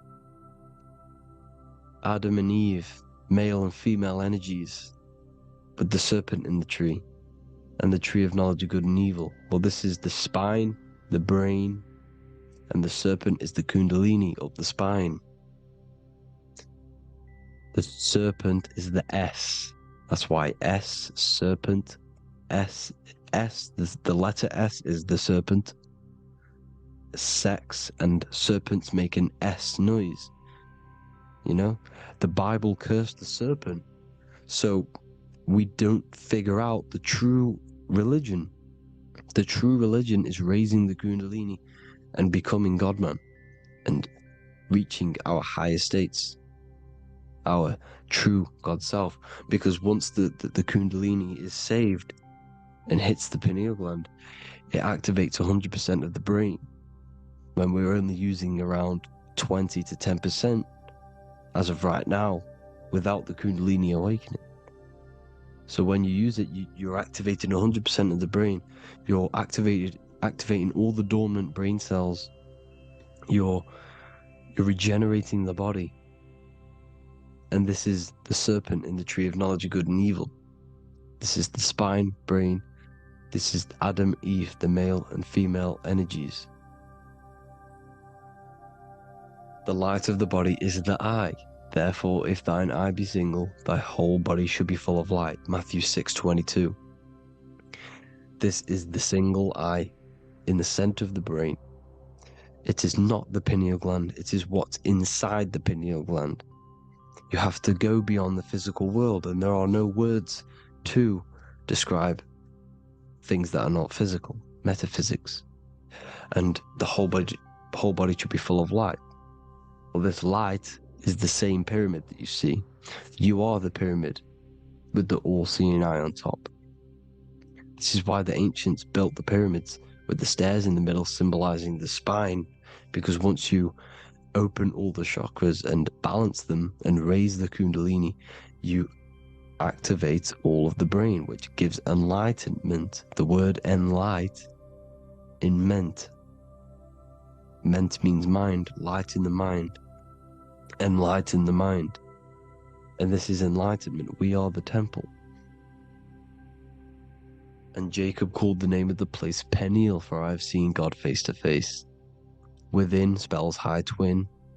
Within you is the God self, which you need to manifest into the external world. And he's seen God in Peniel, the consciousness. He's seen his true self, consciousness, in the pineal gland. Genesis 28:10, Jacob's ladder. Jacob, he took a rock there and laid his head on it to sleep. Jacob had a dream. He dreamed there was a ladder that was on the ground and reached up into heaven. Head is heaven. The rock he fell asleep on is the sacrum bone, because he's symbolizing the oil that comes down the spine, hits the sacrum bone and rests there, falls asleep, and it looks up and it sees the ladder to heaven. Because when you raise this oil, you become God-man. You become God in heaven. You can leave the body at will. Do you not know that your body is the temple, that your body is the temple of the Holy Spirit? Corinthians 16:19-20. Or do you not know that your body is the temple of the Holy Spirit within you?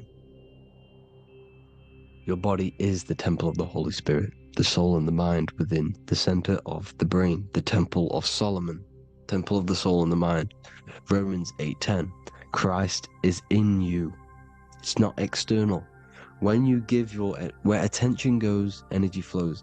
When you give your energy to external things, your attention, your worship to external things, you're giving energy, meaning it's draining you, and you're feeding something within the astral plane, a mental thought within the astral plane. So with you realizing that the Christ is in you, that you don't have to worship anything outside of you, this means that you're internalizing your energy. You're not giving your energy, because where attention goes, energy flows, which means you become more present. You become healthier, because you're not giving off all of your special electromagnetic energy that's charging you. This is why the religions ran by the Vatican is all external. They're exoteric. Exoteric means external teachings. The esoteric is the internal, the hidden teachings. In Psalms 82, I have said, ye are gods, and all of you are children of the Most High, because we are the Most High, split up into individual bodies.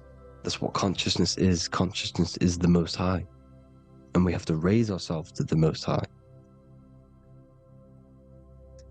Brahma, Vishnu, Shiva, the Father, the Son, and the Holy Spirit. Why is it always a trio? It's a trio because it symbolizes us, the soul, mind, and body. The mind is the bridge for the soul to be in the body. What is the soul? It is the life force. It's the watcher. It's the all-seeing eye.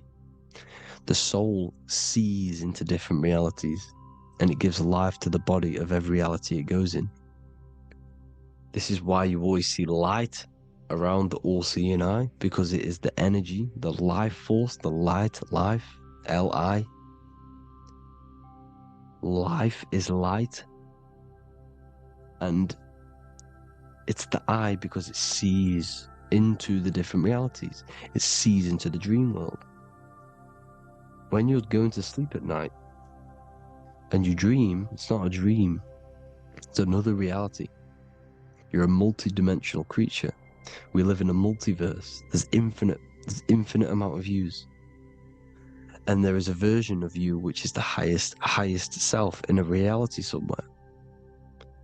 And this eye has the ability to switch realities, which is exactly what astral travel is. Astral travel is the ability to switch reality beyond the 3D construct of this world. The Father, the Son, and the Holy Spirit, Brahma, Vishnu, Shiva. Brahma, the soul, inhabits different bodies. This is why they have different heads. Vishnu, the mind, symbolizing gnosis, meaning knowledge. This is the serpent. The serpent symbolized knowledge. Shiva, the body. Father, the Son, and the Holy Spirit. The bird, the soul. Because the bird symbolizes the soul. This is why you have here the Egyptians showing you the soul leaving the body. Here you see here with the twin head, the same head. And it's a bird. This is the soul self. This is the ego self. The Egyptians knew this. They knew all of this. Of course they did. Now the whole story of Jesus is all metaphorical for the process which goes on within your body. Your neck and head is the Holy Grail which the sun and the moon creates. Sorry, the sun and the moon creates the fluid within the Holy Grail, the brain, the skull. And the moon creates the milk. Sorry, the moon makes the milk. The sun makes the honey, the land flowing with milk and honey in the Bible. The land flowing with milk and honey is the center of the brain in the Holy Grail. Here you see the Masonic artwork showing you the sun and the moon creating the fluid in the spine. Here's the serpent. Serpent symbolizing the two Kundalini channels, the Ida Pingala up the spine. Here's the furnace raising the Kundalini, raising the oil, heating it up and rising it to the crown. You see? So here you see more Masonic art, seeing the sun and the moon creating the holy fluid in the brain, in the cup, filling the cup. This is why it's a cup, because it's the Holy Grail. This is the holy oil in the center of the brain that gets released down the spine, which is Jesus coming down from heaven. It comes down the spine, down the River Jordan in the Bible. This is when Jesus goes from Nazareth to Jerusalem. He comes down the River Jordan, and Joseph and Mary are in Nazareth waiting for Jesus' return. Joseph and Mary symbolize the pineal and pituitary gland, which produce the two oils created by the sun and the moon. And he returns. When he returns, he gets crucified at 33, because there's 33 vertebrae at the back of the spine, and it crosses the vagus nerve. The crucifixion of the oil past 33 vertebrae creates God-man, and it creates your higher self, and it activates 100% of the brain. And you turn into spirit, you turn to your spirit self. This is why Jesus dies. He didn't physically die, it metaphorically dies, and becomes his higher self. The ego self is left behind. It's the same with the whole story of Jesus. Jesus comes down from heaven, which is the oil. He dies in a cave for 3 days, which is the oil hitting the cave. Here's the cave, and resurrects after 3 days. If you resurrect the oil, comes up and gets crucified at 33 in Golgotha. Golgotha translates to a place in the skull. The 3 wise men from the east. Well, if you look at the Masonic artwork, they'll always show you a ladder up to the east. Okay?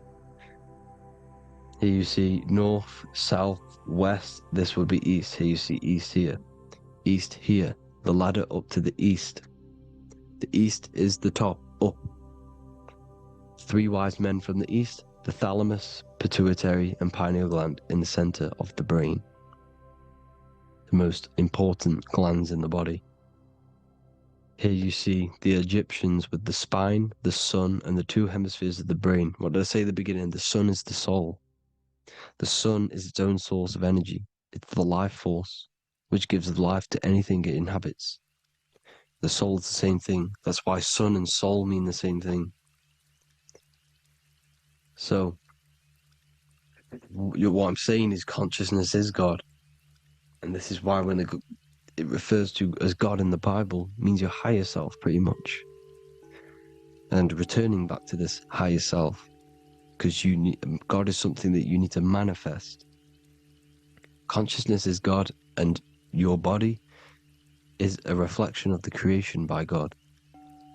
This is why everything in the body corresponds with the stars. The stars rule the body. We are an image of the stars. This body is an image of the whole of creation. Aries rules the head. This is the cerebrum.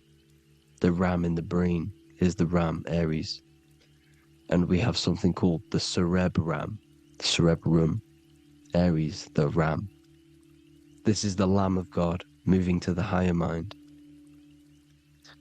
Taurus, which is the lower brain and neck, the cerebellum, the bull Taurus, the lower mind, and the cerebrum and the cerebellum, the ram and the bull, is what makes you ramble on.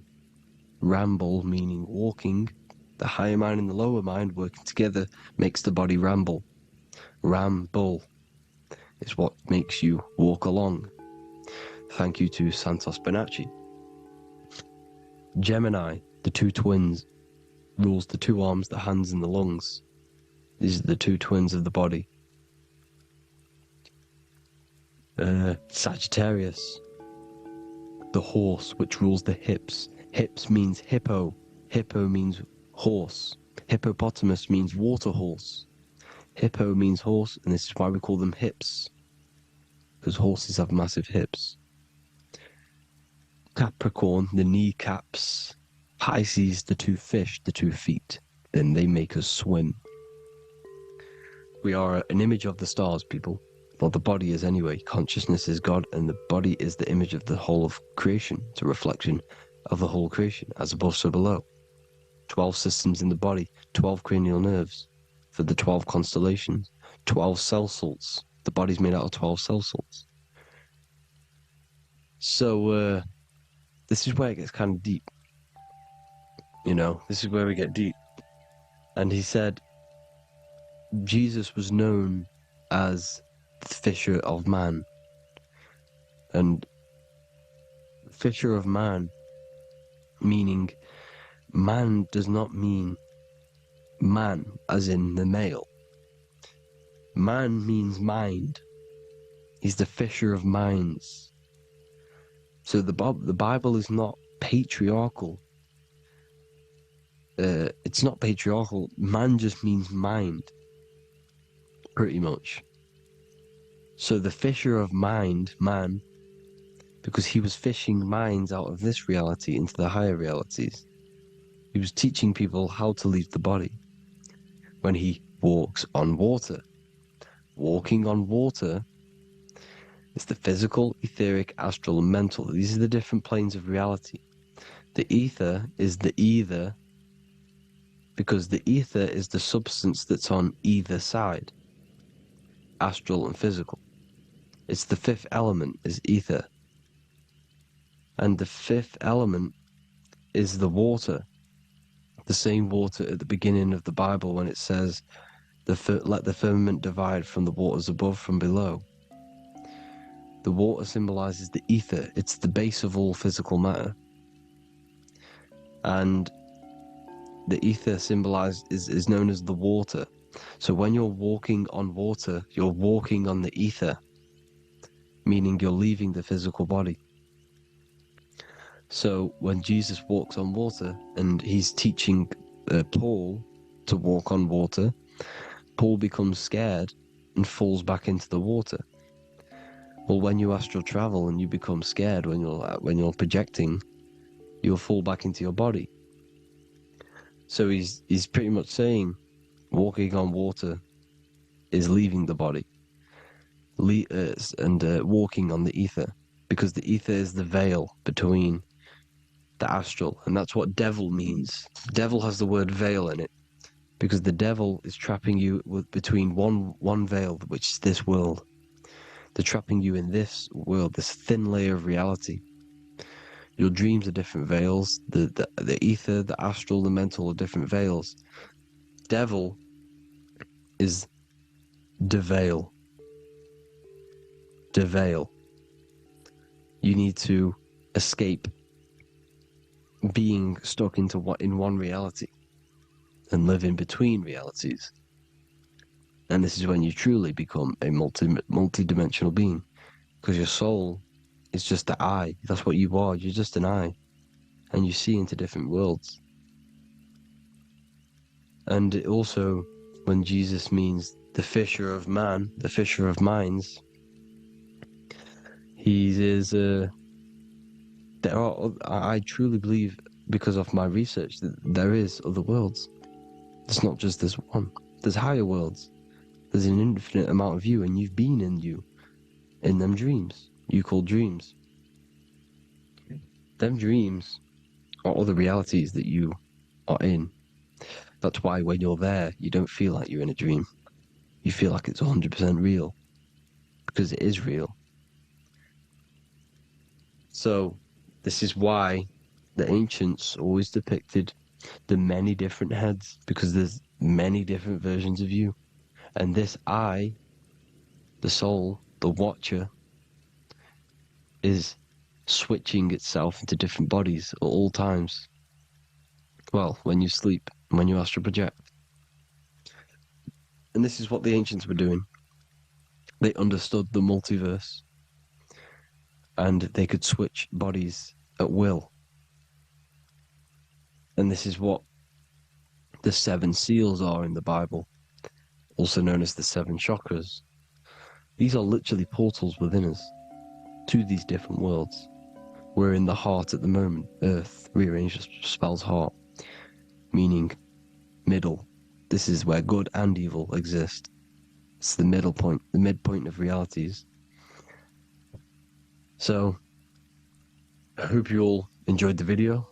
All of this knowledge that I give you in this video is inside of my book, The Book of Wisdom. The Book of Wisdom gets updated every single month with new pages. It's a one-time payment for a lifetime worth of research and knowledge by me.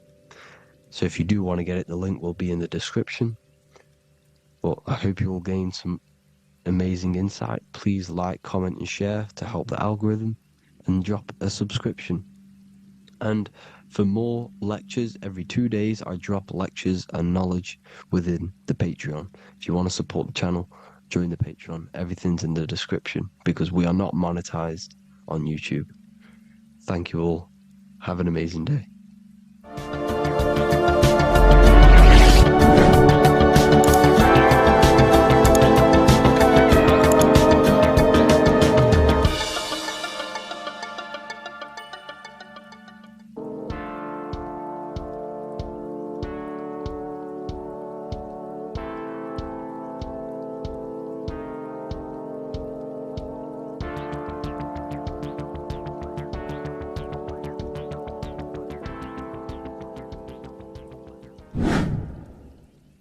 The earth has become a realm in order to trap souls within so that they can harness our electricity, our energy. Even the Bible is talking about how this realm is controlled by the wicked one in John 5:19. We know that we are the children of God and that the whole world is under the control of the evil one. Ephesians 6:12. For our struggle is not against flesh and blood, but against the rulers, against the authorities, against the powers of this dark world, and against the spiritual forces of evil in the heavenly realms. So the Bible is telling us that this is not the only world. There are other worlds, there are other realms that we can go to, considered as heaven. Heaven being a higher realm where there is no evil, no darkness. This is a midpoint realm where there is good and evil. Now, we're going to explain how the soul trap is how it's working and how your soul is being harnessed for its energy and how you are tricked to come back to this realm after death. What you need to understand is first is that you are the invisible intelligence behind the physical body. You are the mind and soul. The soul is the true you, the good you. It is pure love, pure bliss, eternal, never dies. The mind can be corrupted though. The mind is the intelligence of the soul. It is invisible. It has no true form. The intelligence inhabits the brain. The brain is the computer to control the electrical machine called the nervous system, which is choice, program, and action. You are the invisible intelligence behind the body, and this will prove it even more. You do not even see into the external world. You are seeing an image produced by the brain because the light is being sucked through the retinas of the eyes. The image is produced in the visual cortex at the back of the brain. What does this mean? This means that we are the consciousness in the center of the brain, in the pineal gland, that is experiencing the program being ran by the central nervous system in the brain. This is the sigil of Lucifer. Lucifer in Latin is Lucy. Lucy is light in Latin. Lucifer is known as the light bearer. This is how the eyes work, people. It's not a demon or a devil. The sigil for Lucifer is how the eyes work, and how the left eye is controlled by the right brain. The right eye is controlled by the left brain. There is a crossover. It's the same with the body. The left side of the body is controlled by the right brain. The right side of the body is controlled by the left brain. There's a crossover with our hemispheres in the brain. Now, this empty chamber in the center of the brain is where this universal cosmic intelligence is held, known as the most holy place in the Bible, the throne of God. Okay? This is above the 33 vertebrae on the spine. As you can see here, you are the being in the center of this point. All of the nerves are being sent back to this one particular point, which is the seat of our invisible intelligence. You can see it's an empty chamber.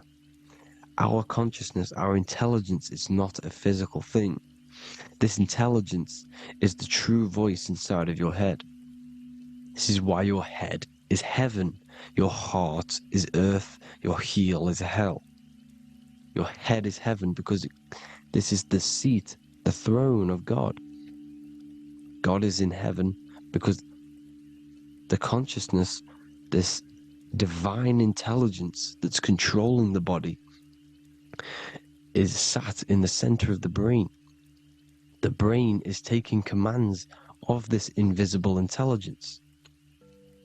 When you close your eyes, you can feel your awareness, your consciousness, your intelligence is all in the brain. Your awareness is not in the feet, the heart, the legs, the arms. It's all in the center of the brain. Now, if you meditate deeply, you will find that you are beyond the mind. You are the being observing the thoughts. You are the soul observing the thoughts. Now, with this being said, you are the consciousness experiencing the program being ran by the central nervous system in the brain, because you're not seeing into the external world. It's an image, it's a simulated image produced by the brain and the central nervous system. You do not experience the external world. You do not feel the external world. You feel electrical impulses on your nervous system. Your nervous system is decoding what you are feeling. So the only thing that you truly feel is the electrical impulses on your nervous system. This is why the nervous system is the tree of knowledge of good and evil, because it gives your invisible intelligence, your mind, the knowledge of good and evil. It can detect good things, it can detect bad things. If it's hot, if it's warm, if I need to go, the nervous system is doing this. It is the tree of knowledge of good and evil. Okay? Now this universal intelligence is symbolized as the single eye. Okay? Matthew 18:9. It is better for you to enter life with one eye than to have two eyes and to be thrown into the fire of hell. What does this mean? It's symbolic, it's metaphorical, people. It is metaphoric. Your universal intelligence is the single eye, the one eye. It's the balance between the two poles, between the left and the right, the good and the evil. It knows the right thing to do all the time. This is our inner guide. The inner self is the inner guide. And when you are operating your life off duality, using your two eyes, you'll be thrown into the fire of hell, lower states of consciousness. Because you're split. You need to live in oneness, even, balance. Matthew 6:22, the light of the body is the eye. The light of the whole body is the eye. You are a light being. Human. Hue means an attribute of a color. Man is the word manifested. We are light manifested into physical form. Depending on your vibration is depending on what color that you are vibrating on, which is a hue, a human. If therefore thine eye be single, thy whole body should be full of light. Again, it's talking about the single eye, oneness, completeness. When you balance the hemispheres of the brain, we'll go over that later. But anyways, the body is the earth. This is what we need to understand, people. The body is running the simulation, the program that our consciousness is experiencing. So when we leave the body during death and astral projection, we leave the earth. This is how it works. The body is the vehicle for the earth, for this realm. Everything exists within our mind. You have the soul, mind, and body. The soul is the observer, the watcher, the true being. This is why she has many different heads, because the soul inhabits different bodies. This is the serpent, which means knowledge, which is the mind, wisdom. And this is the body, soul, mind, and body, Brahma, Vishnu, Shiva. The mind is the bridge between the soul and the body. So what do I mean? When you astral project, you are using your mind to project your awareness, your observing consciousness outside of the physical body. The mind is the projector, projecting consciousness. By using your mind, you can project your consciousness outside of the body, which is known as the astral realms, which is known as walking on water. Jesus was never walking on physical water, people. It's metaphorical. Leaving the physical body. The water is the ether, which is the veil between the physical and the astral realm. It's a fluid substance. It's on either side. It's physical and astral. The ether is the fifth element that they hide from us. Why? Because they're trapping you in the physical. They are hiding all of these realms. Etheric, astral, and mental. People think their mind is their brain. It's two separate dimensions. These are completely different dimensions.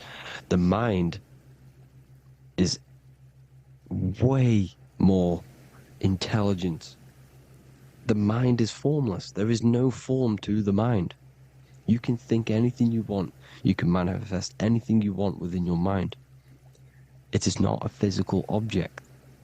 The physical realm is being controlled by the mind. Everything's being controlled by the mind. Everything exists within the mind. This is why the Egyptian says the universe is mental. So when we project our consciousness outside of the physical, we go to the astral. The ether is the water that Jesus is walking on. This is the veil between the physical and the astral world. The word together has ether within it because it joins the two worlds together, together, the astral and the physical. The word either is ether because the ether is on either side, physical and astral, physical and spiritual, physical and non-physical. In the astral realm, the mind can manifest anything we want. We incarnate to restrict our minds. This is why Saturn, if you go and watch my video on Saturn, how Saturn is this simulation, okay? Our minds can manifest anything we want in the astral plane in the click of a finger. However, when we incarnate in matter, we now have to labor for our manifestations. This is why Saturn's known as the great teacher in astrology, because he teaches you a lesson. When your mind incarnates into matter, it's teaching your mind a lesson, the knowledge of good and evil. This is why the Bible says, you shall be gods and know the knowledge of good and evil. When you incarnate here, you have to know the knowledge, you need to know the knowledge of good and evil to become a god. Okay? Now, the square is the physical plane, the triangle's the ethereal plane, the circle's the eternal plane. The circle has no beginning, no end, it's eternal. The physical plane is the square, it's limited. The square is limited. The cube is the geometric shape which gives rise to matter.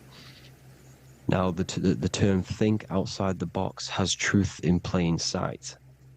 You have to think outside the box to project your consciousness, use your mind to project your consciousness outside of the box, the physical plane, into the astrals. The astral realm is the realm of the stars. Above us is the stars. Through the stars is the astral plane. This is why astral has the word star within it. The devil is the de-veil. When you sell your soul to the devil, quote unquote, it's metaphorical.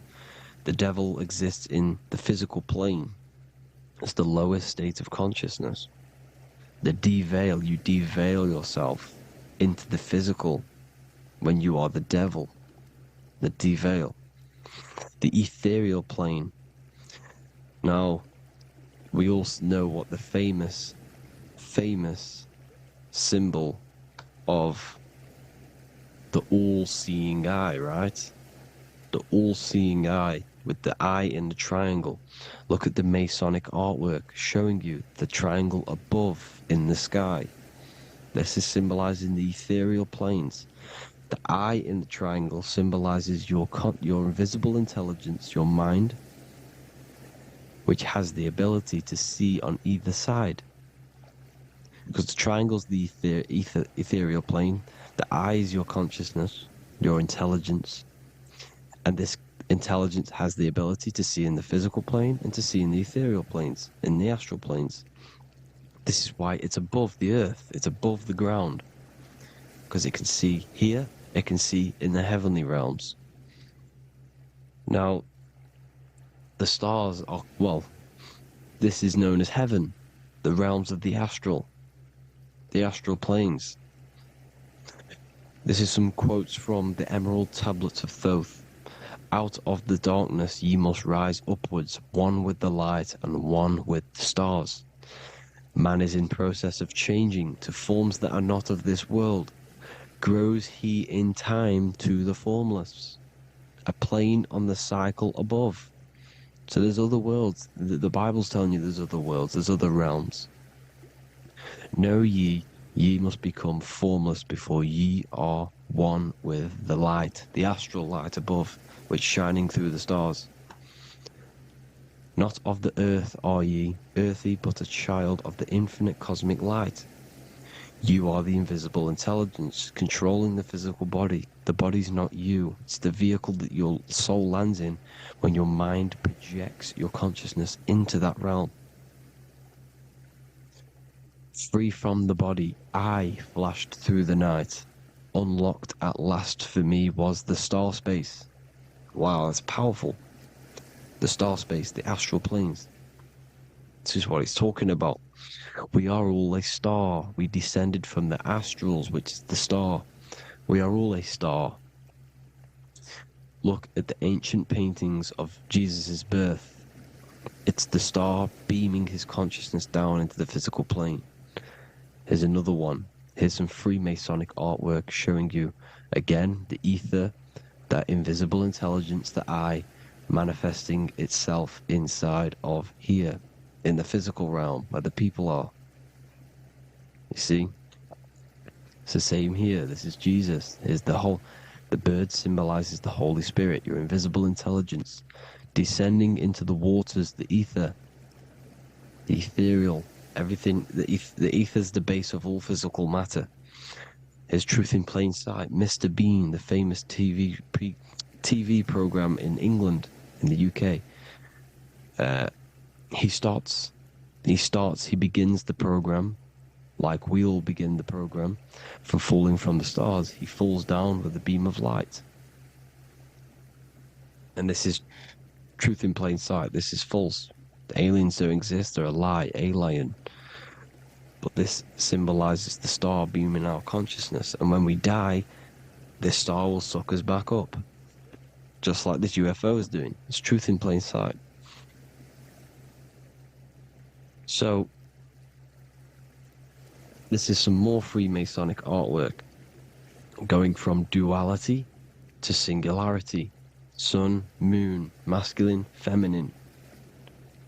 Right hemisphere, feminine, left hemisphere, masculine. The consciousness in the center, the balance point. Here's another more Freemasonic artwork. The two pillars, left and right hemispheres, and the invisible intelligence between the left and right hemispheres, the light of the body. This is why light's coming off it. Because it's light, it's pure light. The blazing star. The stairs go from the checkered board, the duality, up to oneness, in between the sun and the moon, the masculine and the feminine. This is symbolizing going into oneness. What did the Emerald Tablet say?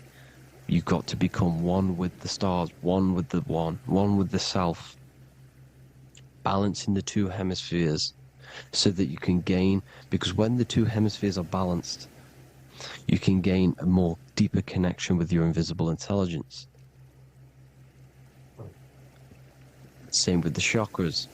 When the chakras, the 7 seals in the Bible, these are 7 seals because when you conquer the 7 chakras, when you balance the 7 chakras, you then gain a more deeper connection with your internal self. Because your mind is not filled, it's not being ran, it's not being dominated by these 7 deadly sins, the 7 seals, the 7 chakras. These are 7 energy centers which are concealing our true form. Balance makes us have a stronger connection with our true cosmic intelligence. Heaven is even. This is why Jesus is pointing at the heart. The even point is the heart. You got to balance the chakras and live from the heart, because the heart is the earth. You're in good and evil. The body manifests the lower and the higher self. The higher self is in the higher parts of the body. Wisdom, intuition, expression. The lower self is in the lower parts of the body.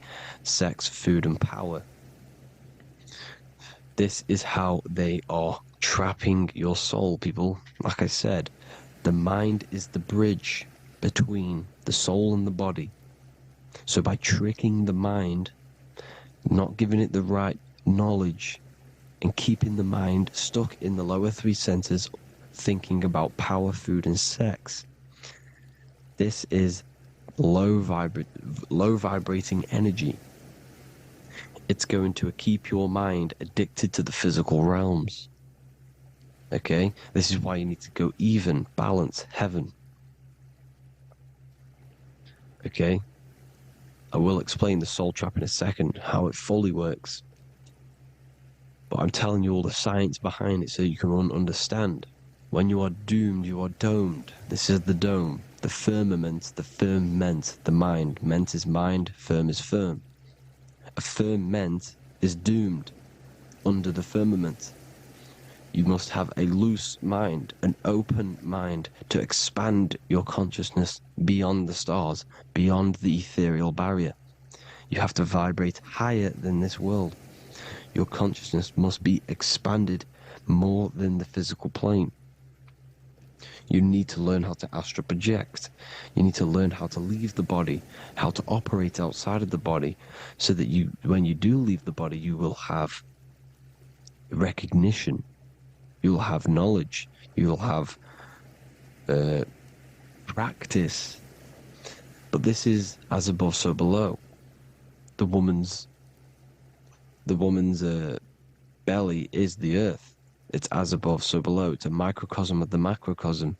We are the children in the womb. We are the people in the earth being ready to be born into the heavenly realms. As above, so below. It's a microcosm, macrocosm. Everything is in everything on a bigger and a smaller and a larger scale. Now, when the baby figures out that there is a world beyond its mother, what happens? The baby starts to move around and tries to get out of the mother. Because once it starts to hear the external world, starts to hear people, it's going to wonder, what's outside of why am I in here? What's outside? So the baby will force its way out of the mother. It's the same with our minds, as above, so below. When our minds figure out that there are other realms beyond this world, we will seek a way out. This is the womb, the Mother Earth, Mother Nature. It's the mother. We're in the womb. We can be born out of this world, which is being born again in the Bible. When you are doomed, you are domed under the dome, under the firmament, the firm mind.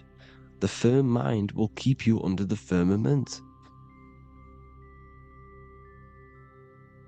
Due to the law of polarity, there has to be other realms. There has to be. Because the law of polarity works in this world, and it will work on every scale possible. It's universal laws. These are universal laws. The law of polarity means that there are other realms polarizing this realm. There is a hell, there is a heaven. There is a midpoint, which is Midgard, which is the one we are in now. Earth, heart. Earth is the heart. Heart is the center, good and bad. The balance between good and bad. Your reality is your level of realization. Your mind realizes other worlds, you will seek a way to them worlds. It's that simple. The soul trap is to keep you stuck in this physical body, which is the earth. This body is the earth. It's running the program, like I said at the beginning. It's running the simulation that your consciousness is experiencing. You are an electromagnetic being, and you're hidden in a cage, your rib cage, and you're stuck in cells, a prison cells. You're in cells. We produce electromagnetic energy. Your soul produces this energy. And by trapping your consciousness inside of this physical realm, they harness this energy within the astral realms. They're using you to manifest demons, because your mind creates demons through emotions and mental thought energy, which is a whole nother video. I can make a video on that.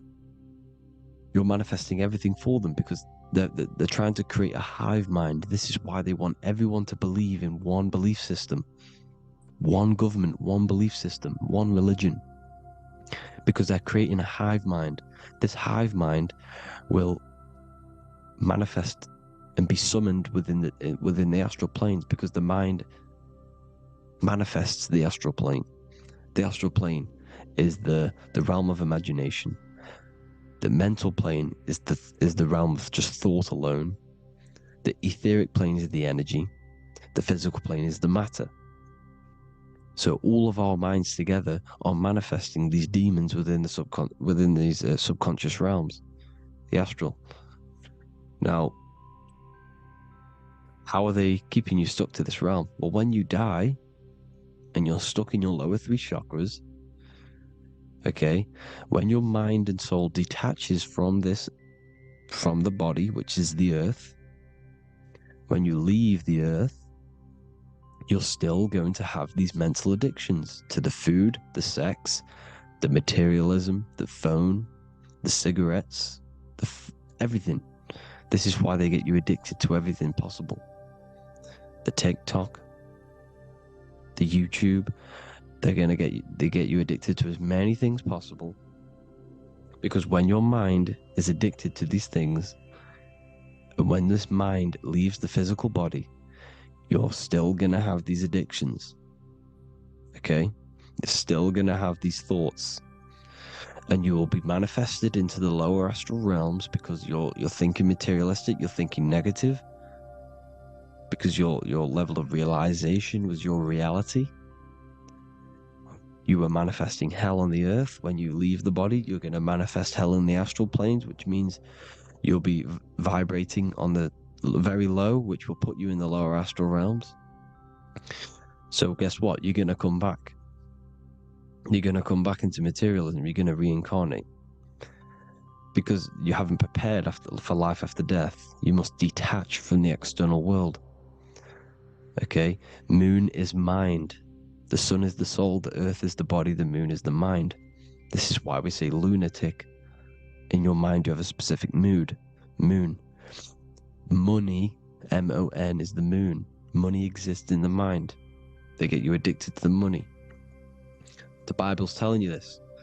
Do not conform to the pattern of this world, but be transformed by the renewing of your mind. It's telling you.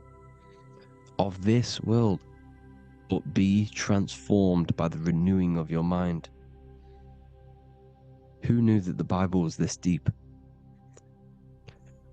Matthew 16:26, what good will it be for someone to gain the whole world yet forfeit their soul? James 4:4, don't you know that friendship with this world means enmity against God? Therefore, anyone who chooses to be a friend of this world, of the world, becomes an enemy of God. John 4:4, dear children are from God and have overcome them, because the one who is in you is greater than the one who is in the world. It's talking about the invisible intelligence. It's greater than the physical world.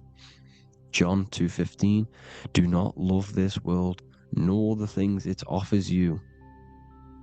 Because this world will create you to, if your mind has attachments to what this world offers, sex, money, and power, pretty much, you will reincarnate here. You will come back here. Because when you leave the body, your mind will still have these addictions. Do not love the world, nor the things it has to offer you. All of this is in my newly published book. The paperback versions are now available. Finally, for all the people who have been waiting, the Book of Wisdom. All of this knowledge is inside of the Book of Wisdom. The paperbacks are available. There's worldwide shipping. You can get it anywhere, pretty much, any country. My new website, it's amazing. There's going to be some amazing products coming on the new website. But I thank you all for the support.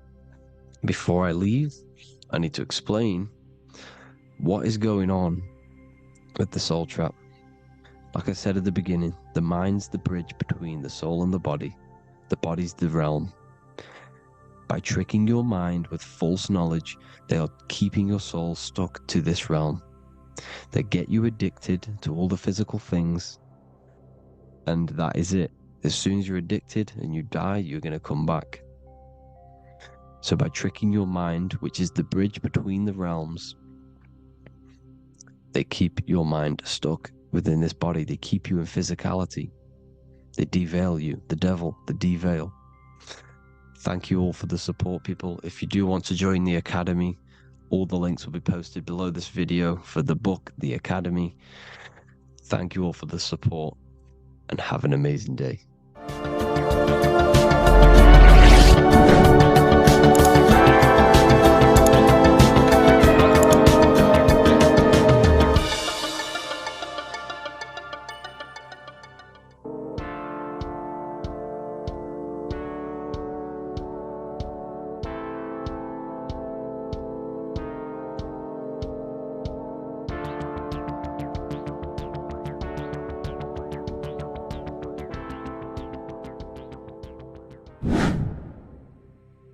How are we all doing, people? It's Revival of Wisdom from the Wisdom Academy. Today we're going to be breaking down God, consciousness, and the higher and the lower self, and how to overcome the lower self. Now, the first thing you need to understand is that you are the invisible intelligence within the brain, within the body. This invisible intelligence is known as the mind. But you are not the mind. You are the observer of the mind, which is the soul, the invisible entity. The mind is your intellect, your intelligence. Now, the mind is, it's hard to put this in words, but the mind is something that gives you the ability to explore the universe. And this inner self is the I am. It's the quiet, the inner self, the voice you see in you hear in your head. This is why within spells high twin, inside, internal. The I is also the number one, which is one line. Because the one and only, is the inner self, which is the I am. This is why you say, my name is Harry. You are not Harry, you are the I, the inner self, the intelligence. Okay, this is why Jesus in French is I am. You look with the two eyes and you see with the inner eye. I and I, the same thing. Okay, because the I inside is what gives you the perception of what you're looking at. So when someone's trying to explain something and then you catch on saying, I see now, it's because you're seeing with your inner eye, the one that gives you perception, gives you intelligence, gives you the ability to understand things. This is the internal I, the invisible self, which the physical body is nowhere near as complicated as this inner self. Is in infinite potential. God, G-O-D, generator, operator, destroyer, soul, mind, and body. Brahma, Vishnu, Shiva, the Father, the Holy Spirit, and the Son. They're all, the reason why you see God is always a triad is because it represents yourself. Your invisible intelligence is God. Me and you are the same invisible intelligence. We are the invisible intelligence experiencing the program being ran by the central nervous system and the brain. I always say this in my videos, but I have to, in order for you to understand the things that I'm going to say later on in the video, you need to understand this concept, is that you are the consciousness experiencing the nervous system, the tree of knowledge of good and evil, which is you here. You would be in this invisible intelligence right here in the center of the brain. Now, this is why the ancient Christians show God is in the brain. This is the brain stem. This is the brain. This is also the brain stem and the brain. The brain stem and the brain. It's all depictions of the brain because the brain's the computer, the electromagnetic computer, which decodes the demands created by the invisible intelligence, the I, the inner self, you, your true self. The person if you observe what someone moving, this is going to sound, but if you observe someone walking, it's not the body. The body is moving, but the thing telling it to move is the invisible intelligence. Before you kick a football, a decision is made within your invisible intelligence, your mind. And this consciousness, this invisible intelligence, is either stuck between the lower self and the higher self. Okay? When the invisible intelligence, meaning the true self, identifies itself with the physical body, it will trap its mind within physicality. This consciousness that we have is either operating in the lower self or the higher self. It's either feeding the material body or it's feeding the spirit. Okay? But because we are physical and spiritual, we need to be even. We don't want to be meditating all day long because we do have a physical body as well whilst we are here. We are playing a game in physical matter. Okay? Now, the reason that you incarnated here is to learn a lesson because the mind can manifest anything it wants within the astral planes, within the world of imagination. It can manifest anything it likes, but it incarnates into matter, into this game, so we can understand labor, because anything in matter you have to labor to manifest. But in the astral, you can manifest at the click of a finger. You come here to learn the knowledge of good and evil. And your consciousness, I came out a bit off topic there, but your consciousness is experiencing the lower or higher self. The lower self is manifested in the lower parts of the body. Sex, food, and power, the lower three energy centers. These centers are like mini brains. You are literally thinking with these centers. And when your mind is stuck within these lower centers, have you ever heard the term of thinking with your penis or thinking with your, as a man? Even females maybe, but mainly this is a boy saying, you're thinking with your penis. This is it's truth in plain sight. You think with these energy centers. When you're living off the lower three centers, all you care about is sex, food, and power. Eating, sleeping, and greed. Power's kind of like greed.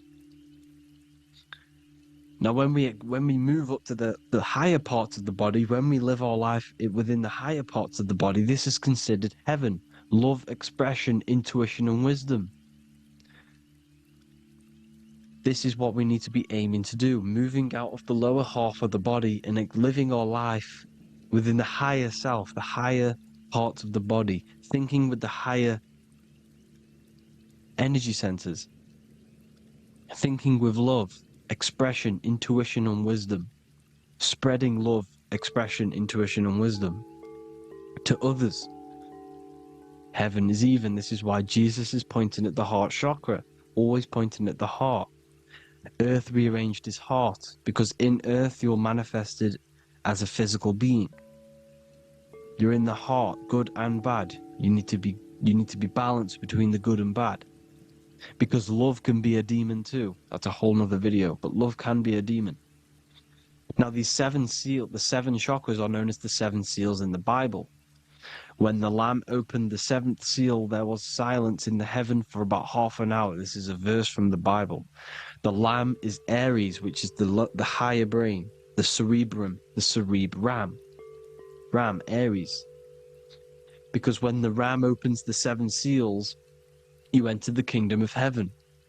Because these chakras seal your invisible intelligence. They seal your true self. You are behind these 7 seals, your true invisible self, your true consciousness, because behind these 7 seals, you do not think about anything materialistic. Your intelligence is not material. It's not physical. It's not from the physical world. It does not desire the physical world. The body is the beast. The body's the animal, the lower self, which can corrupt our intelligence. It can corrupt the intelligence. Okay? Now, we need to balance these chakras so that we gain a deeper connection between this intelligence and the brain. Because when there's a strong connection between the brain and the intelligence, your body and the intelligence, you have a strong connection. Therefore, you can manifest what the intelligence is saying at all times. Meaning, when, for example, your higher self, this is intelligence, the higher intelligence is always speaking to you. It's always guiding you. It's always telling you the right thing to do.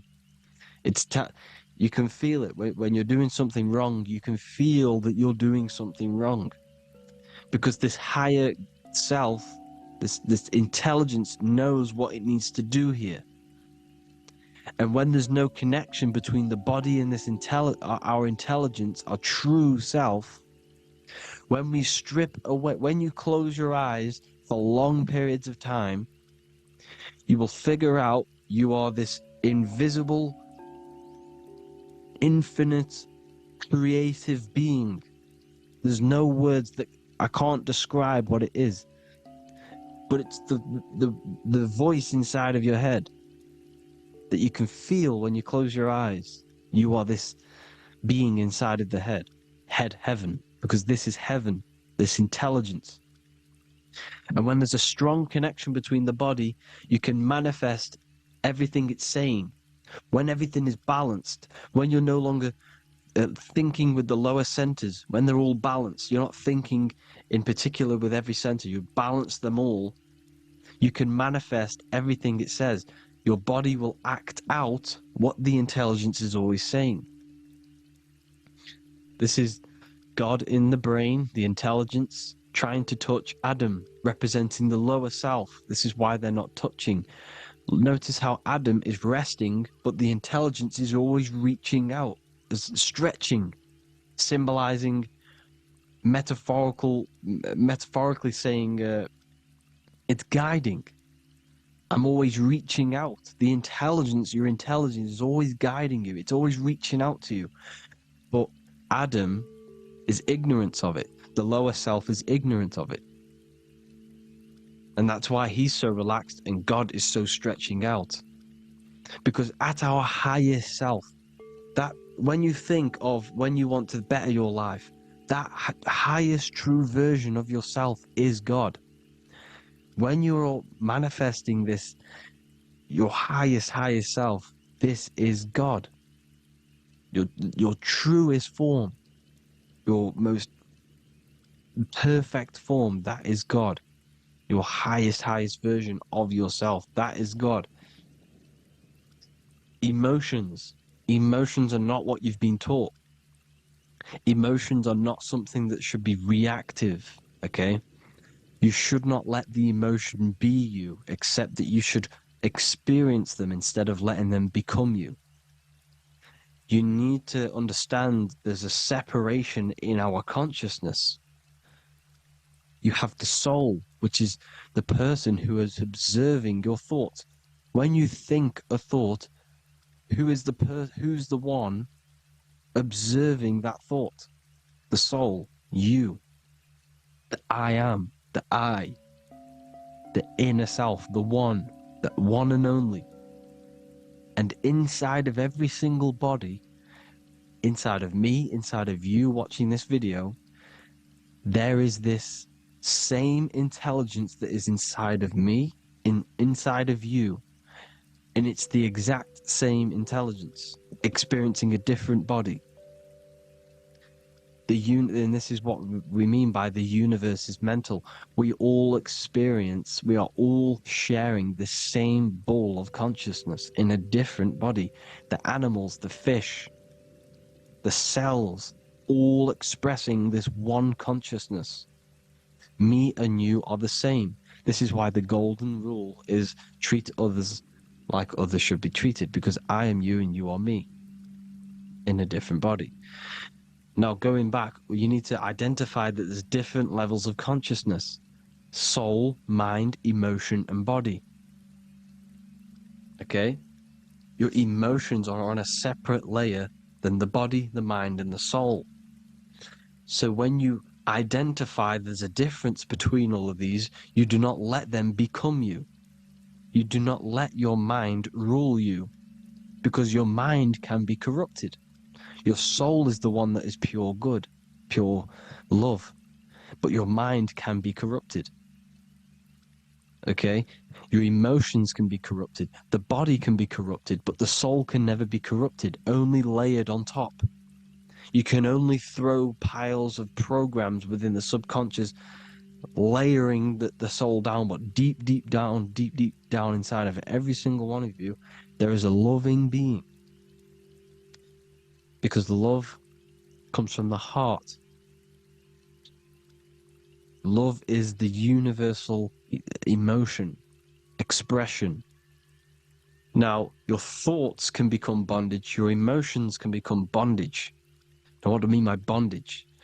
By conquering the lower self, we need to conquer our own mind, because the mind is what's manifesting the lower self.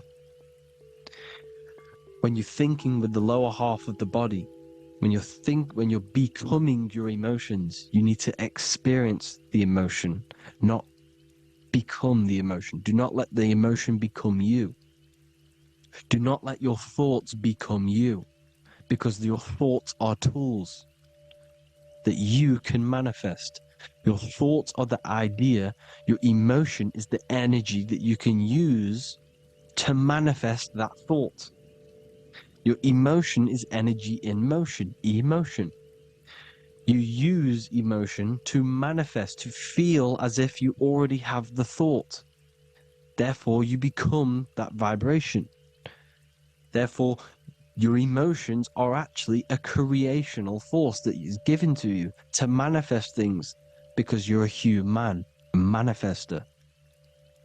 You're here to manifest things. You're a creator. You are a god. Your inner self, your intelligence, your I am, the one and only inside of you, the inner self, the quiet one, the one that's deep, deep down, the invisible intelligence, is it's creating things all the time. All the time. Speak no evil, see no evil, hear no evil. This is the astronauts, they're Freemasons, but they understand this. Because thinking, seeing, and hearing can corrupt your mind. And when you have a corrupted mind, you'll have a corrupted subconscious. The subconscious will manifest into the body, because 90% of your behavior comes from the subconscious mind.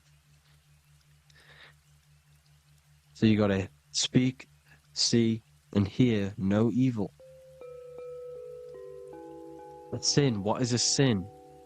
To overcome our lower self, to overcome our lower self, the 7 deadly sins are not something that goes against an external God.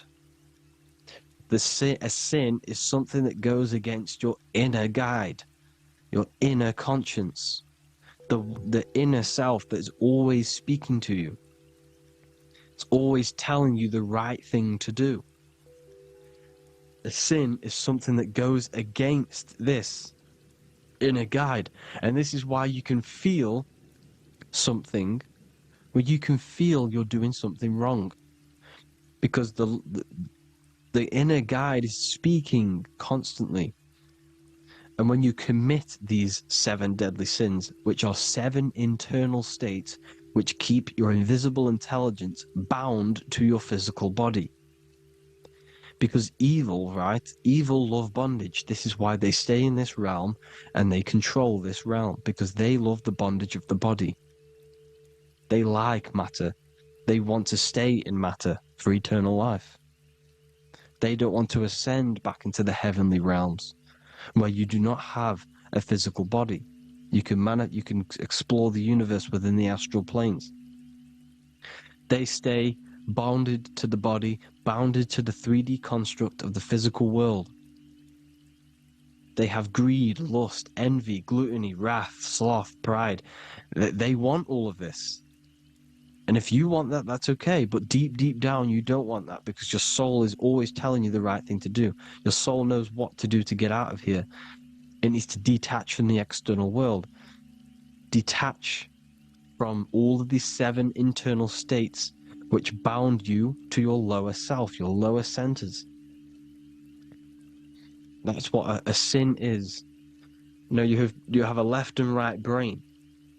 The left brain is always analytic. The right brain is metaphorical. So the right brain is producing a holistic view of reality. Now, what do I mean? And not view, perception.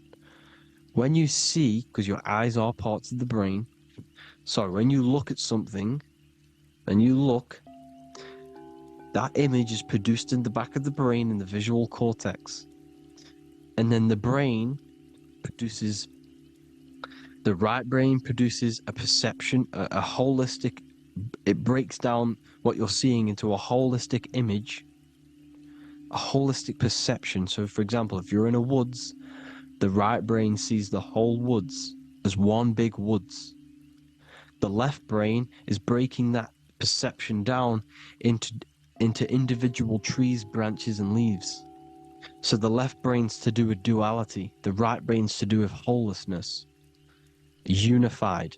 The left brain's dualistic, analytic. This is necessary so that we can pick things up and manipulate them and break things down. We need the left brain, we need the right brain. I'm not saying any of them's bad, but the left brain, sinister in Latin, means left. Because when you're left-brained, you see everything in dualistic. You see everything is dual, when everything's actually one. We need to be focusing and strengthening our right hemisphere. I'm not saying sit in the right hemisphere all the time, but we need to be strengthening our right hemisphere. And this is why left is sin and right is right. Because when you focus on the right hemisphere, you see the holistic perception of creation. The right hemisphere sees humanity as one unified consciousness. The left hemisphere sees everyone as individual persons and egos. Because the left hemisphere is dualistic. And this is why the Bible says, cast the net onto the right side of the ship and ye shall find. John 21:6. What does that mean? Cast your energy, cast your perception into the right hemisphere of the brain, and ye shall find unified consciousness. You shall find your higher self, the one and only. If then you have been raised with Christ, seek the things that are above, where Christ is seated at the right hand of God. Wow. Powerful. What does this mean? Seek the things that are above, where the Christ is seated at the right hand of God. God is your consciousness, your invisible intelligence between the 2 hemispheres. The right hand of God is the right hemisphere. Seek the things that are above the heart. Love, intuition, expression, and wisdom. Seek the things that are above the heart, the higher self, the higher part of the body. Because when you seek the things of love, expression, intuition, and wisdom, you create a strong aura. You attract the same frequency. And this frequency is heaven, God. This is the Sumerian artwork showing the Lamb. This is a step symbolizing stepping upwards, raising up. He's stepping over the Lamb up to the bird. His hand is going to the bird. The Lamb symbolizes the lower self. Okay? The bird with the wings is in the sky. It represents the higher self. This is why angels always have wings, because it represents the higher self in the sky. The lamb is a ground animal, symbolizing the lower self. He's stepping over the lamb to the bird, his higher self, his invisible intelligence. Horus and Set, Jesus and Satan. Look, Horus has an evil brother, Set, just like Jesus and Satan. Horus is a bird, higher self. Set is a ground animal, lower self, which is the devil and the angel on your shoulder. You see? The right and the left hemisphere. The two wings. So, the devil and angels always speaking to you. The higher and the lower self. It's the battle between the higher and the lower self. Between the invisible intelligence and the physical body. Because the body's the one that wants the sugar. It wants the pleasure. It wants the sex. It wants the porn. It wants all of the materialistic things. It wants the 7 deadly things. Okay? It wants this. There's a battle between the higher and the lower self, your intelligence and the body. This is why you need to become balanced, so that there's a deep connection between the body and the invisible intelligence, the I am. You need to master your mind with discipline, and you gain a connection between the brain, the body and the intelligence. Resurrection, transmuting sexual energy. Okay, this is important. Res is Resh, which is Hebrew. The early Hebrew Resh symbol is the head. This is the head. Resh, erection. Erection is a sexual stimulation. Resurrection is rise erection. You got to raise your sexual energy up the base from the spine to the head. This is the Christ, the Christos. Because there's a psychophysical germ, psychophysical oil produced in the brain every month. Go and watch my other video on raising the chrism. Okay? And every month there's this fluid produced in the brain, which takes 2 trips, because one's produced by the pituitary, one's produced by the pineal, magnetic female, magnetic and electric charge. And it takes 2 trips down the spine to the solar plexus, the bread of life in the Bible, or Bethlehem in the Bible, because the River Jordan's your spine. It goes down to Bethlehem. It gets born in Bethlehem, just like Jesus.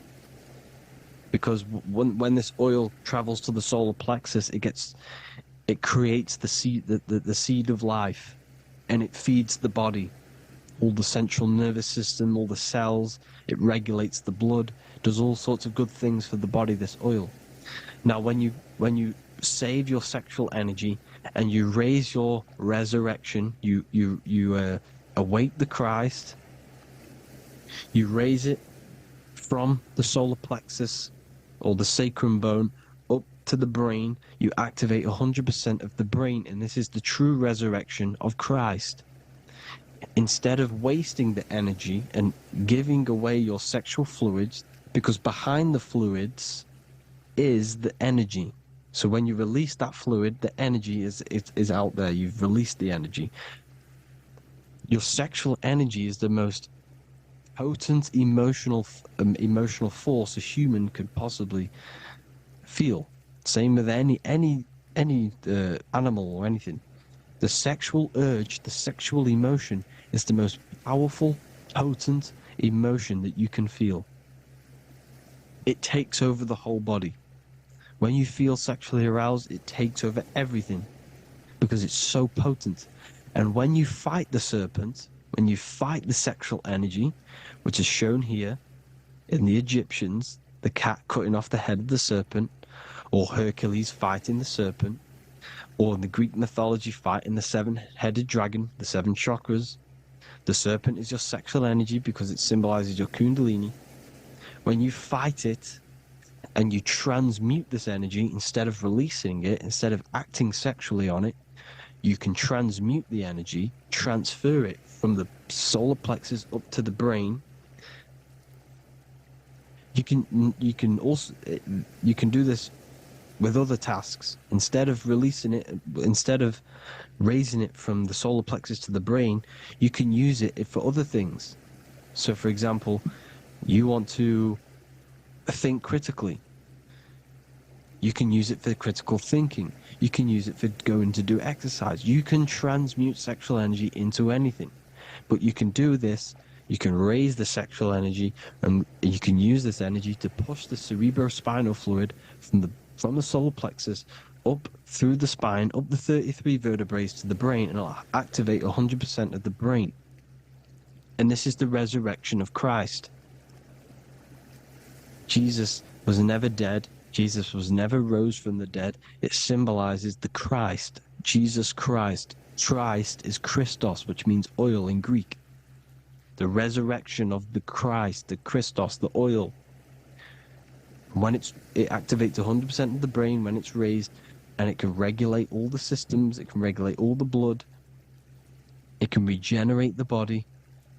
And this is the true Antichrist. They don't want us doing this process. The Antichrist is not against Jesus, it's against the fluid in our body that makes us live hundreds and hundreds of years and makes us live as gods.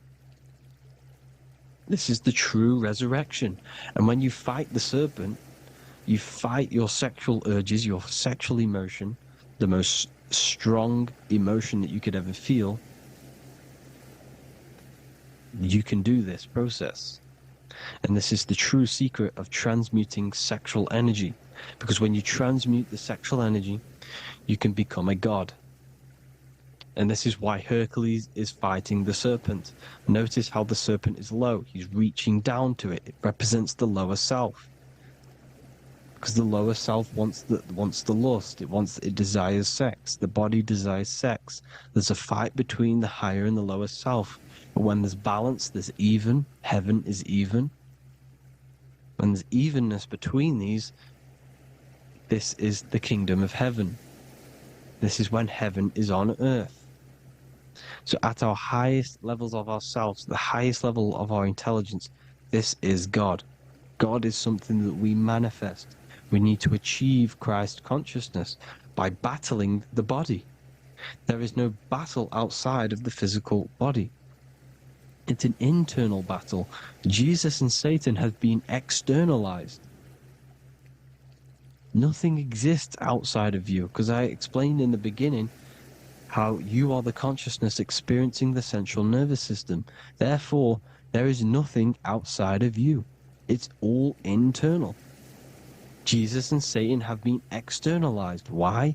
Because it's business. The church is a business. It's all a business. They've created these figures to be historical when they're not historical. The Bible's not historical. It's all externalized. It's called exoteric, when the truth is esoteric, internal teachings. So anyways, people, balance the chakras, balance the two hemispheres of the brain, balance the conscious and the subconscious. Balance is perfect, the yin and yang. You are spiritual and physical. You live in day and night. You need to be balanced. Oneness. Seek oneness. And this is the true kingdom of heaven. And when we all realize that we are all the same intelligence, the same consciousness expressed in different bodies, when we all realize this, we all realize we're all one. Doesn't matter what race you are.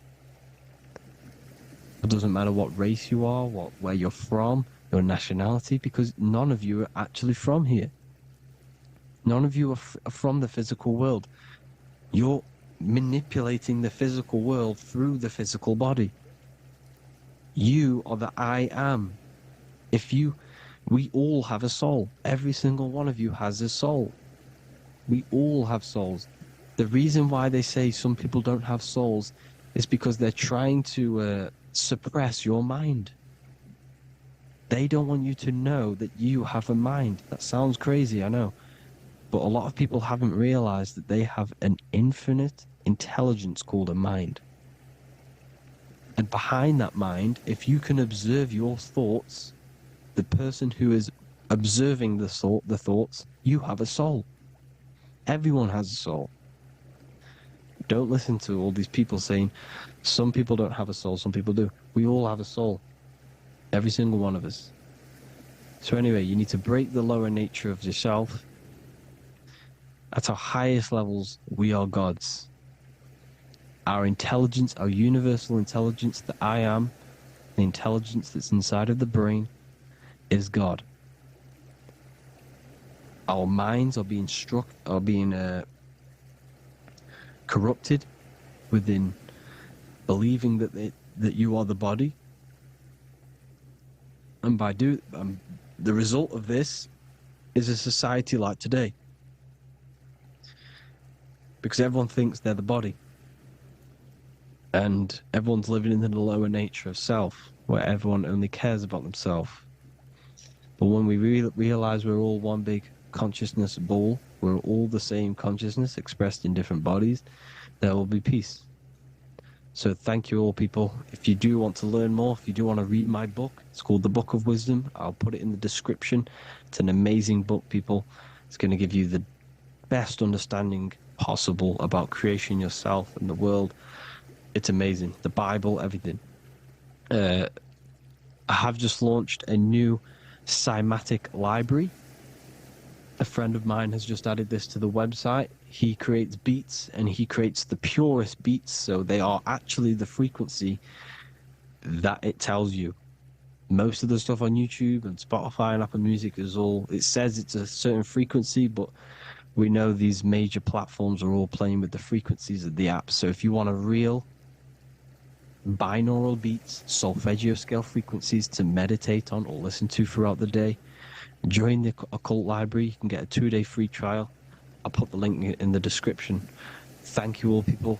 Hope you all enjoyed this video. God bless you all.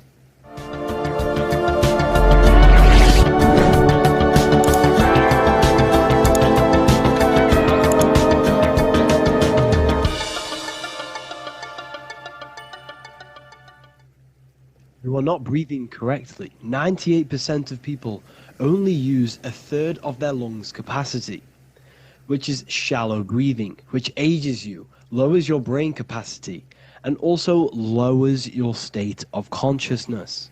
So it's essential that you breathe consciously on a day-to-day basis, because this is what truly elevates your consciousness. I am going to give you the key for you to raise your consciousness just through breathing alone. Such a simple thing, but yet the most effective way for raising your state of consciousness and becoming more spiritually and mentally advanced. So tune in for this video, and I'm going to show you exactly how to do it and the symbolism behind breathing. Air is more than just air. It carries electromagnetic energy. So now I'm going to give you the science behind this spiritual truth. This invisible force is what sustains all physical life, providing the life force energy essential for existence. Electromagnetism. Everything is fed off electromagnetism. Your body is an electromagnetic battery. Now, we can prove that air carries electromagnetism just by doing a simple test, a simple scientific experiment, by getting liquid oxygen and pouring it between a north and south magnetic pole, two polar opposite magnets. We see that the liquid does not fall straight through it. It is sucked, it is magnetically attracted to these two opposing forces, opposing magnets. This is proof that air, liquid oxygen carries electromagnetism. When you are breathing electromagnetism, the essential life force behind all living beings.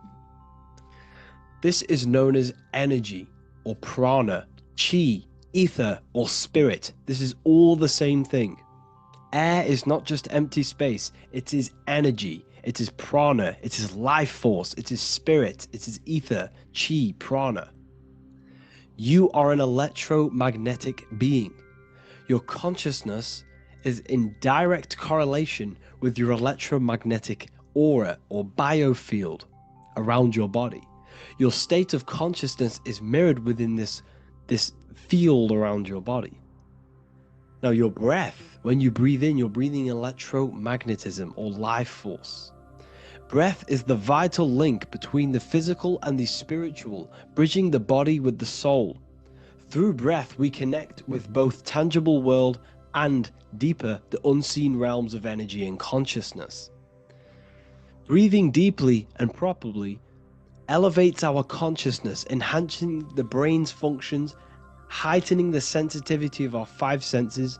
It also brings a profound calmness to the mind, creating a state of clarity and inner peace. Like I said earlier, breathing properly is the fastest way to elevate your consciousness. It is the fastest way, because breathing, when you stop breathing, what happens? You lose physical consciousness. Your body will shut down if you do not breathe in this vital electromagnetic energy in the oxygen. If your body does not get this for 5 minutes or however you can last without breathing, this makes you lose physical consciousness. Your body will not survive without this essential life force energy. Therefore, air is one of the most overlooked things.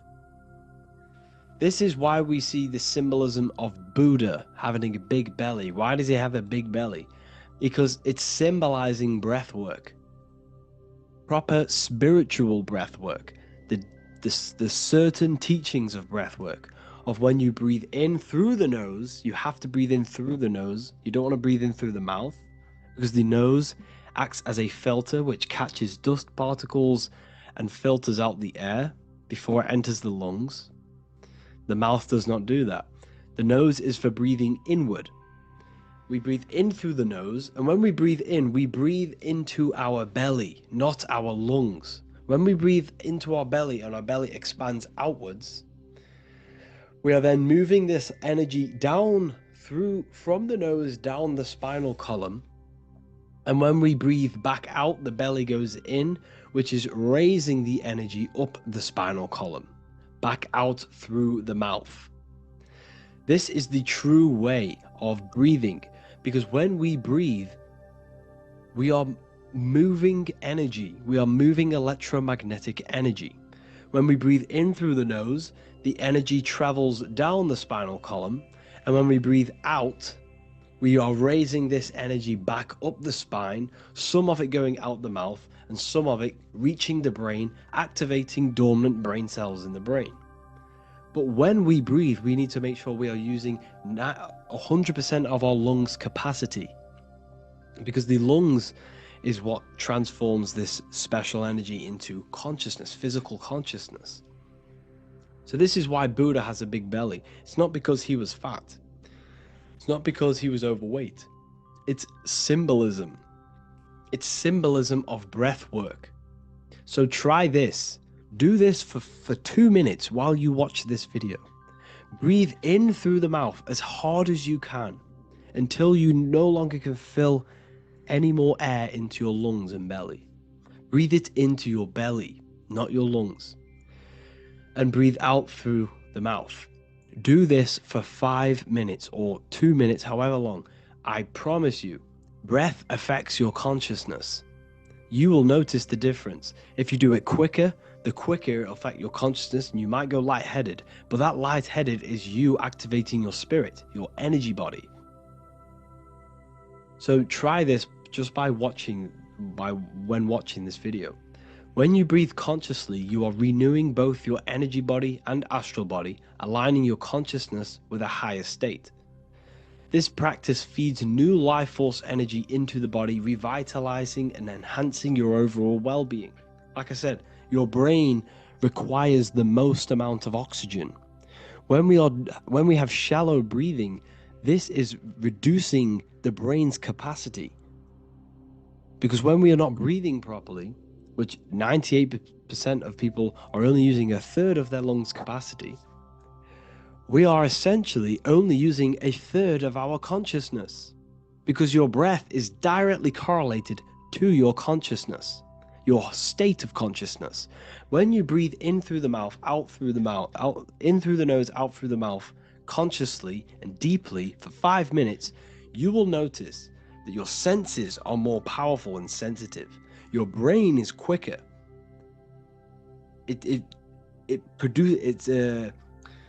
What's the word? It processes information quicker. You become quicker. You become a superhuman, and you feel more spiritual because it activates your spirit, your astral and energy body. So when we meditate, it's definitely important to breathe in through the nose and out through the mouth as deeply as possible to align with a higher state of consciousness. And this is the easiest way to separate your consciousness from the body. When you breathe in deeply for long periods of time, while meditating, while taking no thought, when no thought is present and you gain a rhythm of deep breathing, this is the gateway. This is the gateway to opening your consciousness. Because when you stop thinking, other aspects of your consciousness can open up. All of our lives we've been thinking, which has blocked off the higher states of consciousness. So breathing is very, very important. It affects our overall well-being. And this is Yahweh, the in and the out of breathing. When we breathe in, this is Yah. You can hear it. It sounds like Yah. And when we breathe out, that is Way. This is the name of God, apparently. But God is within you. You can connect with God. You can connect with source consciousness within you by breathing, by raising your state of consciousness through breathing and meditation. This is why the Bible tells you the Spirit of God has made me, and the breath of the Almighty gives me life. You are consciousness. You are God. You're an extension of God's consciousness. Job 27:3. As long as my breath is in me and the Spirit of God is in my nostrils. The Spirit of God is through breath. John 20:22. And when he said this, he breathed on them and said to them, receive the Holy Spirit. The word spirit means breath. In Greek, Hebrew, Latin, it all means breath or wind or air. The Holy Spirit is a certain way of breathing, a breathing technique that elevates your consciousness, that syncs you up to a holy consciousness, an elevated state. That is the Holy Spirit. That's why it tells you in the Bible, when he said this, he breathed onto them. He breathed onto them and said, receive the Holy Spirit. You must breathe to receive the Holy Spirit. When you breathe, you are renewing the body's energy. You're taking in new life force, which is regenerating your cells, regenerating your brain, nervous system, and also connecting with consciousness, pure consciousness. This is not something that we should be doing during meditation. Yes, it is. We should be doing it during meditation, but this is something that we need to apply all of the time. This is the fastest way you can raise your consciousness. I just want to say, all of this knowledge is inside of the Book of Wisdom, Volume 2. Make sure to give a like and a comment on this video to help the algorithm. And let me know what you think about the last book or this book if you have read them, to let the new people know what they're looking at with this book. This is truly life-changing. The Volume 2 and Volume 1 is truly life-changing. You can get them in a bundle also. Learn hidden knowledge inside of the Ethereal University. This is where truth seekers belong. I'm not here to try sell you this, but this is the place for truth seekers. And if you are serious about your spiritual journey and serious about gaining knowledge, which gives you the advantage of a life, join Ethereal University. This will definitely help you. Thank you for watching this video. Please leave a like and comment. Make sure to give me any suggestions on videos you want me to make in the future. Thank you all.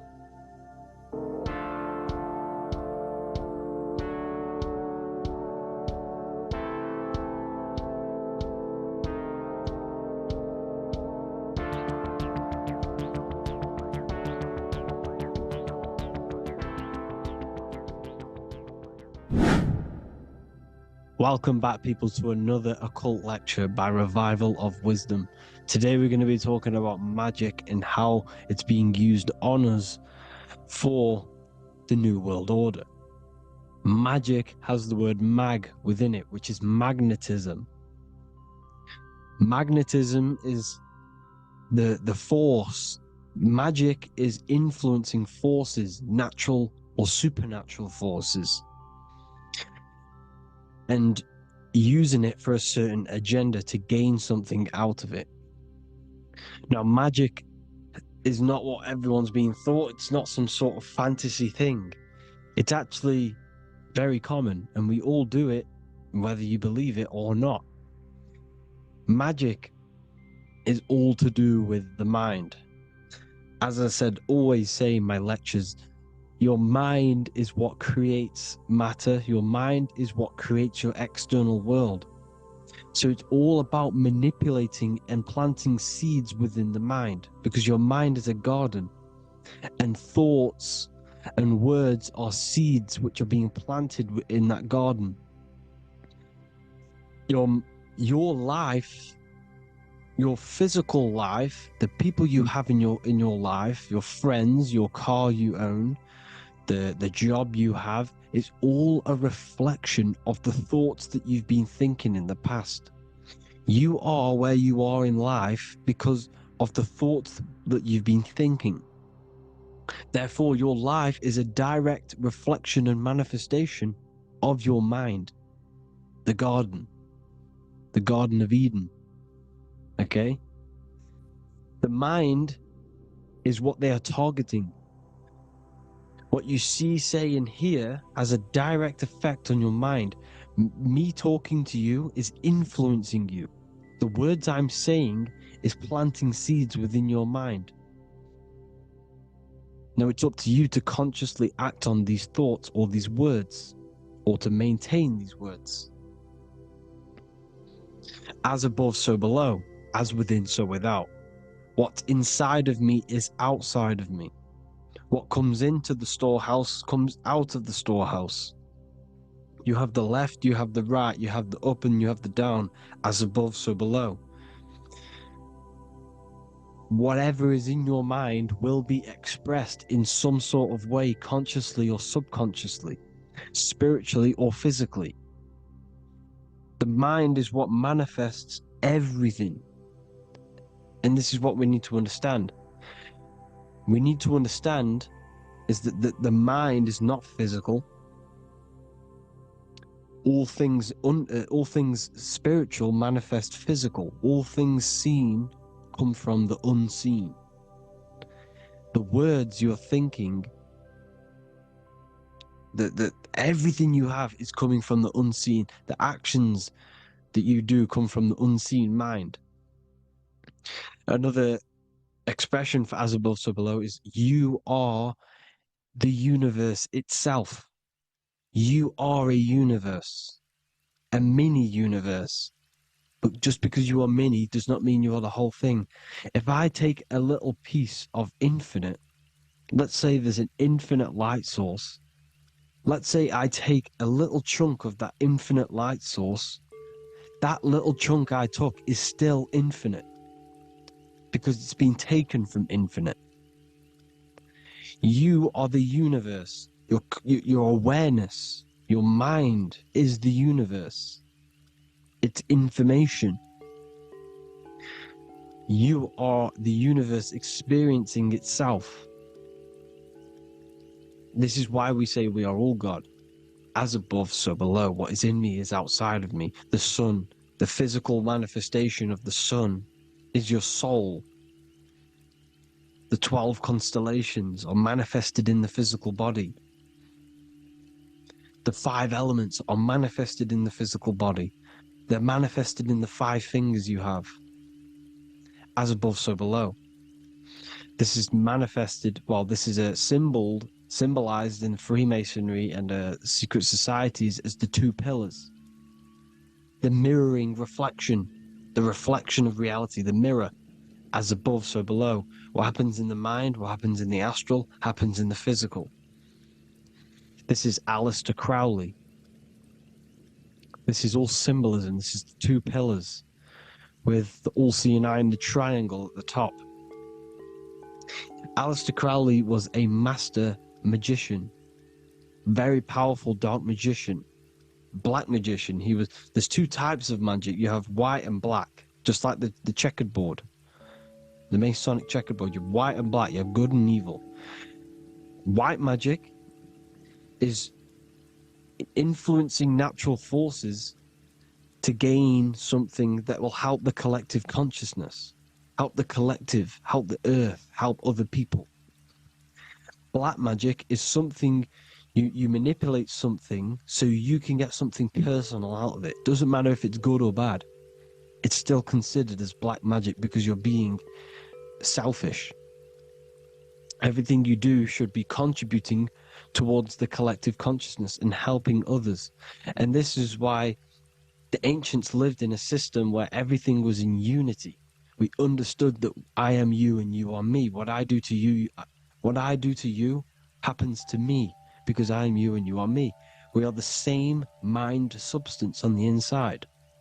We're all the same mind substance being expressed in different bodies.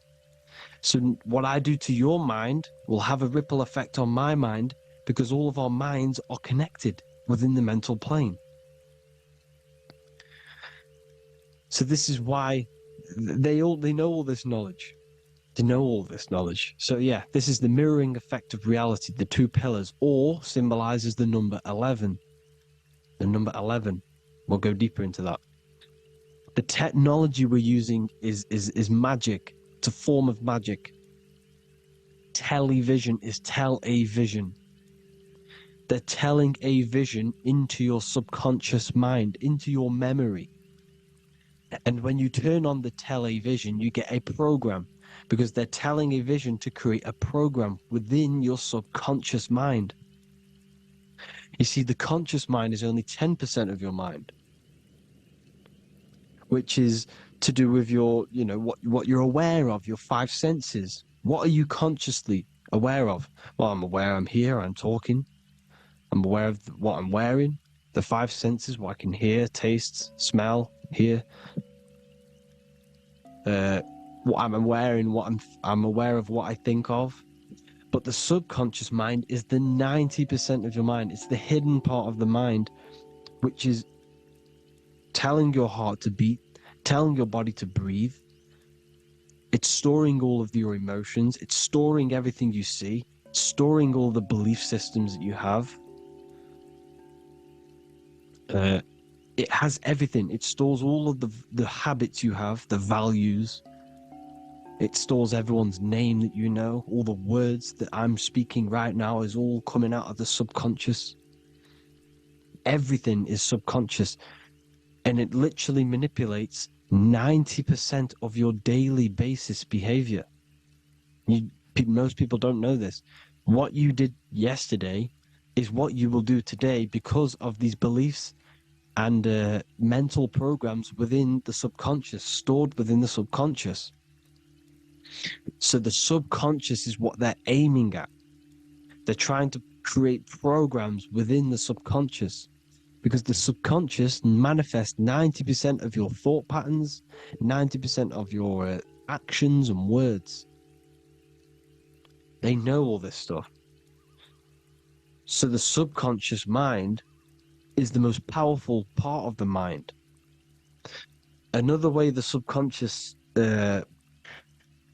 manifests and influences your life is, let's say you were in a car crash years and years ago, 10 years ago. Let's say you're in this car crash, right? And you really hurt yourself. The emotion you felt in that time when you were injured in that car crash had a great impression on your subconscious mind.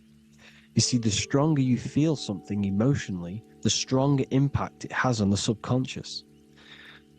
You can remember and recall that moment and very vividly because of the impact it had on the subconscious. For example, you become that terrified of cars that it manifests into your life today, that you are wary to go in certain cars. You don't want to go in cars at all, maybe. because of that moment that is stored within the subconscious. And it will manifest into anxiety. It will manifest into not going into cars. It will manifest into depression, maybe. These things, these emotional, very emotional, traumatic events have a great impression on our subconscious, and they control your life. This is why you need to meditate and let go deep within yourself and let go of these internal, deep emotions that you may have repressed and keep pressing down and ignoring. But you need to address it and let go of these subconscious impressions you have, which are controlling your life, like anxiety, depression. All of these things are stemming from things that are stored within your subconscious years and years ago, more than likely. Broadcasting. They're casting spells to a broad audience. To news, north, east, west, and south. They're casting spells. No, if you watch the news, everything's red. Breaking news in red writing or the red background. Everything's red. Why? Because red's the root chakra, which is all to do with survival. They want to stimulate this root chakra because they want you down there in survival mode. They want you in survival mode because you're easier to control. They control out of fear. And not only they're casting these spells as if, because most of the things they cast in the news hasn't already happened. They're constantly bombarding you with, there might be a war breaking out, war this, war that, kill here, kill there, murders. It's impressing, it's casting spells on your subconscious mind. So when the event does turn up in real reality, in physical reality, you're less emotional, you're less surprised. You're not as surprised because you've already heard it before. Your subconscious has already heard it all before. If you never heard of a war and then a war broke out, you'd be going crazy. So they subtly program your subconscious mind through the words, because the words they say is impressing your mind. It has an effect on your mind, which will have an effect on your behavior, your words, your conversations you have with people. They're casting spells to north, east, west, and south on the They're telling a vision by broadcasting, by saying spells. This is why we call it spelling. Even the words we say cast spells. Bless. Bless you. That's be less. The subconscious mind only picks up literal things. You see, when I say bless you, your conscious mind picks that up as, oh, thank you, you're blessing me. But your subconscious picks up as be less. You see? Because the subconscious it has no filter. It's just, it is what it is. Everything is factual in the subconscious. Therefore, if I call you an idiot, your subconscious, my subconscious will think I'm talking to myself. I'm calling myself an idiot, and it will take that as true. That is truth. Everything is truth within the subconscious. And the subconscious manifests your behavior. The devices this is the biggest one. Black scrying mirrors. Device, the devil's vice. The device. Okay? Black scrying mirrors, black screen. Screen is scrying. Black scrying mirrors were used to communicate with spirits within the astral plane in the medieval times. They're still being used now by black obsidian mirrors. And look at your phone, it's a black mirror. And there's some sort of, I'm not saying this is facts, but personally I believe These are portals for spirits and ethereal entities to come into your life, to come into your surroundings. So this is the next big thing: the TVs, your iPhone, your iPod, all black mirrors. And mirrors are very, very powerful. Even just a normal mirror. Mirrors have an effect. Whatever you say into a mirror, what you say is energy. And when you say something into a mirror, you're saying it into yourself. It's an infinite cycle of words, of energy, because it's being reflected infinite times. When you say something into a mirror, it has a massive effect. You're saying it directly into your eyes, into your mind. So what you say in a mirror should be said with precaution. Never say anything negative into a mirror, because mirrors are very, very powerful ways for you to reprogram your subconscious mind for the good. You can say very positive things into mirrors and it will reprogram your subconscious mind. Okay? Manifesting is all magic. It's all magic. Everything is magic. But consciously doing it is what they're doing. They hid this knowledge. Your phone is magic. It manipulates your mind. The iPhone. Okay? See, magic isn't all of this with wands.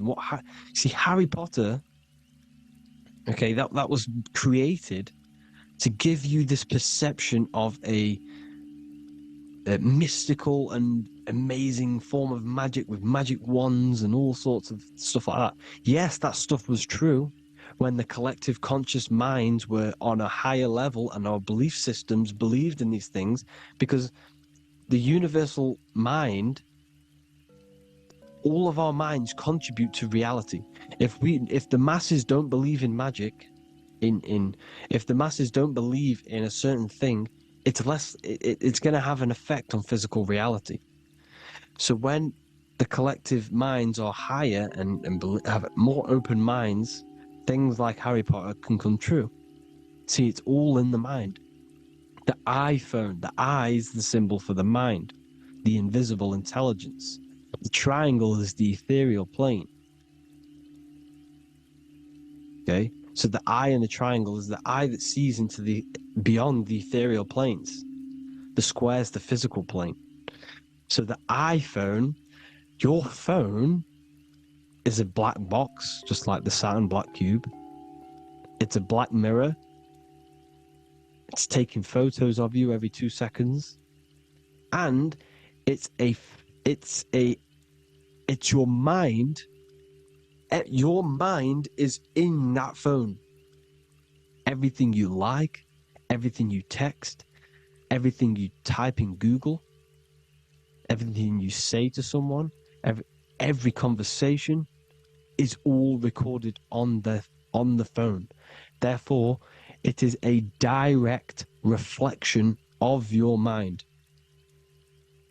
Your mind is imprinted into your phone because your mind, everything you think in your mind, you're manifesting into typing, saying, taking pictures into the phone, and it's collecting it and storing it. And what they're doing, and this is for all forms of magic, it's manipulating the mind. It's all manipulating the mind. Reels, Instagram, TikTok, this is all dopamine. It's all controlling the mind. Every like you get, every follow you get, every share that you get is dopamine within your brain. They're literally targeting your brain and mind.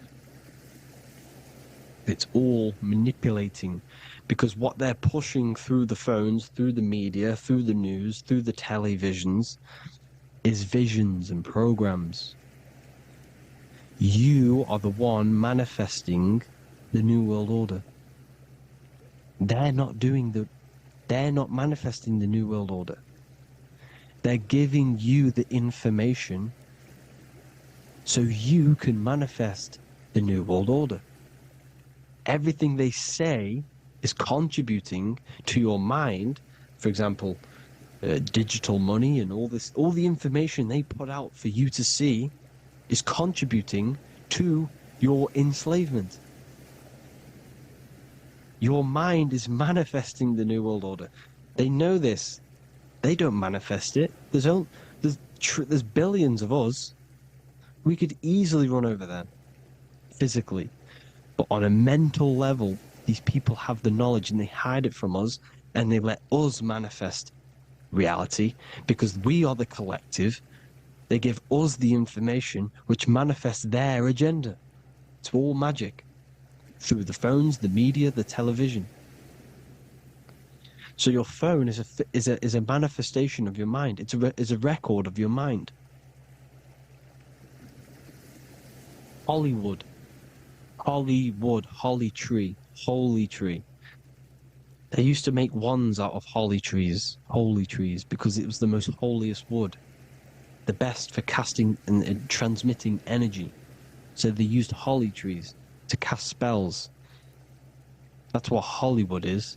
And in Hollywood, they have the red tear, the blood drop, next to the Hollywood sign, because it's all satanic. They're all black magicians. They use Hollywood to cast the spells through the music, through the films. You see, music is a form of magic. All of this is magic. Everything they do is a form of magic, because they want an agenda behind it. But it's not black magic. They're letting us create our prison. This is what you have to see. Yes, they're evil, but they're not doing anything evil, or else they would face the karma. They let us manifest this agenda through giving in the information, by telling you what's going to happen in the movies. Everything that happens in a movie, it's all there on purpose to program your subconscious, to plant a seed within your garden, your subconscious, your mind. Because when the mind has already seen something, when it comes up and turns up in physical reality, you will be less shocked and you won't rebel. So they lure you slowly. They make you aware of these things over time. They make you gradually think it's okay. Like the technology, we never used to use these phones. How did we become so addicted and reliant on them? Well, because first they gave you a little flick phone. Well, no, sorry, they gave you a phone in your house, and then once you got used to that, they say, oh, here's the newest version of a little flick phone. You started texting your friends. Everyone was loving it in high school. They could now meet up without saying, let's meet on the weekend at this point at this time, like your parents probably did. Or maybe some of you watching this, you probably had to tell your friend to meet on the weekend at a certain time because you had no way of communicating. So everyone got these phones and got addicted to them. Then they slowly got addicted to the new iPod with the touch screen. Now they invented touchscreen, and then everyone got addicted to touchscreens. Then, because all of this is producing dopamine in the brain, which creates you to become mentally addicted to things, and physically addicted, chemically addicted, because dopamine's a chemical. Your subconscious becomes a program within your subconscious, and your body becomes chemically addicted to these phones. And these phones are the enslavement of humanity. Technology. Without this, we wouldn't be in this mess, without technology. Because they're creating a hive mind. We're creating a hive mind. So back on track anyways, they program you. Look at the films, 9/11, all produced by Hollywood. Here's the 11, like I said at the beginning, the two pillars which reflect reality. What happens in the mind happens in the physical. What happens in the astral happens in the physical. Okay, what happens in the physical happens in the mind. It's the two pillars, the mirrors. 9/11. 9 plus 1 plus 1 is 11. Flight 11 was hijacked. New York is the 11th state. New York adds up to 111. This is not a coincidence. It's all a form of magic. It's a ritual, energy harvesting ritual, because your mind produces energy. Your mental attention produces energy, and they're feeding off this energy in the astral plane, these demons. Music is the most powerful. Personally, I think the music is one of the most powerful forms of magic they're using. Okay? Music is hypnosis. It puts your brain in a hypnotic state. It influences your electromagnetic field through vibrational energy. It reprograms your subconscious mind. Why do you think you remember the lyrics? You see, your subconscious stores all of the memories. Remember, the subconscious manifests 90% of your behavior. So therefore, the music you're listening to is manifesting your behavior. You wondered why some people wonder why they have drug addictions and they can't get out of violence and they can't get out of all this negative mind space. It's because the music they're listening to is creating a negative mind space. The words you listen to have plant seeds within your mind. So the reason you remember the lyrics is because that song created a program within your subconscious. Yes, that is what happens. You can use magic to reprogram your mind, but you can use music to reprogram your mind because it's all forms of magic. It's using natural mental energy forces to manipulate the physical reality. You manipulate your mind, you manipulate reality, physical reality. Okay? So the music, another very, very big one. When you turn on the radio, it's just all talks about alcohol, drugs, and sex. Because they want you down in the lower three chakras. They want your mind attached to matter when it's mind over matter. Your mind's not physical. You see, the word spirituality is the new trend. It's not about your spirit. It's not about your spirit. It's about your mind. It's not about, spirituality and looking after your spirit. And they've got you focused on your spirit. Why? Because they hide your mind from you. You see, a lot of people think their mind is their brain, but the mind is everything. There is no physical reality without mind. You can have a brain. Imagine if you had no mind but a brain. It wouldn't work. The mind is everything. The mind controls your avatar. It begins in the mind before it happens in the brain, then the brain manifests through the body. The brain's just an electrical computer. So that, they've got people scared, or do I have a soul or not, and all this stuff. Listen, if you have a mind, you have a soul, because you are not the mind. This is why everything is sort of an illusion, because beyond the mind is your soul. But what is the soul without a mind? You can't have a soul without the mind. But if the mind didn't exist, the soul doesn't exist. You are the person listening to your mind. I shouldn't say person, because you're not the body. You're the entity behind the mind. But if you didn't have that mind, you couldn't understand what you even were. You would just be an observer who couldn't think. So yes, we all have a soul. If you have a mind, you have a soul. Everything is mind. Everything has mind. Mind creates everything. God is mind. And they're manipulating your mind through TV, your phone, every little thing. The school. It's all about the mind, people. Control your mind, you control your reality. Just the last thing, here you go. Aleister Crowley, the Dark Magician, Kanye West doing the exact same thing because they're implementing magic in the music. Here's the Beatles with Aleister Crowley in the background. Bet you never noticed that. Aleister Crowley was influencing music and placing magic within the music to influence the subconscious. This is what Baal worship was. This is why they kill children. They sacrifice these children. Why? Well, because in order to ascend, in order to raise your consciousness internally, godly, by being good, God, or being in order to be good and raise your consciousness and to get something in the physical world, you have to sacrifice yourself. And what do I mean by that? In order to raise your consciousness and ascend, you have to sacrifice the lower nature of yourself. You know, you've got to abstain from having sex to retain your sexual energy, to transmute it. Or staying away from poisonous foods like meat.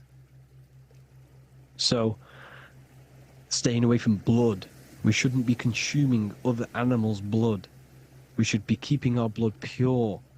We are humans. We shouldn't consume chicken blood, chicken germs. We are the most divine creatures on this creation. We are the most intellectual creatures in this creation. Therefore, we should keep our temples pure. We are not animals. If you want to associate yourself with an animal, go out in the wild, go and find a wild boar, and go and try rip its guts out with your bare teeth, because you can't do it. You're not a carnivore. Okay? So in order to ascend, you have to kill and sacrifice your lower part of yourself to ascend up to your spirit self, your mind self, the highest version. And the elites don't want to do this. So they sacrifice other things, like babies, to kill them, to exchange their life over to the astral plane, so these demigods in the astral plane can give them something in return in physical. They don't want to sacrifice their lower self, so they sacrifice other things for exchange, for physical pleasure. But the godly person sacrifices their lower self for their higher self to do good and ascend. So this is what all the Baal worship is, people, and this is why they're doing it. Hope you all had an amazing lecture. If you haven't already, go and get the Book of Wisdom for more information. You know, I don't go into dark stuff in this book, because all I do is enlighten people in this book.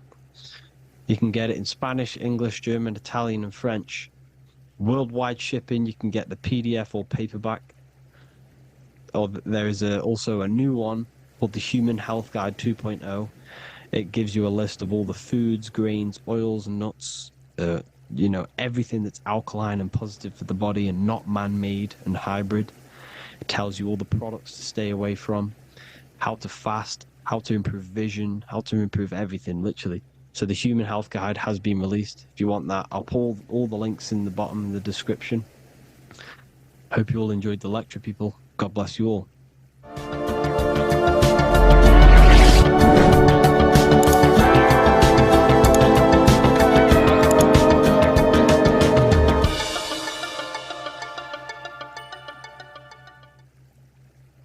You don't just have a physical body. You have a physical, mental, spiritual, and emotional body. Each one of these aspects are a body of its own. Body does not just refer to a physical substance. You have a mental body for thinking, an emotional body for your emotions, a spiritual body for your energy in your astral form, and a physical body to encapsulate all of these. Each four of these aspects are essential for the human experience and essential to balance. Now, today we're going to be syncing the four aspects of your consciousness with the four seasons and the four elements, and how this ties into the Bible. So we have four physical elements. We have 5 elements in total, spirit being the most important, but spirit is pure invisible. We have 4 physical elements. We have air, fire, earth, water. Earth and water are feminine. Air and fire are masculine. Air and fire are active. Water and earth are passive. The air corresponds with the mental body of consciousness. This is where your intellect, this is where your communication, this is where your thoughts, intuition all comes from. This is the mental body of consciousness that allows you to think, allows you to process, figure things out, and have intellect and gain knowledge. This is your intellectual aspect of your consciousness, located in the head region. We have a fire nature, a spiritual nature. This is our astral body. Our astral body is all to do with the subconscious realms, the higher realms of consciousness. This is the body that allows us to be free from the physical body. Our spirit is more of our energy. Water is our emotional body. This is what allows us to feel things, that allows us to gain intuitive feelings of conscience. So emotion allows us to understand what is right and what is wrong. When we feel something bad, we know that this is wrong. When we feel something good, we know that we are doing good. Emotions are a creational force that allows us to feel certain things to bring them into existence. Our emotional body is a creational force and should not be reactive, and they should be controlled. Most actions are stemmed from emotions. Actions bring thought into physical existence. Emotions are the driving power. They are what drives your actions. The thought, then the emotion, then the action. Earth is your physical body. This is your physical state that allows you to take mind and emotion into action, into fruition, into physical matter. This is what your physical body allows your consciousness, your soul, to interact with the physical world and bring things into physical existence. The physical body, the physical world, is an outcome and an effect of the thinking mind. All physical substance comes from the thinking mind. The pen, the phone you're holding, the microphone I'm speaking into, all began as a thought in the thinking mind, then it was brought into physical reality. Earth is the most dense. So it goes in this order: body, emotions, spirit, mind. The higher you go up, the more lucid and fluidic it becomes. The lower you go down, the more dense and dull it becomes. Air is the mind, fire is the spirit, water is the emotion, earth is the physical body. So this is why you are a microcosm. You have these four things within you. You contain of these four elements, which correspond to the four bodies of your consciousness, the four bodies of the soul. You are the soul. You are the spirit. So this is why in Theologians 4:17 it says, "Caught up together with them in the clouds to meet the Lord in the air." You don't meet God or the Lord in the physical air, in the clouds. This is clearly a parable. A human being cannot go up to the clouds and meet a mystical man in the clouds. This is obviously a parable, a metaphor. The air is your mind. You must raise your consciousness beyond the body, beyond the emotions, beyond the spirit, and enter in the mind during meditation, turning the mind inward to connect with the Lord. The Lord is the highest aspect of your consciousness, the one that exists beyond the physical body, beyond your emotions, beyond the thought. So you meet the Lord in the air, in the mind. The mind represents the air. This is why in America there's a saying called an airhead. You're an airhead. This means that you are stupid, or you don't think, or you have nothing in your mind.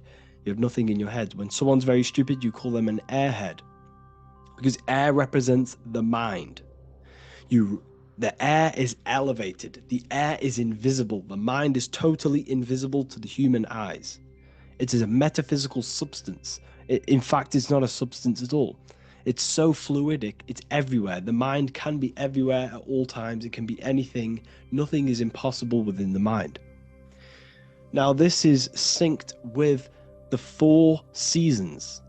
The 4 seasons represent the 4 aspects of human consciousness, the 4 bodies of your consciousness, the 4 bodies of your soul. The sun is your soul, okay? And the sun travels around 4 seasons. Summer, when the sun is the most hottest point. Autumn, when the sun starts to move away from the hottest point. Things start to die. Then it goes to winter. This is when everything dies. This is when things enter in within itself. This is when darkness occurs. Then spring. This is the reignition of the sun. This is when the sun starts to bring back the warmth back to the summer. You have 4 seasons which correspond to the 4 bodies of consciousness. Fire is the spirit. This is when you are passionate. This is when you are taking action. This is when you are fiery. The sun is blazing. You're taking action. You're very passionate. You're very spirit. You're in the spirit. Autumn is water, emotion. This is when you start to become very reflecting. This is when you start to feel emotional. Because in autumn, there's lots of water. This represents the emotional body of consciousness. Winter is the mind. This is air. Winter, what happens in winter? Everything enters within itself. The leaves die. The trees die. Everything dies and goes within. This is the mind. The mind is the darkness, remember. You close your eyes to enter within the mind. The winter represents meditation.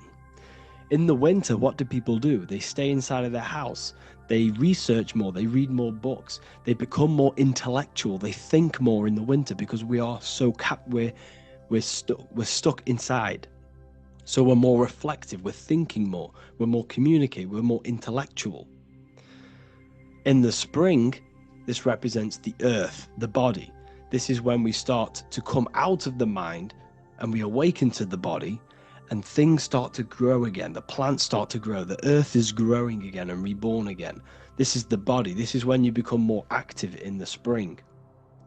And then the summer, back to the summer, we then take action on these thoughts and these thoughts that we gained over the winter. Essentially, this is just a massive cycle. And this is a daily cycle also. The nighttime is the winter. The morning is the spring. The midday is the summer. And the evening time is the autumn. This is a microcosm. We have 4 bodies of consciousness. You are the sun. You are the soul. And the soul has 4 bodies: summer, autumn, winter, spring. Emotion, air, body, spirit.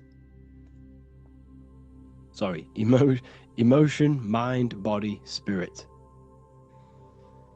So you are the soul. You are the pure essence of consciousness. The sun is your soul in the heart. And the seasons are inside of you because you are a microcosm. Okay? You are a microcosm. The word sun is son. The Latin word for sun is sol, which is soul or solo, because the sun is solo. It's on its own. You are the soul, and the soul has the 4 different bodies of consciousness. So, before we move on any further, if I've blown your mind, please, if you can, leave a like, a comment, a share, and a subscribe.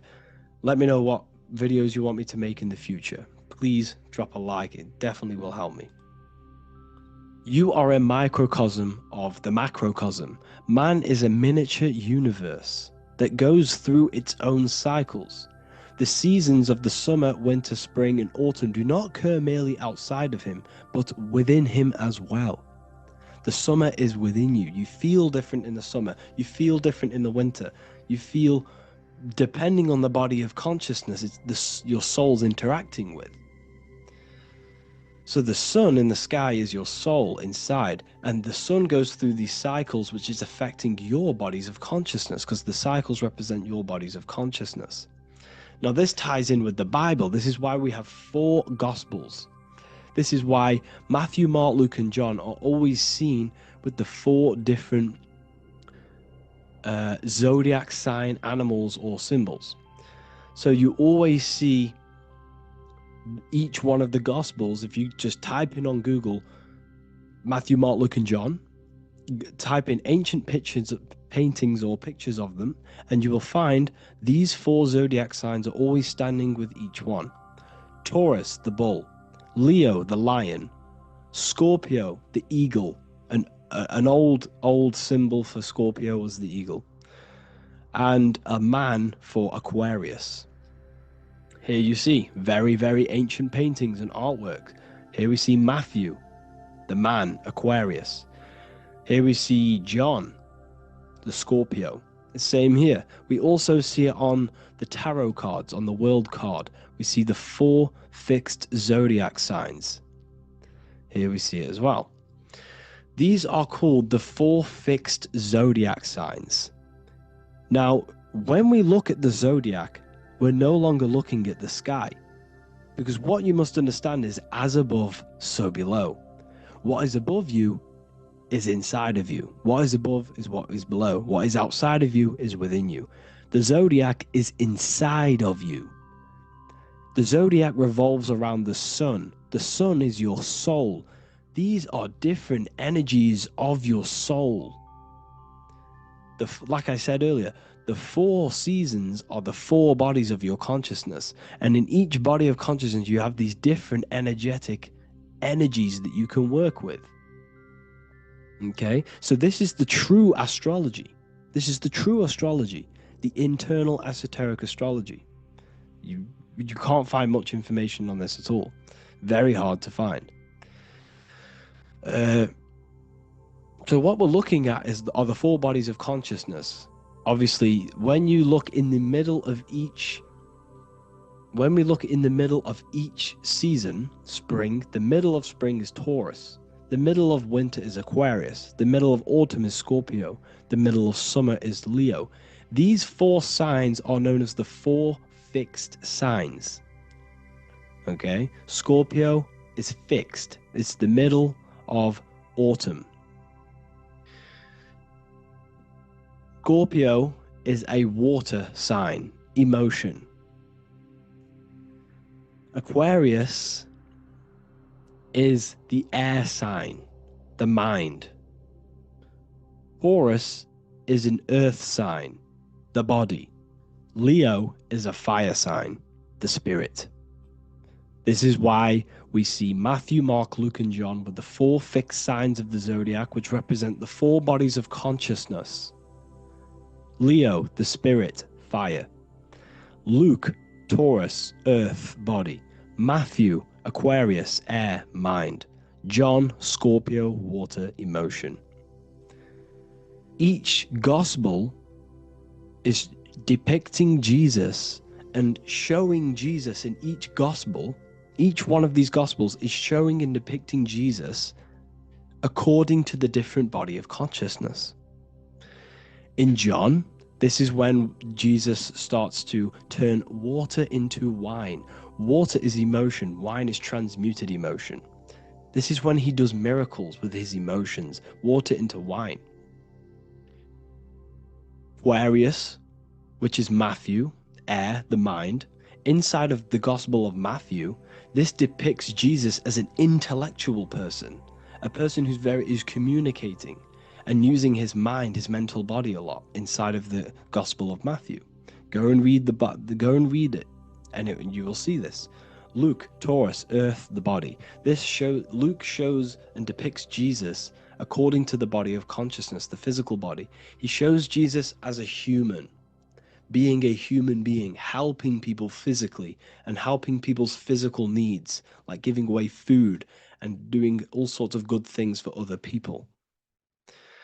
Leo, Mark, inside of the Gospel of Mark, this shows Jesus as a spiritual teacher, a passionate person, who is taking action.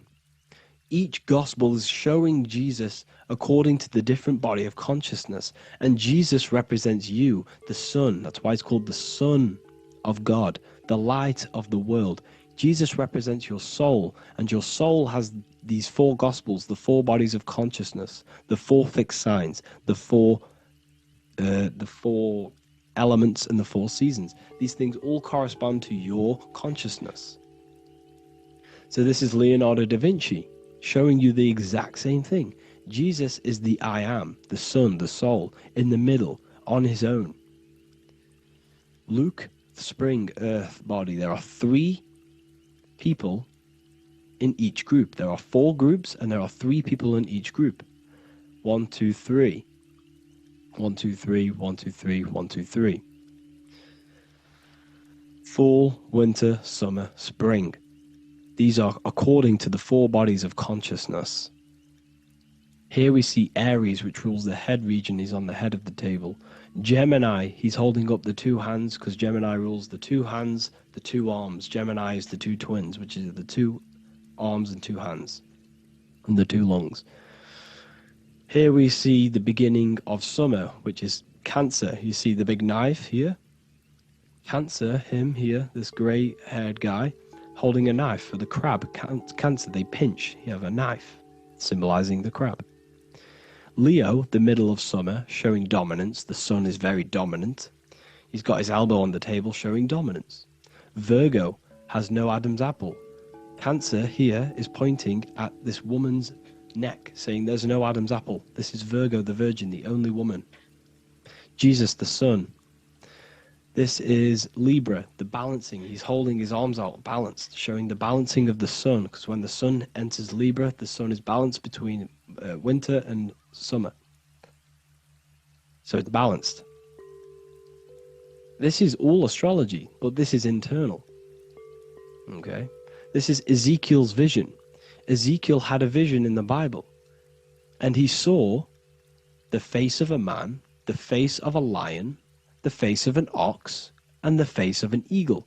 The eagle, Scorpio, the ox is Taurus, the lion is Leo, and the man is Aquarius. He saw the throne of God, and he saw the different bodies of consciousness. This is all symbolic for the different bodies of your soul. So when we look at the zodiac, we are actually looking at a map and the energies of our soul, and the energies of our bodies, and the energies of our consciousness. This is what we are looking at.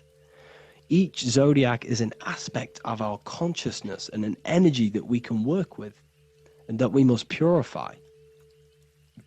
Balance and purification is essential. Imagine playing a brand new video game. Let's say a brand new video game came out and you had to play it.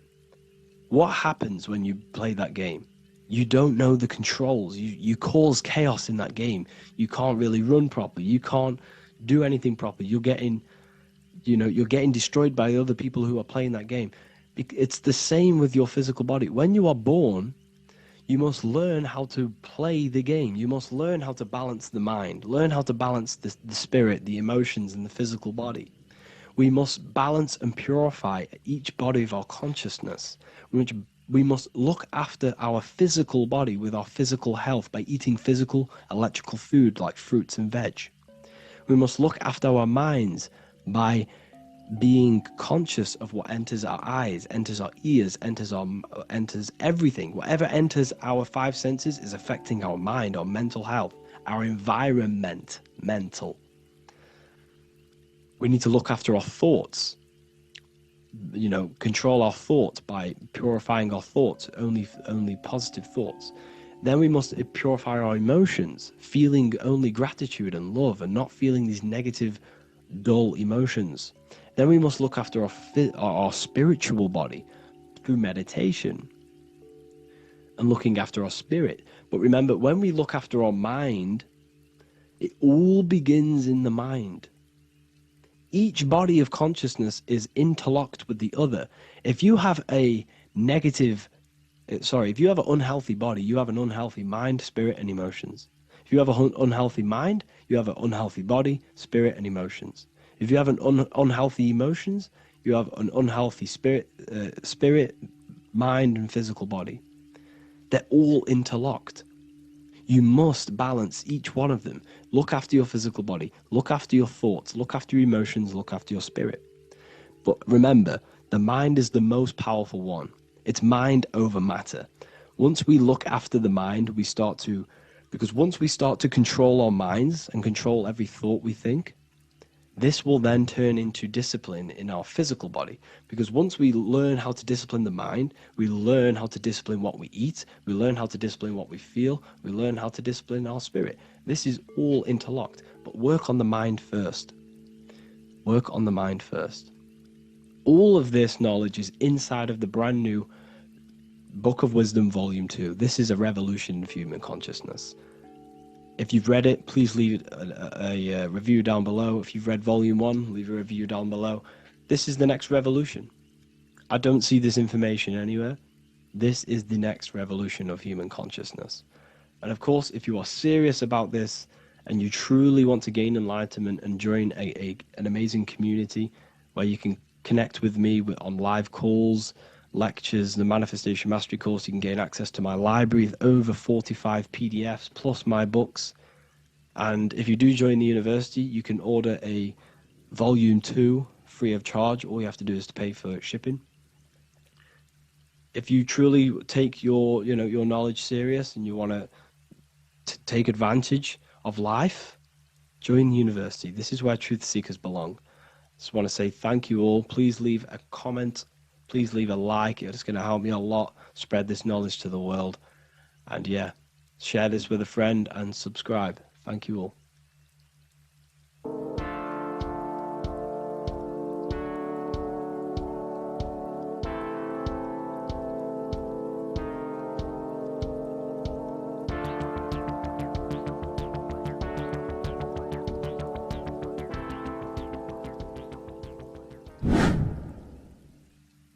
Left and right hemisphere, and what are they doing? How does it contribute towards your perception in this world? And this is what we're going to be talking about in today's video. We're going to be breaking down the two hemispheres of the brain and how they function in your life. So first, we have the left hemisphere. This is the logical hemisphere. This is the analytical, divided, scientific, or verbal hemisphere. The right hemisphere is creative, wholeness, artistic, symbolic, and metaphorical. The right hemisphere does with non-verbal things. It produces a holistic perception. It is more to do with creativity. Because what you must understand is that we are not in the external world. The world is produced by our brain. We see with our brain. Our eyes are a part of the brain. What we touch is the brain's interpretation of electrical signals on the nervous system. What we smell is the brain's interpretation of smell through the nose. What you taste is your brain's interpretation of chemical reactions on your taste buds. So what you are experiencing is the brain. The brain is a computer creating a simulation. And you have two hemispheres which breaks down this reality. So essentially, the brain is the perception creator. It creates perception. So if the brain is creating this, who is the one experiencing the brain? Well, that is you, the consciousness, the mind, the all-seeing eye. You are the all-seeing eye experiencing the brain, the observer behind the brain, behind reality, behind the emotions. So if you're walking through a woods, this left brain sees individual trees. The right brain sees the whole woods. It sees the biome. It sees the bigger picture. So when you are walking through this woods, the right brain picks up a holistic perception of reality. It creates the woods as one unified woods. The left brain's job is to break this down and analyze it so that we can see individual things. And this is also necessary for humans to have the ability to break things down and manipulate things in this world. So without this left hemisphere, we could not manipulate things and break things down. So this right hemisphere is important because it sees the whole The whole woods, it sees humanity as one unified consciousness. However, the left hemisphere sees individual egos. So the left hemisphere is the place of the ego because it only understands, it sees the world very divided. Okay, so for example, here's another example of the left and right hemisphere. If someone pulls out in front of you in traffic, your left brain is going to start going crazy and analyzing them, calling them names. The right hemisphere, however, sees the bigger picture. Maybe he didn't see you. Maybe it's just a mistake. Maybe he's in a rush. You see how the two brains are very different. They do the same thing, but they function in different ways. The right hemisphere is feminine, the left hemisphere is masculine. So, like I said, this person pulls out in front of you, you start to think with the left. If you start to perceive that in the left brain, you're going to start analyzing them, you're going to start going crazy and calling them names because you're analyzing it. You're not seeing the bigger picture behind it. You're not seeing it from his perspective. So there is a crossover. So the left hemisphere of the brain controls the right side of the body, the right ear, the right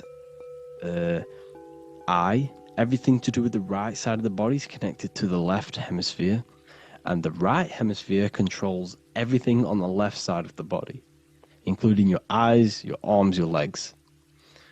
So everything is crossed over, and even your visual field is crossed over. So this is your visual field, as you can see here, and even the left side of your visual field goes to the right brain. There's a crossover. No one really knows. There's not really a reason for this. However, this is how the human body is designed. As we all know, the human body is the most advanced piece of technology on the face of the earth. They cannot replicate the human body. And they tell you it has no creator. This is crazy. People are that brainwashed, they can't even understand that their body is the most advanced piece of technology. Your body is so advanced, the computers that you use are mimicked of the body. Everything they create is mimicking nature, but they don't show you how intelligent nature is because they don't want you to understand you're in an intelligent design. So anyways, let's get back on track. There is a crossover in the brain, and this is why they teach you to write with your right hand. And I was speaking to someone who's in a nunnery, or whatever you want to call it. They were a nun, or they knew someone who was who was a nun, and they forced these people, these nuns, to write with their right hand. You had to write with your right hand. This is why, I'd say at least 70% of the world, or 80%, is right-handed and right-legged, because they taught us this to activate the left hemisphere more, because of this crossover that happens in the body. So when we are using this right side more, we are using that left hemisphere more. Why? Why are they doing this? Well, they also called it writing. Writing is a spell, to cast a spell on you, to use that right side of the body so that you use this left hemisphere, because they want you to see the world as a divided perception. They don't want you using the right hemisphere, using that left side of the body to activate the right hemisphere to see the bigger picture and see how everything is all one and everything is created.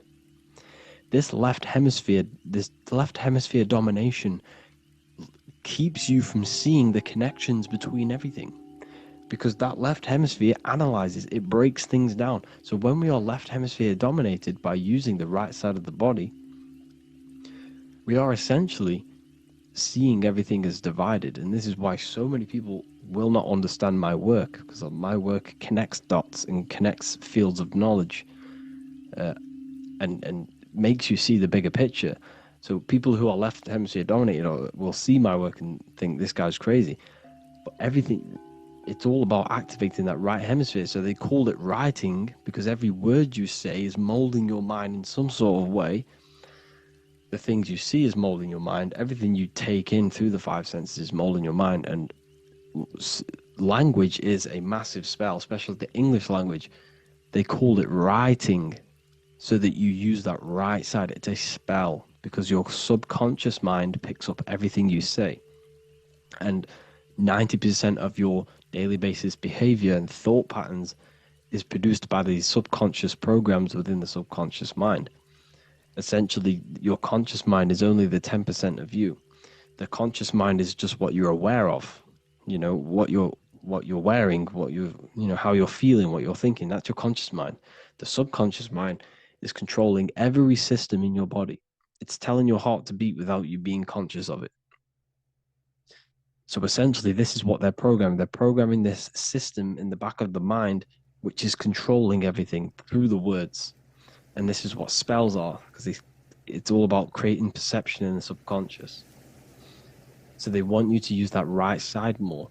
I truly believe the ancients, they were balanced. They used the left and the right side of the body. They didn't have a stronger side because they understood this science of the body and how the body works.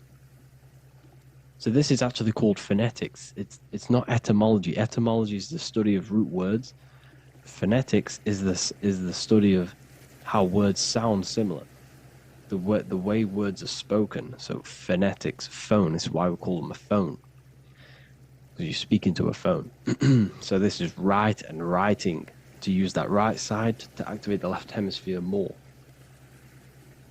So your hands are a manifestation of your brain. The left hand is the right brain, the right hand is the left brain. And as a child, we were always taught that when you place your hands together like this is the size of your brain, which is true because your hands are a part of your brain. They're an extension of your brain. Every part of your body other than your brain is an extension of the brain. Everything's working and feeding back information to the brain because you're experiencing the brain. So another trick that you can do, or another exercise, is looking in the mirror and closing one eye at a time. If you close your right eye, if you take your top off, for example, you'll analyze your body if you close your right eye because you're using that left hemisphere. Sorry, other way around. If you look at yourself through your right eye, you'll use that left hemisphere, which will analyze yourself. You'll see individual body parts. If you close the right eye and use the left eye, you'll see your body as a whole. You won't really analyze it. This is how you can analyze yourself using these two hemispheres. So this whole system is created to keep you thinking logically and to restrict you from creating and restrict you from understanding symbolism, allegories, metaphors, and teamwork. They want you stuck in a logical way of thinking and a logical way of seeing the world. This is why when you go to school, you are told exactly what to do. You're told to think this way and no other way. You're told to do orders, do this. It's a very left-brained system. Because if we all started to open up this right hemisphere, we'd all see, wow, everything is all one, everything is all connected. And this is what my work is doing. I'm showing you everything is one. The physical world is an illusion of duality, but everything comes from the one source, the one mind. The universe is a giant mind. I am mind, you express mind. We all possess mind. Behind the physical body is the same mind consciousness. And we are all expressions and fractals of this infinite consciousness called mind. And this is what they don't want us to figure out, is that we are all just one consciousness expressed. It's an infinite consciousness. It's even in the squirrel, it's in the dog. All of these different animals, they're just different bodies, but behind the bodies is the same consciousness, which is mind. That's what the pineal gland is. The pineal gland is not the mind, and it's not the third eye. The third eye is your mind. If you have a closed third eye, it just means you have a closed mind. If you have an open third eye, it just means your mind has expanded from beyond physical things through astral projection and mystical experiences. This is how you gain an open third eye. It's just an open mind. A mind that has astral traveled, that has explored the realities within the mind. So everything they do is to keep us in a divided state. Divide and conquer, right? That's their motto. All to keep you thinking how everything is divided. Everything they've done is division. Postcodes, countries, everything is divided. Like football teams and all this stuff. It's also a natural process when you grow up, because as you grow up, your brain is constantly analyzing the world. So this is sort of a natural process of how you become more left hemisphere dominated, because your brain is always analyzing. And unless something awakens you, you can awaken that right hemisphere where you can start to see the bigger picture. Even the music is all tuned to 440 hertz, shuts down the right hemisphere of the brain. 440 hertz, Spotify, Apple Music, the radio, every time you turn on the radio, it's tuned to 440 hertz. This was specifically tuned. It never used to be tuned to this. It was in the 1950s. It was changed. The standard music tuning was changed to 440 hertz because it shuts down that right hemisphere of the brain. They don't want you thinking, seeing the world in this way and perceiving things as one. I'm going to show you. It tells you this in the Bible. Cast the net onto the right-hand side of the boat and you will find the fish.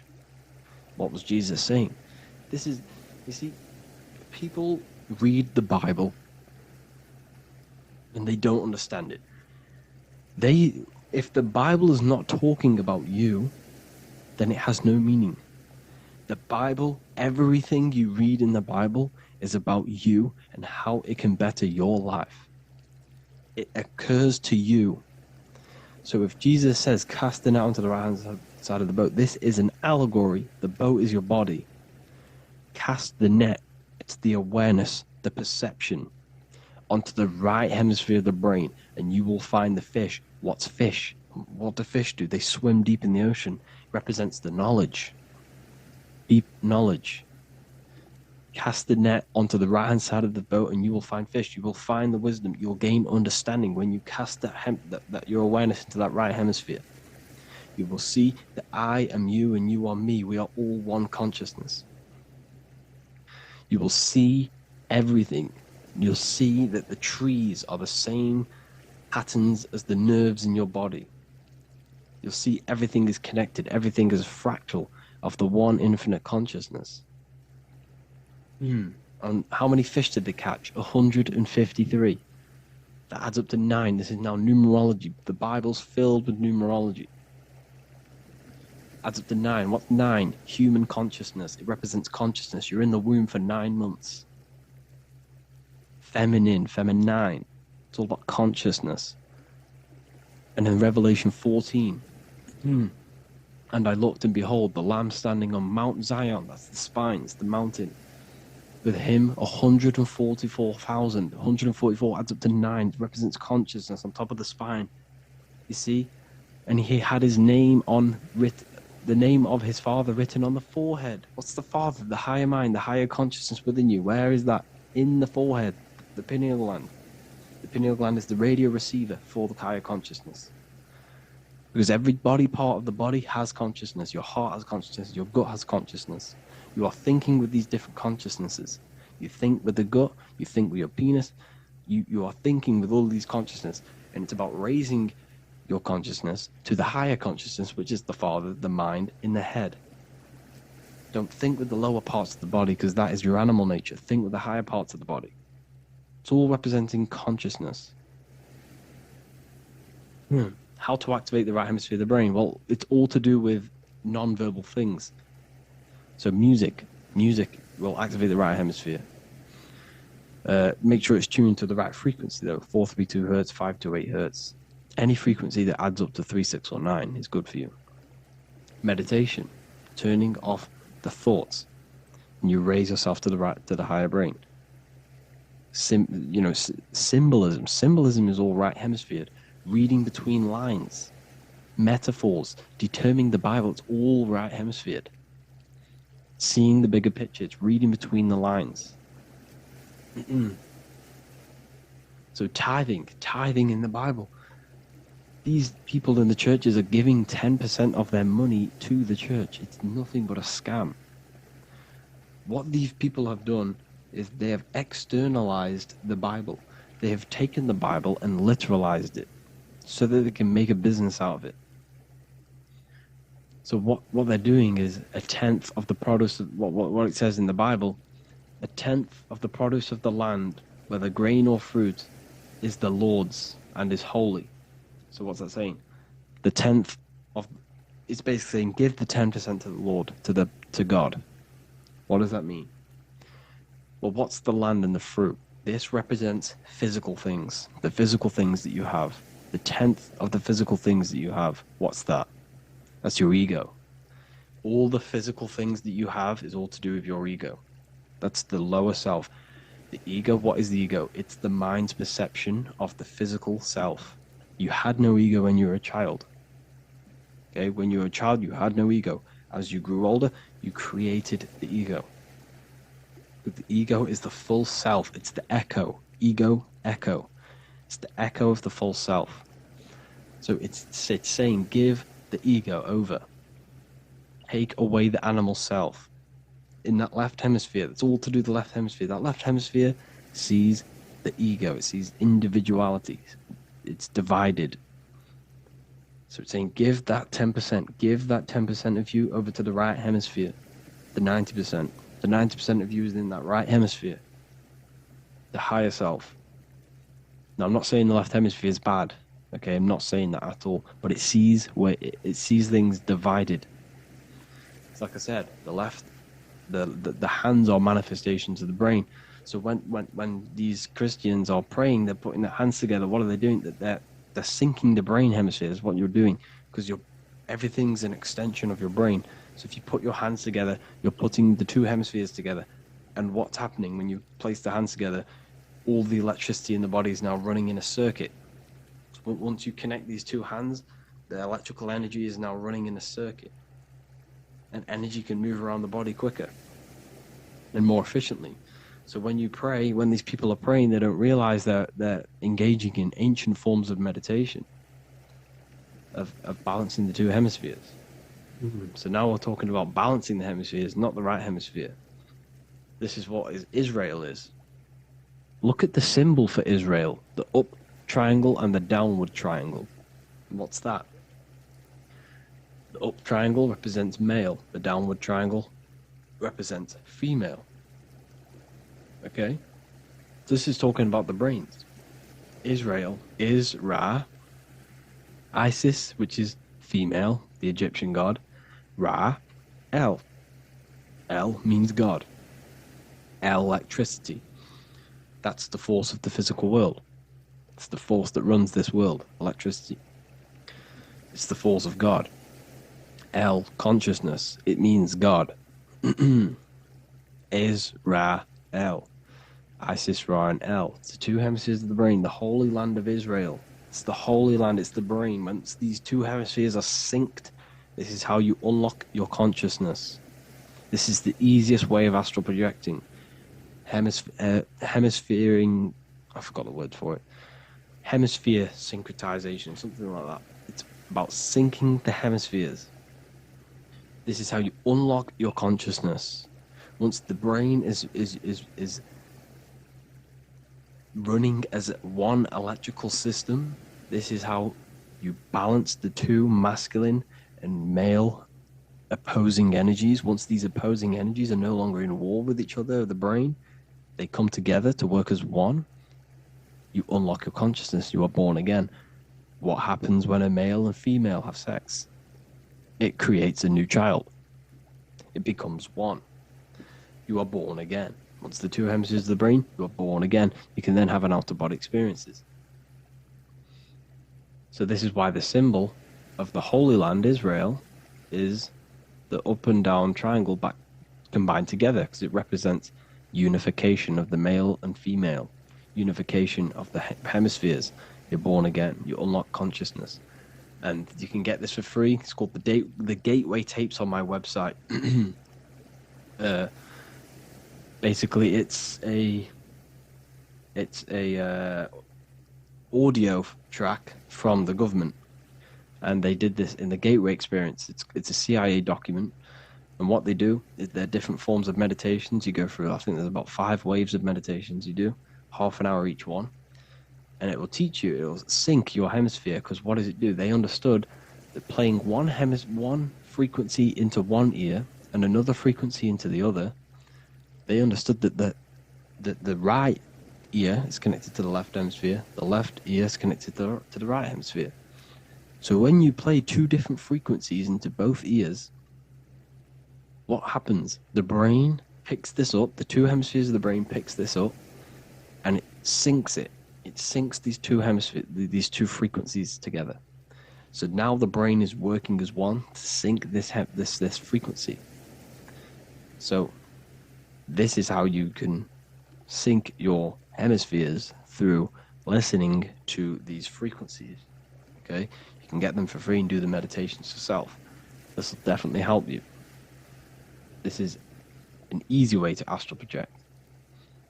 So it's all about syncing the hemisphere and seeing reality from a unified perception. We should all aim to get out of that left hemisphere. I'm not saying don't use it, but we should now start to read between the lines of the Bible, read between the lines of the symbolism they're showing. Study symbolism, study allegories and myths. What are they trying to tell us through these allegories? And, this is how we start seeing things in a better way. Once we understand that we are all microcosms of an infinite consciousness, we can all come to one, because love is the unifying